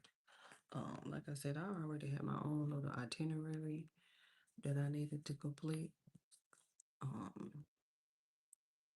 We have a letter that we wrote to, where is it? We have a letter that we wrote to Dear Universe. Let me go to my calendar and see.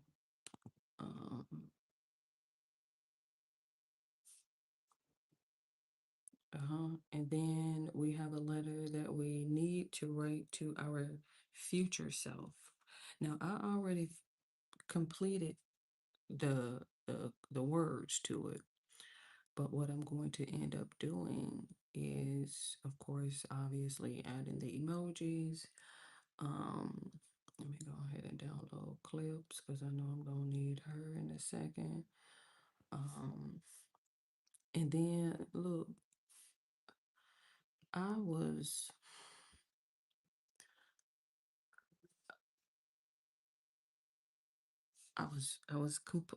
okay. So when I was writing, typing it, I should say. I say writing, but I'm figuratively saying in my head. I'm typing it. It was supposed to be Dear 2026 Part 2. But then somewhere I changed it to Dear Universe. Like, but in the midst of that, I went to my calendar and I was like, let me type in Dear and see what pops up, right? And I know, listen, I'm talking about, I got some lint somewhere, or is that a piece of white? Okay, that's me. I thought that was a little lint. But, and I still got gas, because did I have some beans today? I don't think I had any beans today. But you know, if they'll roll over, I'm gonna get my little cartoon filter on real quick, because I like it. But thank you for everybody who came in and hit the thumbs up. Thank you to everybody who subscribed. I appreciate it so very much.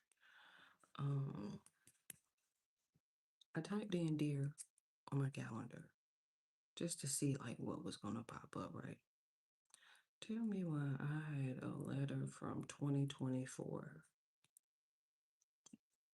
a dear 2024 letter,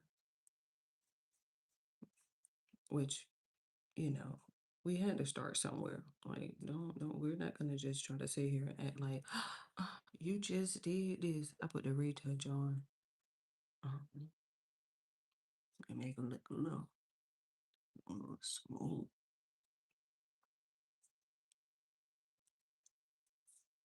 And so I was going to,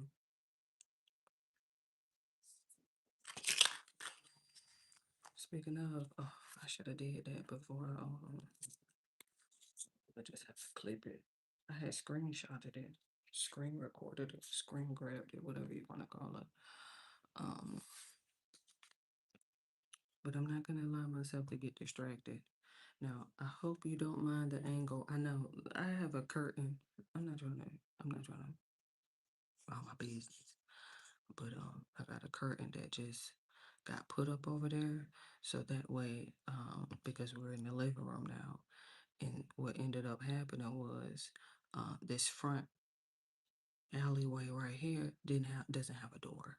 So what I ended up doing was I asked Christian just, hey, can you put me a little curtain up real quick, so a little rod, and so I'm gonna try to get it out of the, you know, I'm gonna do the best that I can. But if it's in there, then it's just in there. We wrote a letter to the universe.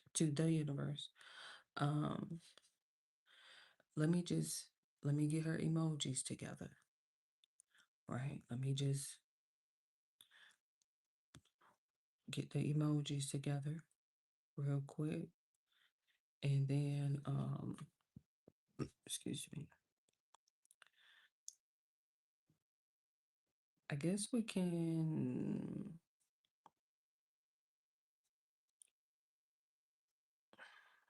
let me see something real quick. Cause I'm on calendar. Let's see. Hold on. Okay, I can save it to files. Let me see how she look. That ain't nobody but the gamer. If you pick up any of his, let me see how it looks if I save it from the calendar, like the context. I get the black background. No fucking way. I'm just curious to know if, I don't know.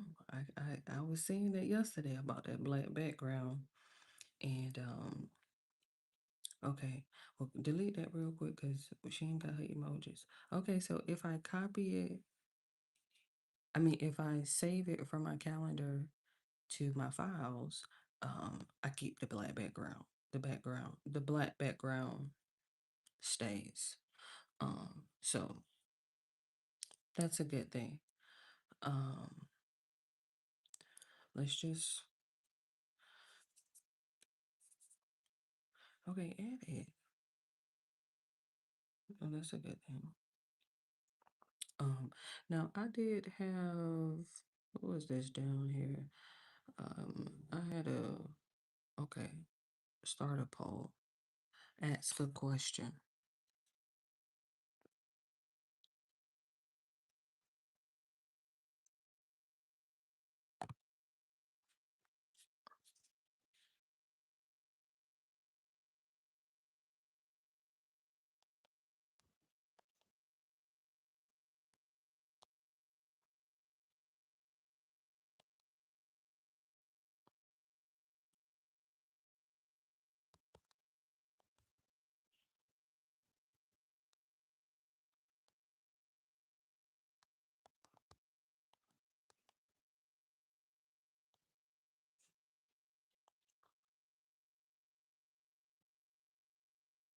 Okay, I see.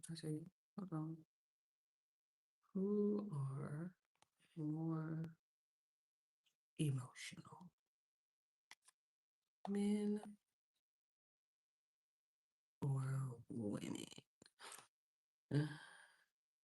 Who are more emotional? Men or women? Let's just see. Okay. It seems as though she gonna oh I can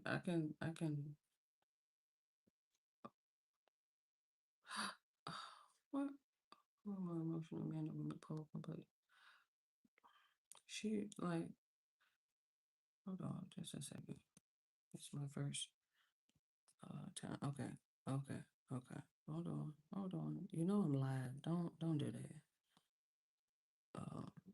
Let me put my poll back up. Hold on.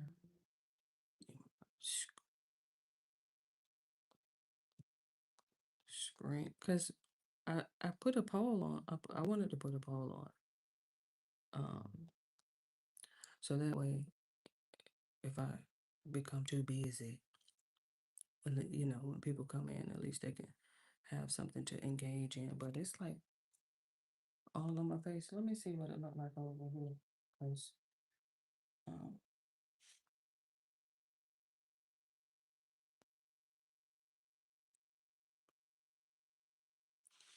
I just didn't want it to be like on my face. You see? Hold on. Let me see if I can make it a little smaller. And then go up there to the corner or something. Oh, wait. I'm not able to. Hold on. Let me see what this is. Oh, that's the green screen. You're right. You're right. You're right. You're right. I forgot. I ain't used any mini under. And what is this again? 40 seconds was uploaded. Oh, yeah. The clip. Retouch is off. Okay. And then that's it. Okay. Okay. Okay. Just to turn the camera off. There was something that I used to be able to collapse this over here. To get the off the screen. Okay. No, I can't.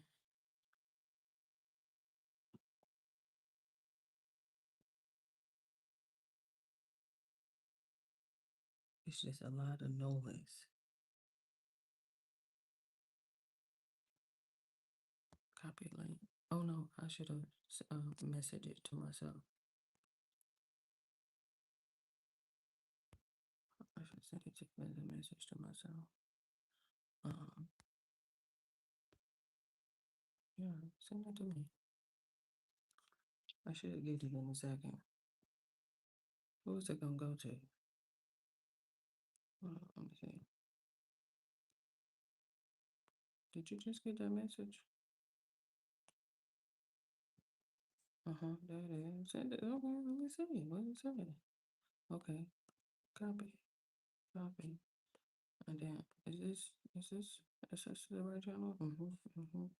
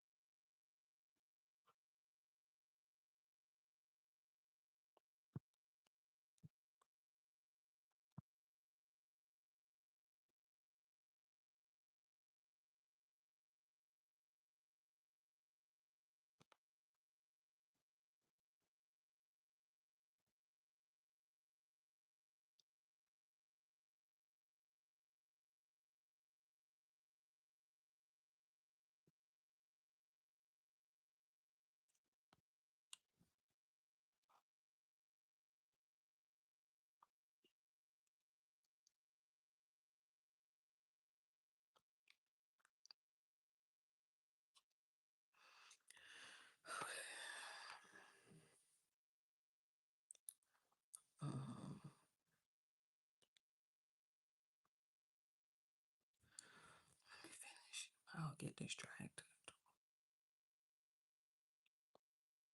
Who's more emotional? Of course, I'm gonna say me, right? I actually believe that though. It's not just, oh, of course you're gonna say that. I'm like, no, I totally believe it. Especially if it's from, this is coming from someone who's only dated men. I'm like,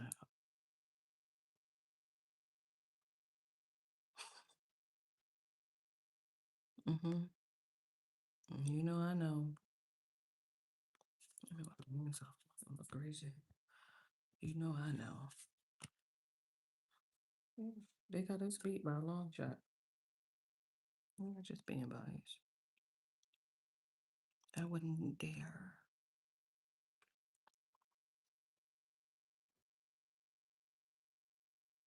But I definitively believe that they are more emotional. Just watch them. Just pay attention.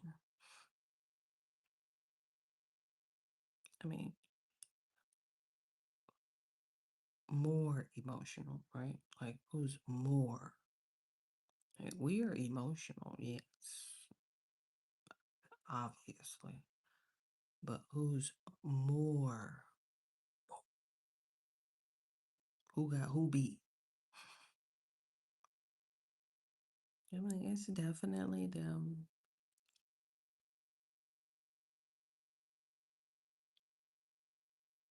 Okay. Dear universe. So this one technically started off as, let me see if she up as high as she can get, because this little phone stand here, she has the ability to see what I mean. Girl, give me a little room, so I don't have to be doing all that. I ordered it from Home Depot, because I needed something. No light, just a stand. And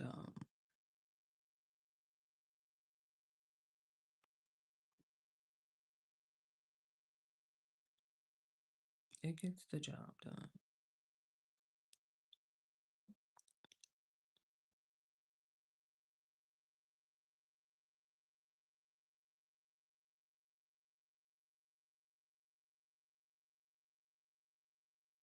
Madeline got so many sound effects. I'm like,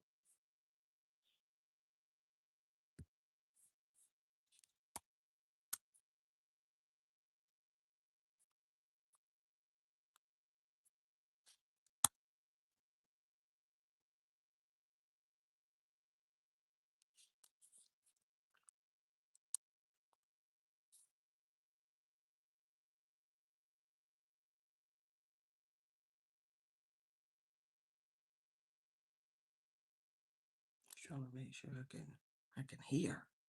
I had to tell Christian to cut his volume down. I had to text Madeline, can you cut that down without I can hear you? Christian, cut you down. You loud.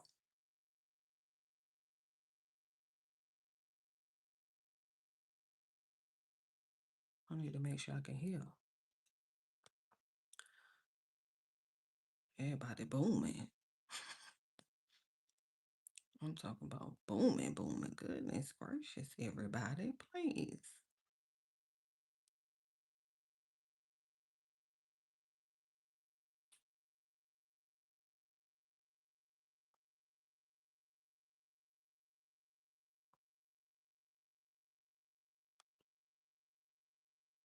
All right.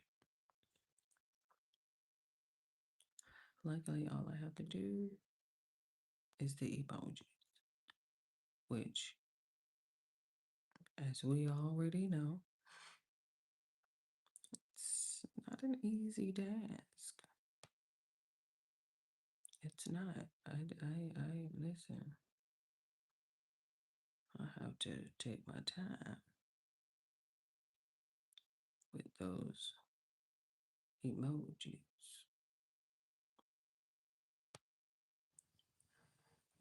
Okay, 94. 62.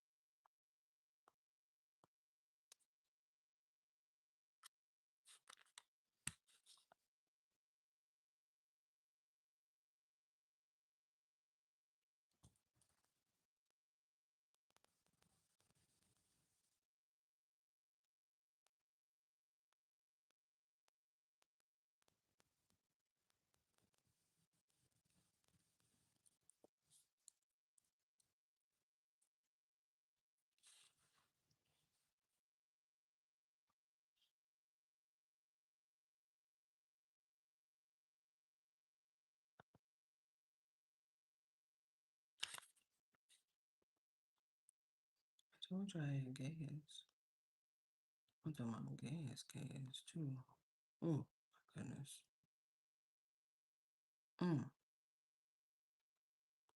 Must be the chair.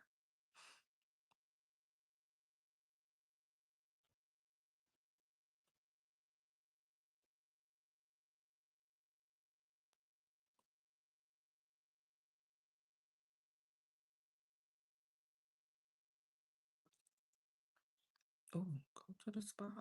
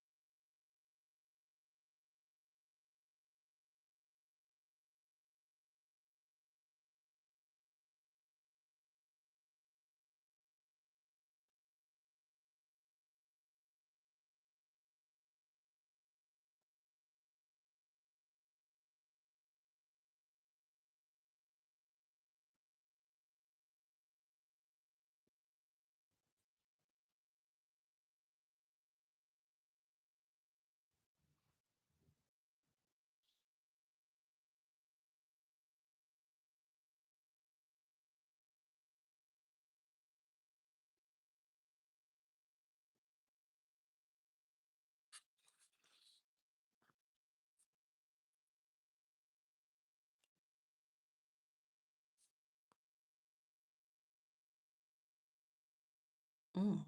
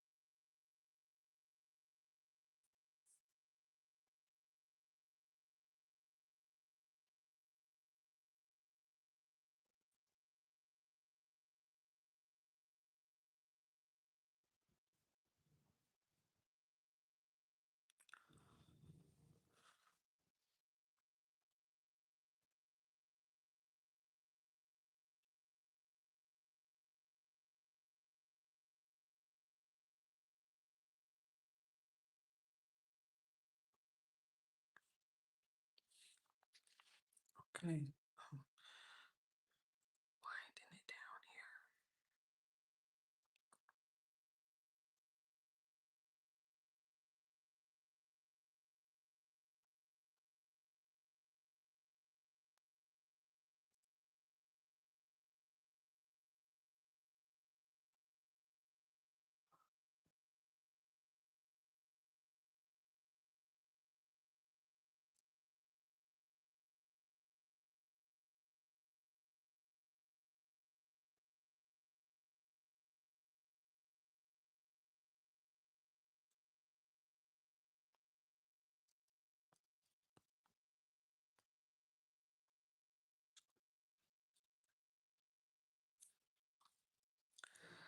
Child, them emojis. Them emojis be having me locked in. Oh my goodness. Hold on, last one. Okay.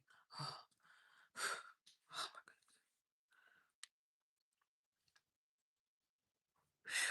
goodness gracious.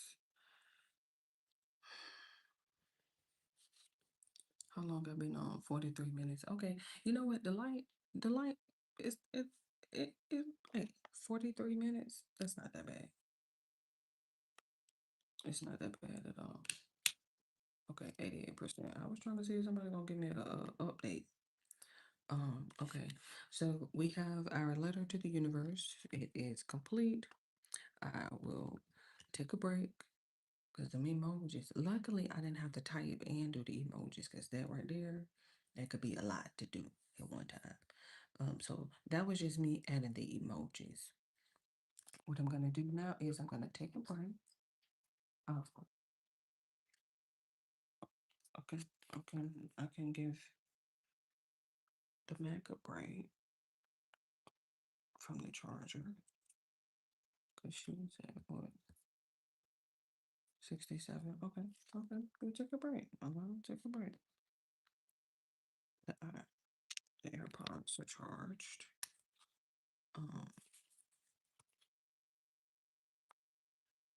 76%. I'm gonna let you get on the charger.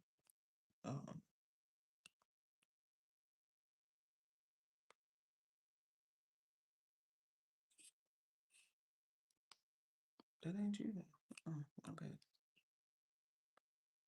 My bad. Wrong side. Okay. I'm gonna let the Mac charge you up real quick. Put my headphones back. I got you because I wanted to charge up the ring light. She is slowly going out here, which is okay. We're gonna cut it off.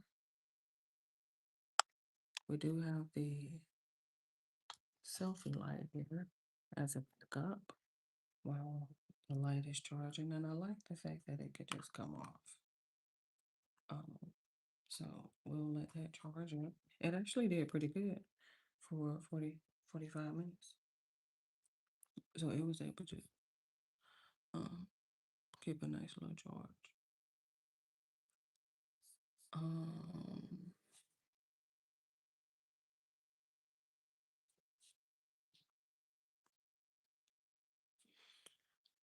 Goodness gracious. She don't play about that.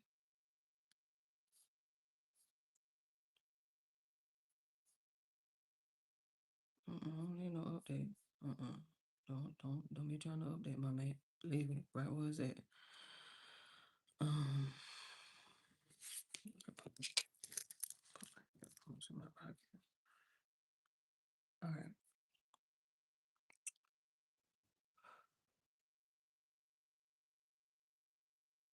I wonder, do I got my microphone?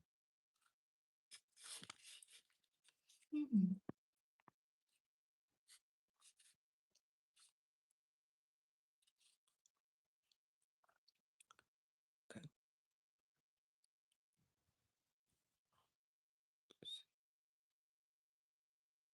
We're going to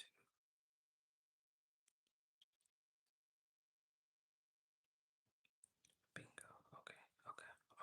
That's how you okay, and then save it to files. And then you go, dear universe. Now I think what'll end up happening is I could have just screenshotted it. I didn't even have to I didn't even have to. Let me see what it looked like on files, because the way that Zoom, oh, it's the same. Oh no. She got dear self down there at the bottom. But okay. Oh. Okay. Oh. Okay. I'll screenshot it And then let me change colors, please. All right, save the photos. Exit year 2026. Did I get 2026? Or was that 2025? Go back to my calendar and see. Did I copy and paste both of them? Yes, I did. I got 2025 and 2026. And then I got Dear Universe. Okay. Okay. You distracted me. Okay. It's on. Okay, and then I got clips. Allow.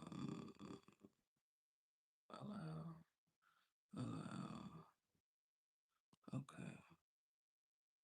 Now we're gonna do photos. You don't need no location, my love. Yeah. Okay.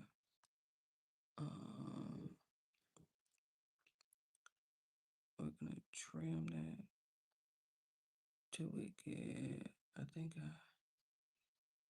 try to get me up to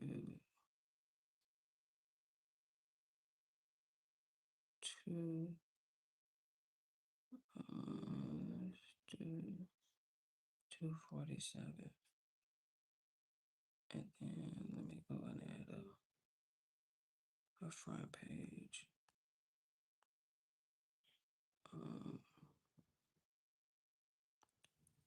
Make sure that I muted another front.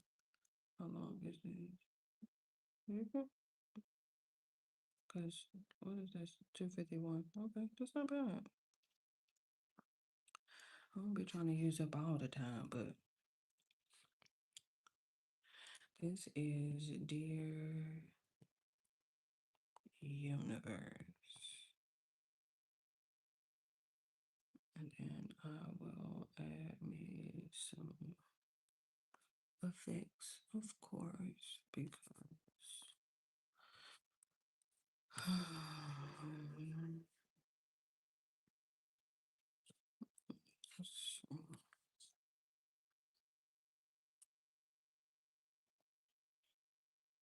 Hi, mommy. hello, medicine. What's he doing? Just editing real quick. Gonna eat some video. I'm still alive. Bye. Yeah, I gotta edit this letter, and then I have to record it, and then I'll be done. That was all I came to do. What y'all doing? Playing games. Why y'all so loud? You can hear us? I text you. Using the bathroom. Oh my flipping god! It's a fucking spider. Okay, Get on the phone. but you screaming. That thing. If I was to tell everybody to clear and shut their iPads down, then it'll be a problem. Then it'll be an issue. Before we go high. That's what I don't understand. I'm like, why are y'all screaming? So we can get your attention.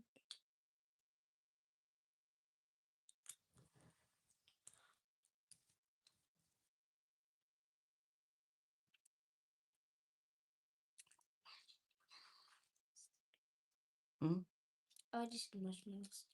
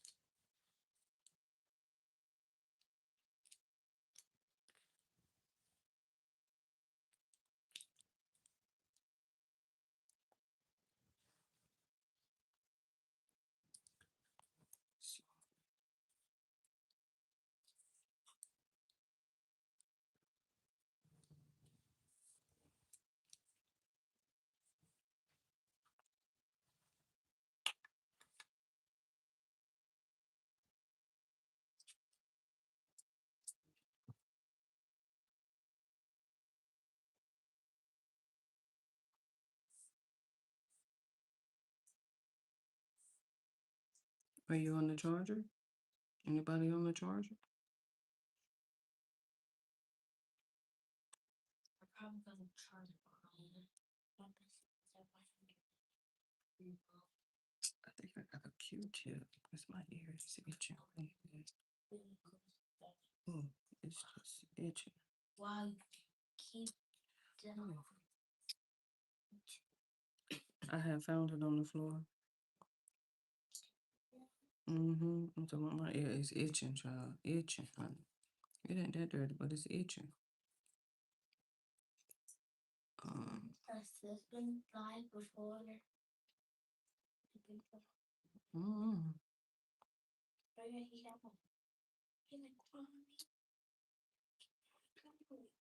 Yep.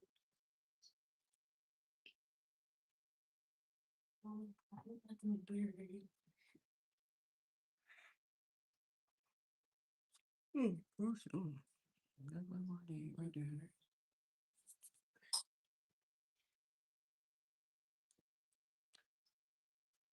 No, where is my bird? So this is the bird. This is the baby bird.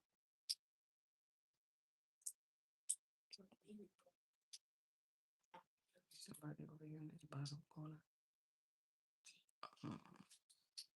Give this.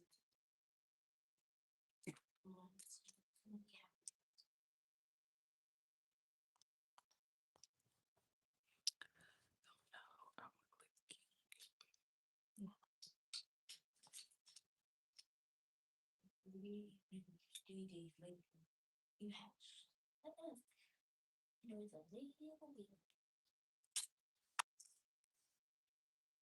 That's big breath and that's why I pop and every secret.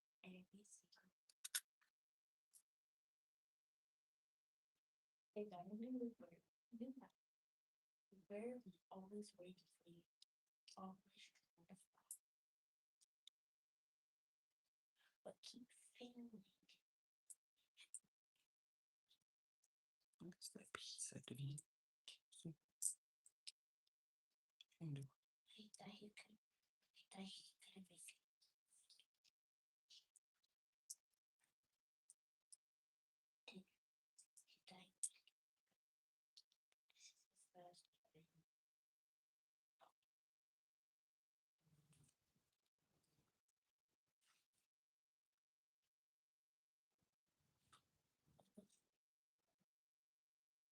This is Christian.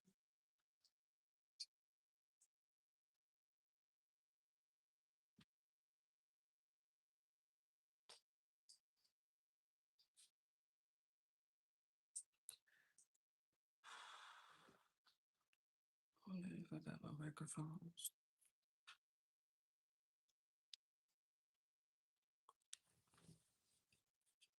Feel the breath like the flag.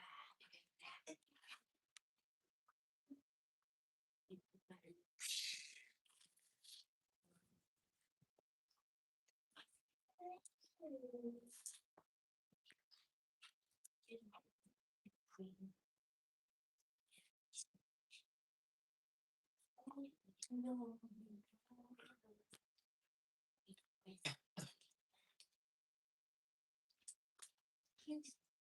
I'm not a lawyer.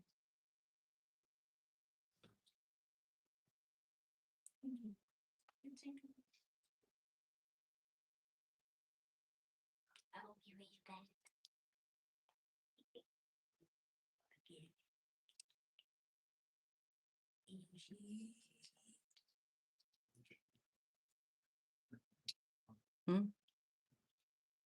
Oh.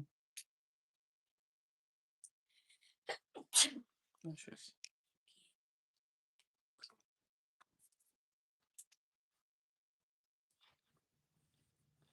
The bird finally know how to fly. You know, but what his mom said, you can never go outside. There are dangerous animals that can eat us and harm us. He always listens to his guy. No matter what.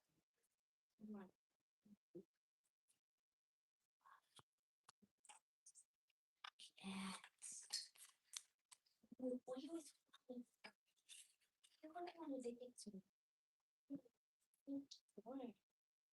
really wanted, he listened to his mother, but he didn't go far already. He said, and he went to the neighbor house, and the worst house.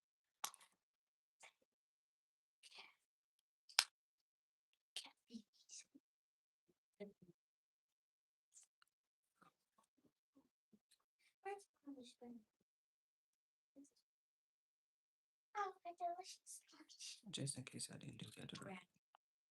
Oh, see, I gave the cartoon a break. Filter.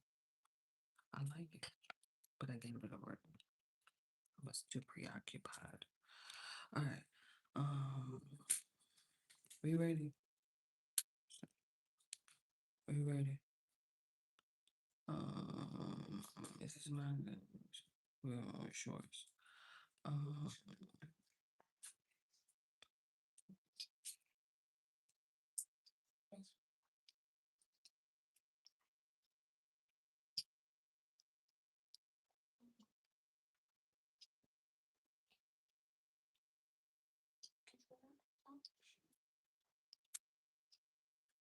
The bird tried to fly away from the cat. The cat was just climbing. Making some water. See, if I gotta read, I will need a little water. The bird tried to fly away, but the cat catch her before the cat even can think about taking it.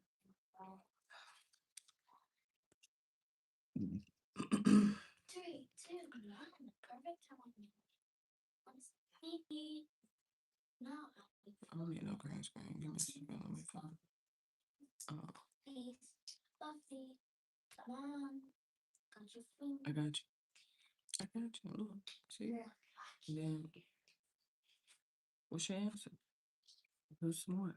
Oh, hold on just a second. I'm gonna have to airdrop this to myself so I can read it because I'm not gonna be able to read it from my phone.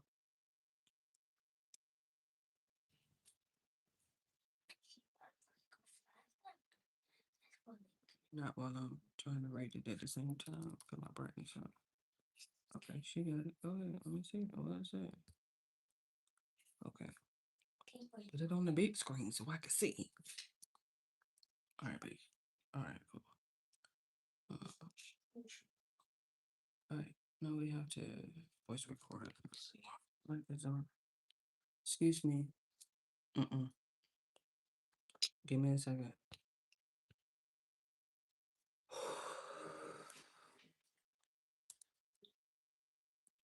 We should have to put this down here so I can pay attention to the it's my brightness on. All right. I did not put no emojis down there. Oh my goodness. I just saw that. Oh well. I believe this is 2 minutes and some change. So let's see how this first take goes. We usually don't get it right on the first take, but we'll see.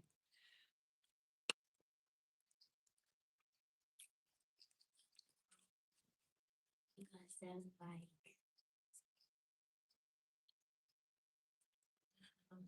Saturday.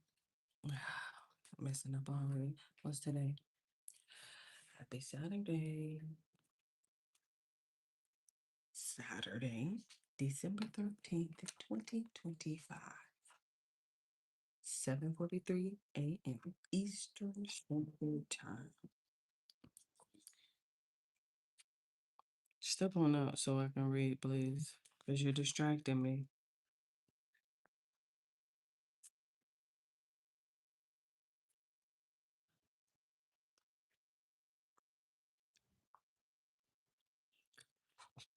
Happy Saturday.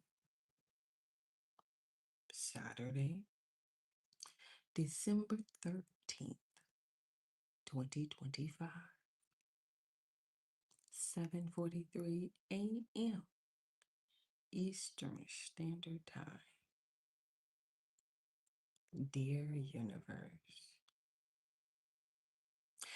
dear universe, thank you for forgiveness. Thank you for redemption. Thank you for honesty. Thank you for transparency.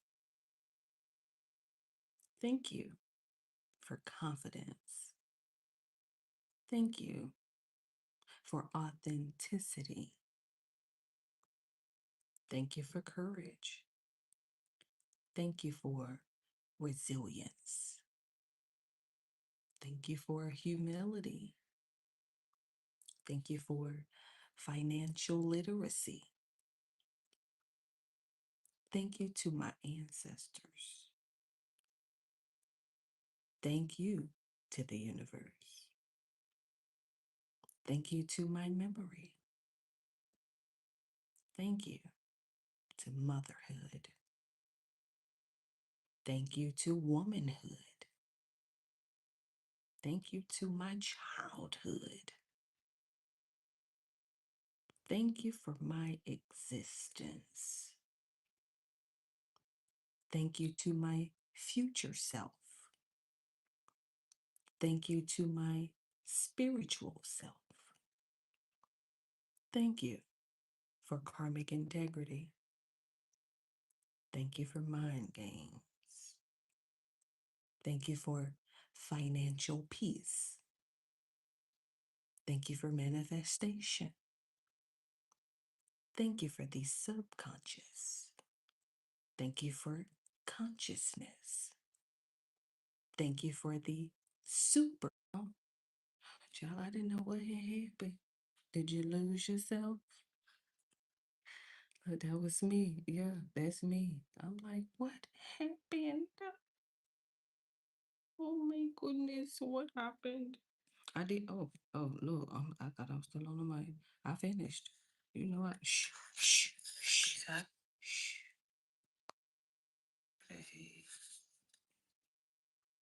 Saturday, December 13th. I need to cut the volume down because it is a little loud. Let me see if I can adjust the volume. Give me a second. There is like this little swipe up to edit.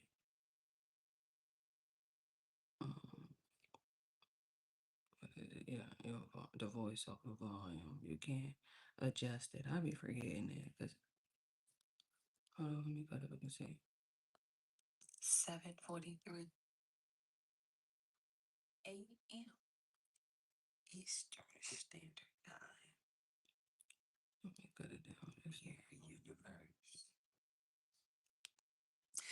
Dear universe, thank you for forgiveness. All right. I like that feature though, how I was able to, the stream was interrupted and I was able to like come back. Do you want to resume? Because I was over here on the iPad and it was like, well, you still alive. It just, I'm like, oh, okay. All right. Okay, dear universe is done. Dear universe is complete. Edited, recorded it, and so now I am uploading it right now. I have a letter that I have to write to my future self. So that one's going to be a little interesting, to say the least. We'll see how that turns out. Look at that toy. Okay.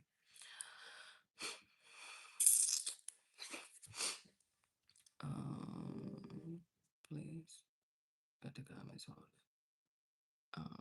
What number did we end up on? Look, Vlogmas 2025, which was number 26, which was Dear 2026. We're up to 647 views. Dear 2025 is currently at 172 views. So doing pretty good actually. Oh, I gotta go back to 2024. I do have to record 2024. It's actually a pretty easy one. A short one, I would say. Um, but I actually I have the video over here. And I didn't airdrop it to myself, unfortunately. Well, 26. Okay, I'm on 27. Vlogmas 27.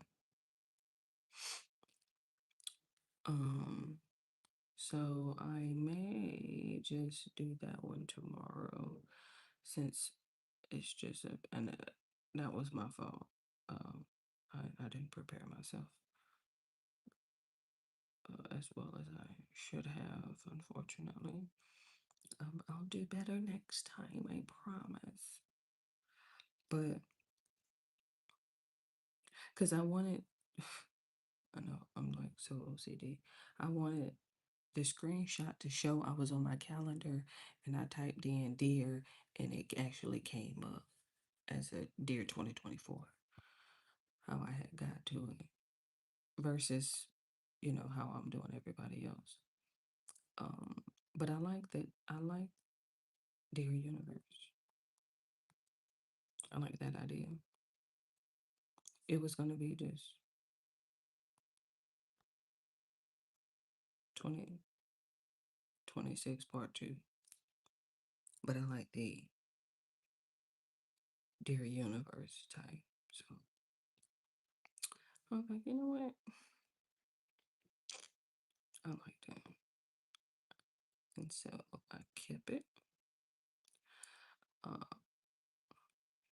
2025 is coming to an end. So she may not have went the way that you wanted it to go in your head. You may not have gotten what you wanted or thought that you deserved. You may have gotten what you wanted and thought that you deserved. All your dreams and wishes and goals and aspirations may have came true. You never know. You'd be surprised. But I say all that to say,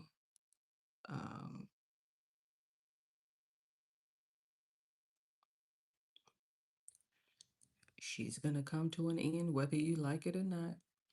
2026 is gonna come swinging full speed ahead.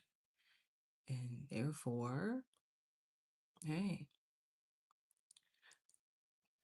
why not make peace with both at the same time? Give 2025 a handshake, sayonara, adios, amigo, hasta luego, until we meet again. Adios, amigo, adios, amigo, goodbye, my friend. Hasta luego, until we meet again. Adios. I love Jules. I absolutely love Jules. Wholeheartedly. I just thank you so much. Like, definitively thank you. I appreciate you for everything that you've done and your contribution to society. I'm like, yeah, I know we had to meet you through her. But listen, between me and you. So, thank you. But it's 11:47. I'm coming up on over an hour now. I'm trying to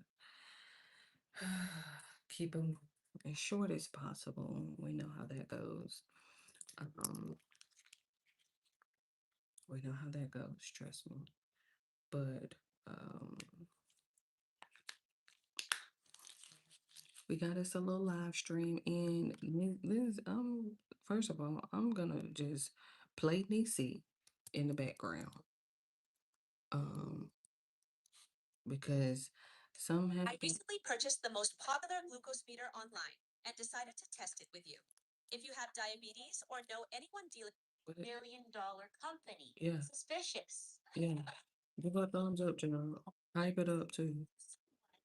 Puts a non-existent address Yeah. on What? your Who did it? so, which is Spanish For suspicious. Sure. Suspicious. What? over $3 million in salaries and wages, but declares that they have no employees. We call it. Hello, everyone. If you're a new viewer, welcome. If you're a returning viewer, welcome back. If this is your second, third, or fourth time watching one of my videos and you are not yet subscribed, you already know. Stop playing. In today's video, we have to talk about the financial situation Yeah. at Turning Point. Oh. Look at their publicly available financial statements, and I noticed some things, okay? Oh. But before I get into That's some things. stuff, there's a Yeah. video that has gotten hundreds of thousands of views on YouTube, Ooh. hundreds of thousands of views on X, Ooh. and I'm not going to name that video, Ooh. but there was a greasy looking guy. He was a guest on someone else's channel, and he said some things that are very salacious, but they're not true. He says that he audited TPUSA's financials, and he claimed that Charlie Kirk paid himself over $1 in salary, and to do this, he spread his income over the various entities. So there's Turning Point USA, America's Turning Point Action, and Turning Point Endowment. And this guy claimed that Charlie Kirk paid himself a salary from all four of those companies to disperse his income, and in total, it was all more than $1 million. And the guy claimed that Charlie Kirk did this to conceal his true salary, which was the quote unquote $1 million or over $1 million salary that this guy was claiming Charlie Kirk paid himself. And That's not true. it's not true, and I will show you why that's not true. Here is page 7 from the 2023 Turning Point Action filing. Box D is how much money this organization paid him, which was $99,840. And we see box E, which is how much money the other TPUSA affiliate entities paid him, which was $289,351. And box F is income from other organizations related to TPUSA. The amount is $3,675. So this is the 2023 Turning Point Action filing. Now let's compare it to the 2023 Turning Point USA filing. We see that box D shows us how much this organization paid him, which was $289,351. Box E shows that $99,000, and box F is that same $3,675. I mean, As you can see, it's all. oh, listen, I'll let you stay. It's just, why not? Why not? So you can see what it's like. And that's why I went on ahead and got her started, because typically what'll end up happening, I'll be over here talking to myself, which is not a problem to me. Because remember, if nobody is here in the chat, then you will end up having to talk to yourself or find something constructive to do. That's just a part of live streaming, okay? So listen, in the meantime, I'll let you stick around until I was gonna get on up out of here. Because I have to pack it up. I have to do all that. Let me close my stuff up. Yes, I wear the same robe every day. Why not? Why? One of Walmart's finest. In the meantime, in between time, okay, love you, bye. In trouble last night for not letting them say goodbye. I got in real big trouble. I'm talking about.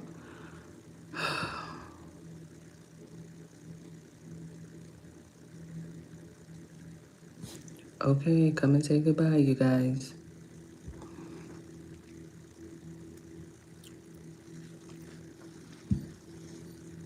I got in real big trouble for not letting them say goodbye. I know I was out of here. I was done. Let me cut the cartoon on. Let me make it look official. Let me make it look as official as possible. Like I did not log out already. Hold on, let me get this stand. I can't even get this. Let me just, I'm not gonna be fighting with that one. Let me just, here they go.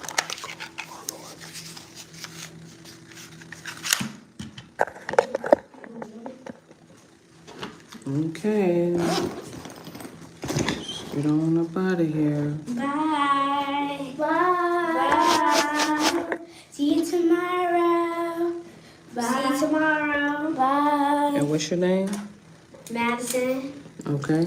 Madeline. I'm trying to keep it on the floor. Okay. Oh, yes, thank you. Let's take a picture real quick. Cheese. Cheese. Cheese, cheese.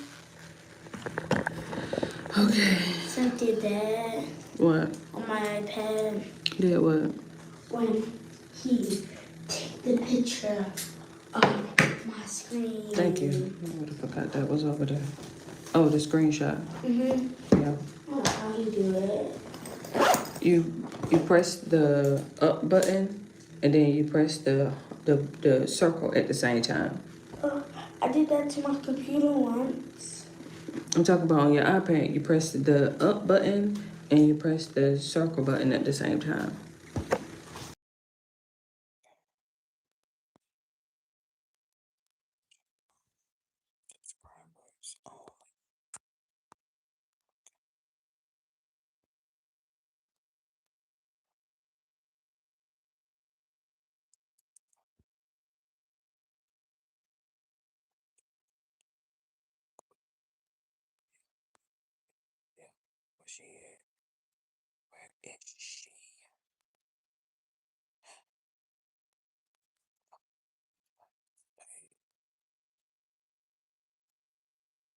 Oh, what was that?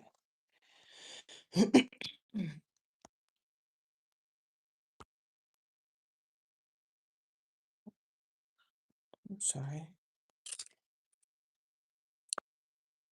Please, like now I'm trying to use the cartoon.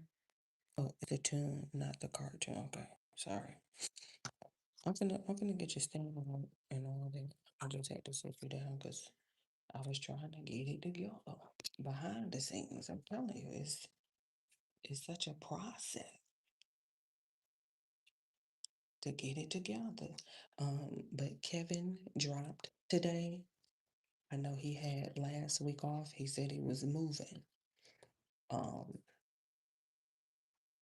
And sometimes that can cause a delay in production. But Kevin from Just Thought Lounge, he dropped a video today on Sunday, per usual. But it's definitely somebody that we can rely on Sundays is Kevin. And so he will drop today. So I'm gonna get ready to swing on over there and see what after. We do have to re-record Dear Universe. So if anything, I'll probably go ahead and get that out of the way first.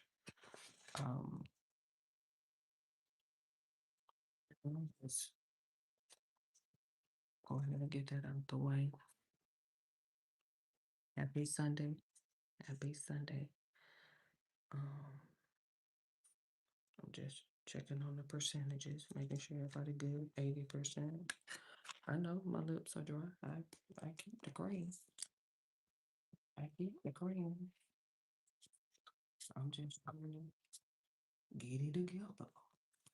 Usually I try to at least get this off of you so I don't try to pick that bag up and slang all over the place.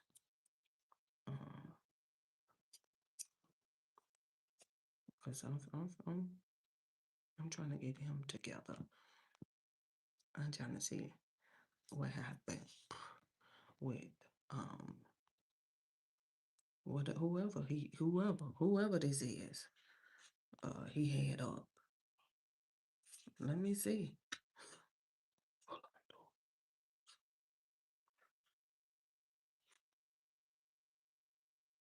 Hold on, I got it down.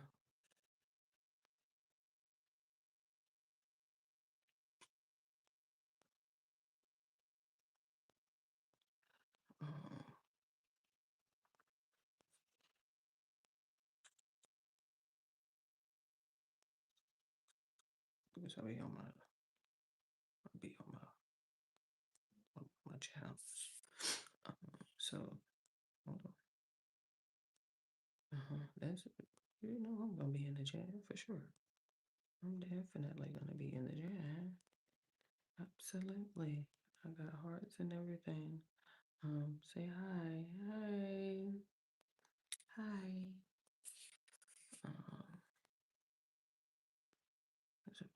Hold on. Let me see. Oh, I can only do that on the. Thank you for the hearts. Okay. Let me swap. Let me go. Thank you for the hearts. Mwah. What channel? The Secret Marriage. Oh my. Gruesome. Look at the title. Not gruesome, Kevin. Go and give Kevin his thumb. Hold on, Kevin. Hold on. He come in talking. Hold on. I gotta multitask. On a summer morning in 2023, outside of Las Vegas, Nevada, 46-year-old Jonathan was found by his mother decapitated. Oh, no. He did say gruesome. Okay. Let me. Ooh. Decapitated. Finish. Just a really clean cut. Ooh. And then there was no head. The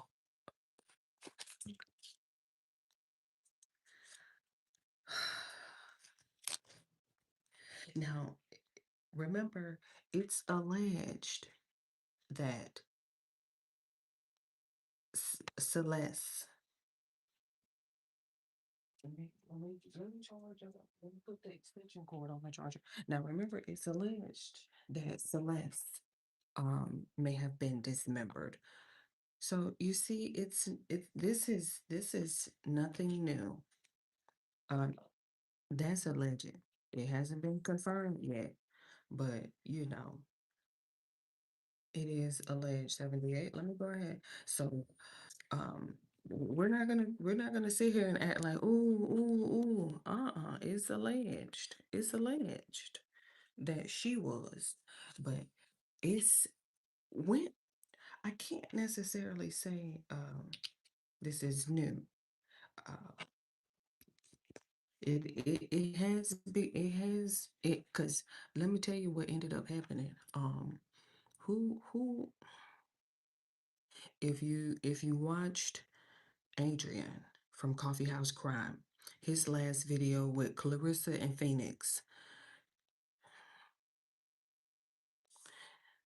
Let me see who else. Let me see who else had did because remember, was it? I think if we go back last week, Adrian from Coffee House Crime had another guy. Remember the black guy who was doing something with these two white guys, and he dismembered them. And he was why was he traveling all over the place with these suitcases and was trying to dump them somewhere, and the wheel broke and everybody was like, what do you got in there with suitcases? Is it a party? And he took off running and all that stuff. Remember, who was that was dumping them parts in the trash can? The chick who told her I think her mama she had dropped the baby off at her mama house and was like, "Hey, I'll be back. We're finna go run some errands." But then she ended up over there with this psycho ex who she had broke up with, and somehow she ended up over there with him. I don't know why she went back over there to talk to him after he had, what did he do? He tried to schedule a hair appointment to come and see her, and just and then,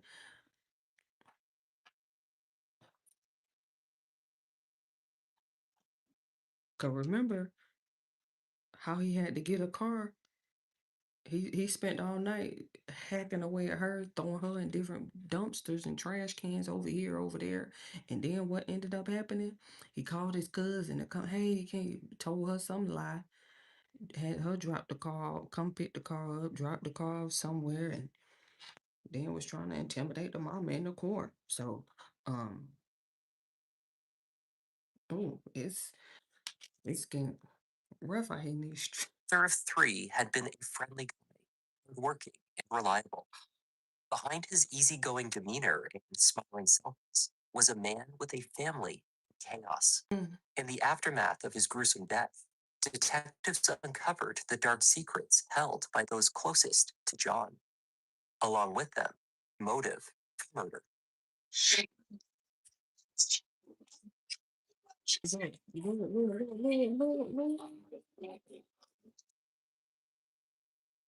And she's spazzing out.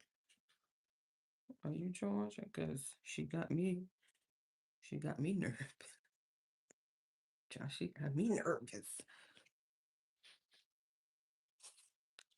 I don't know what happened to John, but I'm finna find out. I'm about to get ready to find out what happened to John. And it obviously looked like her with that type of temper right now. It ain't nobody but her. And I can't believe that she would do that to John. Breakfast for dinner, weird at a breakfast. It's breakfast food. I just had breakfast pizza, thin or thick. It depends. That's a good question. I like. Oh, let me try that one. Let me try that one because I like that. I like that. Thin is breakfast. I just had pancakes and bacon for breakfast tonight, so I know it ain't weird. Um, now, okay, now listen. Stop asking me all them questions. You distracted me. I can just leave that one. Then it depends. Marco's just they just started they thin crust. They just started to me. I don't like.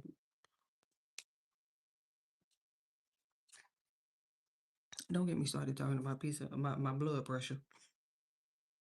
My blood pressure get through the roof just thinking about it. Go ask Domino's about me. Go ask Marco's about me. Um, Go ask Little Caesars about me. Go ask Papa John's about me. Go ask DiGiorno and Freschetta about me. Go ask anybody in these pizza streets about me. I'm telling you. Who has the best thin? I'm gonna give it to Marco's. They just, for me, they just started adding thin, or maybe I just started seeing it on the app. I don't know. But they are certified in the thin streets. Now, um, Little Caesars, they're thin, delicioso. Um, I wasn't a too fan of Papa John's thin because they had been on the, what was that? The New York style. I had been going heavy on the New York style to the point to whereas I forgot how the regular crust, the regular Papa John, the original tasted. So I'm just getting back over there with the regular. I had to give the New York style a break. Um, and so they, I'm giving it to Marco. If you ask me, I'm gonna go over there and give it to Marco's. 100% for sure, for sure. Oh, my bad. Hold on. I got you. I don't know about no say hi, but I can for sure throw you a emoji in there real quick. Okay, because I'm in the chat. I'm in the chat. I have no idea what happened at Brown University. I'm behind. Ian, Carol, relax. He all on my algorithm in my timeline. Hold on, let me see, cause give me a second. Got me thinking about pizza all of a sudden. I don't need that. I don't need that right now. I'm doing just fine. I'm doing just fine.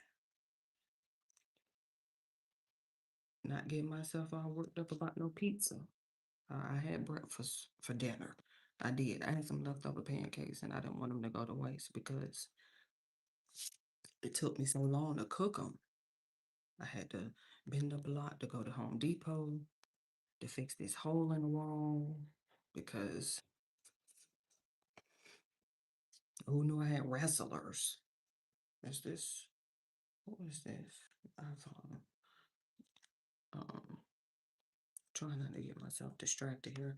I'm gonna charge you up real quick, real fast. We're gonna go figure out what happened to John because that is just so disrespectful. I'm like, don't worry, I'm not accusing her of anything yet. I haven't watched it, but Kevin doesn't get it wrong. Let me just put it that way. Hold on, let me get my mic's out of here. Kevin doesn't usually get it wrong. And so if you're on the thumbnail, ma'am, then that's you. Now, I don't know who's having a secret marriage. I don't know who that is. Hold on, let me get this out of there. Okay, let me just pull that out of the way. But let's see. I don't even have a snack. 43 minutes. Child, I don't even have a snack. Come on, Kevin. I don't even have a snack for this. Kevin And to Just the Lounge. today's of scandalous. it has to be 43 minutes. It makes for an interesting traveling. Okay. Sure. It also raises questions about what the evidence is actually telling us. Oh. Let's take a look. What evidence? For 43 minutes, Kevin. I'm here though. I ain't And we missed you last week. Welcome back. Where we at? Yolette was confused when she awoke on the morning of August 7th, 2023. Where are you? Home in Harrison, Nevada. Oh, no, Her son, 46-year-old Jonathan Willett, appeared to still be in bed at 8 a.m. Yoko peered into his room and saw only the shape of his body under the covers. Receiving no response from her calls to John, she finally entered his bedroom. There, she saw only a motionless body in the bed and puddles of blood. Yoko's boyfriend, Yoshida, the only other person in the house, placed a call to 911. Ooh. Officers and paramedics arrived at the home in the 2000 block of Paladura Drive before 9 a.m. Ooh. When responders entered the home, they found John lying on his front in the bed, sheets covering his body. His head had been removed, and it was missing.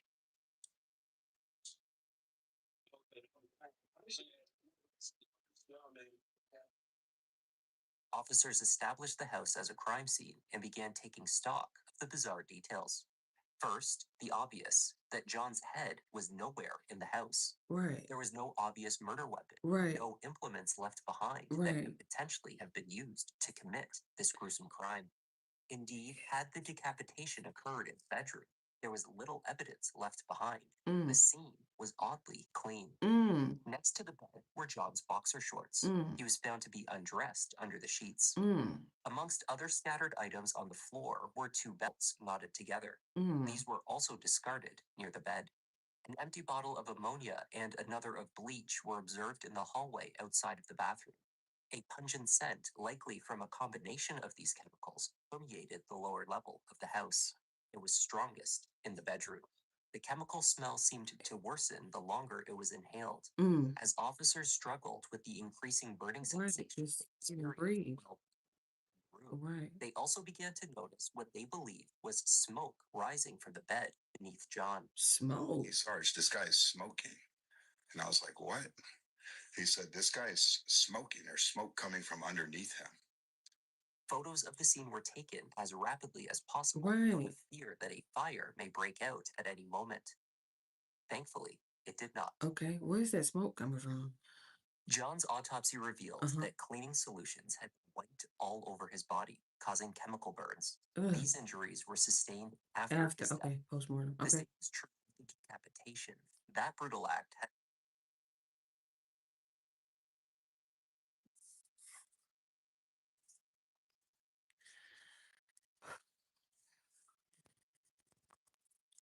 Child, we 4 minutes in. I already gotta take a break. Ooh, ooh, it's raising my blood pressure already. Let me swap this charger real quick. So I can go ahead and get this charger.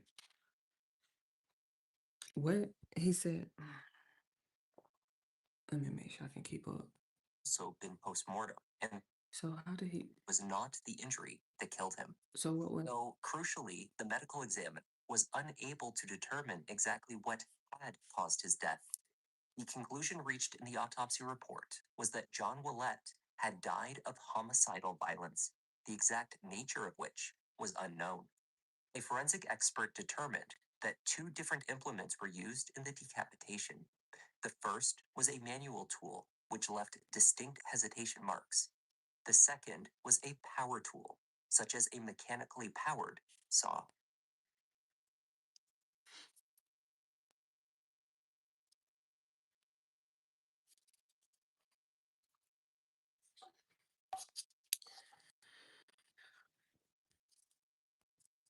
How she didn't hear that? How they didn't hear that? Y'all in the same house? How y'all didn't hear that? A power tool? How y'all didn't hear that? I don't understand. I'm confused. How y'all did not hear that? How y'all didn't hear a power tool going on at 3 a.m. 4:30?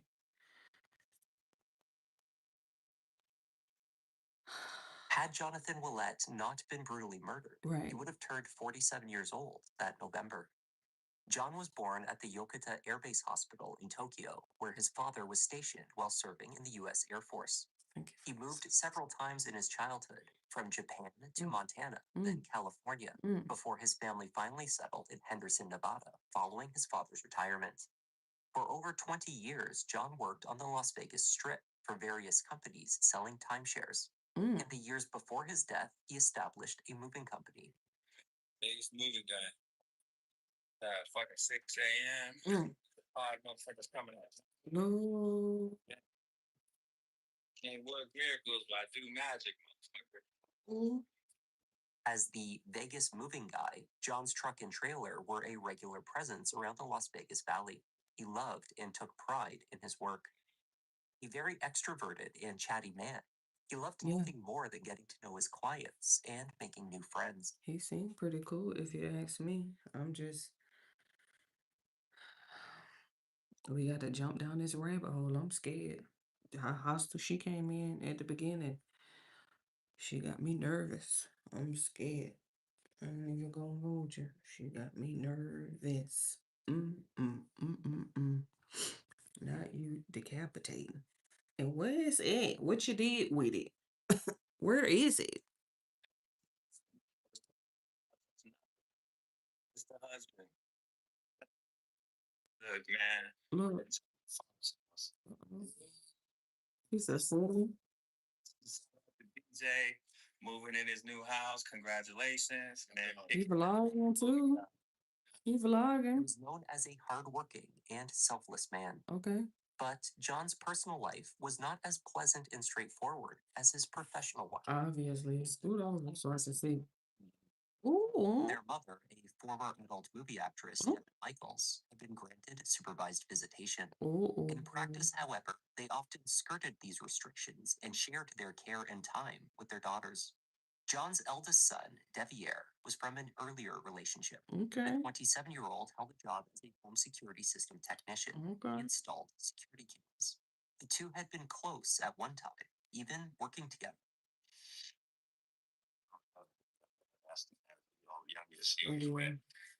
Oh, excuse me, Derriere. Is that The relationship became strained when John discovered that his son had secretly married the mother of his children. which one? I mean, my bad. I can't.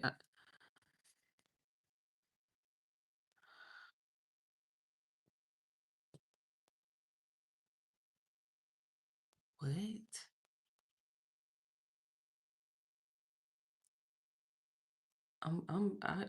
I'm so caught off guard. I'm asking which one? Like, do you it ain't nobody else but you, Devier and the little girl. So I'm like, it can't be your mama. So I'm like, wait, you how y'all even know each other?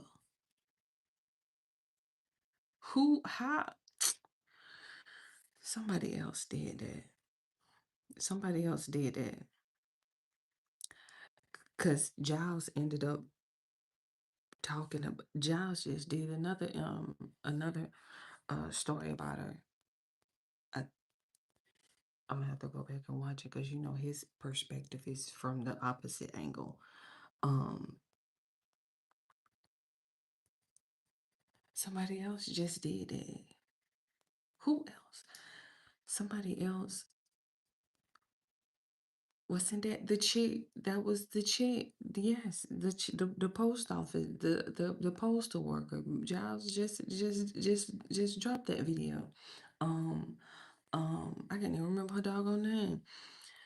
Oh my goodness. Yeah, the sister ended up, oh my God, what are we doing? Got my hair hurt. Look, 45-year-old 45 hit 27. Tracy Tavares and Sally Bowles. Yoko knew her as Nikki, while friends from her past called her Dee. One is me, Devin Michaels. We are on our final hour of our open house over here at 9179 Smuggler's Beach Court. It's right off of Blue Diamond in El Capitan. Come say hi. Roughly 18 years his senior, Right. Devin had entered into a clandestine romance with her then 19-year-old stepson Stepson. years earlier. How much John knew about his son's Right. relationship, they Right. had kept the marriage a secret, never informing John's mother, Yoko, for example, that they were even a couple. It was Why? clear that John's eventual discovery of the marriage Right. came as a shock. He wrote to Devier, "You have nothing to tell me? WTF," followed by Right. devil shit. Ugh. With the marriage, his son became both stepbrother and stepfather to John and Devin's two girls. John was Devin's ex-lover, but now he was also her father-in-law. Even more Ugh. unexpected, despite these bizarre Look circumstances, at them in two the little days girls. leading, John was moving from his mother's home on Paladura Mm-hmm. to once again live with Devin and their daughters at the house she shared with Devier.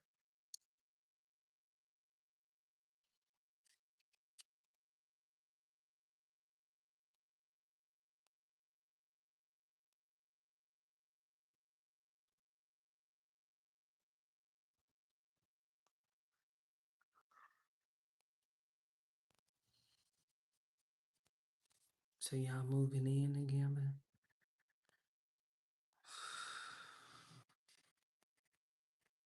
Let me finish. According to Yoko, the two were reconciling.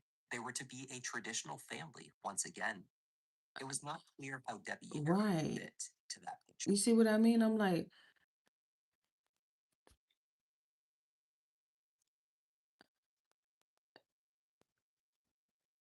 so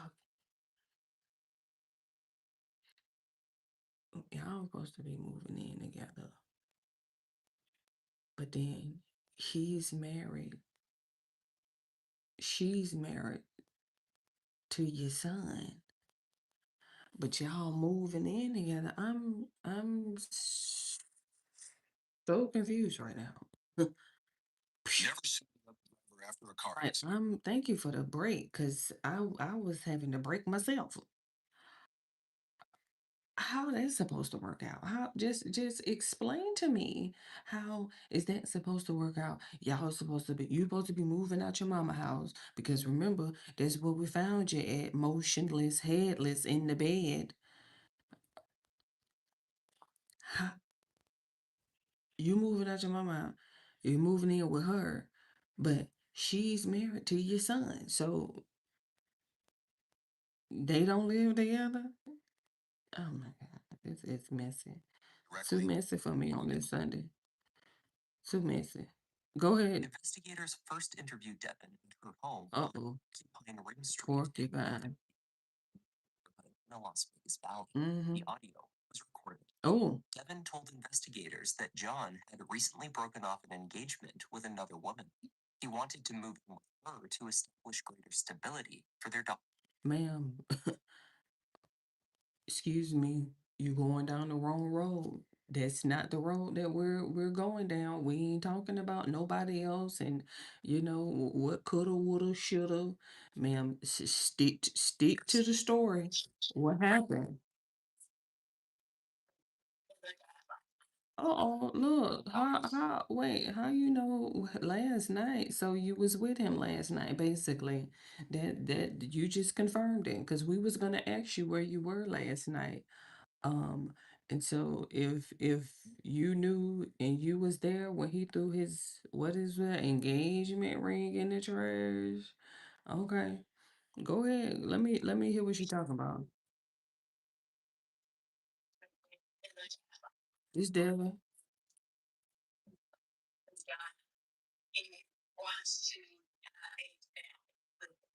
Okay, he want to have a family with the girls. Is she talking in past tense or is she talking in present tense?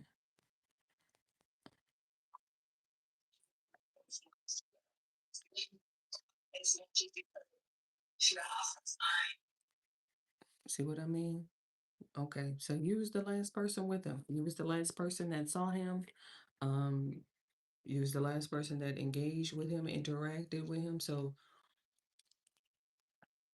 he throwing engagement rings in the trash and y'all moving stuff. So how did he end up? Investigators continued to probe Uh-huh. Devin's characterization. Look. Uh-oh. She claimed that neither her relationship with the father of her children Uh-huh, nor John. her relationship with her husband, who was his son, was Deviating. intimate. Intimate.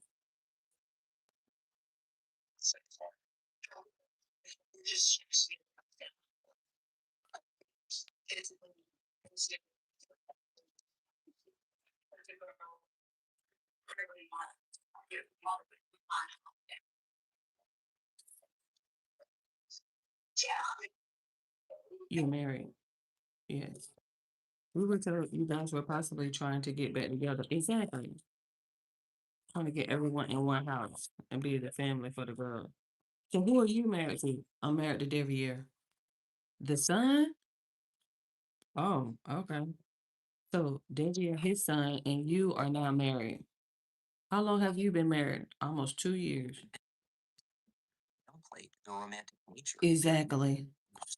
Police. 2 years, and you're claiming that y'all not intimate together? He's 27, ma'am. Ma'am, he's 27. I'm talking about I can count at least 2 rounds immediately within the first 30 minutes. I am pretty sure you can get stroked 2 rounds, 30 minutes, less than 30. So I'm like, hi, what? That you ain't gonna convince me. Miss 40 what? 547? No, ma'am. No, ma'am. No, ma'am. Describing their marriage as one of convenience, Look. not intimacy.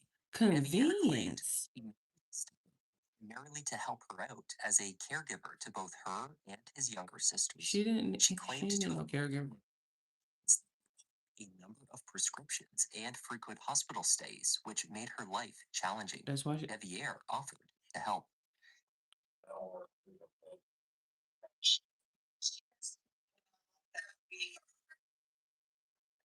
Married like that.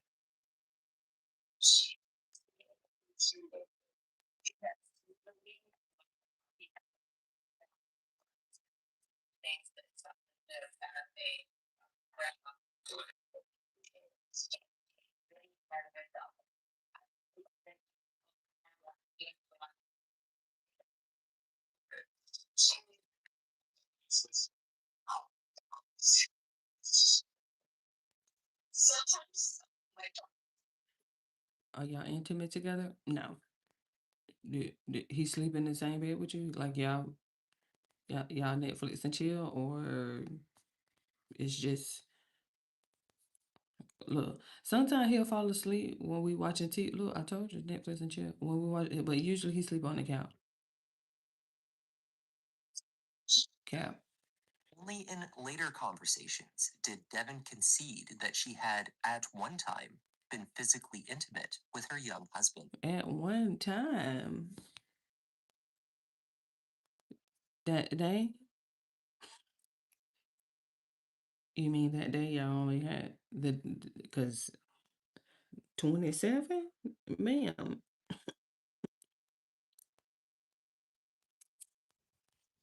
But she claimed that had not been the case for years. It's only been 2, ma'am, so don't put years. It's only been We 2. searched both of John's homes. His mother's house Uh-huh. on Paladura, And where then he was killed. Devin, The house unoccupied. right, with He Devin. was in the process of moving. Right, okay. They uncovered a wealth of evidence that appeared to contradict her Oh, statements to well. police. Debbie, And Debbie, ceremony with Debbie. Debbie, both very happy and appearing very much in love. There were further family portraits with the girls. Many images showed them being overtly affectionate. Exactly. Most revealing, on the bed in the room they shared, Mhm. investigators found a notebook. What's her name? Pages and pages of handwritten notes and letters Ooh. detailing 45-year-old's love for the man that had once been her stepson. One letter addressed to Deviere began, "My dearest love, I cannot begin to tell you how grateful I am for you." Cursive. Later She writing in I cursive. am yours forever, mind, body, and soul. Though the picture painted by Devon's notes was not all happiness and romance. The couple clearly had a tumultuous relationship. They argued frequently, leading Deviere to escape to California for a time, leaving Devon devastated and angry. I lost everything for you and you leave me at my lowest. I will never understand how it is so easy to hurt me, but you clearly do it. So she toxic basically. My thing is, all you had to do was ask your dad that. Like, all you had to do was ask your dad. And then all of this could have been avoided. But instead, you want to sneak and creep around, and then here we go. Let's just find out. Let's find out how this is gonna end, because I don't know. my lowest, she wrote. Investigators would learn that after Deviere moved to California, Devon tried to force him to return to Nevada. Oh, how? She was pregnant with his child. Classic. Classic. Who the father was. I mean, how was that supposed to be manipulative if y'all are married? Who else baby would it be? Who else? If y'all are married, I'm just assuming. Look, because y'all sneaking around. Y'all, you know what I mean? Like, his grandma didn't even know that y'all was. He did ultimately return to her. Obviously. Correspondence between the two showed a roller coaster of emotion. Of course. Modern games. Bingo. Bingo. Bingo. Just showed furious over their arguments and her husband's attempts to leave her. Uh-huh. Though at other times, their exchanges showed a young man who appeared passionate and desperately in love, perhaps living a kind of secret fantasy. Bingo. The house searches cast light on more than just the secret marriage. It revealed further lies told by Devon Michaels in her first conversations with law enforcement. Further lies? What else she lied about? They were looking for a weapon, evidence of a cleanup, perhaps an implement used in the decapitation. They found none of these items. They also did not find the engagement ring that Devon claimed to have seen John throw into the trash the day before he died. Why did she lie about that? There were more inconsistencies. She told investigators that John had registered guns, which had been moved to the Porcupine Rim house, but without ammunition because she did not have a gun safe. Yet, under the counter in a bathroom, they found exactly that, a gun safe. She lied about that as well. Then, in the back of a dresser drawer which held her underwear, police pulled out a bundle of plastic bags wrapped around a couple of small items. They slowly removed each layer to reveal John's driver's license, as well as his truck keys. Both John and his vehicle were still at his mother's house. So, Yet these key personal items had made their way back to Devon's home, hidden away in her chest of drawers. Elsewhere in the bedroom, inside of a small backpack-style purse, they located his social security card. Most damning, however, was what investigators first spotted as they approached Devon at her home on Porcupine Rim, what's in her car? close to the driveway. There was a substance smudged on the screen. It appeared to be blood. Testing would later confirm that John. the cell phone was John's, Who and the blood blood? tested positive. For Johnny. She can't even. Cell phone location data was used in conjunction with local security Who camera was footage. this? Who was this? Movements of John, Devon, and Deviere in the hours before the beheading. The tracking showed Deviere at home. He was looking after the girls. Devon and John, however, were on the move. They spent John's last day together, shopping for back-to-school supplies for their daughters and moving John's belongings. By 8 p.m., they had arrived at the Paladura house. Devon's Nissan Armada was parked off to the side of the house. They drove John's Vegas moving guy truck back to Porcupine. Just imagine how Devin and Deviere, how similar their names are. To John's belongings before returning once again. Who was that running behind the truck? Who was that running? One Oh. additional stop on their way back at a gas station where they fueled up and purchased a few small items. John was captured with a smile on his face as he entered and exited the store. Devin was wearing a white tank top, blue shorts, black sneakers, and carried the same small black bag that was later searched by investigators. After their brief stop, cameras tracked their arrival at Yoko's house at 10:12 p.m. Investigators believed that John was murdered sometime after this point and before Devon left the house 4 hours later at 2:04 a.m. What happened? I don't understand. Two events within this time frame were documented. What? First was at 11 p.m. when the neighbor's security camera captured an individual unlocking the Nissan, opening the driver's side door, and placing something inside. Oh, I thought it Both was cell phone tracking, the lights from the Nissan shown on camera, suggested that the vehicle was then pulled forward slightly to put directly in front of the house, right next to John's truck and trailer, out of view of the camera. The second event was an encounter between Devon and Yoko, which took place in the kitchen sometime around 1 a.m. Right. Yoko came downstairs from her bedroom for a glass of water. Oh. In the kitchen, she spoke with Devon for a period of roughly 15 minutes. Okay. The two with the dishes.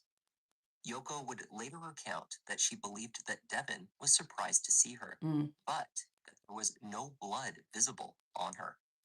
Devon told Yoko that John was asleep in his room.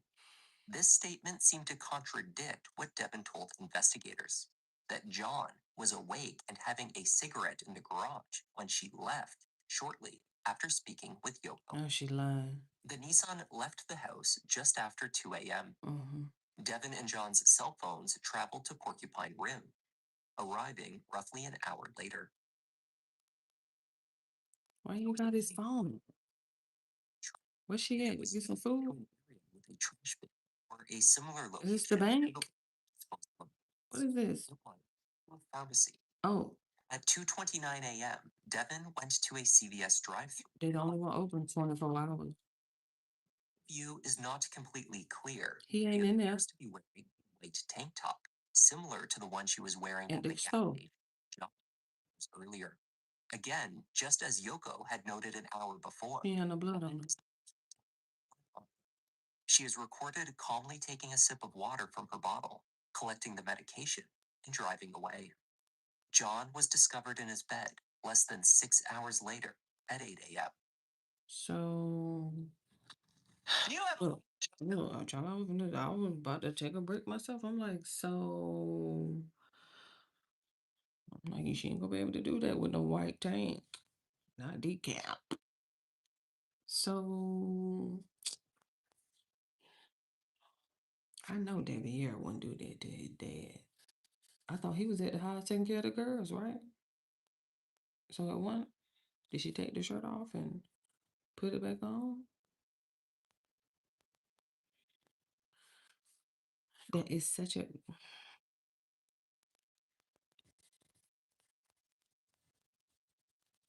Ain't no way she did that, right?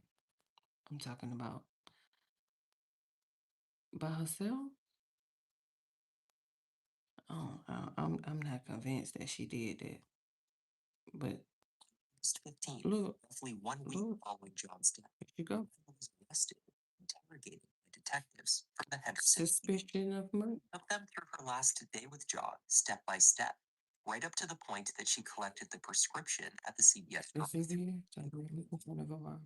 This time, there was an added detail. What? After they returned to Paladura, she described John lying on his bed. She gave him a massage.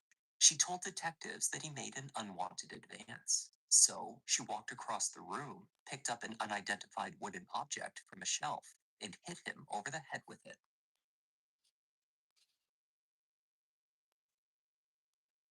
Ma'am, don't do that. Don't do that. Don't do that. Don't do that. First of all, where is your lawyer? Where is your lawyer? Why are you? No, ma'am. Lawyer, lawyer, lawyer. Why are you trying to now? Like, no, it's just not.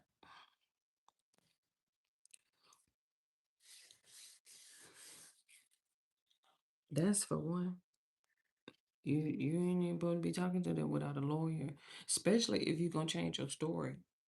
Cause hitting them across the head and cause you can hit somebody, but it ain't gonna come off. It ain't gonna just fall off. So please don't try to sit here and make it seem like, oh, cause he tried to come on to me. You got on booty shorts, man. What you want me to say? What you want me to do? And they blue, light sky blue too. The blow, she said, did not kill him. She knew he was still breathing. Devin claimed that when she left the house that night, John was still alive. She did not decapitate him. Watch her. Look at her. Look. She think. Remember, what they said earlier. Some acting career that she got.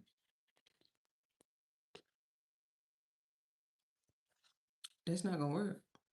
Ma'am, that's not gonna work. How do you know he was breathing? You can tell when a person is breathing. But you said it was dark. In the dark. So you can't see the area on his head, but you can see his chest moving. Oh, you can see what he grabbed off the shelf because it's so dark. But when you walk over and you can see him breathing, yeah, no, ma'am. No, ma'am. His claims about what motivated her to attack the father. But then look, she's still listen. Just a minute. She's still lying. You told his mama that he was asleep. You then said he was in the garage smoking a cigarette. Now you're saying, oh, well, he was in the bed. He was laying down because he was still breathing. I had bust him across the head with something. I don't know what it was, but I did bust him across the head. It didn't knock his head off. But he was still breathing when I left. So I don't know what y'all talking about. So was he asleep? Was he getting a massage? Was he outside in the garage smoking cigarette? Man, ma'am, which one? Very consistent. At first, she implied that she hit him in response to unwanted sexual contact. She also later stated that she and John had been in a physical relationship in exchange for him paying her bills. Devin made accusations of abuse and suggested that John had a problematic relationship with alcohol. He had been a heavy drinker. Don't bring it up now. Meant to hurt John just enough to hospitalize him. Then she could figure out what to do with the children. Figure out. For investigators, it was this motivation that seemed to provide the most obvious explanation for the murder. With John out of the way, Devin would regain custody of her girls without him moving into the house. She would have the family that she desired, but with the husband that she really wanted. When confronted about the decapitation and the cleanup, Devin vehemently insisted that she had no recollection of that period of time. Recollection. What they said. Watch it.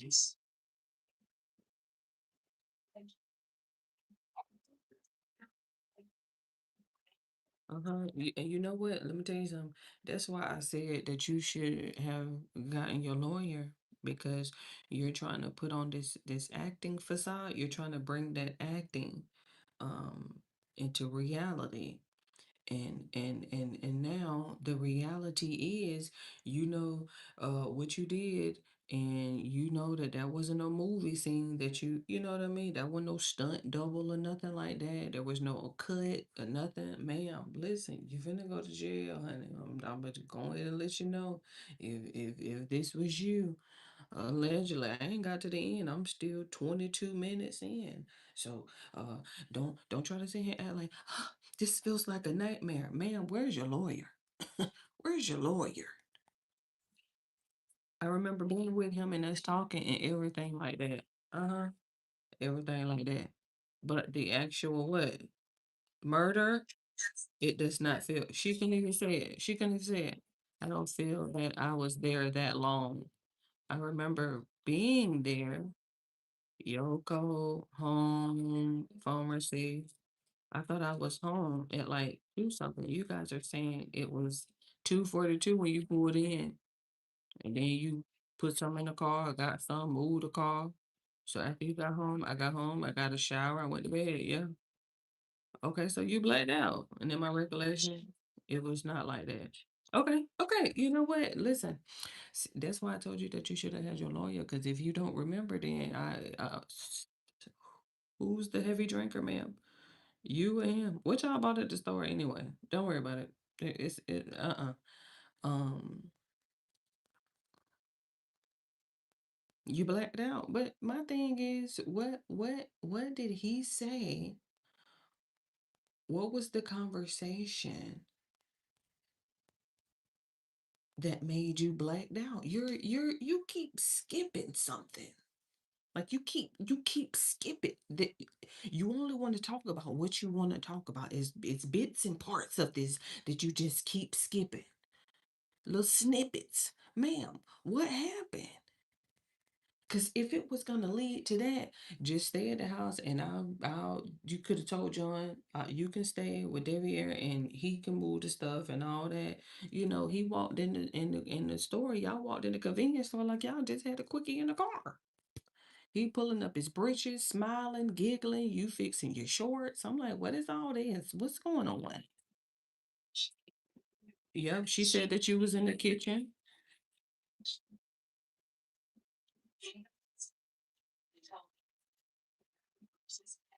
Oh.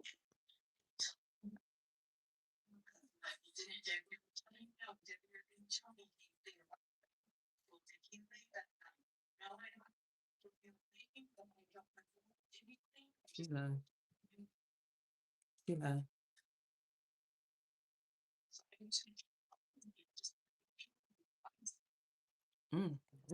Speculated that Devin disposed of the evidence from the scene directly into a neighbor's trash can. The scheduled garbage collection was that morning, only hours away.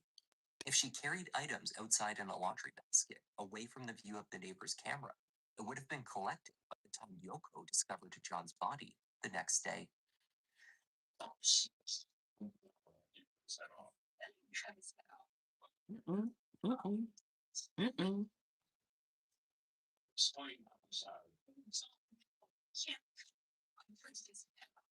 Listen, I had said the same thing. I was like, is she physically capable of severing a head? Like I'm like, I don't, let me see her shoulders, cause that takes time.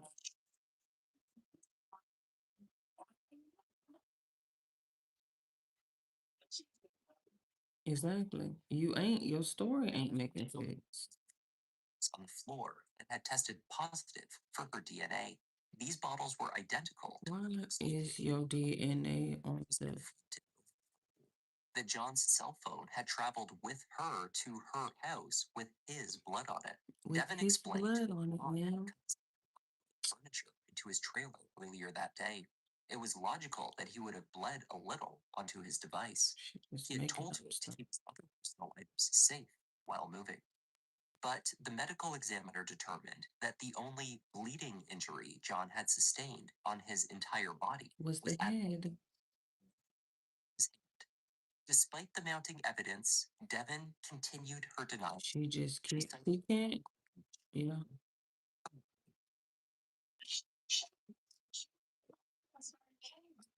Look, she get mad. Look, she getting hostile.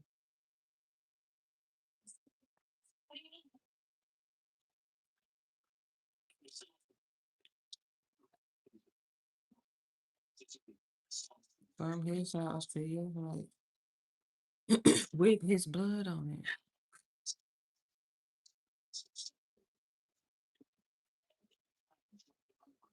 it. Mm-hmm. Mm-hmm. Last person. Bingo. Did not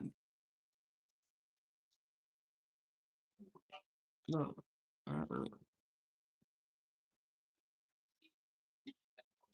It just that's what really bothers me about, you know,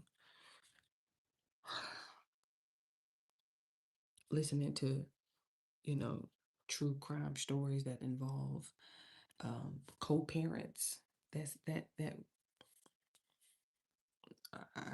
I can't lie, it does trigger me a little bit. I like I would be lying if I say that it doesn't. It really does trigger me because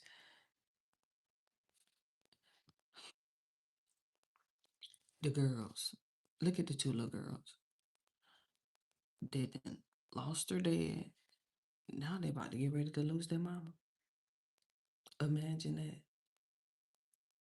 And oh, Devier, I'm assuming, is gonna be stepdaddy. Like, what happened, Devin? Just explain to us what happened. Because, okay, you blacked out. But not only did you black out, ma'am, you snapped. You can't black out unless there's something that triggers the blackout. Now, of course, we know alcohol does cause a blackout as well, but was you drinking, Devin? Like something caused this blackout. And I'm just trying to figure out, was it something he said? Um, was it something that he did? You know, because it seems like she's trying to give us like little bits of it. Well, he tried to come on to me and I bust him across the head. Okay, so, and then you didn't stop, basically. You bust him across the head and then you just kept going. Like it didn't stop there. It just escalated some way, somehow. I'm like, well, I'm just curious to know why it didn't stop at the bust across the head. Like, why did it have to go to? Where did these tools come from? What were like these items, these sharp items? Because it was a manual one and then it was electrical one, or power one. So I'm like, where did these come from? How like what?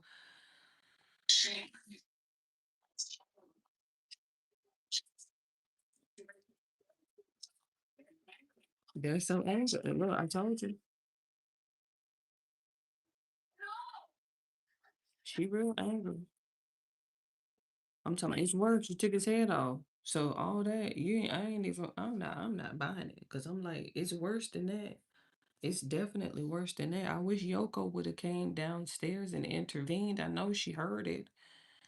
I know she heard the commotion and the arguing and the yelling and the screaming. It had to be something. I don't know why she didn't go check on them. I don't know why she didn't go check on them. It's the power drill for me. I ain't no way I'm finna hear some arguing and then I hear a random power drill going off. I'm like, my senses would have had me being nosy. Being child, I'm at 2 o'clock in the morning, 1:30 in the morning, you hear just a random power drill. Oh, the devil is a lie. Child, I would have. In 2025, Look at her. Devin Michaels agreed to With a her real plea hair. deal that would see her serve a life sentence for murder with the possibility of parole after 15 years. 15. Formally accept her sentence. Plea deal. She instead took the opportunity to proclaim Her innocence? Ma'am, I don't want to hear this. You didn't take a plea deal.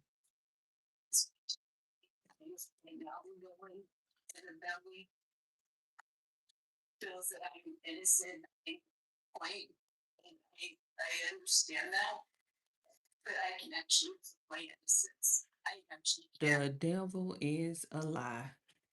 You wouldn't have taken the plea deal if you could actually prove no ma'am. No ma'am. You wouldn't have never took a plea deal. You would have took it to court, you would have gave it all the evidence to you, but you don't have nothing. Because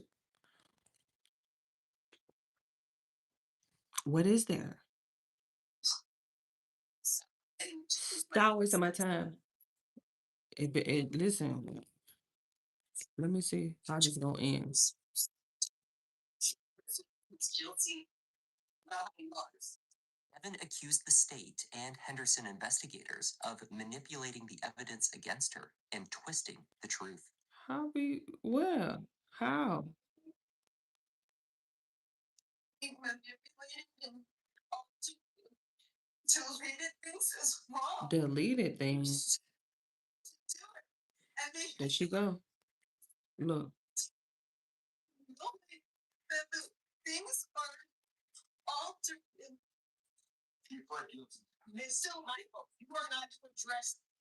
Ma'am, you pled guilty and you took a plea deal. Why are you talking wasting my time? Ma'am, are you kidding me right You are to just lost it. now? Okay, Judge. Okay, Judge. Pixie cut. Exactly. Exactly. You can't, ma'am. You're going to jail.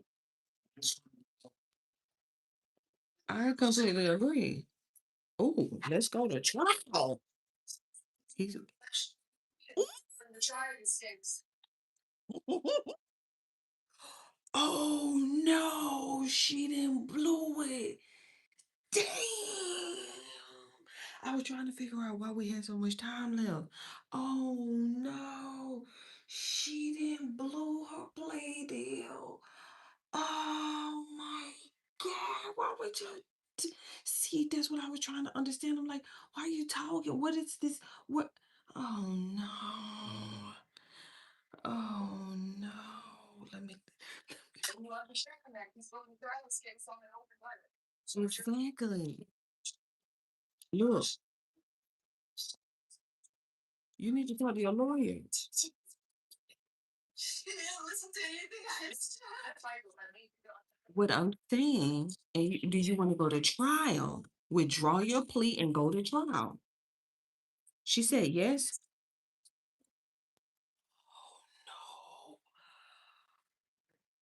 Oh no, you want a jury trial? You had a plea deal, life, parole after 15. Eligible for parole, eligible. 15? You want to risk it? Oh, honey. Was withdrawn. Devin Michaels stood trial for the murder of Jonathan Willett in November 2025. There's practically no difference I don't between know. our Let's see. $4 Let's see how this goes. I ain't ready to come. Let me see. I ain't ready to come. Devin went to trial with the defense attorney, Robert Dreskovich, who also presented a new defense. At the center of his argument was the assertion that Devin's young husband, Devier, had killed his father. He Dreskovich was babysitting. investigators were too quick to I knew she was gonna try to pin it on him. 27-year-old was poised to lose both his wife and his home if his father moved in and took his place. I knew she was gonna try to pin it on him. Taking care of his two sisters, or rather his Stepdaughters. in which the state determined that the murder occurred. Babysit. But he could have simply left his cell phone at home. Again, he's ruled out. She got a wig. He didn't have the phone on him. His dad was killed. He killed his father. He just left his phone home when he did that. There was some activity on Devier's device while it registered at the house on Porcupine Rim. On Wi-Fi? At 10:36 p.m., he texted his wife, telling her that he was going to bed. Oh. Roughly 2 hours later, his wife still not at home. Oh. He was awake, viewing photos of the two of them Oh. together. Oh. The state suggested this phone data was an alibi. The defense argued it showed motive to kill his father. Motive? He ain't even in the picture. He took the stand. Oh my. Boy, you better get on the stand. Don't Tory Lanez yourself. Get up there. Get up there. Don't you Tory Lanez yourself. Get your butt up there on that stand. The strain that it had placed on his relationship with his father. Bingo. Sexual relationship with me. Is it a tumultuous relationship? Obviously. Tumultuous. Oh, it's toxic. Toxic. Just say toxic. Toxic. Stop using the big word toxic, sir. Toxic. Is it toxic? Devin was not the only one who initially lied to law enforcement in the first days. Devier, you lied? Devier had also told detectives that he was in a marriage of convenience, stating that he slept on the couch every night. At one time, he also said that he and his father had never gotten along. On the stand, however, he testified to a different version of events. How about that line? Authentic. He also told jurors that he loved his father. They only ever argued when they had worked together. Would you have any reason to use Absolutely not. relationship with Nikki at varying points of time? Yes. And so had your dad moved in and you've been told you gotta go stay at a buddy's house, move out or whatever, would that have been a big deal for you at the time? You were asked, were you estranged from your father? And you said, we didn't get along, correct? Only while working for you. I'm sorry? Only while we worked for you. So you're still saying you guys got along just fine? It's just work related? Anytime I was with somebody, every time. Ooh. Answer the question though. Don't do that. Just yes or no. You know. Ooh. Ooh. 2 years. Oh well, I don't know when he found out. Ooh. Yeah. Ooh. So Ooh. Ooh. Mm. Mm. Mm. Don't over elaborate. Ooh. A motion-activated home security camera positioned around the corner from the Porcupine Rim home captured Devier's white work truck parked in front of the house. No movement at all. He ain't leave. He ain't went nowhere. 7:30 a.m. No cameras in the neighborhood captured him leaving either in the van or by any other means between those No times. Uber, no Lyft. One street leading to and from the neighborhood. He ain't went nowhere. No vehicle were being captured on camera. Bingo. The distance between the two houses is about 25 miles. Okay. The defense suggested to successfully avoid detection from security cameras. it would be Deviere, who worked in the field. A technician would notice camera placements and understand better than others. Please. Oh, Police please. pulled countless pictures from Deviere's phone of all the cameras that he had installed. Oh, They also please. pointed to a footprint located in the backyard of the Paladura house. It was never analyzed against any suspects. Could Deviere have accessed the house in the night through the backyard? Oh, please. Oh, please. Such a reach for the defense. Look at Yoko. He spoke with I'm mad at her. as Nikki I'm mad at her. In the kitchen. Returning to her bedroom, she was awoken by a loud noise, followed by dogs barking.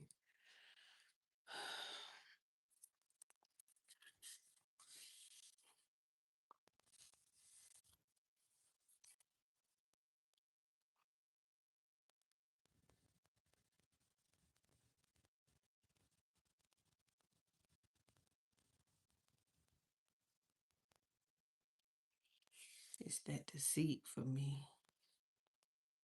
I'm talking about that deceit. To be in her kitchen, washing dishes with her, all in the face, talking, chit-chatting, smiling and stuff. Oh, that deception just...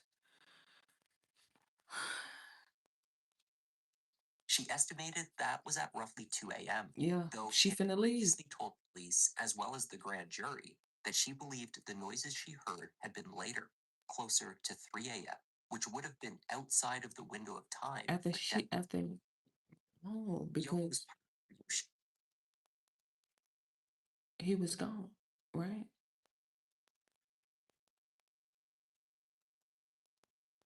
Oh, I hear go. Hold on.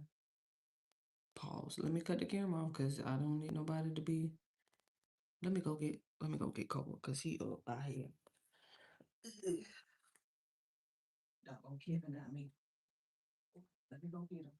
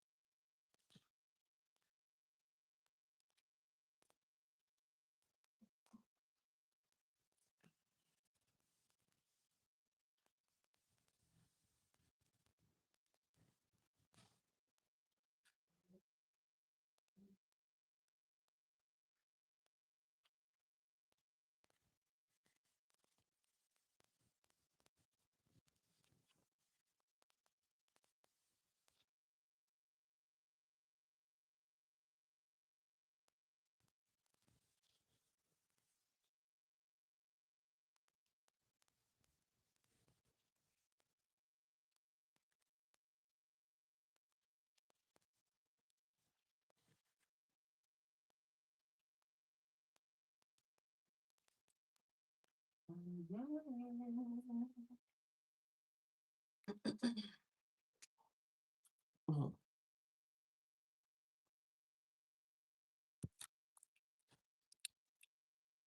nothing like a little brief intermission.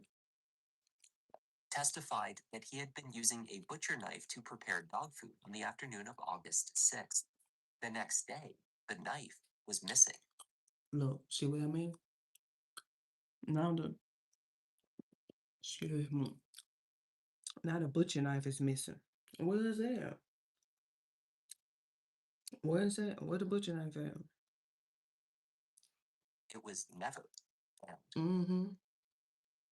In addition to the allegations made by Devon's defense team Mhm. towards her husband, Mhm. they also poked holes in how the investigation was conducted.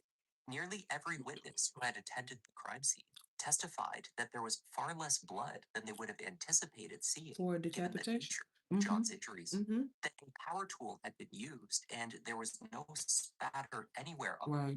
the walls could have Mhm. suggested that he was actually decapitated Somewhere else. Mhm. moved to the bed. Luminol testing to reveal stains that had been wiped clean was never undertaken. Oh my goodness. There Y'all ain't even doing luminol test? to this gruesome act, no link to the tools used. And so, well, that also because she wouldn't have never been able to move him, right? I don't know. Uh-oh. This may Draskovich suggested that someone installing home security systems every day likely kept such power tools for their work. oh my goodness. They still trying to pin it on Devier. This is gonna be interesting.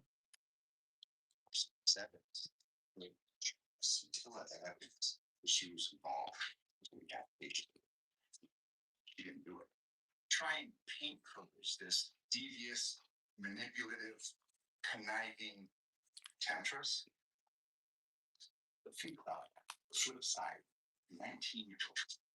You know, when we talk about motive, what drives a person to murder, Mm-hmm. is it not young man, his first love, his first love that's coming to an end when dad's coming in and moving in, the dad that he said was never there.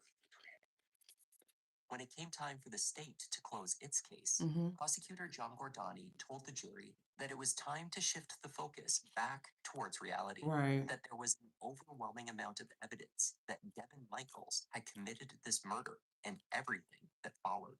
Accusing an innocent man would not change that. Stop. Let's talk about reality. Representing Mhm. an exceptional job. They're trying to distract y'all. Mm-hmm. Mm-hmm. Done a good job of coming through and hoping as many holes as they can and the evidence. I commend that. But they, the state. Mm. Not only guilty at the state. That is justice. Those girls deserve justice. Mm-mm. Defense attorney gets up there and gets it gone. Ooh, ooh. Ooh, ooh. Those people are Martha Gates.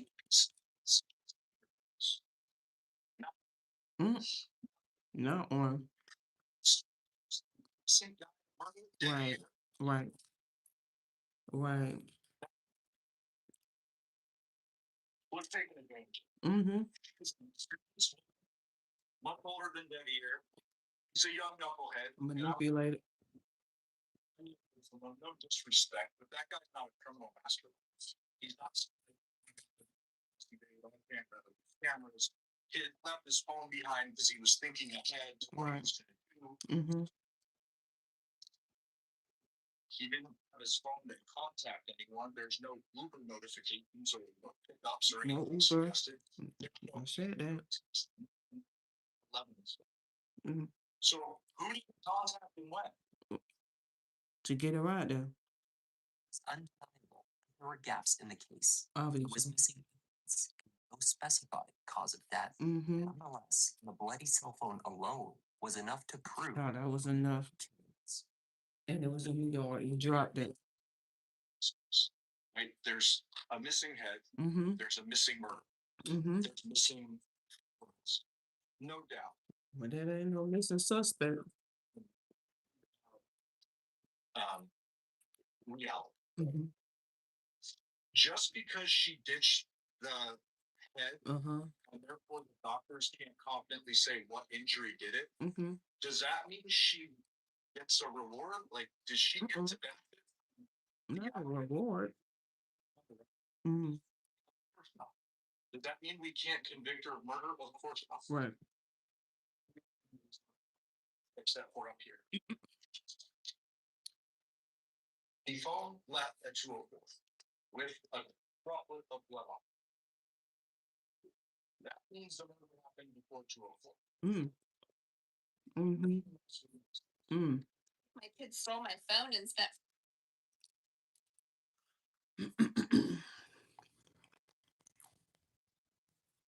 Come on, prosecution. Bring it home. Jury deliberated for just under 2 hours Oh, before oh, guilty.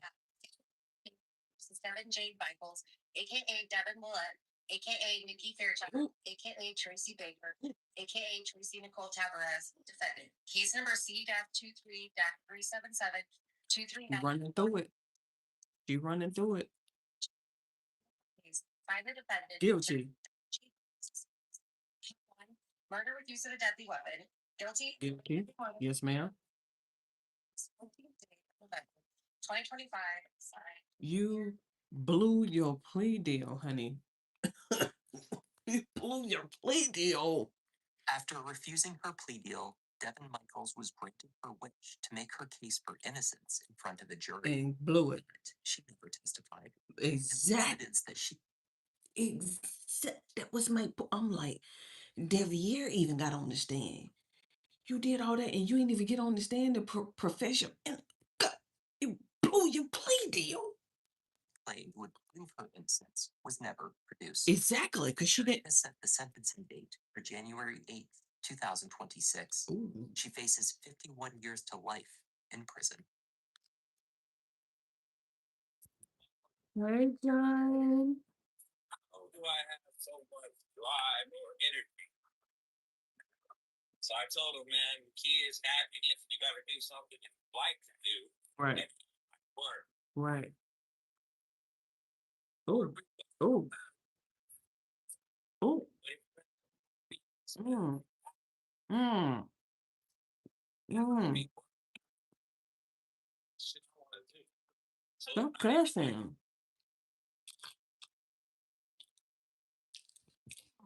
And that was the. And that was the tragic case of Jonathan Willett. Thank you for joining me, and a special thanks this week goes out to the Motivational Channel, Mott 57, Mahogany Angel 29, Poppy Black 123, Mr. Quabina. I can't believe. I can't believe it.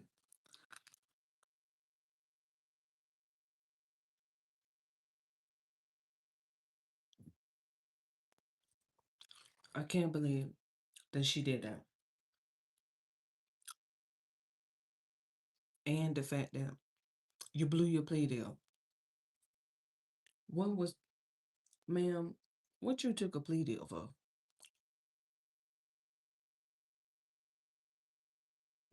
Oh my, who is that? I think I feel somebody. Feel your energy. Must have been Christian. You just blew your plea deal. Eligible for parole when? After when? 15. For what? She blew me. Blew me. I'm blown for you. Mm-mm. Let me get me a little. Who is this?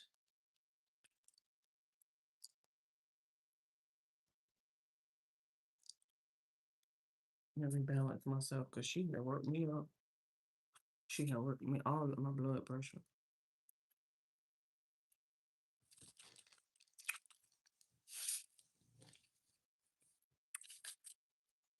Them cinnamon graham crackers.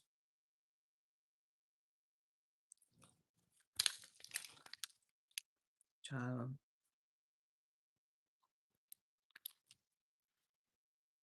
That's that real 80s crack right there for sure. Let me close this curtain. Ew. Obviously, they close it and all the way. Got too much light beaming through.